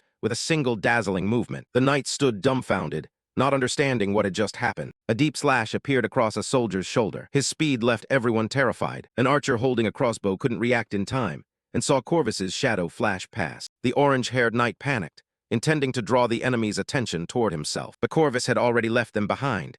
He no longer bothered with these lowly soldiers. Missed, the knight ground his teeth in regret. Corvus landed lightly, but with force behind the defensive line. He sprang off the wall and flew straight toward Calyx's control platform. A terrified scream rang out as Corvus shot up too high. From above, Calyx and the crossbow mechanism came into his view. Corvus launched himself midair, diving toward Calyx like a hunting hawk. A close-up of Calyx's face as the enemy closed in, the soldiers around him shouting in helplessness. Calyx kept his gaze cold, thinking that people often choose wrong when cornered. Corvus had become too hot-headed from being cornered, and now he was falling right into the psychological trap Calyx had laid. Calyx realized the man no longer cared about destroying the artifact. His sole objective now was to take Calyx's life. Calyx had guessed correctly. In his fury, Corvus couldn't make the wisest judgment. A razor-sharp blade tore through the air toward the command platform. Calyx held his breath. Everything seemed to slow in this fateful moment. He remembered the Alchem bracelet, the artifact with special protective properties that he wore on his wrist. As long as his head remained on his shoulders, its effect would surely help him survive the enemy's killing blow. Calyx was still holding his ground by the crossbow mechanism to maintain the pressure of fire. Another arrow tore through the air from the cumbersome war machine. Corvus struggled to weave through the pursuing arrows to get close to Calyx. He grit his teeth and cursed, clearly losing his composure at the boy's stubbornness. Constantly dodging ruined his stance, and his sword swings lost their usual accuracy. The orange-haired knight shouted in panic when he saw the enemy had breached the last line of defense. In desperation, Corvus decided to pour the remainder of his strength into a decisive strike. He stood right before Calyx with a face full of murderous intent. The blade swung up amid the soldiers' dying alarm cries. Everyone around fell silent, unable to stop the thunderous thrust in time. The sword plunged into Calyx, and at the same moment the bracelet on his wrist flashed softly. Fresh blood began to fall, staining a corner of the dungeon's stone floor red. Looking at the deep wound, everyone thought the young lord's life was hardly likely to be spared. The orange-haired knight froze, his call to his master choking in his throat from terror. Calyx coughed up blood amid his subordinate's screams, but his eyes remained defiantly cold, as if everything was going according to plan. Blood dripped steadily onto the ground, a scene far from benign. Corvus smiled triumphantly. He was certain the stroke had sent Calyx to his ancestors, but the system announced that the Ferrum Infinitus skill had activated, temporarily delaying Calyx's death for 72 hours. Calyx muttered, "My turn," and prepared to launch a counterattack. He stared straight at his enemy, blood at his mouth, and activated the Ponatellum skill. This move bypasses all defenses, deals true damage, and cannot be dodged. The blade in Calyx's hand glowed with a powerful blue light. Corvus, standing directly behind him, froze. He couldn't understand why the target struck by a killing blow hadn't fallen. The assassin began to panic. Clearly, he had already plunged the dagger through the other's heart. Not giving his opponent time to react, Calyx swung the blade and stabbed backward. A vicious thrust through the back sent Corvus's blood spraying everywhere. Corvus crumpled, his eyes wide in disbelief at the reality before him. He still wondered how Calyx could move when his heart had been shattered. Calyx glanced at the defeated man and coldly told him it didn't matter why. He was about to die anyway. Corvus coughed, blood spilling from his mouth as his final breath faded. Corvus's body collapsed completely onto Calyx's shoulder. The system notification appeared, confirming Corvus has died. His arm went limp, falling away from Calyx. Calyx stood through the pain.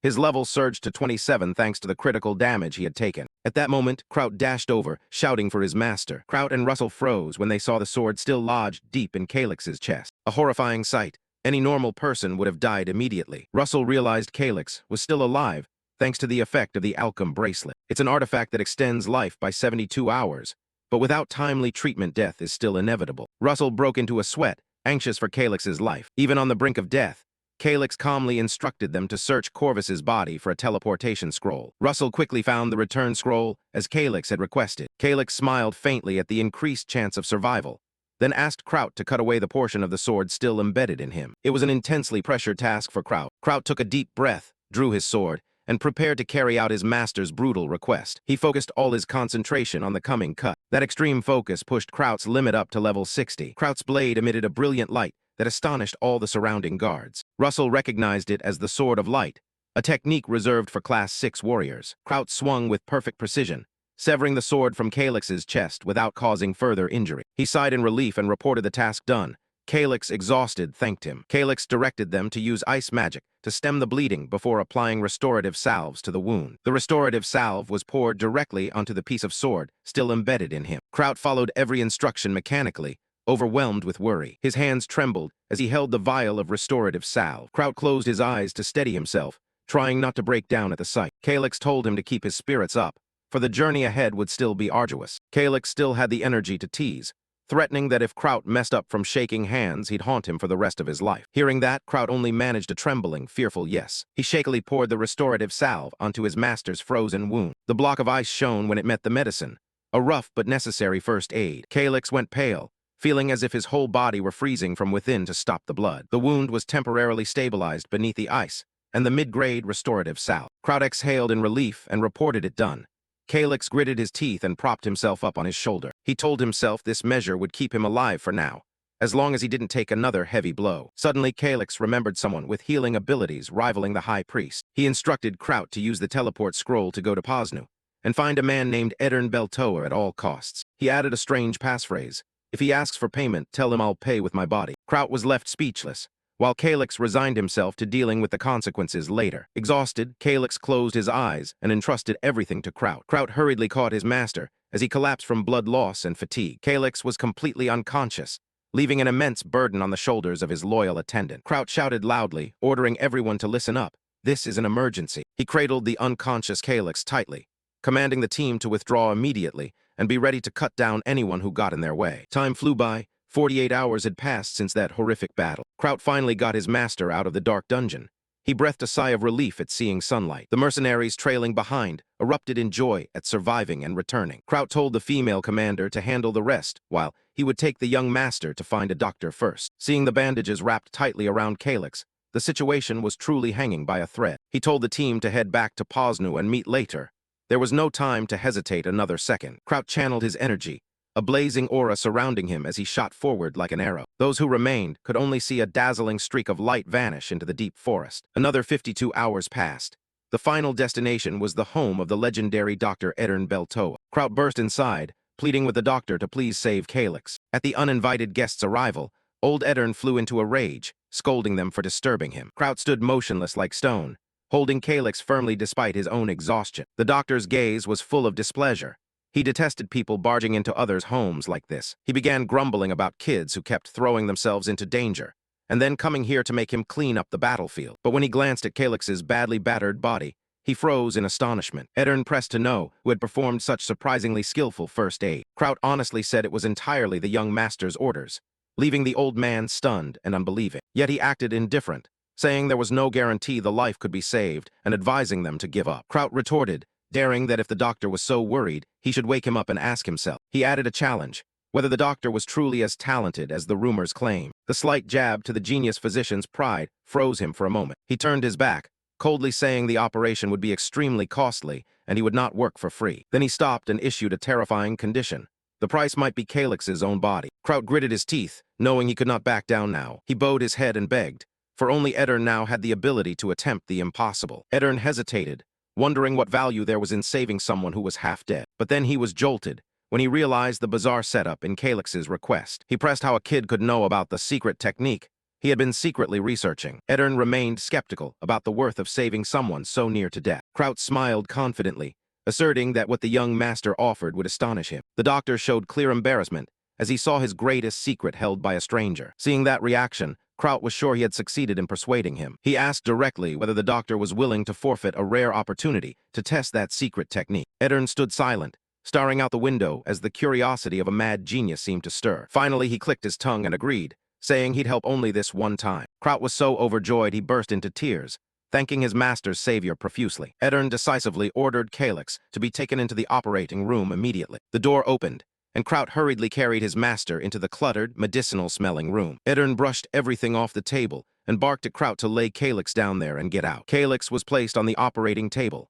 His life now wholly rested in the hands of this eccentric doctor. Kraut watched Calyx with deep anguish, silently praying that the young master would survive this ordeal. He stood rooted there, unwilling to step even half a pace away from his master's bedside. Edern Beltoa shouted, telling him to go rest so the doctor could work. Kraut bowed his head, blaming himself as useless for letting his master end up like this.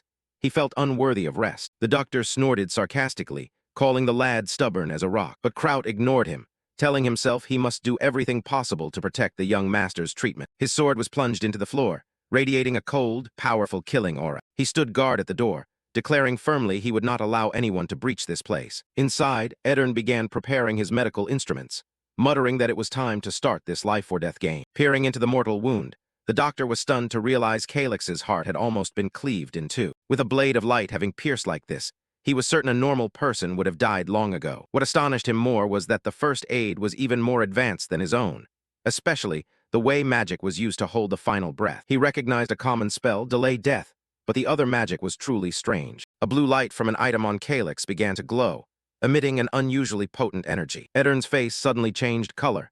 He felt excitement mixed with a touch of fear at what he saw. Blood began to be drawn back into the tip of the magic blade, a grotesque sight that even the seasoned doctor found startling. The fierce image of a chimera monster emerged.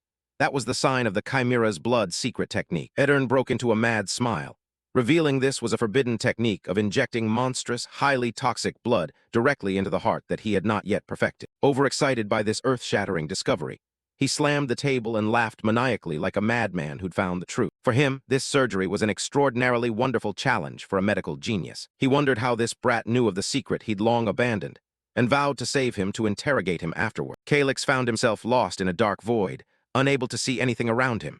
He was bewildered, not knowing where he was. A sudden cold washed over him, making him shiver as he hugged his shoulders. A pair of eyes opened wide, trying to peer through the surrounding darkness. White snowflakes began to fall into Calyx's palm. He wondered why there was snow here. Suddenly, a black mire appeared under his feet, swallowing everything. Calyx was terrified and didn't understand what was happening. The scene altered completely, revealing before him an unfamiliar modern city he'd never seen. In the distance, someone lay collapsed. Calyx squinted to see more clearly. It seemed he had noticed something unusual. It was the goddess Hecatoria, curled up on the cold ground with strange marks on her skin. Calyx couldn't believe his eyes. He realized this wasn't the present, but fragments of Hecatoria's old memories resurfacing. The icy, bitter chill across Hecatoria's flesh was something Calyx could feel vividly. Dry footsteps sounded from behind. A stranger was approaching Hecatoria. The figure held a black umbrella, completely obscuring their face so Calyx couldn't tell who it was. He wondered if it might be someone the goddess knew. The person gently draped a coat over Hecatoria. Warmth began to spread, dispelling the earlier cold. Suddenly, Calyx woke from the dream. A system notification popped up confirming he was still alive. Calyx exhaled in relief, though he was still shaken by what he had seen. Beside the bed, Dr. Edern Beltoa watched him with a probing look. He asked if Calyx was fully conscious. Edern said bluntly that he had questions, and warned Calyx not to expect that the knight would be able to protect him now. At the mention of the knight, Calyx immediately thought of Kraut. He worried about his guard's situation. Despite the threat, Calyx smiled with satisfaction knowing the doctor had succeeded with the secret technique. Edern growled that he could end Calyx at any moment. He demanded to know where Calyx had heard of this secret technique. This could not be a coincidence. Edern asserted the method couldn't work unless the practitioner understood it fully. Calyx only smiled, quietly grateful everything had gone smoothly. Edern's gaze sharpened. He said he had no mood to be toyed with by a brat. Calyx remained unnaturally calm under the old doctor's pressure. A vivid purple magic flared in Edern's hand. Calyx casually mentioned rumors that he was a dark mage, a remark that clearly wounded his pride. Calyx began to explain what he'd pieced together from historical texts. The concept of a dark mage seemed to hold more secrets than people thought. He suggested it was a lie spread by the Seven Orders to drive away Hecatoria's followers. Edern listened silently, his expression shifting slightly. Calyx continued that after the ancient magic empire fell, Hecatoria's devotees scattered everywhere, making it difficult to find one now. From another perspective, those labeled dark mages could very well be surviving followers of the goddess. The room fell into a fearful silence. Calyx raised a hand to signal that those people were like him. He closed with a line that stunned Edern.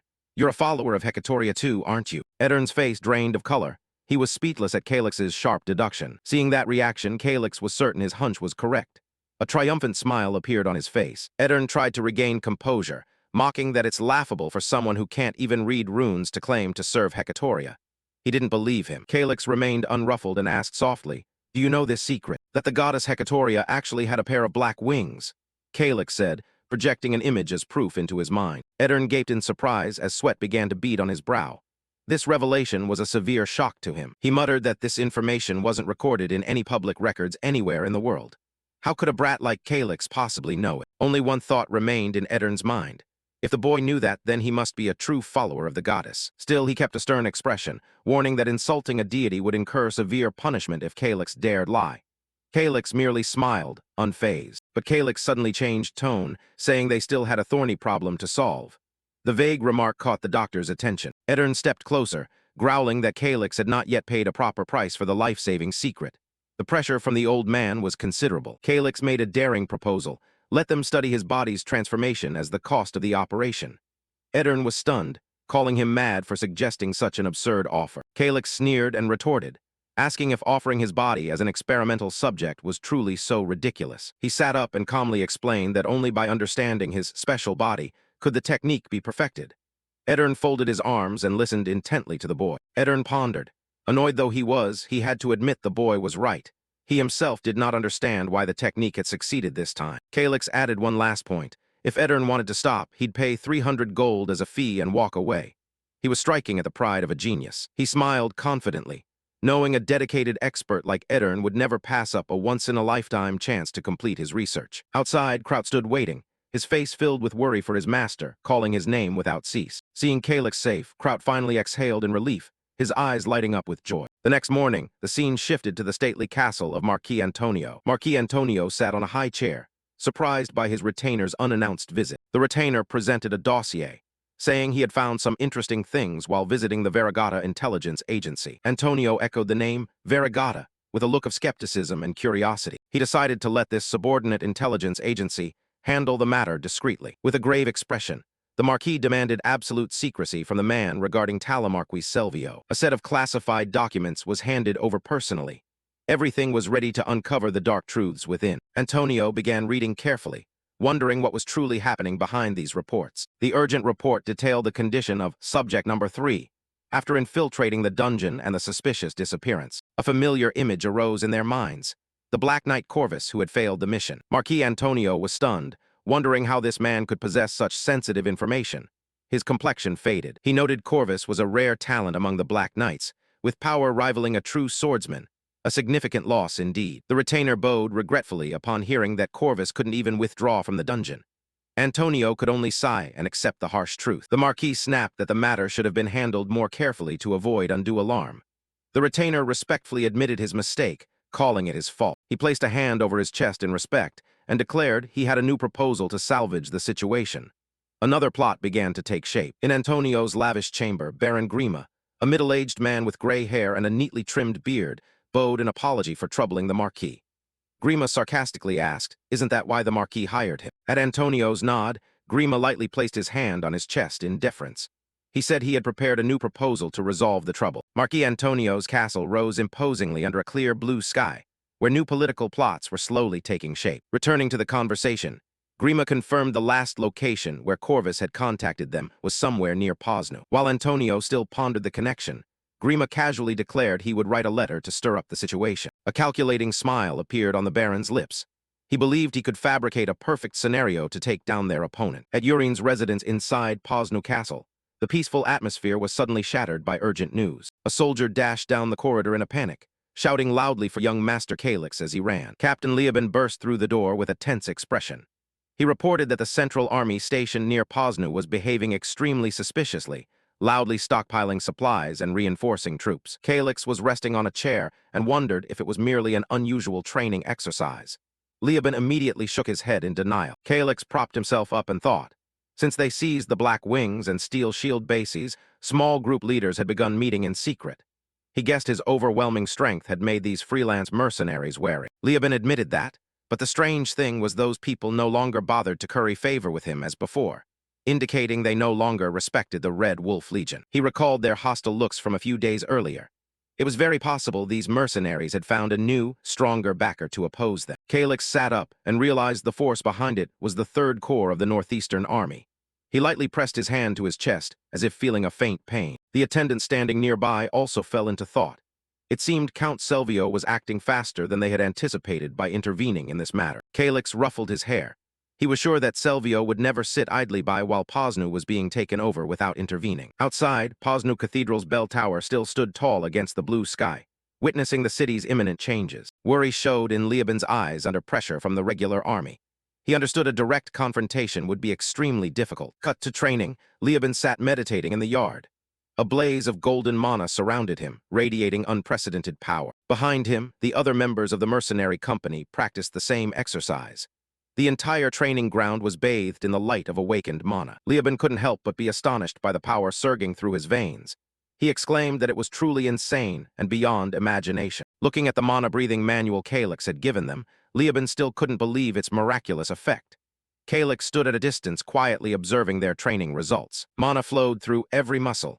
Liabin felt a massive energy erupting from deep within his body. The other soldiers also began to get excited, cheering as they felt their strength increase markedly in a short time. After a grueling session, Liabin shouted for everyone to rest and recover their strength. The mercenaries were visibly elated, amazed that this technique made their bodies feel light and full of vitality despite the intense exercise. Liabin declared firmly that he would not keep this method to himself. He would share it with the entire Legion so they could all grow stronger to defend Poznu. A young member eagerly waved his hand, promising that one day he would train hard enough to surpass even the captain. Liabin laughed heartily and said he looked forward to it. He glanced down at the manual and silently thanked Calyx for giving them Morgan's journal, a treasure capable of completely changing the Legion's fate. The soldiers behind him wore determined looks and deep gratitude. They vowed to give their all to repay the young master's kindness for making them stronger. Liabin raised his hand and called out, urging everyone to focus and follow his lead. He knew personal strength alone wasn't enough. They needed coordinated teamwork. Cheers rang across the training ground. The Red Wolf Legion's unity and fighting spirit surged higher than ever. Watching from above, Calyx smiled with satisfaction as he saw the Legion truly united into a single block under Liabin's leadership. The attendant beside Calyx was still astonished at what the young master had achieved. Infiltrating the underground and bringing back the technique for 20,000 mercenaries was indeed a feat. Calyx waved a friendly greeting to Liabin, and the mercenaries gathered below in the training yard. He went down to the yard personally to express his thanks and encourage everyone for their relentless efforts during the preparations. Liabin, on behalf of the men, affirmed that thanks to Calyx their strength had surged. The Red Wolf Legion vowed to protect him with all their might against any enemy. Calyx smiled. He knew that from this moment the Red Wolf Legion belonged to him completely and was ready for greater challenges. Calyx's gaze grew deep as he began calculating his next moves to consolidate control over the rest of Poznu. In the private conference room, Calyx and his trusted subordinates sat around the long table to analyze the Central Army's sudden maneuvers. Liabin remained skeptical, wondering whether the army would truly dare to risk everything to march in and occupy a free city like Poznu. A diagram appeared showing the complex situation. The three major factions of Poznu had always resolutely refused royal intervention to preserve their interests and autonomy. Liabin nodded slightly, admitting that Calyx's assessments of the situation were entirely accurate. Behind them was the image of the Black Wings mercenary company. Originating from punitive battalions, these people had long harbored deep hatred for the nobility. As for the Steel Shield Guild, they had never forgotten the sting of being abandoned by the capital during the hardest times. Calyx clasped his hands and analyzed that the Red Wolf Legion shared the goal of protecting Poznu's freedom, so their stance was no different from the two major factions. A map unfolded, illustrating the unity of mercenary groups large and small across Poznu. To protect their way of life, all were ready to join forces against royal army intervention. However, Calyx pointed out a vulnerability. After the recent dungeon incident, more than 500 of the three factions' elite fighters had not returned. He judged that the Central Army would surely see this as the golden moment to act, believing the city's overall combat strength had been seriously weakened. Liabin questioned that even weakened, Poznu still had nearly 10,000 mercenaries, while the Central Army had at most 2,500 regular troops. He argued that even with a temporary reduction in strength, the numerical gap was still too large for the army to launch a direct assault. Calyx looked around the table, wondering if the Central Army was being overly reckless in making such a risky decision. A mysterious smile flickered on Calyx's lips. It seemed he had seen through the true purpose behind the move. Calyx explained leisurely that the army's goal was not to level Posnu or annihilate the mercenaries. If they did, there would be no one left to stop the monsters flooding into the kingdom. Lieben was stunned to hear this.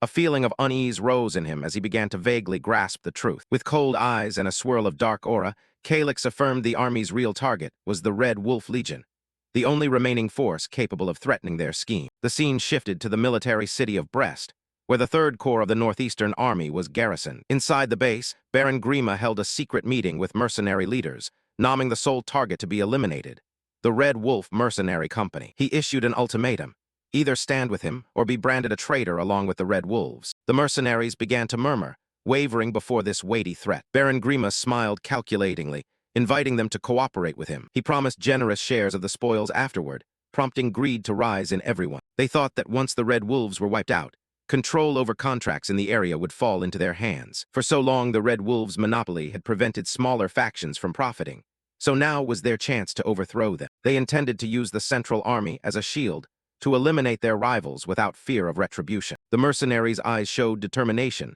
as they saw the fat prize before them. Baron Grima watched in silence, certain his divide-and-conquer plan had succeeded brilliantly. Trias spoke up, lamenting that many veteran mercenaries had died in pointless power struggles. Grima nodded in agreement, saying it was a waste to let such talented men die. But in truth, he felt contempt, viewing these hired fighters as laughable pawns. He ordered them to concentrate on rounding up the Red Wolves and leave the cleanup to the army.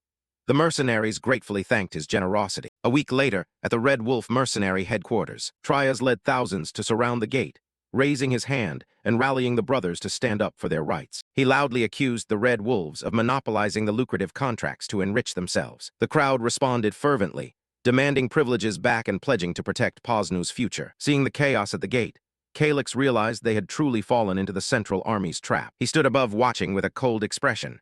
It's always the foolish ones who spill the most blood. Amid the encircling enemies, Lieben calmly stepped forward alone to confront them. Calyx stared at Trias's back, seemingly waiting for some variable to appear. Trias blocked his path and snapped, asking what trick Lieben thought he was trying by daring to show himself alone like this. He was slightly surprised to see the Red Wolf leader have the courage to face the crowd alone. Trias declared that the army suspected the Red Wolf of plotting rebellion, and they could not stand idly by. He demanded that Lieben remain and wait to be escorted by the army if he didn't want to invite further trouble. Despite that aggression, Lieben remained extremely calm. He countered by asking whether they would accept Posnu losing its status as a free city and becoming a pawn of the army. Trias scoffed, saying Lieben was only playing the hero to protect his own interests. Calyx watched the exchange and admired inwardly as everything unfolded exactly as he had predicted. Trias grew even more triumphant, thinking he'd struck a nerve that would silence his opponent. But then Lieben unexpectedly spoke up to admit his own shortcomings. He confessed that the Red Wolf had failed to maintain order perfectly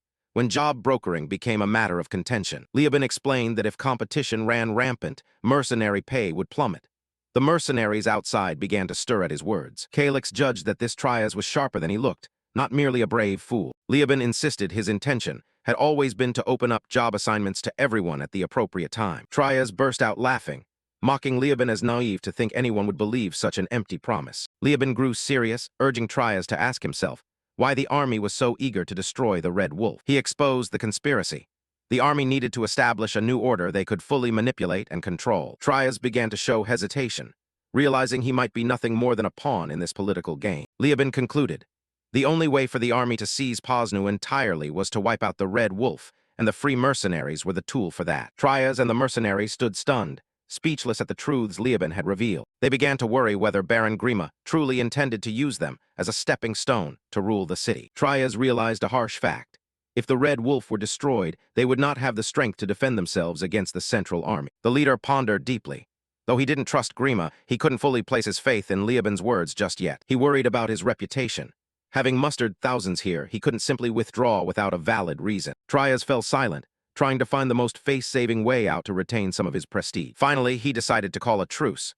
He told Lieben that though he wasn't convinced, he would remember the warning. Trias ordered all mercenaries to withdraw, ending the siege to everyone's astonishment. A member of the Red Wolf shouted in disbelief at how quickly the situation had turned. That night at Calyx's mansion, the atmosphere remained tense. Kraut reported to the young master that their attempt to persuade Trias to side with them had failed. But Calyx thought that was more than enough. He could see Trias actually wanted to retreat. He just lacked a suitable excuse. Everyone was worried because in just 1 week Grima's Third Legion would enter Posno. Time was nearly up. Calyx calculated that the most important thing now was to discover Baron Grima's true motive behind his actions. He smiled confidently, reminding everyone that he was the heir of the noble Shikin family. Calyx asked pointedly about the identity of the Northeast Army's commander-in-chief, preparing for a new move. He decided to go meet that Legion commander in person to get to the bottom of it. The next day, cries rang out everywhere demanding the road be cleared for the young Master Shikin's departure. Calyx and Kraut strode proudly, officially using their noble status to intimidate those around them. The mercenaries parted to either side. No one dared block his path in the face of such authority. They murmured among themselves, admitting that as mercenaries they couldn't so much as touch a hair of a great noble. Meanwhile, Dr. Edern Beltoa wore a grimace, not very enthusiastic about the trip. The old man grumbled, asking why he had to come. Calyx joked that he was his most valuable research specimen. Calyx felt full of energy, ready to face new challenges in Brest. Thanks to Edern's skill, Calyx's previous fatal wound had completely vanished. His younger brother ran out whining, claiming old Edern had stolen the investment money Calyx promised him. Edern snapped at being called old, while Calyx could only smile wryly at the noisy scene. Calyx turned to call Kraut to prepare to depart. He estimated it would take 3 days to reach Brest, so the team needed to set out immediately to avoid missing the chance. Kraut complied. Even Calyx's horse seemed to grin, eager for the dramatic journey ahead. His little brother and the maid stood at the gate waving goodbye, wishing the group a safe journey. Calyx beamed and officially ordered the troop to march straight south. 3 days later, the scene shifted to Brest, a bustling military city. Calyx couldn't help but marvel at the place's grand scale. Everywhere in the city, soldiers were training, and merchants were busily trading goods. He and his attendant rode deeper in, overhearing mention of a massive population numbering over 30,000. They stopped before a strict guard post. The guards stood in neat ranks, spears at the ready and eyes full of vigilance. A soldier stepped forward to block their way, demanding they state their purpose, which left Calyx momentarily flustered. He had anticipated trouble with paperwork without Russell accompanying him, so he had secretly prepared something in advance. Calyx produced a document and handed it to the soldier, causing the man to widen his eyes in surprise. The title representative of the commander-in-chief made the soldiers instantly change their attitude. They bowed, apologized, and hurriedly led him inside. Inside, Calyx sat waiting in a rather plain room, with his attendant standing watch behind him. He looked over the sparsely decorated room, and quietly judged that the commander here did not seem like the corrupt type. Calyx was considering that Grima had been secretly leaking information about the Red Wolf convoy to other mercenary groups. Footsteps sounded as a man entered the room with a polite greeting for your representative. Both Calyx and his attendant looked up toward the door. It was Baron Grima, the commander of the Third Legion, who held power here. Calyx rose to introduce himself, but he noticed Grima deliberately calling him representative to assert a difference in rank. The Baron smiled with calculated intent and invited him to sit to begin the conversation. Calyx knew well that Grima held no particular regard for Russell, since he was not an official count. Looking at the opponent's status, he assessed that Grima was likely aligned with the royalist faction and would try to ignore him. Grima began with excuses that they were busy preparing to march out, but Calyx immediately cut him off. He went straight to the point, questioning the authority to mobilize central troops without orders from the Crown or the regional commander-in-chief. Calyx's gaze turned icy as he bluntly asked Grima, whom he was ultimately taking orders from. Tension in the room spiked as the two stared each other down. Grima didn't answer directly, but instead asked whether Calyx had been sent by Russell. He appeared surprised that the news had spread so quickly, even though they had only been preparing for 10 days. Calyx nonchalantly said he had caught wind of suspicious movements by the Third Legion while in Posno. Grima's face hardened. It seemed he had not expected the secret to be exposed so early. Knowing he could no longer conceal it, Grima stood and asked to be excused, claiming he was not at liberty to disclose information. He turned his back and left the room, leaving a hollow remark about the glory of the kingdom. Calyx fell silent, watching the scheming commanders retreating back. The door slammed shut after Grima departed. The attendant was annoyed by the Baron's rude attitude, but Calyx found it obvious since he held no official title. When asked about his next plan, he merely clicked his tongue and said he'd figure something out. But Calyx's mind kept circling the question: who was truly backing Grima's troop mobilization? Night fell, and a cold moonlight blanketed the military city. Returning to their lodging, the group was greeted by the excitement of a young boy. Calyx exhaled and collapsed onto the bed, exhausted after a day of intense mind games. He was certain Grima had prepared a fallback to avoid responsibility if things went wrong. A week later, a massive field camp had sprung up outside the city. Calyx, his attendant, and the scar-faced guard stood on the walls observing the elite soldiers under Grima's command. The scar-faced guard judged this deployment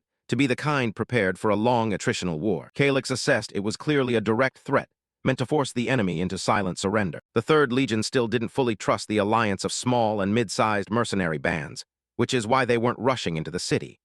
In urban warfare, regular troops would be at a disadvantage against seasoned mercenaries. Calyx smiled faintly, quietly judging that this commander had more ability than he'd thought. He turned to the scar-faced guard and said that if the army charged in from the start, Leoben would be unable to control the chaos.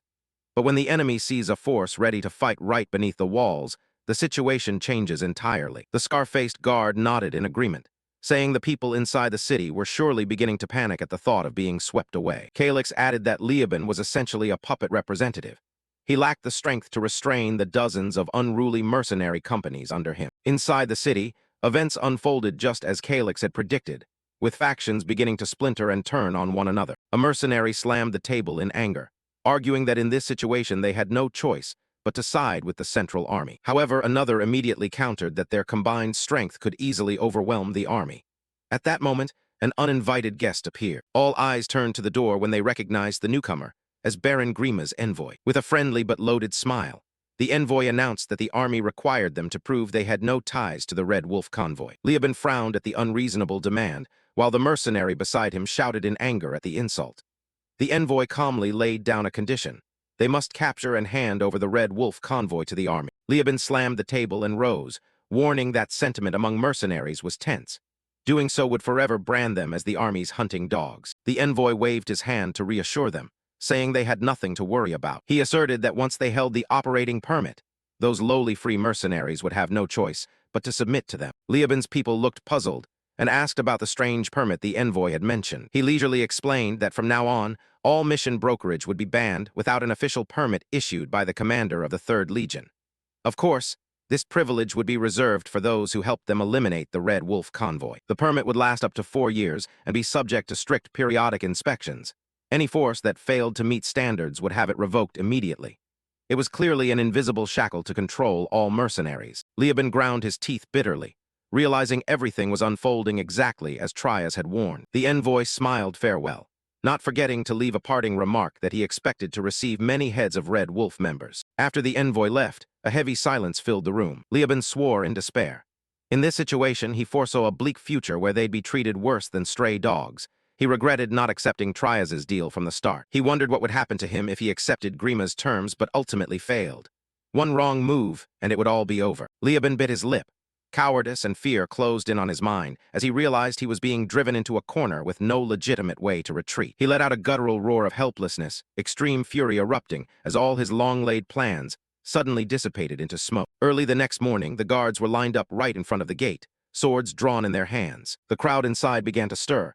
Seeing those figures, they shouted immediately, "They're coming out." The sound of footsteps striking the stone floor was steady, and just from hearing it, conveyed authority. Leoben, leading the Red Wolf gang, strode forward proudly, his scarred face looking extremely fearsome. The guards panicked and raised their swords to block him, stammering for him to stop. But with just one glance from Leoben, a guard screamed and froze in terror. The captain paid him no mind, and kept striding forward amid the terrified stares of the soldiers. From ahead came a loud shout calling Leoben by name, demanding he show his face at once. A commander of the opposing side in a blue cloak stepped forward, smugly asking, looking for Leoben. He said casually there was no need to shout like that.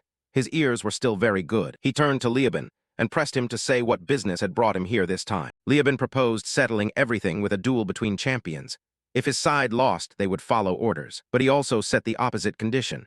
If the other side lost, they would fight for Poznu's freedom. The commander sneered and told Leoben not to spout such nonsense here. He crossed his arms and asked, "What do we gain by accepting your bet?" Leoben ignored the bickering and taunted that if they lacked the guts, he wouldn't force them. The commander began to waver, thinking that backing down now would admit he was inferior. He ground his teeth, unwilling to make a decision that would ruin his long-held reputation. In the end, he agreed to a 10-on-10 match, and Leoben nodded in agreement to settle it that way. News of the match spread like wildfire through every alley of the city. Children ran excitedly through the streets, calling to one another to go see the one-of-a-kind contest. They clustered together, eagerly discussing, some curious who would win, others sure the Red Wolves would dominate. Watching the whole scene from above, Calyx looked very relaxed beside his attendant. He even joked that selling snacks here would be profitable, prompting Trias to remind him to keep some noble bearing. The match began. A fighter stepping into the ring slipped and staggered, causing the audience to gasp. The stands were packed, everyone holding their breath as they followed every dramatic moment below. Blanco of the Red Wolves won decisively,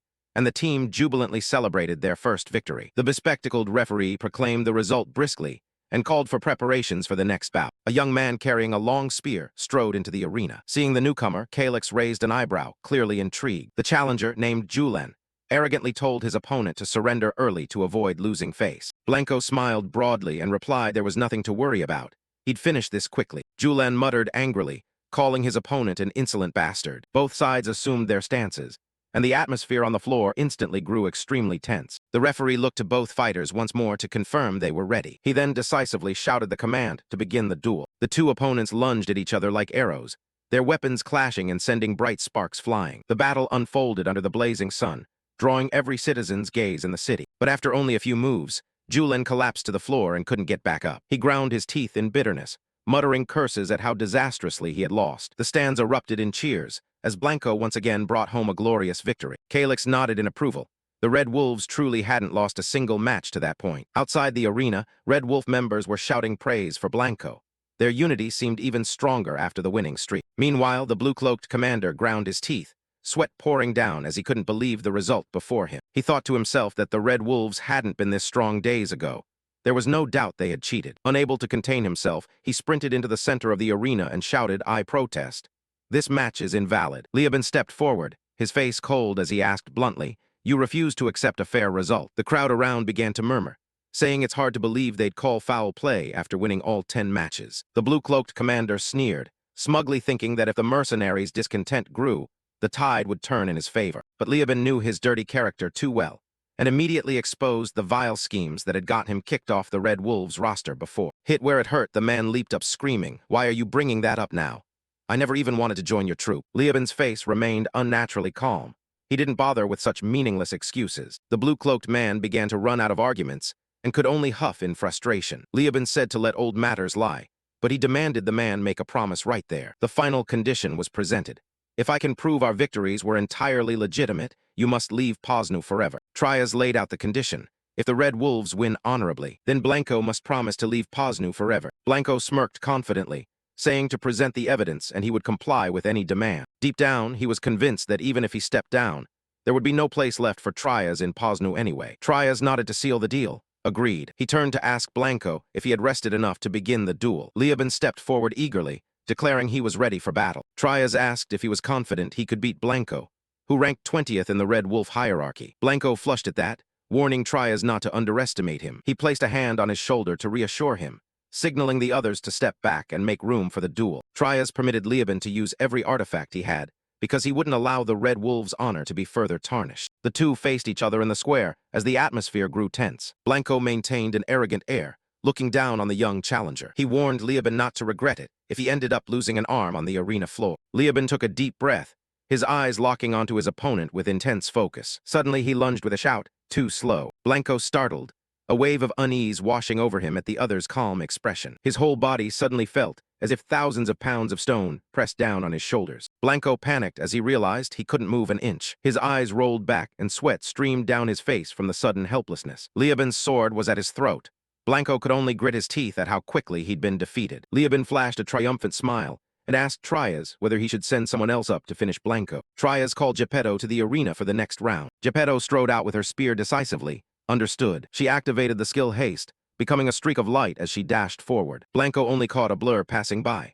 Her speed far exceeded his ability to react. Geppetto halted in an extremely precise, powerful spear posture. Before Blanco could blink, the spear's tip was right at his throat. Trias stepped forward confidently, asserting he still had countless ways to corner Blanco. The simple reason was that the Red Wolves had successfully conquered the Posnu dungeon. Blanco gaped in astonishment at the shocking news. The surrounding crowd began to murmur, refusing to believe what they heard. Blanco stubbornly insisted that obtaining artifacts from a dungeon wasn't that easy. Trias sneered, knowing full well his opponent wondered how they acquired such treasures. He explained that the team had endured the dungeon's brutal reconfiguration trials to become the strongest, all thanks to the kindness of young Master Calyx, who was present right there. Blanco was stunned upon hearing they even possessed the mana-breathing method. Trias demanded Blanco take a good look at the true power of a Class 5 warrior. He braced himself and his roar echoed, shaking the entire arena. A surge of mana exploded, sending Trias soaring straight into the sky to the astonishment of tens of thousands. Below in the arena, people couldn't believe their eyes, exclaiming that he was flying across the sky. Blanco dropped to his knees, realizing the gap between him and the Red Wolves had become an immense chasm. Trias landed on the ground, radiating the overwhelming mana of a true Class 5 warrior. Calyx and his companion stood at a distance, stunned as they witnessed this display of power beyond expectations. Young Master, Trias approached with profound respect for the man behind it all. Calyx gave a slight nod, calmly accepting the subjugation and acknowledging the team's achievement. Standing in the square, Trias proclaimed loudly that from now on the Red Wolves would no longer monopolize brokerage commissions in Posnu. Moreover, he promised to teach the mana-breathing method to any mercenary who reached Class 4 and joined the guild. The stands erupted in excited cheers at this unprecedented chance to change their lives in the city's history. Freelance mercenaries buzzed with conversation, both overjoyed and incredulous at their sudden fortune. However, there is one single condition. Trias raised his hand to hush the entire square. He affirmed that Calyx's group were the benefactors of the Red Wolves. Any betrayal against them would be treated as an official declaration of war. The resolute statement silenced the arena with its gravity. Everyone could clearly see Calyx's position now. Trias exhaled a long breath, as if a burden had been lifted after finishing the important announcements. He narrowed his eyes toward Blanco, who knelt alone at the far side of the arena. Blanco bowed his head in the square, as the mocking whispers of the crowd still echoed around him. Trias's steps stopped right in front of the opponent he had cornered. He stated that if Blanco accepted the loyalty condition, he would still be willing to teach him the technique. Trias candidly said that although he disliked Blanco's cunning nature, he still recognized his talent. Blanco hung his head low, painfully realizing he no longer had any standing in Posnu. Go out there and see for yourself how vast the world is, Trias sincerely advised. He told him to travel everywhere, to look and feel everything with his own eyes. Use this experience as a springboard, because this is by no means the end for Blanco. Trias smiled magnanimously, challenging Blanco to return and find him once he had truly grown stronger. Blanco faintly curled his lips into a pale smile, finally letting go of his needless pride. He stood up, decisively admitting this was a humiliating and total defeat for him. But I will return one day and surpass you, Blanco declared firmly. Trias grinned complacently, asserting he wouldn't stand still waiting either. Calyx stood behind, silently watching Blanco's retreating back, quietly wondering whether everything was truly over. Calyx strolled up to Trias and asked if everything had been settled. Trias bowed and apologized for publicizing the mana-breathing method he had been given.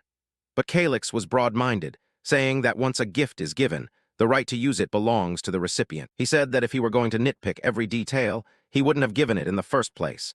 Trias was truly moved by this generosity. He still felt a little anxious about the crowd's reaction after the clashes between the mercenary groups had quieted down. Looking down at the vast square, Trias feared things would not go as easily as they hoped. Calyx stretched long and told him not to worry too much. They'd find a way to handle it. Meanwhile, at another location, the atmosphere was far more solemn. It was outside the command tent of the 3rd Legion, where soldiers stood guard sternly. Viscount Grima sat lost in thought, feeling his expectations for Liaban had been misplaced. Grima discussed with his subordinates the order from Marquis Antonio to seize Posnu.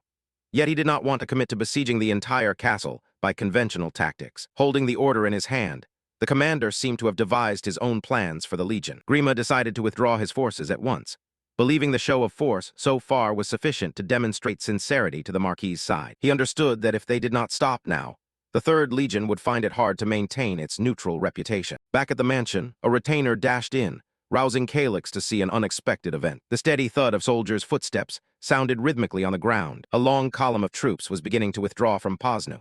The retainer shouted that the 3rd Legion was truly retreating. Watching from the balcony, Calyx found it strange that Grima would agree to withdraw so easily. Viscount Grima remained calm, seemingly observing the other side's reaction in silence. Calyx told himself he had already stayed in Posnu long enough. The important objective, turning Princess Yurin into an ally, had been successfully achieved. He announced to everyone that it was time for the group to depart and return to their domain. The retainer grinned broadly, convinced that those at home were eagerly awaiting their return. Only Trias remained silent, his mind heavy with thoughts of the responsibilities ahead. That night, a small tea gathering took place in the warm, elegant space of the mansion. Yurin admired how her brother had won over an 800-night order using a simple mana method. The girl kept nodding her praise, while Calyx calmly sipped his tea. In truth, Calyx had not expected things to go so smoothly.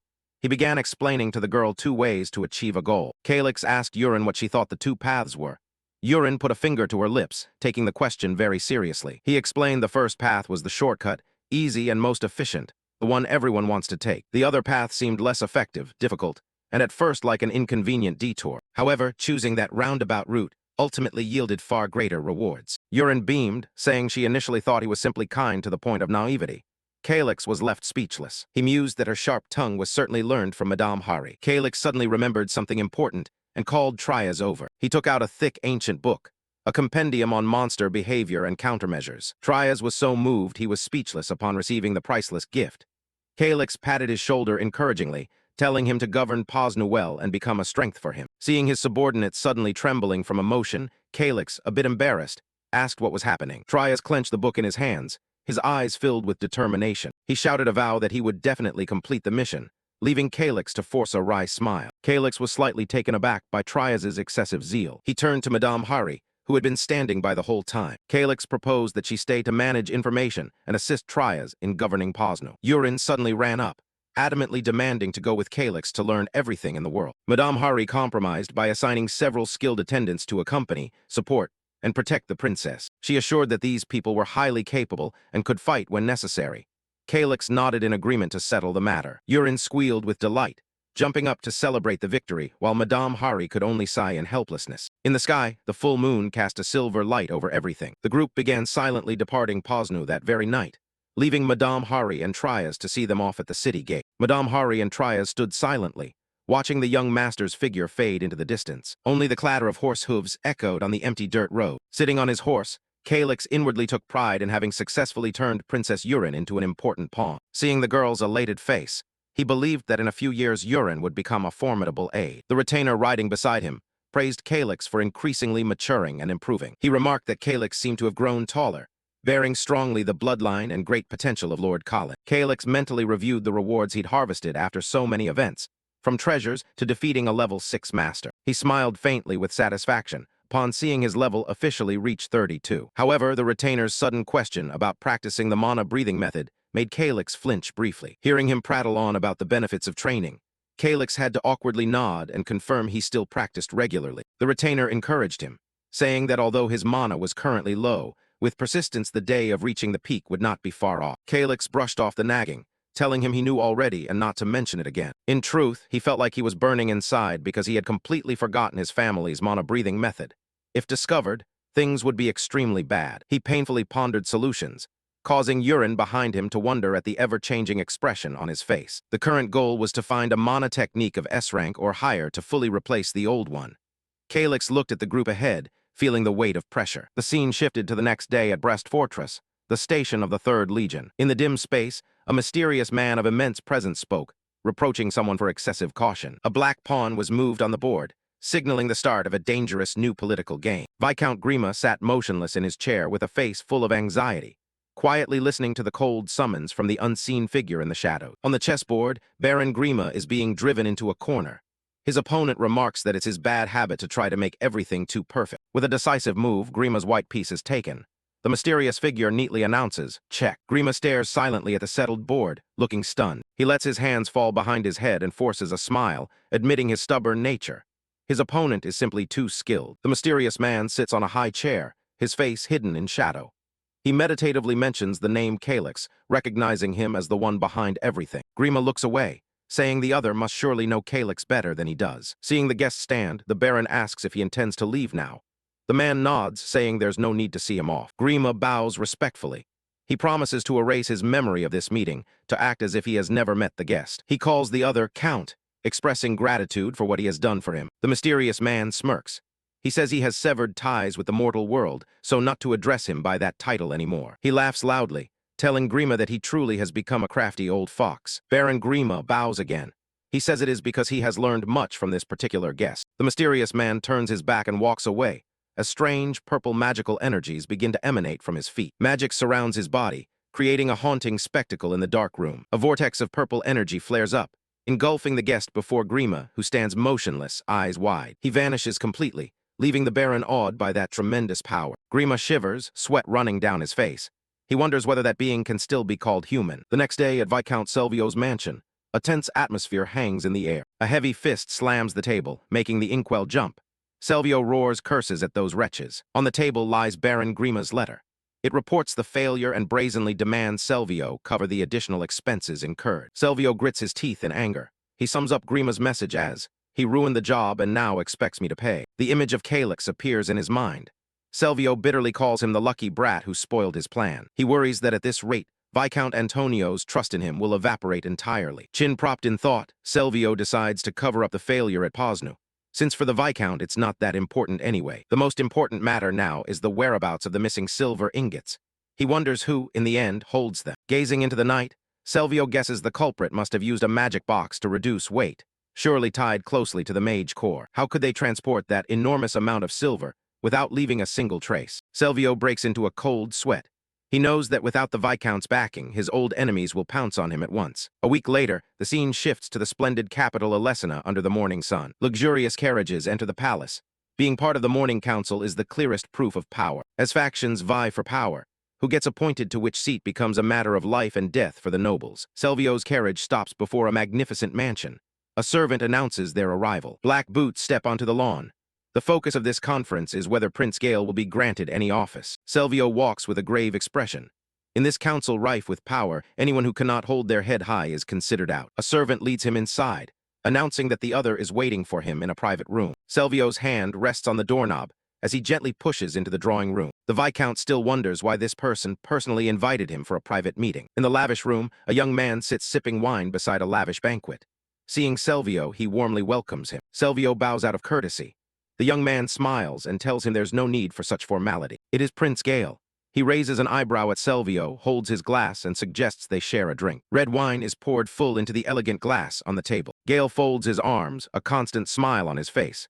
He gets straight to the point, saying he invited Selvio to gain his consent. Selvio frowns, not understanding the implication behind Prince Gale's invitation. Gale smiles enigmatically, telling him not to be so guarded. Gale continues with a confident smile, promising that this is merely a friendly conversation to seek mutual accord. Gale mentions that he has just recruited an old acquaintance of Selvio's and signals for that person to step forward. Prince Gale introduces him with great courtesy, but the presence of the man standing behind Gale strikes Selvio far harder. Viscount Selvio stares in shock, cold sweat running down his brow as he sees that familiar face. It is Gerard Milsis, a former subordinate Selvio despises to the bone. He grits his teeth, calling him a treacherous dog that bit its master before fleeing. Selvio turns to Gale in fury, demanding an explanation for the presence of this traitor in the royal court. Gerard attempts to speak, but Selvio snaps at him to shut up because he is speaking with the prince. Selvio angrily insults Gerard as contemptible and clueless for daring to step here. Gale remains silent, observing calmly. Gale advises the Viscount to calm down and at least listen to what Gerard has to say. Selvio still refuses to accept the royal household taking in such a person. Gale chuckles lightly, saying that who the crown accepts is the royal prerogative, not Selvio's. He poses a question that cuts into Selvio's ambitions. Gale's gaze turns sharp as he asks whether Selvio is truly satisfied with his current position. Prince Gale makes an enticing offer. He wants Selvio to become the record keeper of the council. Selvio is astonished by this chance for advancement. Selvio understands the value of that post. It would allow someone under the Viscount's authority to attend the morning council openly and without trouble. However, he remains wary and asks Gale in return what the cost of this favor would be. Gale gets straight to the point. He wants Selvio to lobby so that Gale can become auditor, an auditor with supreme authority. Selvio is stunned by that ambition. Gerard stares at Selvio with a triumphant smile.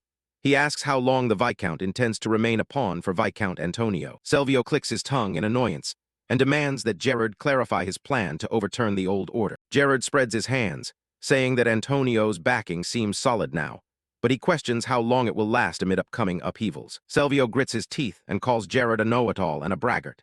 Gerard sneers, saying he knows Selvio too well because he once lived as his slave. He recalls the time he did everything by his master's orders yet received nothing but contempt. He calls it a life of slavery, nothing more, nothing less. Selvio narrows his eyes and asks whether that was Gerard's reason for betraying him. The Viscount's hatred is evident in every word. Gerard calmly tells him not to call it betrayal, but rather that he reclaimed his own independence. Selvio trembles with fury and calls him a bastard. Prince Gale raises his glass, urging both to stay calm and put the past aside in favor of shared interests going forward. Gale stares at Selvio, asserting that with a schemer like him, persuading Viscount Antonio should not be too difficult. Selvio falls silent, beginning to weigh the losses and gains of the prince's bold offer. Gale smiles inwardly, knowing he has planted a seed of doubt. At that moment, Calyx appears with an authoritative smile. He steeples his fingers and asks the decisive question, "What do you truly desire?" A question aimed straight at Selvio's ego. Calyx begins to close the deal. He wants an official post so he can legitimately take part in the morning council, right under Viscount Antonio's nose. Viscount Selvio jumps to his feet. This is not merely an agreement but a contest to see who is more worthy of selection. The old Viscount's gaze hardens. In this political game, he absolutely refuses to be defeated. He brusquely dismisses the idea, claiming the auditor post is beyond Calix's reach. Instead, he suggests some low-profile offices like game park manager to keep him inconspicuous. Jared unexpectedly interrupts the bargaining. He proposes a compromise. The development officer role, powerful enough yet not overly conspicuous. Viscount Selvio nods in agreement. Such a position is enough to appease both sides without rousing greater powers. Under the dim lights, Calix offers a subtle smile. Everything is unfolding exactly according to the plan he laid out. He eagerly calls for everyone to raise their glasses. A new beginning for this sham cooperation deserves to be toasted with fine wine. 3 glasses clink. Beneath the polite laughter, separate schemes begin to kindle. Night falls over the magnificent mansion, but this piece is only a fragile veneer. Heavy footsteps echo along the empty corridor. Someone is leaving in a sour mood after the banquet. Viscount Selvio staggers toward the door, his steps unsteady from the wine. At that moment, Jared calls after him. Jared's smile remains as sly as ever. He approaches as if bearing a special gift for the Viscount. He casually mentions the missing silver, causing the Viscount to freeze. This is the crippling weakness he has been trying to hide. The Viscount's eyes widen in shock. His earlier confidence vanishes entirely when faced with this earth-shattering information. The Viscount turns away, trying to keep calm, but his voice grows sharp. He suspects Jared intends to play a trick until the last moment. Jared remains unperturbed. He emphasizes that without mutual benefit, he has no reason to open his mouth. The two stand in the vast mansion grounds beneath a starry sky. A silent bargaining begins. Viscount Selvio turns back coldly. He does not want any more evasions and orders him to speak plainly. Jared does not hesitate to recall his past as a scorned subordinate. But now he holds a different status, backed by the first prince. He plays his trump card.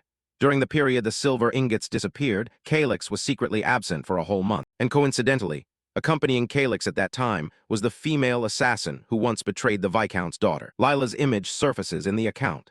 The shadowy link between her and Calix is what Jared uses to set his trap. The Viscount sneered, still not entirely convinced.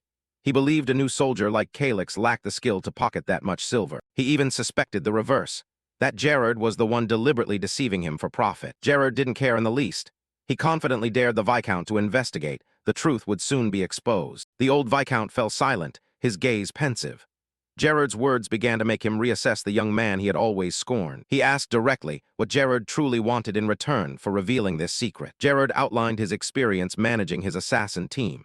He knew well that once an assassination order was issued, it was hard to retract. What he needed was to have his name removed from Varigata's death list and the execution roster so he could move freely. The Viscount nodded.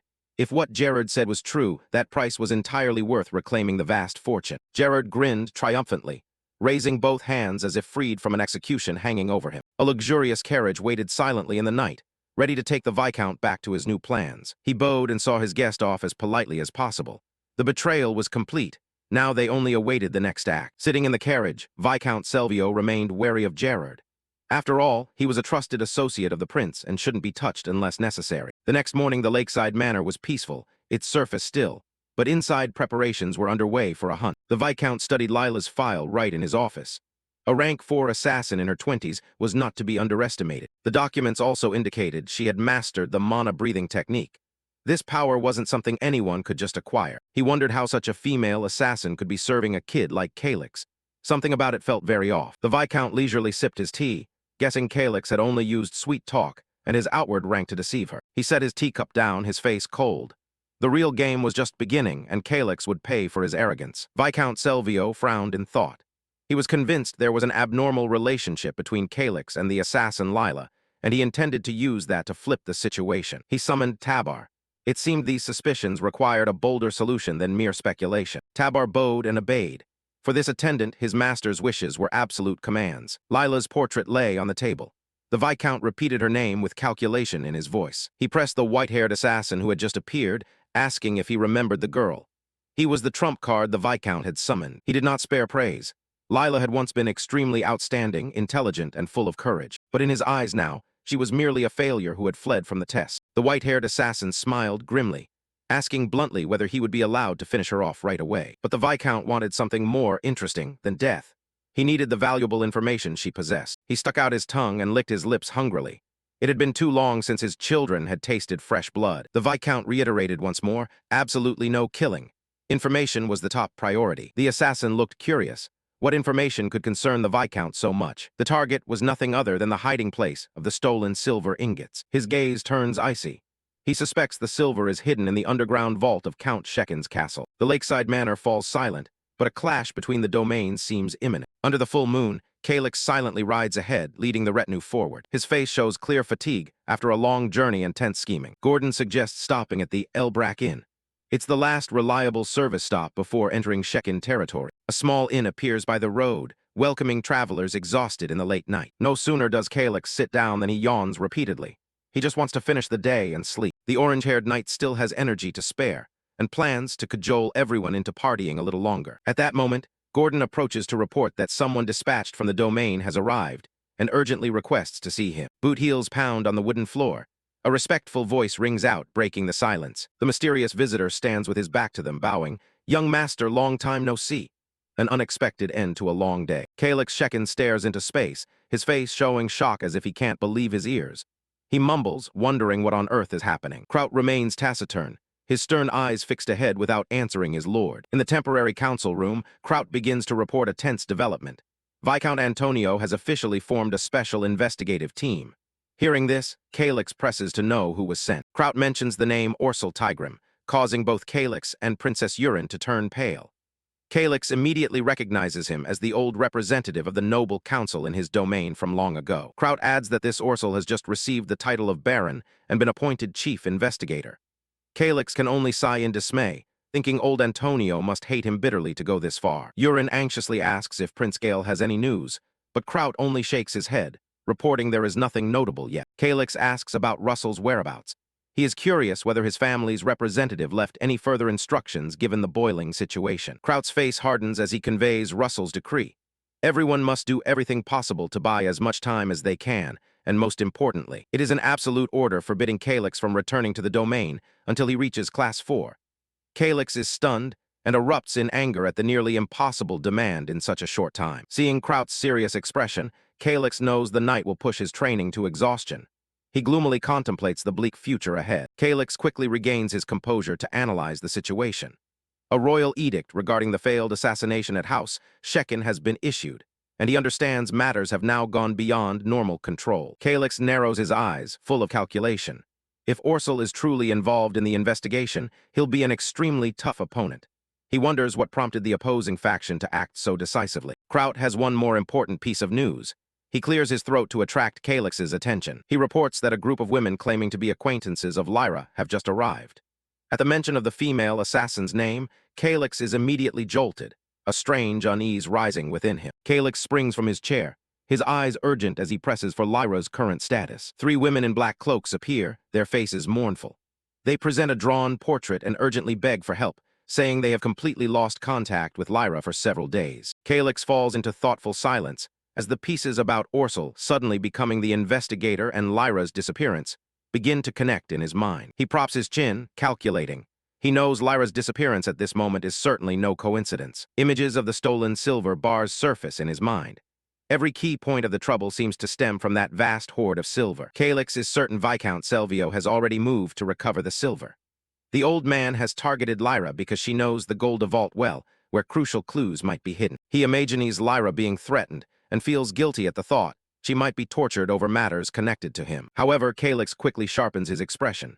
He gives a knowing smile, thinking this is also a good chance to thin out some obstructing enemies. Calyx asks Kraut if he has any guesses as to where Lyra might be hiding right now. He falls silent, hand on his chin, seriously pondering the most plausible locations on the map. Kraut names a weighty place with a resolute look.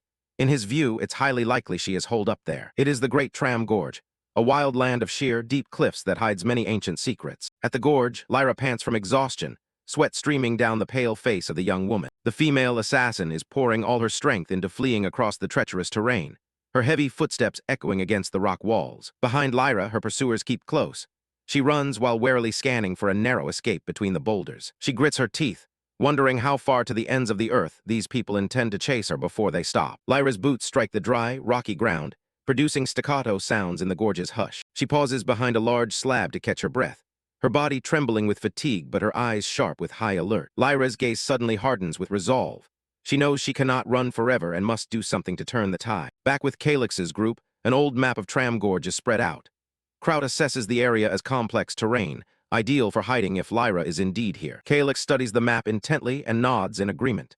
He believes Lyra's presence here is most likely, since populous places like House Shekin are now full of enemy eyes and ears. He flashes a confident smile, thinking that if things go well, the other important thing he's searching for might also lie in a nearby ruin. A few days later, Calyx's cavalry has pushed deep into the vast, wild gorge. The thunder of hooves beats loudly under the harsh sun of the limestone land. Kraut rides alongside Calyx, bringing welcome news that Princess Urine has safely returned to House Shekin. Calyx nods slightly, relief showing on his face. The red-haired knight judges that escorting the princess away was the best measure to protect the girl from the dangerous troubles surrounding the group. Calyx can only sigh remembering how Urine had whined all day insisting on coming along. He thinks it would have been better to leave her at home than endure her complaints. Suddenly, Calyx's pupils contract as he spots something unusual directly ahead. He utters a soft exclamation of surprise. Immediately, Calyx reins hard, his horse rearing as he shouts orders for the whole unit to stop at once before moving further into the danger. The cavalry arrives at a deep, yawning mountain cleft, flanked by sheer cliffs that block out the sun. The majestic yet gloomy scene sends shivers through everyone. Seeing the path cut off by the cliffs, one knight anxiously asks if they have mistakenly taken a dead end. Calyx remains composed and replies quietly that they have not. Calyx dismounts and begins slipping through a narrow rock fissure. Kraut follows right behind, calling to his young lord with a tone of mild suspicion. As he walks, Calyx affirms confidently that the target is just ahead. The path is narrow, but certainly leads to where they need to go. Kraut moves ahead, offering to lead from this point for safety. Calyx quietly follows, scrutinizing every crevice of the cliff. The cavalry now looks tiny as they form a long line, trudging through the deep, narrow gorge. Their boots pound the dry, rocky ground, echoing through the gorge and signaling they are gradually emerging from the cramped passage. Just out of the fissure, Kraut breathes a sigh of relief at the open space before them. Calyx nods in agreement, confirming they've passed the toughest stretch. Before them lies a vast plain surrounded by towering cliffs. Faced with this boundless scene, everyone is bewildered, unsure where to begin searching for Lyra. Kraut scratches his head in exasperation, saying that for amateurs like them, tracking a seasoned assassin in this wide wilderness is like finding a needle in a haystack.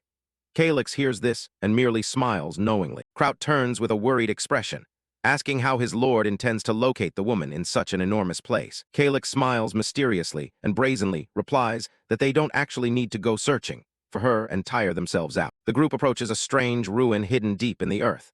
From above, it looks like a huge pit with winding steps like a spiraling cavern. Kraut marvels at the grandeur of nature, but Calyx immediately corrects him that this is the work of ancient humans. Kraut is stunned, unable to understand how his lord can be so certain about a monumental structure like this. The gigantic cavern is carved perfectly deep into the earth. Given its astonishing scale, everyone wonders how the ancients built such a thing without modern machinery. Calyx launches into a history lesson, explaining that although ancient magic wasn't as systematized as today's, there were many mages and people born with innate superpowers. Kraut mutters that he's heard of mages before, but never the term superpower.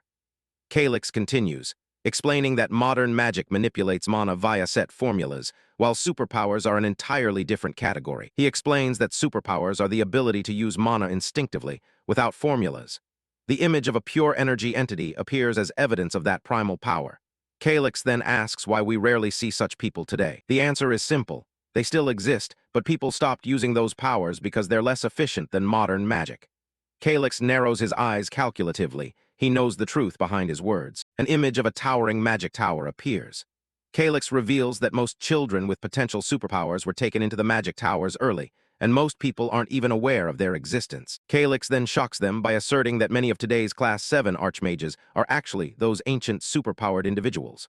Kraut stands open-mouthed in amazement. Calyx's expression grows a touch contemplative, as he notes that no matter how strong one is, reality remains harsh. While trekking downhill, Calyx complains about sore feet. He mutters that the ancients should have invented an elevator. Wouldn't that have been better? Kraut, hearing the strange word, blankly asks what an elevator is. Kraut sternly reminds his lord that instead of complaining, he should treat this as necessary physical training. Calyx falls silent and consoles himself by pretending they're at the gym. Suddenly, Kraut panics and blurts out an apology, worried he may have said something to offend his lord. Calyx remains expressionless, not bothering to reply. Kraut anxiously asks if Calyx is genuinely in pain anywhere.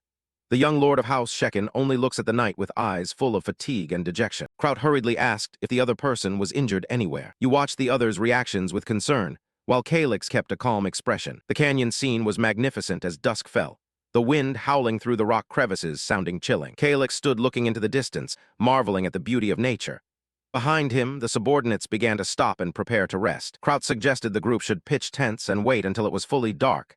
Calyx agreed immediately. The team began to make camp, building a fire to warm the desolate canyon area. Late into the night, Calyx alone perched on the highest rock ledge, looking down into the abyss. Seeing that, Kraut panicked, calling out hurriedly for fear his master might be in danger. Kraut pleaded with him not to stand so close to the cliff edge, but Calyx only smiled and told him to relax. He explained that he could spot loose rocks about to give way, so he would be fine.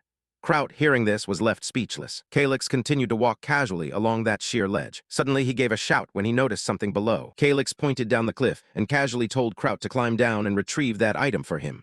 Kraut froze on the spot. The young man couldn't believe he had to climb down that deep chasm. Calyx, meanwhile, wore an innocence-riddled face. Although terrified of heights, Kraut gritted his teeth and rappelled down while Calyx stood above, offering very considerate encouragement. At last, Kraut brought up the herb with a root that looked like a human.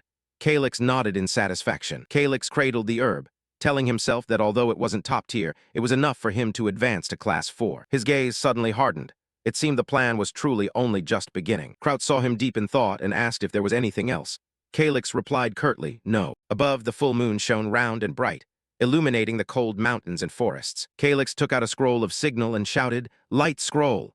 He instructed Kraut to fire one into the sky every 2 hours. Kraut obeyed. A radiant globe shot up, lighting a stretch of the night sky. Kraut watched the light, his heart still full of worry. He wondered whether these lights would really help them find Lila in this vast canyon. Calyx smiled confidently, insisting she would notice the signal. Far below in the deep canyon, the sound of rapid footsteps shattered the quiet. Lila was running desperately in the darkness, her breath growing ragged and weary. A group of black-clad assassins pursued closely, all drawing their bows and aiming at her. A command to fire rang out, and a volley of arrows tore through the night. Lila heard the noise, her face showing extreme tension. She struggled to dodge arrows that plunged into the ground just at her heels. The assassins continued to press on without relenting, cornering her with no escape. Lila felt her strength reach its limit. She did not know how much longer she could hold on. She clutched the pendant at her neck, her eyes showing determination despite the dire situation. Meanwhile, the campfire at Calyx's camp still burned dimly through the night. Kraut stepped closer to Calyx to report the situation after a period of watch. You reported that you've been firing flares regularly,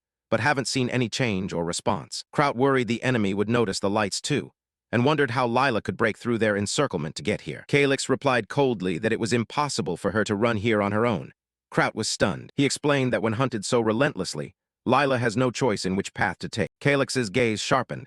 He likened this rescue to a real wolf hunt, like a wolf pack driving a rabbit in a single direction. Calyx was using the light to herd both Lila and the pursuers along the route he'd planned. Kraut curiously asked his master what good lighting the sky would do for the search. Calyx explained that the enemy would be wary of the strange light, and instinctively try to keep as much distance as possible. He smiled with calculation, asserting that Lila was surely hiding where the enemy was avoiding. The brilliant glows from the light scroll lit the night sky, revealing the canyon's deep chasms. On the other side of the cliff, the black-cloaked assassins stood watching the terrain. The white-haired leader squinted toward the strange, glowing points hovering in the distance. He wondered which fool would dare light up a stretch of sky in this deserted place. A subordinate asked if they should investigate, but he brushed it off immediately, not wanting to waste time. He ordered the team to ignore the lights and focus on sealing off escape routes the other way to drive the prey into their trap. He smiled cruelly, confident they had plenty of time to toy with their prey. The leader wanted to savor Lila's despair, pushing her into a corner little by little before ending her. On the other side, Calyx tightened the rope, preparing for direct action. Kraut was shocked to learn Calyx also intended to descend that steep, dangerous cliff. Calyx insisted that if he didn't act now, Lila would surely be captured. The situation was urgent. He ordered Kraut to stay on the mountaintop, which made the young guard worry about his master's safety. Calyx wanted Kraut to keep the lights going for another night as bait, completely distracting the enemy's attention. Kraut reluctantly obeyed, watching his master prepare to venture into danger. Calyx stepped to the cliff's edge, readying himself for the daring leap into the dark. He waved a farewell and told Kraut to trust him, that everything would be fine. Kraut could only shout one sentence after him, as Calyx's figure began to vanish into the deep gorge. He stood dazed watching, silently hoping his master's plan would succeed. The sound of shifting rocks rustled as someone moved quickly along the sheer cliff. Calyx and two assistants rappelled down into the canyon in the silent night, only the wind whistling by their ears. He focused intensely on each foothold, his climbing movements decisive and precise. Suddenly Calyx paused to observe the dark canyon, his eyes full of vigilance. He sensed that the silence was unusual, a sign that the enemy might have begun to move. At the bottom of the gorge, Lila sat slumped against the rock face, her breathing heavy and ragged from exhaustion. Her body was covered in wounds, her arm bleeding after the long, relentless flight. She moaned in pain, yet her hands still clutched the piece of jewelry at her chest. Lila gritted her teeth and endured, sweat pouring down her pale, exhausted face. She tried to steady her breathing, but it seemed her strength had completely drained. Lila's bloodied hand trembled as she opened the pendant, revealing a portrait of a mysterious silver-haired woman inside. A deep, yawning mountain gorge, the air feeling rather gloomy. Calyx was leading a group of soldiers deeper inside, with Gordon close behind. Their footsteps on the dry gravel made a crisp, crunching sound. Calyx suddenly halted. He felt that something was wrong. Seeing his master stop, Gordon anxiously asked what was wrong. Suddenly the ground shook violently, and the soldiers staggered, nearly falling. He raised a hand to shield his face from the flying dust and stones, wondering if it was an earthquake. Calyx squinted toward the source of the strange noises, but clearly this was not an ordinary earthquake. A giant worm burst up from the earth, looming right behind them. He was stunned to realize it was an ancient worm. It gaped its mouth full of sharp teeth and let out a terrifying roar. He ground his teeth and cursed, not understanding why the monster had appeared here. The sudden situation left Calyx no time to think further. The image of the monster reflected clearly in his trembling eyes. A hand thrust out hurriedly, shouting for him to be careful. Gordon quickly lunged forward and pulled Calyx out of the monster's sweep. He urgently asked if the young master was injured anywhere. Calyx was still not fully recovered. He panted from barely escaping death. The enormous worm, standing in the narrow gorge, looked like a moving mountain. He glanced and saw figures fleeing in the distance. They were the ones who had been chasing Lila, and were now under attack by the monster. Calyx's gaze hardened. He knew he couldn't stand still. He pointed toward an entrance to a cave and ordered Gordon to run there quickly. The two of them began sprinting frantically through the blinding sand and dust storm. Calyx ran gasping, sweat pouring down his forehead. The worm did not relent. It lumbered closely behind them. Its gaping mouth seemed ready to swallow them both instantly. Calyx glanced back anxiously. He realized the monster had completely targeted him. He yelled for Gordon to dodge to the side to avoid the strike. A terrible slam from the worm threw up a slab of earth and rock where they had stood. The entrance to a pitch-black cave appeared right ahead. Calyx urged his companion to rush in. They pushed themselves, sprinting into the darkness of the cave. Finally inside, Calyx silently thought his prediction had been correct. He looked around and noticed something. Amid the rubble, a figure lay motionless on the ground. It was Lila. Calyx hurriedly called her name. Gordon ran over to check and confirmed she was still breathing, but her condition looked dire. Without hesitation, Calyx told Gordon to carry her away quickly. Gordon immediately hoisted Lila onto his shoulder, ready to withdraw from the danger. Suddenly a shrill sound rang from afar, making Calyx startle and go on alert. Gordon carefully carried Lila on his back while Calyx walked alongside, assessing the situation. Suddenly Kraut leapt out of the shadows, shouting, "Young master." Seeing Kraut unharmed, Calyx breathed a relieved question, asking how he had found them here. Kraut explained that while he was on guard at the camp, the giant worm suddenly attacked. He went on to say he had accidentally seen the young master running this way and hurried after him. Calyx urged everyone to leave immediately now that they had found Lila. But as the group moved to find shelter, the gruesome monster loomed up behind them. Kraut's face was full of worry at the hair-raising situation. Calyx led the group, trying to find an escape route while his comrades carried Lila behind him. His eyes narrowed, sensing a terrible attack about to strike. The ancient worm suddenly lashed out, cruelly flinging the group high into the air. Kraut watched in horror at the chaotic scene unfolding before him. Its huge, tooth-filled mouth opened to the fullest, emitting a frigid breath. Calyx, Lila, and the others fell straight into its pitch-black jaws amid desperate screams. A comrade stood frozen, unable to believe the young master had just been swallowed before his eyes. The ancient worm snapped its mouth shut, swallowing them all into its bottomless belly. Gordon screamed in despair as he watched Calyx being swallowed by the ancient worm right before his eyes. He collapsed to the ground, stunned because everything happened too quickly and he could do nothing. The image of the gigantic monster haunted Gordon's mind, leaving him frozen in extreme fear. Gordon stood dazed, unable to accept the brutal reality that his master had vanished. In another development, the mysterious cloaked group was gathering to tally their forces after the battle. The silver-haired leader was furious that the plan to capture the target alive had failed miserably. He ground his teeth and cursed angrily at the unexpected losses suffered by the team. Seeing the situation was no longer favorable, he ordered his subordinates to retreat immediately to preserve their forces. About to walk away, he suddenly paused when he heard a strange noise coming from behind. With heightened vigilance, he demanded to know who was lurking in the canyon's shadows. A subordinate came running out of the cliff face in a panic, hastily explaining why he had arrived late. The leader coldly demanded why the others were on time, while this man dawdled like that. The trembling soldier reported that, on his way here, he had accidentally seen the people they were hunting. The silver-haired man immediately pressed to know if Calyx Shessen was among them, but the subordinate said he wasn't with that group. He added that Calyx seemed to have separated from the group along with his trusted retainers. It appeared he had chosen a different route back to the territory to rescue the woman accompanying him. The leader lost patience, grabbed the subordinate by the collar to force him to reveal the opponent's whereabouts. Based on the gloomy atmosphere at the scene, the soldier guessed that Calyx might have been swallowed by the ancient worm. Hearing that Calyx might be dead, the silver-haired man smiled wickedly and ordered his men to investigate thoroughly. He thought privately that if Calyx had truly vanished forever, it would be a great feat that would advance his career. At the scene of the tragedy, the ancient worm had moved on, leaving a desolate and mournful landscape. Gordon knelt dazed amid the ruins, his eyes empty from the shock of losing his beloved master. He bowed his head, gnawing on guilt and regret for having been too cowardly at the critical moment. Just then, Russell, the domain's count, led the relief force to their location. Seeing the devastation, even a battle-hardened warrior like Russell was stunned. He hurriedly asked what terrible thing had happened to Calyx's expedition. Seeing Gordon completely broken, he anxiously pressed for Calyx's current condition. Gordon sobbed uncontrollably, blaming himself for failing to protect his master. He punched the ground hard in helplessness and unbearable pain. Gordon knelt and begged forgiveness, admitting all the faults that led to this tragedy were his. Russell's face went pale when he heard Gordon's agonized confession. He repeated the information in shock to confirm that Calyx had been swallowed by the monster. Gordon could only remain silent with his head bowed, the pain too great for him to say anything more. Although deeply pained, Russell had to stay composed and ordered everyone to get up and leave this dangerous place immediately. The other soldiers quickly helped the exhausted Gordon out of the haunting canyon. Russell watched pensively.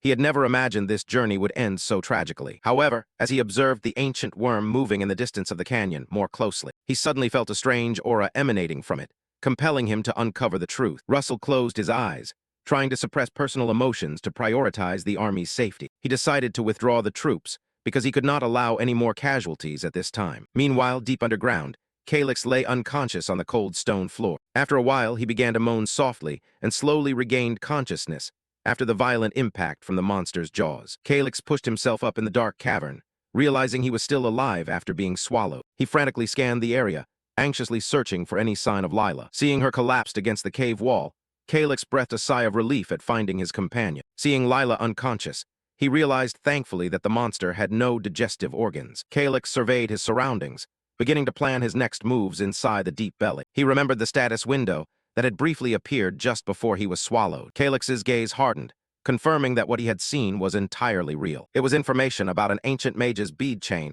used to preserve twin worms. Legend said the ancients often implanted worms into hosts to control them. They synchronized minds, so the remaining worm would tunnel and absorb mana to grow stronger. The bead chain was the heirloom transferred when the old host neared the end of its life cycle. Calyx guessed Lila had awakened this worm with the bead chain without fully knowing its true power. Searching his pack for medicine, Calyx became certain the worm was currently synchronized with Lila. He poured the medicine into her mouth, hoping Lila would wake and gain control over the creature. Calyx prepared for a high-stakes gamble if this awakening plan succeeded. He leaned close to Lila's ear, pleading urgently that she not give up between life and death. Calyx took out an old necklace, his hand trembling slightly but his eyes resolute. He whispered that she must focus and listen carefully to what he was about to say. Calyx explained the situation and forced Lila to seize control of the worm. He encouraged her, insisting that only she could do this. Seeing a positive reaction, Calyx smiled and praised his friend's effort. But immediately after, his expression grew calculating as he decided to change plans. Calyx mentioned the massive ruins beneath the tram abyss that held ancient secrets. He wanted Lila's instincts to lead them both there to find what she needed. The panoramic view of the Shesson family's magnificent castle perched atop a rocky peak. The training yard inside the castle was deserted. Everything began when young Master Calyx was swallowed by the ancient worm. Russell stood pensively in the corridor.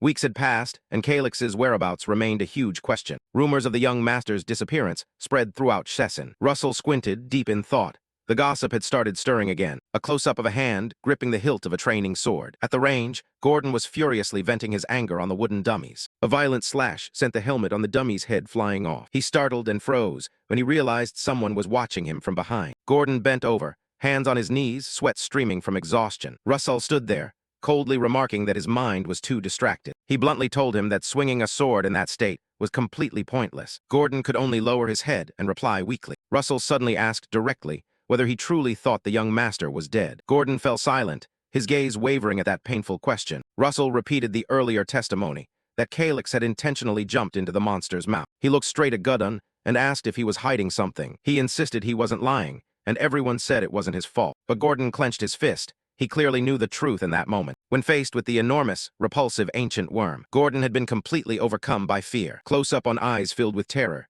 His mind had a single thought then: run. Even though there were things to protect, he fled because he was too frightened. Russell stood silent, hearing the tormented confession of the youth. He said that when someone's desire is stronger, it means they are already imprisoned by fear. Gordon stared blankly at the acting count. Fear erodes both body and mind, causing a person to curl inward and defend rather than move forward. Russell taught him not to try to control power, but to learn to accept one's own weakness. Gordon muttered the lesson to himself as a way to wake up. Seeing Gordon calm down, Russell instructed him to practice the basic moves slowly to regulate his breathing. At that moment, a guard ran up to report that an investigator from the Noble Council was coming to see Lady Stella.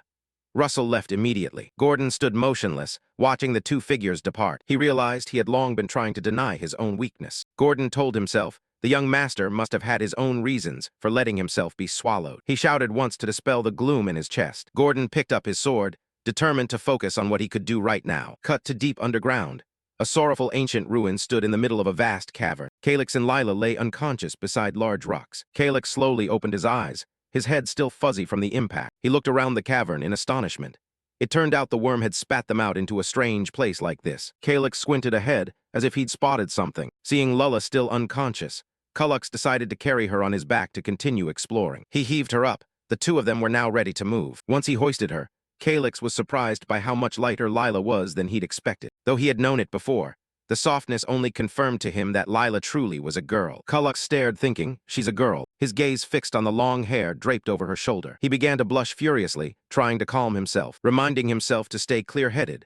Calyx couldn't help remarking on how lifelike this game world felt. He pushed aside distracting thoughts to focus on moving. The two went deeper into the ruins, climbing moss-covered stone steps. Calyx halted before a large door ornately decorated. In his memory, a powerful demon was sealed behind this door. A memory surfaced. The mysterious player of old had once despaired when facing the horrific trial here. Calyx recalled solving puzzles and accidentally encountering the demon in the past, which made him shudder. He decided to avoid trouble and chose to go up the stairs, believing that to be the right path. Calyx panted, struggling to carry Lila up the dizzying steps. Each heavy step left an imprint on the ruined stone floor. At last he reached the top, exhausted but relieved. Calyx touched the ancient book on the stone pedestal, and a brilliant light burst forth. Ancient glyphs swirled around as he began to receive new knowledge. A pure stream of power from the book slowly seeped into Calyx's chest. A satisfied smile appeared on the young man's face. He had successfully learned the S-rank mana breathing skill, an extremely valuable reward. Calyx felt a new vitality circulating through his body, but he knew he had to train a lot to master it. No sooner had he rejoiced than he faced another troubling problem. Calyx turned back to look at Lila, his face etched with worry over her condition. He knew he had to do something to deal with the parasite ravaging Lila's body. Seeing the girl so severely weakened, Calyx decided to give her a spiritual herb to hold her through. He produced a sprig of precious herb, hoping it would help, but then he froze when he realized a harsh truth. How could he get this into the mouth of someone in a coma? Calyx held the sprig of soul herb in his hand, staring at Lila unconscious and unsure how to proceed correctly. Hesitation showed in his eyes. The situation was truly dire. Lila lay still, her face pale as if lifeless. Calyx clicked his tongue, telling himself he seemed to have no choice but to use that method. He broke into a cold sweat, looking at the girl before him with an awkward expression. Close up on Lala's face, she was still deeply unconscious. Calyx pressed his lips together to steel himself, preparing for an action he was embarrassed even to think about. His heart pounded, sweat streaming down his forehead from extreme tension. Mouth to mouth, he suddenly remembered this was the only way to save her now. He hurriedly put the herb sprig in his mouth and crushed it to prepare to transfer its potency. Calyx forced himself to grind the bitter herb into his mouth. With a serious expression, he moved close to Lila to carry out his plan. From a distance, Calyx knelt beside the girl's motionless body. He looked at Lila once more and took a deep breath to prepare for the energy-transferring kiss. Calyx gently lifted Lala's chin. His eyes still showed embarrassment. His gaze lingered on her lips as the tension reached its peak. He closed his eyes, pushing aside every ridiculous thought to focus on saving her. At that moment, the parasite inside Lila sensed something and rose up from her mouth. Calyx startled, eyes wide, unable to believe what he had just seen. He paled. The situation suddenly became far more complicated and terrifying than expected. Calyx clutched his face in pain as mana from the herb began to erupt within him because his body had nowhere to contain it. The system warned that Calyx's mana node had not yet formed to accept this enormous energy. The stabbing pain became unbearable. Blood began to seep from between his fingers. Drops of bright red blood fell to the floor, signaling that his body was nearing bursting point. Calyx vomited blood. If he didn't find a way to expel the excess mana, he would surely die. He collapsed to his knees, desperately rummaging through the player's memories for an escape. A memory surfaced, the old mage advising him to let go of desire and let mana flow naturally. An image of mana flowing like streams throughout the body reminded him not to try to suppress it. A ray of hope flickered. Kulak suddenly realized he had found a solution. There were 2 ways to transfer mana to another, but the first required both parties to open a mana node. Seeing Lila there, Calyx knew she couldn't open a mana node on her own right now. The only remaining way was to transmit energy through mucous membrane contact. That is, a direct kiss. With no other option, Calyx bent down and kissed Lila to transfer some of his excess mana to her. Immediately, the system panel notified that both of their mana levels had increased sharply. After a moment, Lila moaned softly and slowly opened her eyes, waking up. She vaguely recalled using the rosary necklace to hold on earlier. In someone's hand was an open locket, inside which was a photo of a gentle silver-haired woman. Seeing Lila sit up, Calyx nonchalantly stayed seated with his back turned, reading a book, then asked if she was fully awake. Lila looked up at him and quietly asked why someone like him would risk his life to save hers. Calyx replied coldly that she shouldn't misunderstand. He saved her only because it was necessary for his own survival. A memory surfaced. The woman in the old photo once taught him the mana-breathing technique to survive. Calyx glanced down at the dossier of targets. His sharp gaze affirmed that this whole journey was for revenge. Lila, having regained consciousness, showed a look of self-doubt, believing someone like her wasn't worth her master's risk. Calyx snapped the book shut with an unamused expression, prompting Lila to awkwardly ask why he was so angry. He answered indifferently that he was simply acting according to his own values and principles. Lila remained tormented. She couldn't believe her master would gamble his life for a tool like her. Calyx stared at her and ordered decisively, "Then become strong." Lila froze at Calyx's unexpected demand. He pressed on, saying that if she didn't like the way he operated, she should change herself. He demanded that she use the very mana he had just given her to rise above everyone else. Calyx stood imposingly before her, insisting she must become strong enough to protect him with her own hands in the future. Lila bowed her head, still convinced such a thing was beyond someone who considered herself a failure. Calyx curled his lip and affirmed confidently that nothing was impossible if she truly wanted it. He looked deep into her eyes and made a formal proposition. "Lila, become my knight." Lila flushed. Awkwardly, she reminded him that he seemed to have forgotten she was a woman. Kulak remained unfazed.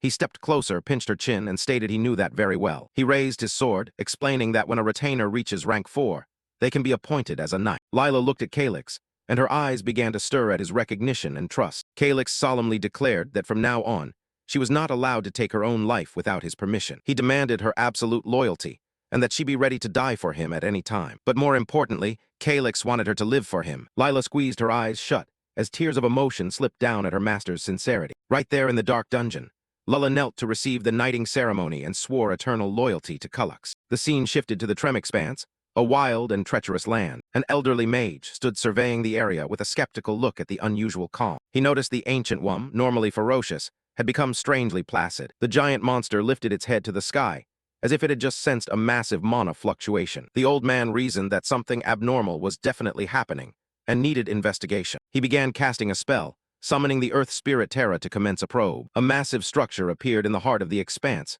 hiding secrets never before uncovered. Back in the present, the campfire's flames chased away the chill of the dark dungeon as night fell. Sitting by the fire, Lila began to open up, saying she had been an orphan raised in a temple. Calyx listened in silence as she recounted the hard days without parents. Lila's face grew sad when she mentioned a woman she respectfully called sister. In her memory, though not blood-related, that sister was her only source of life. Lila revealed she joined the Shadow Unit only to have a chance to reunite with that sister. Calyx suddenly cut through the reminiscence, handed her a dossier, and announced this was their next target. Lila took the paper in shock.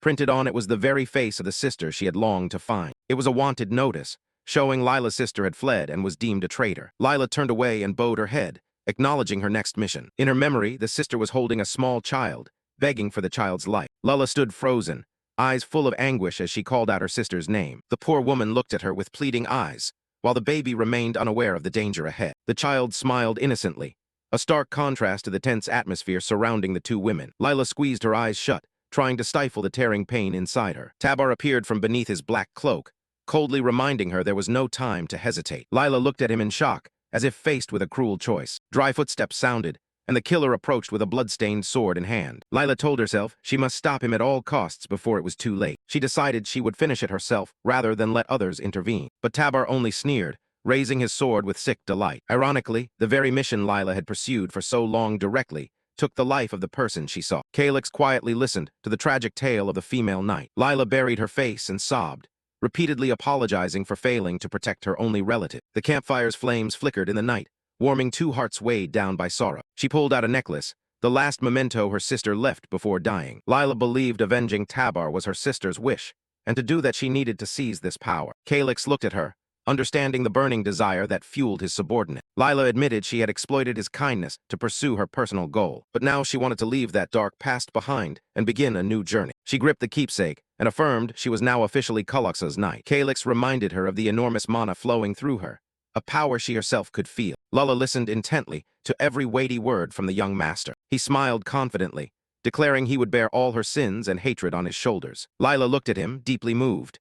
Calyx asked her to swing her sword for him from now on. In return, he promised to help her fulfill the greatest wish of her life. Tears shimmered in Lila's eyes, but this time they were tears of relief and absolute loyalty. She smiled brightly and nodded gently in agreement to his proposal. Elsewhere, the mage Edelon Beltoa was casting the summoning spell, Djinn of Terra. A small wooden doll appeared from the void and began to move miraculously. Edelon ordered the doll to find Calyx and serve as a conduit to his mind. The little puppet smiled, preparing to set off on its assigned mission. Back with Calyx and Lila, the campfire still burned, but the ground suddenly shook violently. Both flinched and looked around, worried it might be an earthquake. A magic circle flared brilliantly in the midst of the ruins. The wooden doll suddenly appeared and greeted them, startling Calyx. Recognizing Edelon Beltoa's magic, Calyx called the old man's name with relief. The doll joked that it had heard he'd thrown himself into the monster's maw, but luckily he was still grinning. Calyx refused to waste time, insisting they needed to get out of there immediately. Through the puppet, Edelon said he had traced the ancient worm's route and could guide them to safety. While communicating through the doll,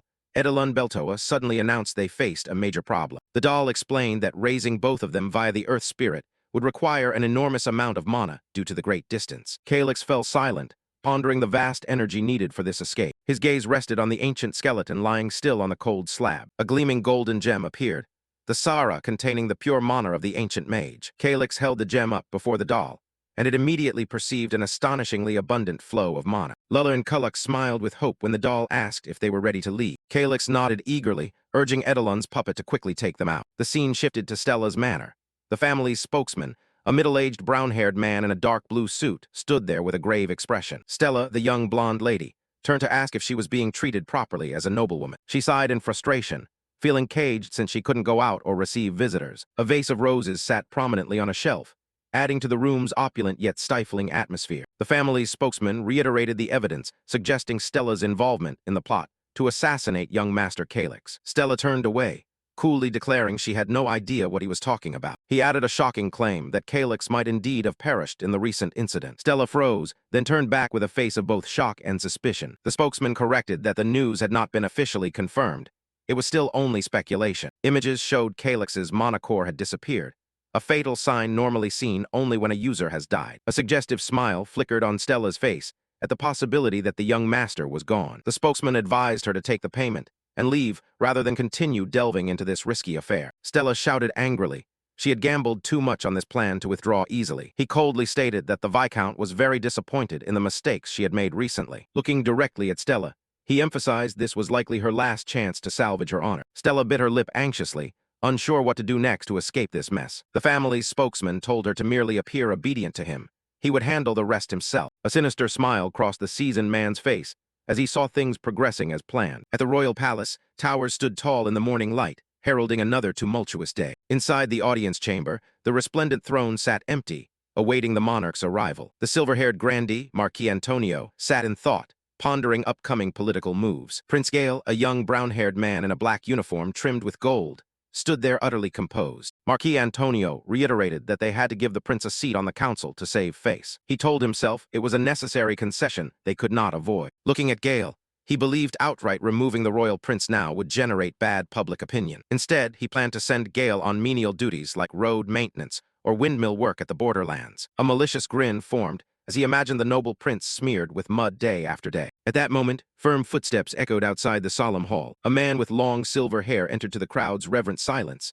The king had arrived. All the officials rose and bowed as the king approached the throne. The majestic king sat upon the realm's highest seat, ready for the session. His sharp gaze swept over the ministers below as the morning council formally began. His majesty sat high on the throne and signaled for the morning court to commence. He wanted to move quickly into the kingdom's pressing matters. The entire grand conference hall fell into a solemn hush. The young noble seated below smiled faintly, nodding the personnel changes discussed today. Russell sat there with a face full of worry and fatigue. His Majesty reminded everyone to exert themselves fully in carrying out their duties. The spokesman stepped forward to present the first topic of discussion. It was an urgent report. The southern coast had been attacked by pirates, 3 towns razed, and hundreds taken captive. The Southwest Army commander reported that reinforcing forces to defend the coast was of utmost importance. An elder noble of the opposition began murmuring calculated objections about the troop reinforcements. Russell realized the real issue wasn't just the army, but the battle over tax-collecting rights. Schemes over who would control that power began to creep into the noble's minds. The young noble maintained an unusually serene expression. The air in the hall suddenly grew heavier than ever. Whispers and murmurs erupted throughout the assembly of delegates. Someone stepped forward to report directly to His Majesty. Viscount Lastleaf warned that the Zapor Kingdom's pirates were not ordinary raiders. He argued that a direct confrontation would require massive forces, so a more practical solution was to strengthen the army. A debate erupted over luring the pirates ashore to reduce costs and manpower. His Majesty slammed the table and shouted for everyone to be silent at once. The entire room fell deathly quiet before the ruler's fury. He decided to postpone troop deployment for more thorough discussion, refusing to make a hasty decision. The punishment for the commander was also put on hold temporarily as they moved to the next topic. After the meeting ended, Gerard stood quietly in the corridor waiting. Gerard approached the young noble who had just attended the morning court. The young man thanked Gerard for helping him attend the session and praised the agreement with Viscount Selvio. Gerard only smirked slightly, saying this was only the beginning. The young noble's eyes flashed with dangerous calculation. He asserted that neither of them was allowed to let down their guard at this time. Their opponents were truly not easy to deal with. The noble smiled confidently, as if he had grasped something. He remarked that both the rival and that prince were extremely elusive. A chuckle of satisfaction sounded amid the conspiratorial talk. Gerard stood there with a sharp gaze, waiting for his lord's next move. The young man told himself there was still much to do to prove his worth. He was certain he would demonstrate his usefulness this time. Gerard admitted that the recent test could be regarded as a failure. He suggested preparing a new experiment to turn the situation around. The young noble stood in thought, considering his next moves. He had always sought out and valued talented people, and he did not hesitate to eliminate dangerous ones. That was his way of operating and his personal survival principle. But all calculations froze when Calyx suddenly pushed open the door and entered the hall, shattering the gloomy atmosphere with a confident presence. He thought to himself that his opponent had chosen the wrong path. He decided to observe a bit longer, since prey pressed to the wall reveals its greatest value. Meanwhile, in the family council chamber, a tense political confrontation was unfolding. A noble asked whether there was still no news of Calyx. Russell was silent, unable to hide the fatigue on his face. The answer remained that the search continued, a response far from satisfactory. Russell fell silent, enduring the pressure of the stares around him. The interlocutor asserted that the situation had moved beyond an ordinary search. Russell arched an eyebrow when the other mentioned redefining the heir. He argued that if the rumor of Calyx's disappearance were true, the family must immediately choose a new successor. He even suggested selecting Granvan's child. Although only 2 months had passed since Calyx vanished, pressure from the opposition was mounting. Calculating eyes watched for the smallest reactions. Russell retorted that the matter was confidential, and besides, Granvan had no child. The other persisted, proposing adoption or appointing a temporary heir. Russell narrowed his eyes, sensing the unusual impatience of these people. The warning about the chaos that would follow if the succession remained vacant too long was delivered as a psychological knockout blow. Russell pressed his lips together, trying to remain calm in the face of the coercive words. The entire chamber now waited for a collective decision from all members. Russell looked around, wondering whether the others shared that same thought. Silence engulfed the assembled nobles. No one dared speak. Russell's face hardened at the crowd's indifference. Even the most reputable among them chose to remain silent in this situation. Russell bitterly realized he was completely isolated within the council. He looked up, keenly sensing a dark conspiracy being plotted behind the scenes. His eyes showed helplessness as he watched matters slip gradually beyond control. It seemed everyone here had already assumed Calyx was dead. A lady covered her mouth with a fan, quietly observing the political drama reaching its climax. Russell thought to himself it was only a matter of time before he, too, would be removed. The triumphant opponent demanded a vote to formally select the successor. He turned to Russell with a sneer, asking if that would be acceptable. Suddenly, a loud noise rang out, making Russell startled. Russell looked up toward the door in astonishment. Steady footsteps and a familiar green cloak appeared at the entrance. The spokesman gaped in amazement at this impossible arrival. The conference hall doors were thrown open to the shock of all the nobles present. Calyx stood proudly in the hall, drawing every gaze onto himself. He broke into a radiant, confident smile and casually greeted everyone good morning. Sharp footsteps echoed on the wooden floor, accompanied by the nonchalant greeting of an uninvited guest. Russell jolted and turned, The other nobles in the hall also showed obvious shock at the newcomer. Calyx stepped forward with a confident smile, even asking after everyone's well-being after their long separation. The noblewoman nearby stood frozen, her mouth stammering, unable to speak at the unexpected sight. He stood tall in the great hall. Russell, still shocked, hurriedly demanded how he could be here now. Investigator Usul Tugram was drenched in sweat. He could not believe someone swallowed by a giant worm could return intact. Russell closed his eyes, trying to suppress the turmoil rising within at the heir's return. Calyx leaned in close, sneering mockingly at the stunned group, and asked what they were puzzled about. He raised a hand to his throat in a threatening gesture, hinting at the fact that someone had just tried to cut his existence short. Ursel hastily regained his composure, forcing a calm voice to reintroduce himself as an investigator of the Nobles' Council. Calyx laughed derisively, immediately exposing the rumor that he'd sold his lands for a council seat. Ursel went pale and awkwardly told him not to go too far. He strode casually through the hall, sarcastically apologizing that being away from sunlight had put him in a slightly bad mood. Calyx's eyes suddenly grew sharp, revealing the scheming and resolve hidden behind his earlier friendly smile. He cut straight to the point, asking what scheme they were plotting here in the absence of the true lord. Usul defended himself, saying that because the young man had suddenly disappeared, they were forced to convene to select a new heir. Cullux responded with an exaggerated "oh." He casually ordered everyone to disperse since he was back now, and there was no need to choose anyone.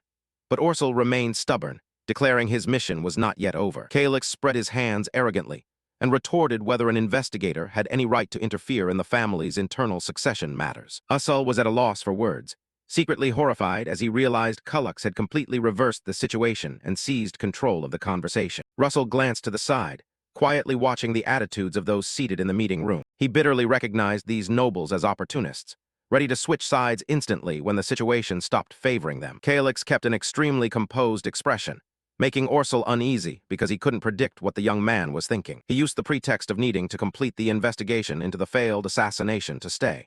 Calyx nodded, remembering that there was indeed an imperial order about it. Hearing him declare he wouldn't leave until the investigation was finished, Calyx reached behind his neck and sighed in apparent boredom. Ursel watched his every movement attentively, waiting to see what the prey would do next. Calyx suddenly curled a lip and asked if he knew that if the young man proved himself to be rank 4, this pointless investigation would automatically end immediately. Ursel snorted derisively, as if hearing the most ridiculous joke of his life, while Calyx's gaze remained unnaturally calm. He jumped to his feet and shouted that Calyx should not invent baseless lies to intimidate the council. Calyx answered his anger with a pressure-filled silence, causing the room's atmosphere to suddenly sag. Calyx nonchalantly declared he would prove his strength at the Knights' tournament to be held in the capital Eresina next month. He turned his back, his proud figure in the green cloak reflecting absolute confidence before the entire council. The entire hall fell into complete silence. Everyone was speechless at his bold, unexpected declaration. Ursel silently calculated. The Knights' tournament was a national event where only those who truly reached rank 4 were eligible for titles. He stared at Calyx, beginning to panic over whether the young man was truly serious or merely creating a diversion. He asked one last time if he was sure he wanted to report his participation to the council, because if he withdrew, the territory's honor would be ruined. Calyx nodded without hesitation. He gave a faint smile and said decisively that in that case, everything would be far too simple. Calyx faced Ursel directly, his stance proud and showing no opening for his opponent to exploit. He affirmed firmly that he only needed not to withdraw. What's so dramatic about repeating that? Their eyes met, signaling an uncompromising confrontation about to erupt at the upcoming tournament. Russell stood behind them, silently observing the young heir's dramatic exchange. He also could not fully fathom the deep calculations hidden beneath Calyx's nonchalant exterior. Ursel curled his lips in a malicious smile, inwardly mocking that Calyx had learned nothing from his own father's death. He offered polite congratulations and warned him to be careful not to get hurt, but beneath it was a lethal threat. After the council members departed, the great hall was left with Calyx standing alone between the long rows of tables. He stood motionless, his deep blue eyes concealing profound calculations about the plan ahead. Russell slowly stepped forward from behind, his eyes full of worry as he watched the young master's back. He pressed for the real meaning behind the boy's decision. Calyx calmly reiterated his intent to enter the Knights' tournament because he had reached rank 4. Russell asked in a low voice whether he truly understood how dangerous a choice he was making. Calyx slightly turned his head and calmly confirmed that he was fully aware of the price to pay. He gave a thin smile, admitting that a teenager who showed innate talent before coming of age would surely become the center of attention. Russell continued, explaining that in this kingdom strength is power, and prodigies are always a thorn in the eyes of enemies.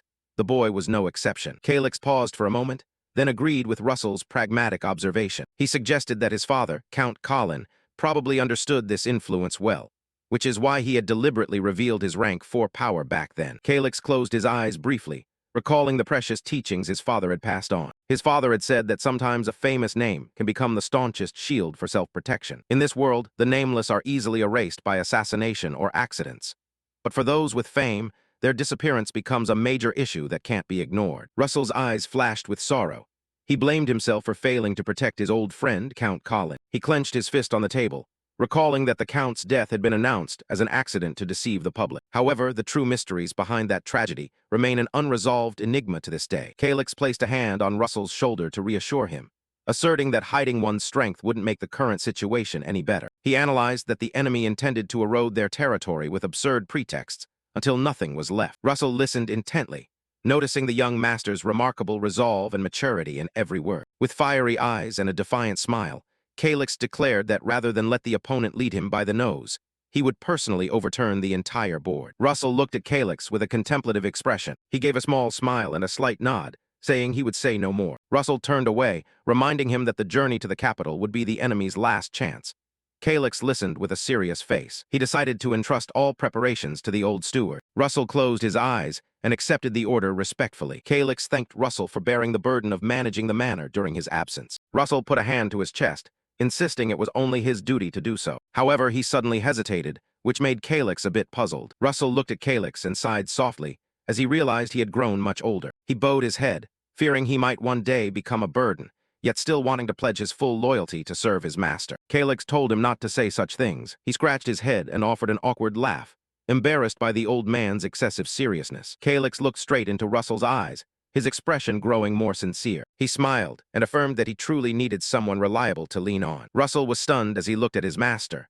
Calix continued, hoping he would keep supporting him as he had all along. The steward fell silent, moved by Calix's entreaty. He placed a hand on his chest and swore that from now on, he would always stand by and protect his back. Calix smiled in satisfaction, placing complete trust in the old attendant. Suddenly, Calix looked thoughtful, as if he'd just remembered something. Russell announced that he had prepared something in case the worst happened, and the young man couldn't return. He produced a strangely sparkling blue gem. Calix took the gem curiously, wondering what it was. Russell fell mysteriously silent, prompting Calix to press for an explanation. He explained it was a recording device, and instructed him to listen to it only when alone. Calix looked bewildered, not understanding why Russell would make him listen to such a secret. Suddenly, a commotion from the corridor drifted into the study. The door was slammed open abruptly, sending up a cloud of dust. Gordon burst in like an arrow, shouting his master's name excitedly. Before Calix could gather himself, the idiot Gordon was already on him. Gordon hugged Calix so hard they both tumbled to the floor.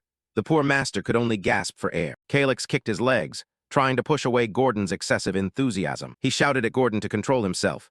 The orange-haired boy just chuckled and apologized. Gordon added that everyone in the party had been waiting for his return. Behind Gordon, Blanco, Lila, and even Russell were already standing there to welcome him back. Seeing those familiar faces, a surge of emotion rose in Calix's chest. He suddenly recalled his solitary life, working in his old world before being transported here. But now he truly had teammates who cared for and worried about him. Calix smiled faintly with satisfaction, silently grateful for this turning point in his life. Suddenly, he was startled by something clinging to him. It was Princess Yurun, the girl clutching Kaluxa's arm with a resolute expression. Calix grumbled that she was weighing him down and told her to let go, but Yurun refused. She buried her face in his arm, promising quietly that she would never let him go far alone again. Calix smiled softly at the stubborn little Yurun. Footsteps came rushing closer and someone shouted, "Young master." The whole group gathered in the room.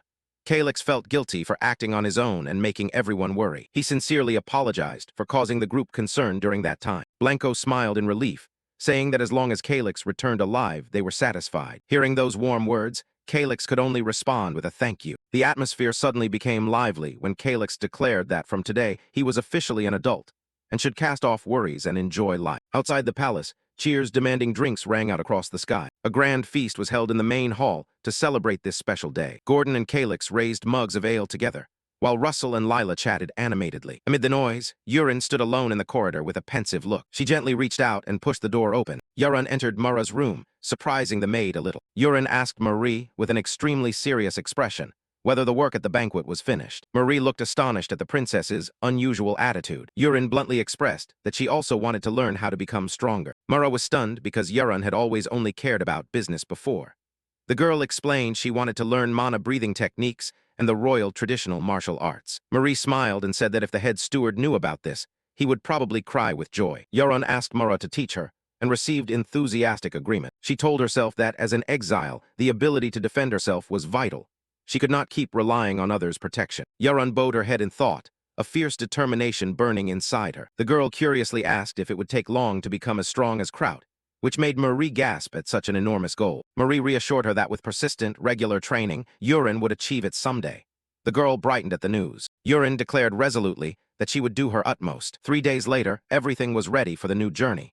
Calyx stood before the manor gate with the war horses. He skimmed the magic screen, confirming the necessary items had been stowed into the storage space. Calyx walked decisively across the stone yard. Russell remained anxious, asking if the young master was really okay and suggesting they take more soldiers. But Calyx declined.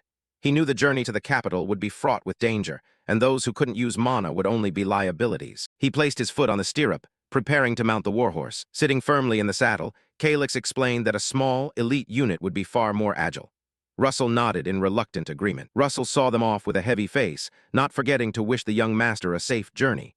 Calyx only replied softly. Gudin and Lulla watched from afar with hopeful, trusting eyes toward the young master. Calyx spurred his horse and rode off, leaving Euron standing silently as she watched his figure from afar. Calyx looked straight ahead, his eyes revealing determination as he shouted to signal the journey's official start. Calyx rode quietly at the head of the group, his gaze a little pensive as he looked forward. He silently told himself that everything was unfolding exactly as he had planned. Calyx recalled Russell's story, that Kraut was the only survivor of Count Colin's ill-fated expedition. Seeing Kraut's sullen demeanor now, Calyx realized the boy was carrying an immense psychological burden. He tightened the reins, his gaze more resolute than ever. The group continued to gallop through the forest. Their supreme goal was to survive and reach the capital. Meanwhile, at a military camp deep in the mountains, the white-haired strategist sat in thought, questioning the next route for Calyx's group. The hooded subordinates emphasized that the road to the capital was their last chance to strike. He clicked his tongue in annoyance upon learning the opponents were all Class 4, and some even nearing Class 6. Back with Calyx's group, they were still maintaining a very fast gallop. The white-haired man propped his chin and pondered. He needed a more cunning plan to deal with such formidable foes. The clatter of hooves echoed through the forest as darkness slowly fell. Russell reminded them of 2 routes: either cross the Karlstad Range or take the waterway along the Arun. On the map, the layered mountains and winding rivers appeared like natural traps. Calyx decided to observe the situation further. He didn't want to commit to a route too early and risk being read by the enemy. Russell nodded in agreement, but remained worried that taking a boat would leave them stuck at the port for days. Calyx's group continued to press on through the dense forest. Russell's face revealed his concern over the looming risk. Back at the command table, the white-haired man still had his eyes glued to the map with his subordinates. He suddenly broke into a crafty smile, as if he'd found a decisive piece. They were the Dominator, those who could command and control the terrifying monsters. The subordinates discussed changing tactics depending on which route Calyx chose, but the mastermind argued that waiting to judge until they reached Kabbalah would be too late. He fell silent for a moment, pondering the optimal timing and location for a strike. His hand pointed decisively to a specific spot on the map. His plan was to create chaos to force Calyx's caravan onto the road leading to Nodessa. There, a Dominator, versed in aquatic monsters, was ready to stage a massacre. A bloodthirsty grin spread across the white-haired man's face. He eagerly anticipated this feast. Dusk cloaked the trail as Calyx's group continued roaming forward. Suddenly, Kaluxa's expression changed. His intuition warned him something was wrong. He shouted for the team to halt their horses immediately and stand guard. From the dark thickets, pairs of eyes silently watched their every move. The hooded girl immediately went on the defensive, tightening her grip on the reins. Russell asked in bewilderment, still not understanding why the leader had ordered the sudden stop. The sound of footsteps crunching on dry leaves grew louder and more rapid. A burly man with a long scar across his nose stepped out, his face radiating savagery. In the blink of an eye, the group was surrounded on all sides by armed men. The gang leader sneered with triumph, declaring there was no escape for them. Russell scanned the scene, wondering whether these were merely ordinary road bandits. Leather boots stamped down menacingly on the ground, the air growing heavy. Weapons slid from their sheaths with a cold ring, signaling a life-or-death battle was about to begin. The gang leader mocked, telling Russell he should pick his opponents more wisely. He added disdainfully that today Russell was simply unlucky. A loud impact rang out as the leader launched a powerful strike. Russell couldn't even react in time to the opponent's overwhelming strength. The leader curled his lips in a smug smile, watching Russell struggle. Sparks flew as his sword clashed. Calyx froze as he watched his comrade being driven back so easily. A massive collision between the two weapons sent Russell flying backward. Russell went pale with shock, unable to believe the opponent's strength. With one hand, the leader threw a crushing punch that hurled Russell into the air. Russell slammed to the ground, his sword flying from his hand and leaving a long gouge on the road. A close-up revealed the leader's fearsome iron glove studded with spikes. Rust groaned in pain, his eyes still wide with disbelief. At that moment, Kullux lunged forward, grabbing Rust by the collar to pull him out of danger. A tense atmosphere settled as the group realized these were not ordinary highway robbers. Calyx shouted at Kraut to remind the team to hold their positions. Russell tried to compose himself, warning everyone not to act rashly. The leader snorted coldly, apparently still dissatisfied with the results. The leader's boots slammed into the ground as he surged forward. Kullux and Rust's group were forced to fall back to re-establish a defensive formation. But suddenly, a rain of arrows poured down from afar like a waterfall. Hundreds of shafts tore the air, flying straight toward Kullux's group. Calyx quickly drew his shield to brace against the unexpected long-range assault. He roared a warning that they were under full-scale attack. Arrows whistled past ears as the air was ripped by their screams. Sadly, the group's horses couldn't avoid the arrow storm and were shot down one after another. Calyx ground his teeth in fury. Now he was absolutely certain these were no ordinary bandits. A torrent of blue-feathered arrows rained like a storm. The hooded girl struggled to dodge through the deep woods. She landed amid a scatter of arrows plunged deep into the grassy floor. Hidden behind a tree trunk, she observed the men ahead. Their fighting was too professional, nothing like amateur raiders. Her eyes flashed cold. The trap had been laid, waiting for the prey to fall in. The hooded girl gave the thin rope in her hand a slight yank. Instantly, she sprinted off at wind-splitting speed. A soldier hadn't even reacted before her shadow was already behind him. A serrated blade was drawn, glinting in the late sun. The man trembled as he turned, sensing death closing in. The hooded girl tightened her grip on her prey. Behind her, a towering skeletal apparition loomed like an omen of doom. "Hush, be quiet." The cold voice sounded right at his ear. A spray of bright red blood splattered into the air. The soldier's body collapsed to the ground. The hooded girl watched silently. Though dressed like bandits, their actions were unquestionably those of professional troops. She began preparing her bow for the next wave of attack. A faint smile appeared on her lips. This kind of close-quarters guerrilla work was her specialty. In another part of the forest, the orange-haired knight strolled out nonchalantly. Alone he faced the entire troop. With a disdainful look, he asked if this was all the strength they had. The gang leader in disguise ground his teeth in fury, scowling at being belittled. He couldn't believe his entire force couldn't even touch the edge of the opponent's garment, even though the man hadn't drawn his sword. Realizing the knight before him was Class 6, the leader ordered his men to launch an all-out simultaneous attack. A lancer shouted and leapt at the orange-haired knight. The orange-haired knight remained calm, his blue eyes unmoved. The spear rushed in accompanied by a dark purple energy, full of killing intent. Without a weapon, he reached out with his bare hand to block the attack. The iron glove clamped down on the spear shaft. The clashing energies sparked with fleeting bolts of lightning. The orange-haired knight let out a shout and began his counterattack. A stream of metallic light exploded, blasting the surrounding soldiers away. He moved fluidly, leaving behind faint afterimages. In the blink of an eye, he disarmed one spear and turned the situation around. The spear tip was now pressed to the throat of the leader sprawled on the ground. Pale with fear, he stammered pleas for mercy, promising to give a rare magical artifact. "Is that so? But I don't need it." The cold refusal left the leader stunned. He screamed in desperation as he saw the spear inch closer to him. The leader groped into his pocket, his begging words continuing in a bid to distract. The orange-haired knight told him to cut out the nonsense. Suddenly, the corner of the leader's mouth curled into a smug smile. A smoke grenade was thrown to the ground at his feet. The orange-haired knight's expression changed. He hadn't expected this trick. Thick white smoke blanketed the area, obscuring visibility. He coughed and spluttered in the smoke, realizing the prey had vanished. From afar, the leader's triumphant laughter carried. He'd rather flee than die here. The orange-haired knight worriedly looked toward the inn, debating whether he should return to protect Calyx. He feared that pursuing too far would leave Calyx exposed, but for now he had no choice. His steel-plated boots slammed down onto the dusty ground. The entire party stood on the forest trail, on high alert for any movement. Calyx asked if the enemy had escaped, and the orange-haired knight confirmed they had, explaining that chasing too deep would create an opening for the enemy to target the young master's life. Calyx fell silent, realizing these attackers were in fact the Black Knights. The orange-haired knight scoffed at calling them knights. Such people had no loyalty, caring only for their own survival. Fortunately, there were no casualties, but their horses had been nearly wiped out. Calyx realized that had been their objective from the start, to destroy their means of transport. The orange-haired knight asked about the next plan. Calyx remained resolute. With or without a plan, they had to keep moving forward. Predicting a likely follow-up ambush at night, Calyx ordered the troops split into 3 groups to take turns keeping watch without sleep. That night, sudden fire arrows tore through the darkness and descended. Flames flared fiercely. Calyx ordered the soldiers to extinguish the fire immediately before it spread into a forest blaze. A soldier hurriedly tried to rush out to put out the fire, but an ironclad hand grabbed his shoulder in time.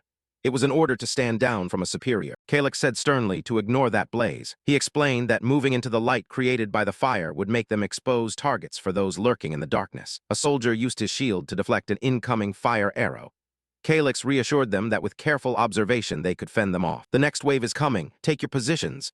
The command rang out amid the rain of flaming arrows. Calyx gritted his teeth, focusing intensely to command in the dire situation. The fire arrows exploded against the soldiers' shields, producing blinding streaks of light in the night forest. The orange-haired knight hid behind his shield, sweat dotting his face from the relentless pressure of the hidden enemy. Calyx maintained astonishing calm, his deep blue eyes scanning for the smallest movement. Dawn broke over the mountain peaks, signaling that a horrifying night had passed.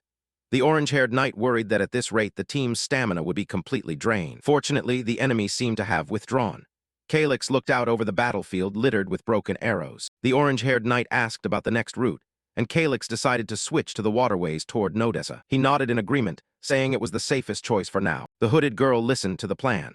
Calyx reasoned that by boat the enemy would find it harder to stage surprise ambushes like the previous ones. However, he also felt a twinge of concern thinking about innocent civilians who might get drawn into this danger. The port city d'Issa appeared radiant beneath a peaceful sunset. Calyx enjoyed a rare moment of rest, quietly pondering what lay ahead. In a hot bath, Kraut exhaled in relief that the group had reached this far with no significant losses. Kraut attributed it to the knight's improved skill, but Calyx felt the recent enemies hadn't seemed truly threatening. He fell silent, sensing that something very strange lay behind those battles. They staged ambushes repeatedly with timings and frequency that were far from simple. Yet their formations were too uniform, their movements predictable, and they always withdrew proactively after a certain point. Calyx wondered whether it was mere coincidence, or if they were deliberately measuring the group's strength. He told Kraut firmly that such coordinated movement could not be random. Kraut turned to his master, seeing the seriousness on his face. Footsteps approached, accompanied by a call from outside the bath chamber.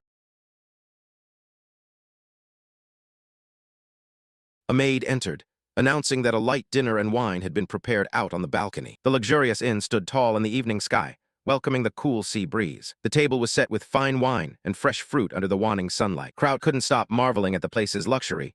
Truly, you get what you pay for. Calyx raised his glass, though he wasn't much for expensive drinks. Kraut took a sip and praised it, inviting Calyx to try some. But Calyx suddenly stood still, which struck Kraut as odd. He stepped to the balcony edge and gazed out toward the harbor. Calyx's bare feet lightly touched the tiled floor, feeling the chill of the late afternoon. Kraut asked what it felt like to gaze at the sea, but Calyx pointed out that the opposite shore was still visible from here. His gaze was deep, as if trying to peer through the water. The sea shimmered like it had been gilded by the day's last light. He thought it strange that, after so many attacks, they could sit here leisurely and admire the view. Calyx gave a quiet, self-mocking smile, feeling he was becoming tougher by the day. Kraut was about to say something when Calyx's expression suddenly hardened. In the distance, a large ship was steadily entering the harbor. The bow cut through the waves, leaving white wakes against the golden sea. Calyx remarked that the ship's owner had a rather eccentric taste and an extreme excess of wealth. He looked at the magic lantern on the ship.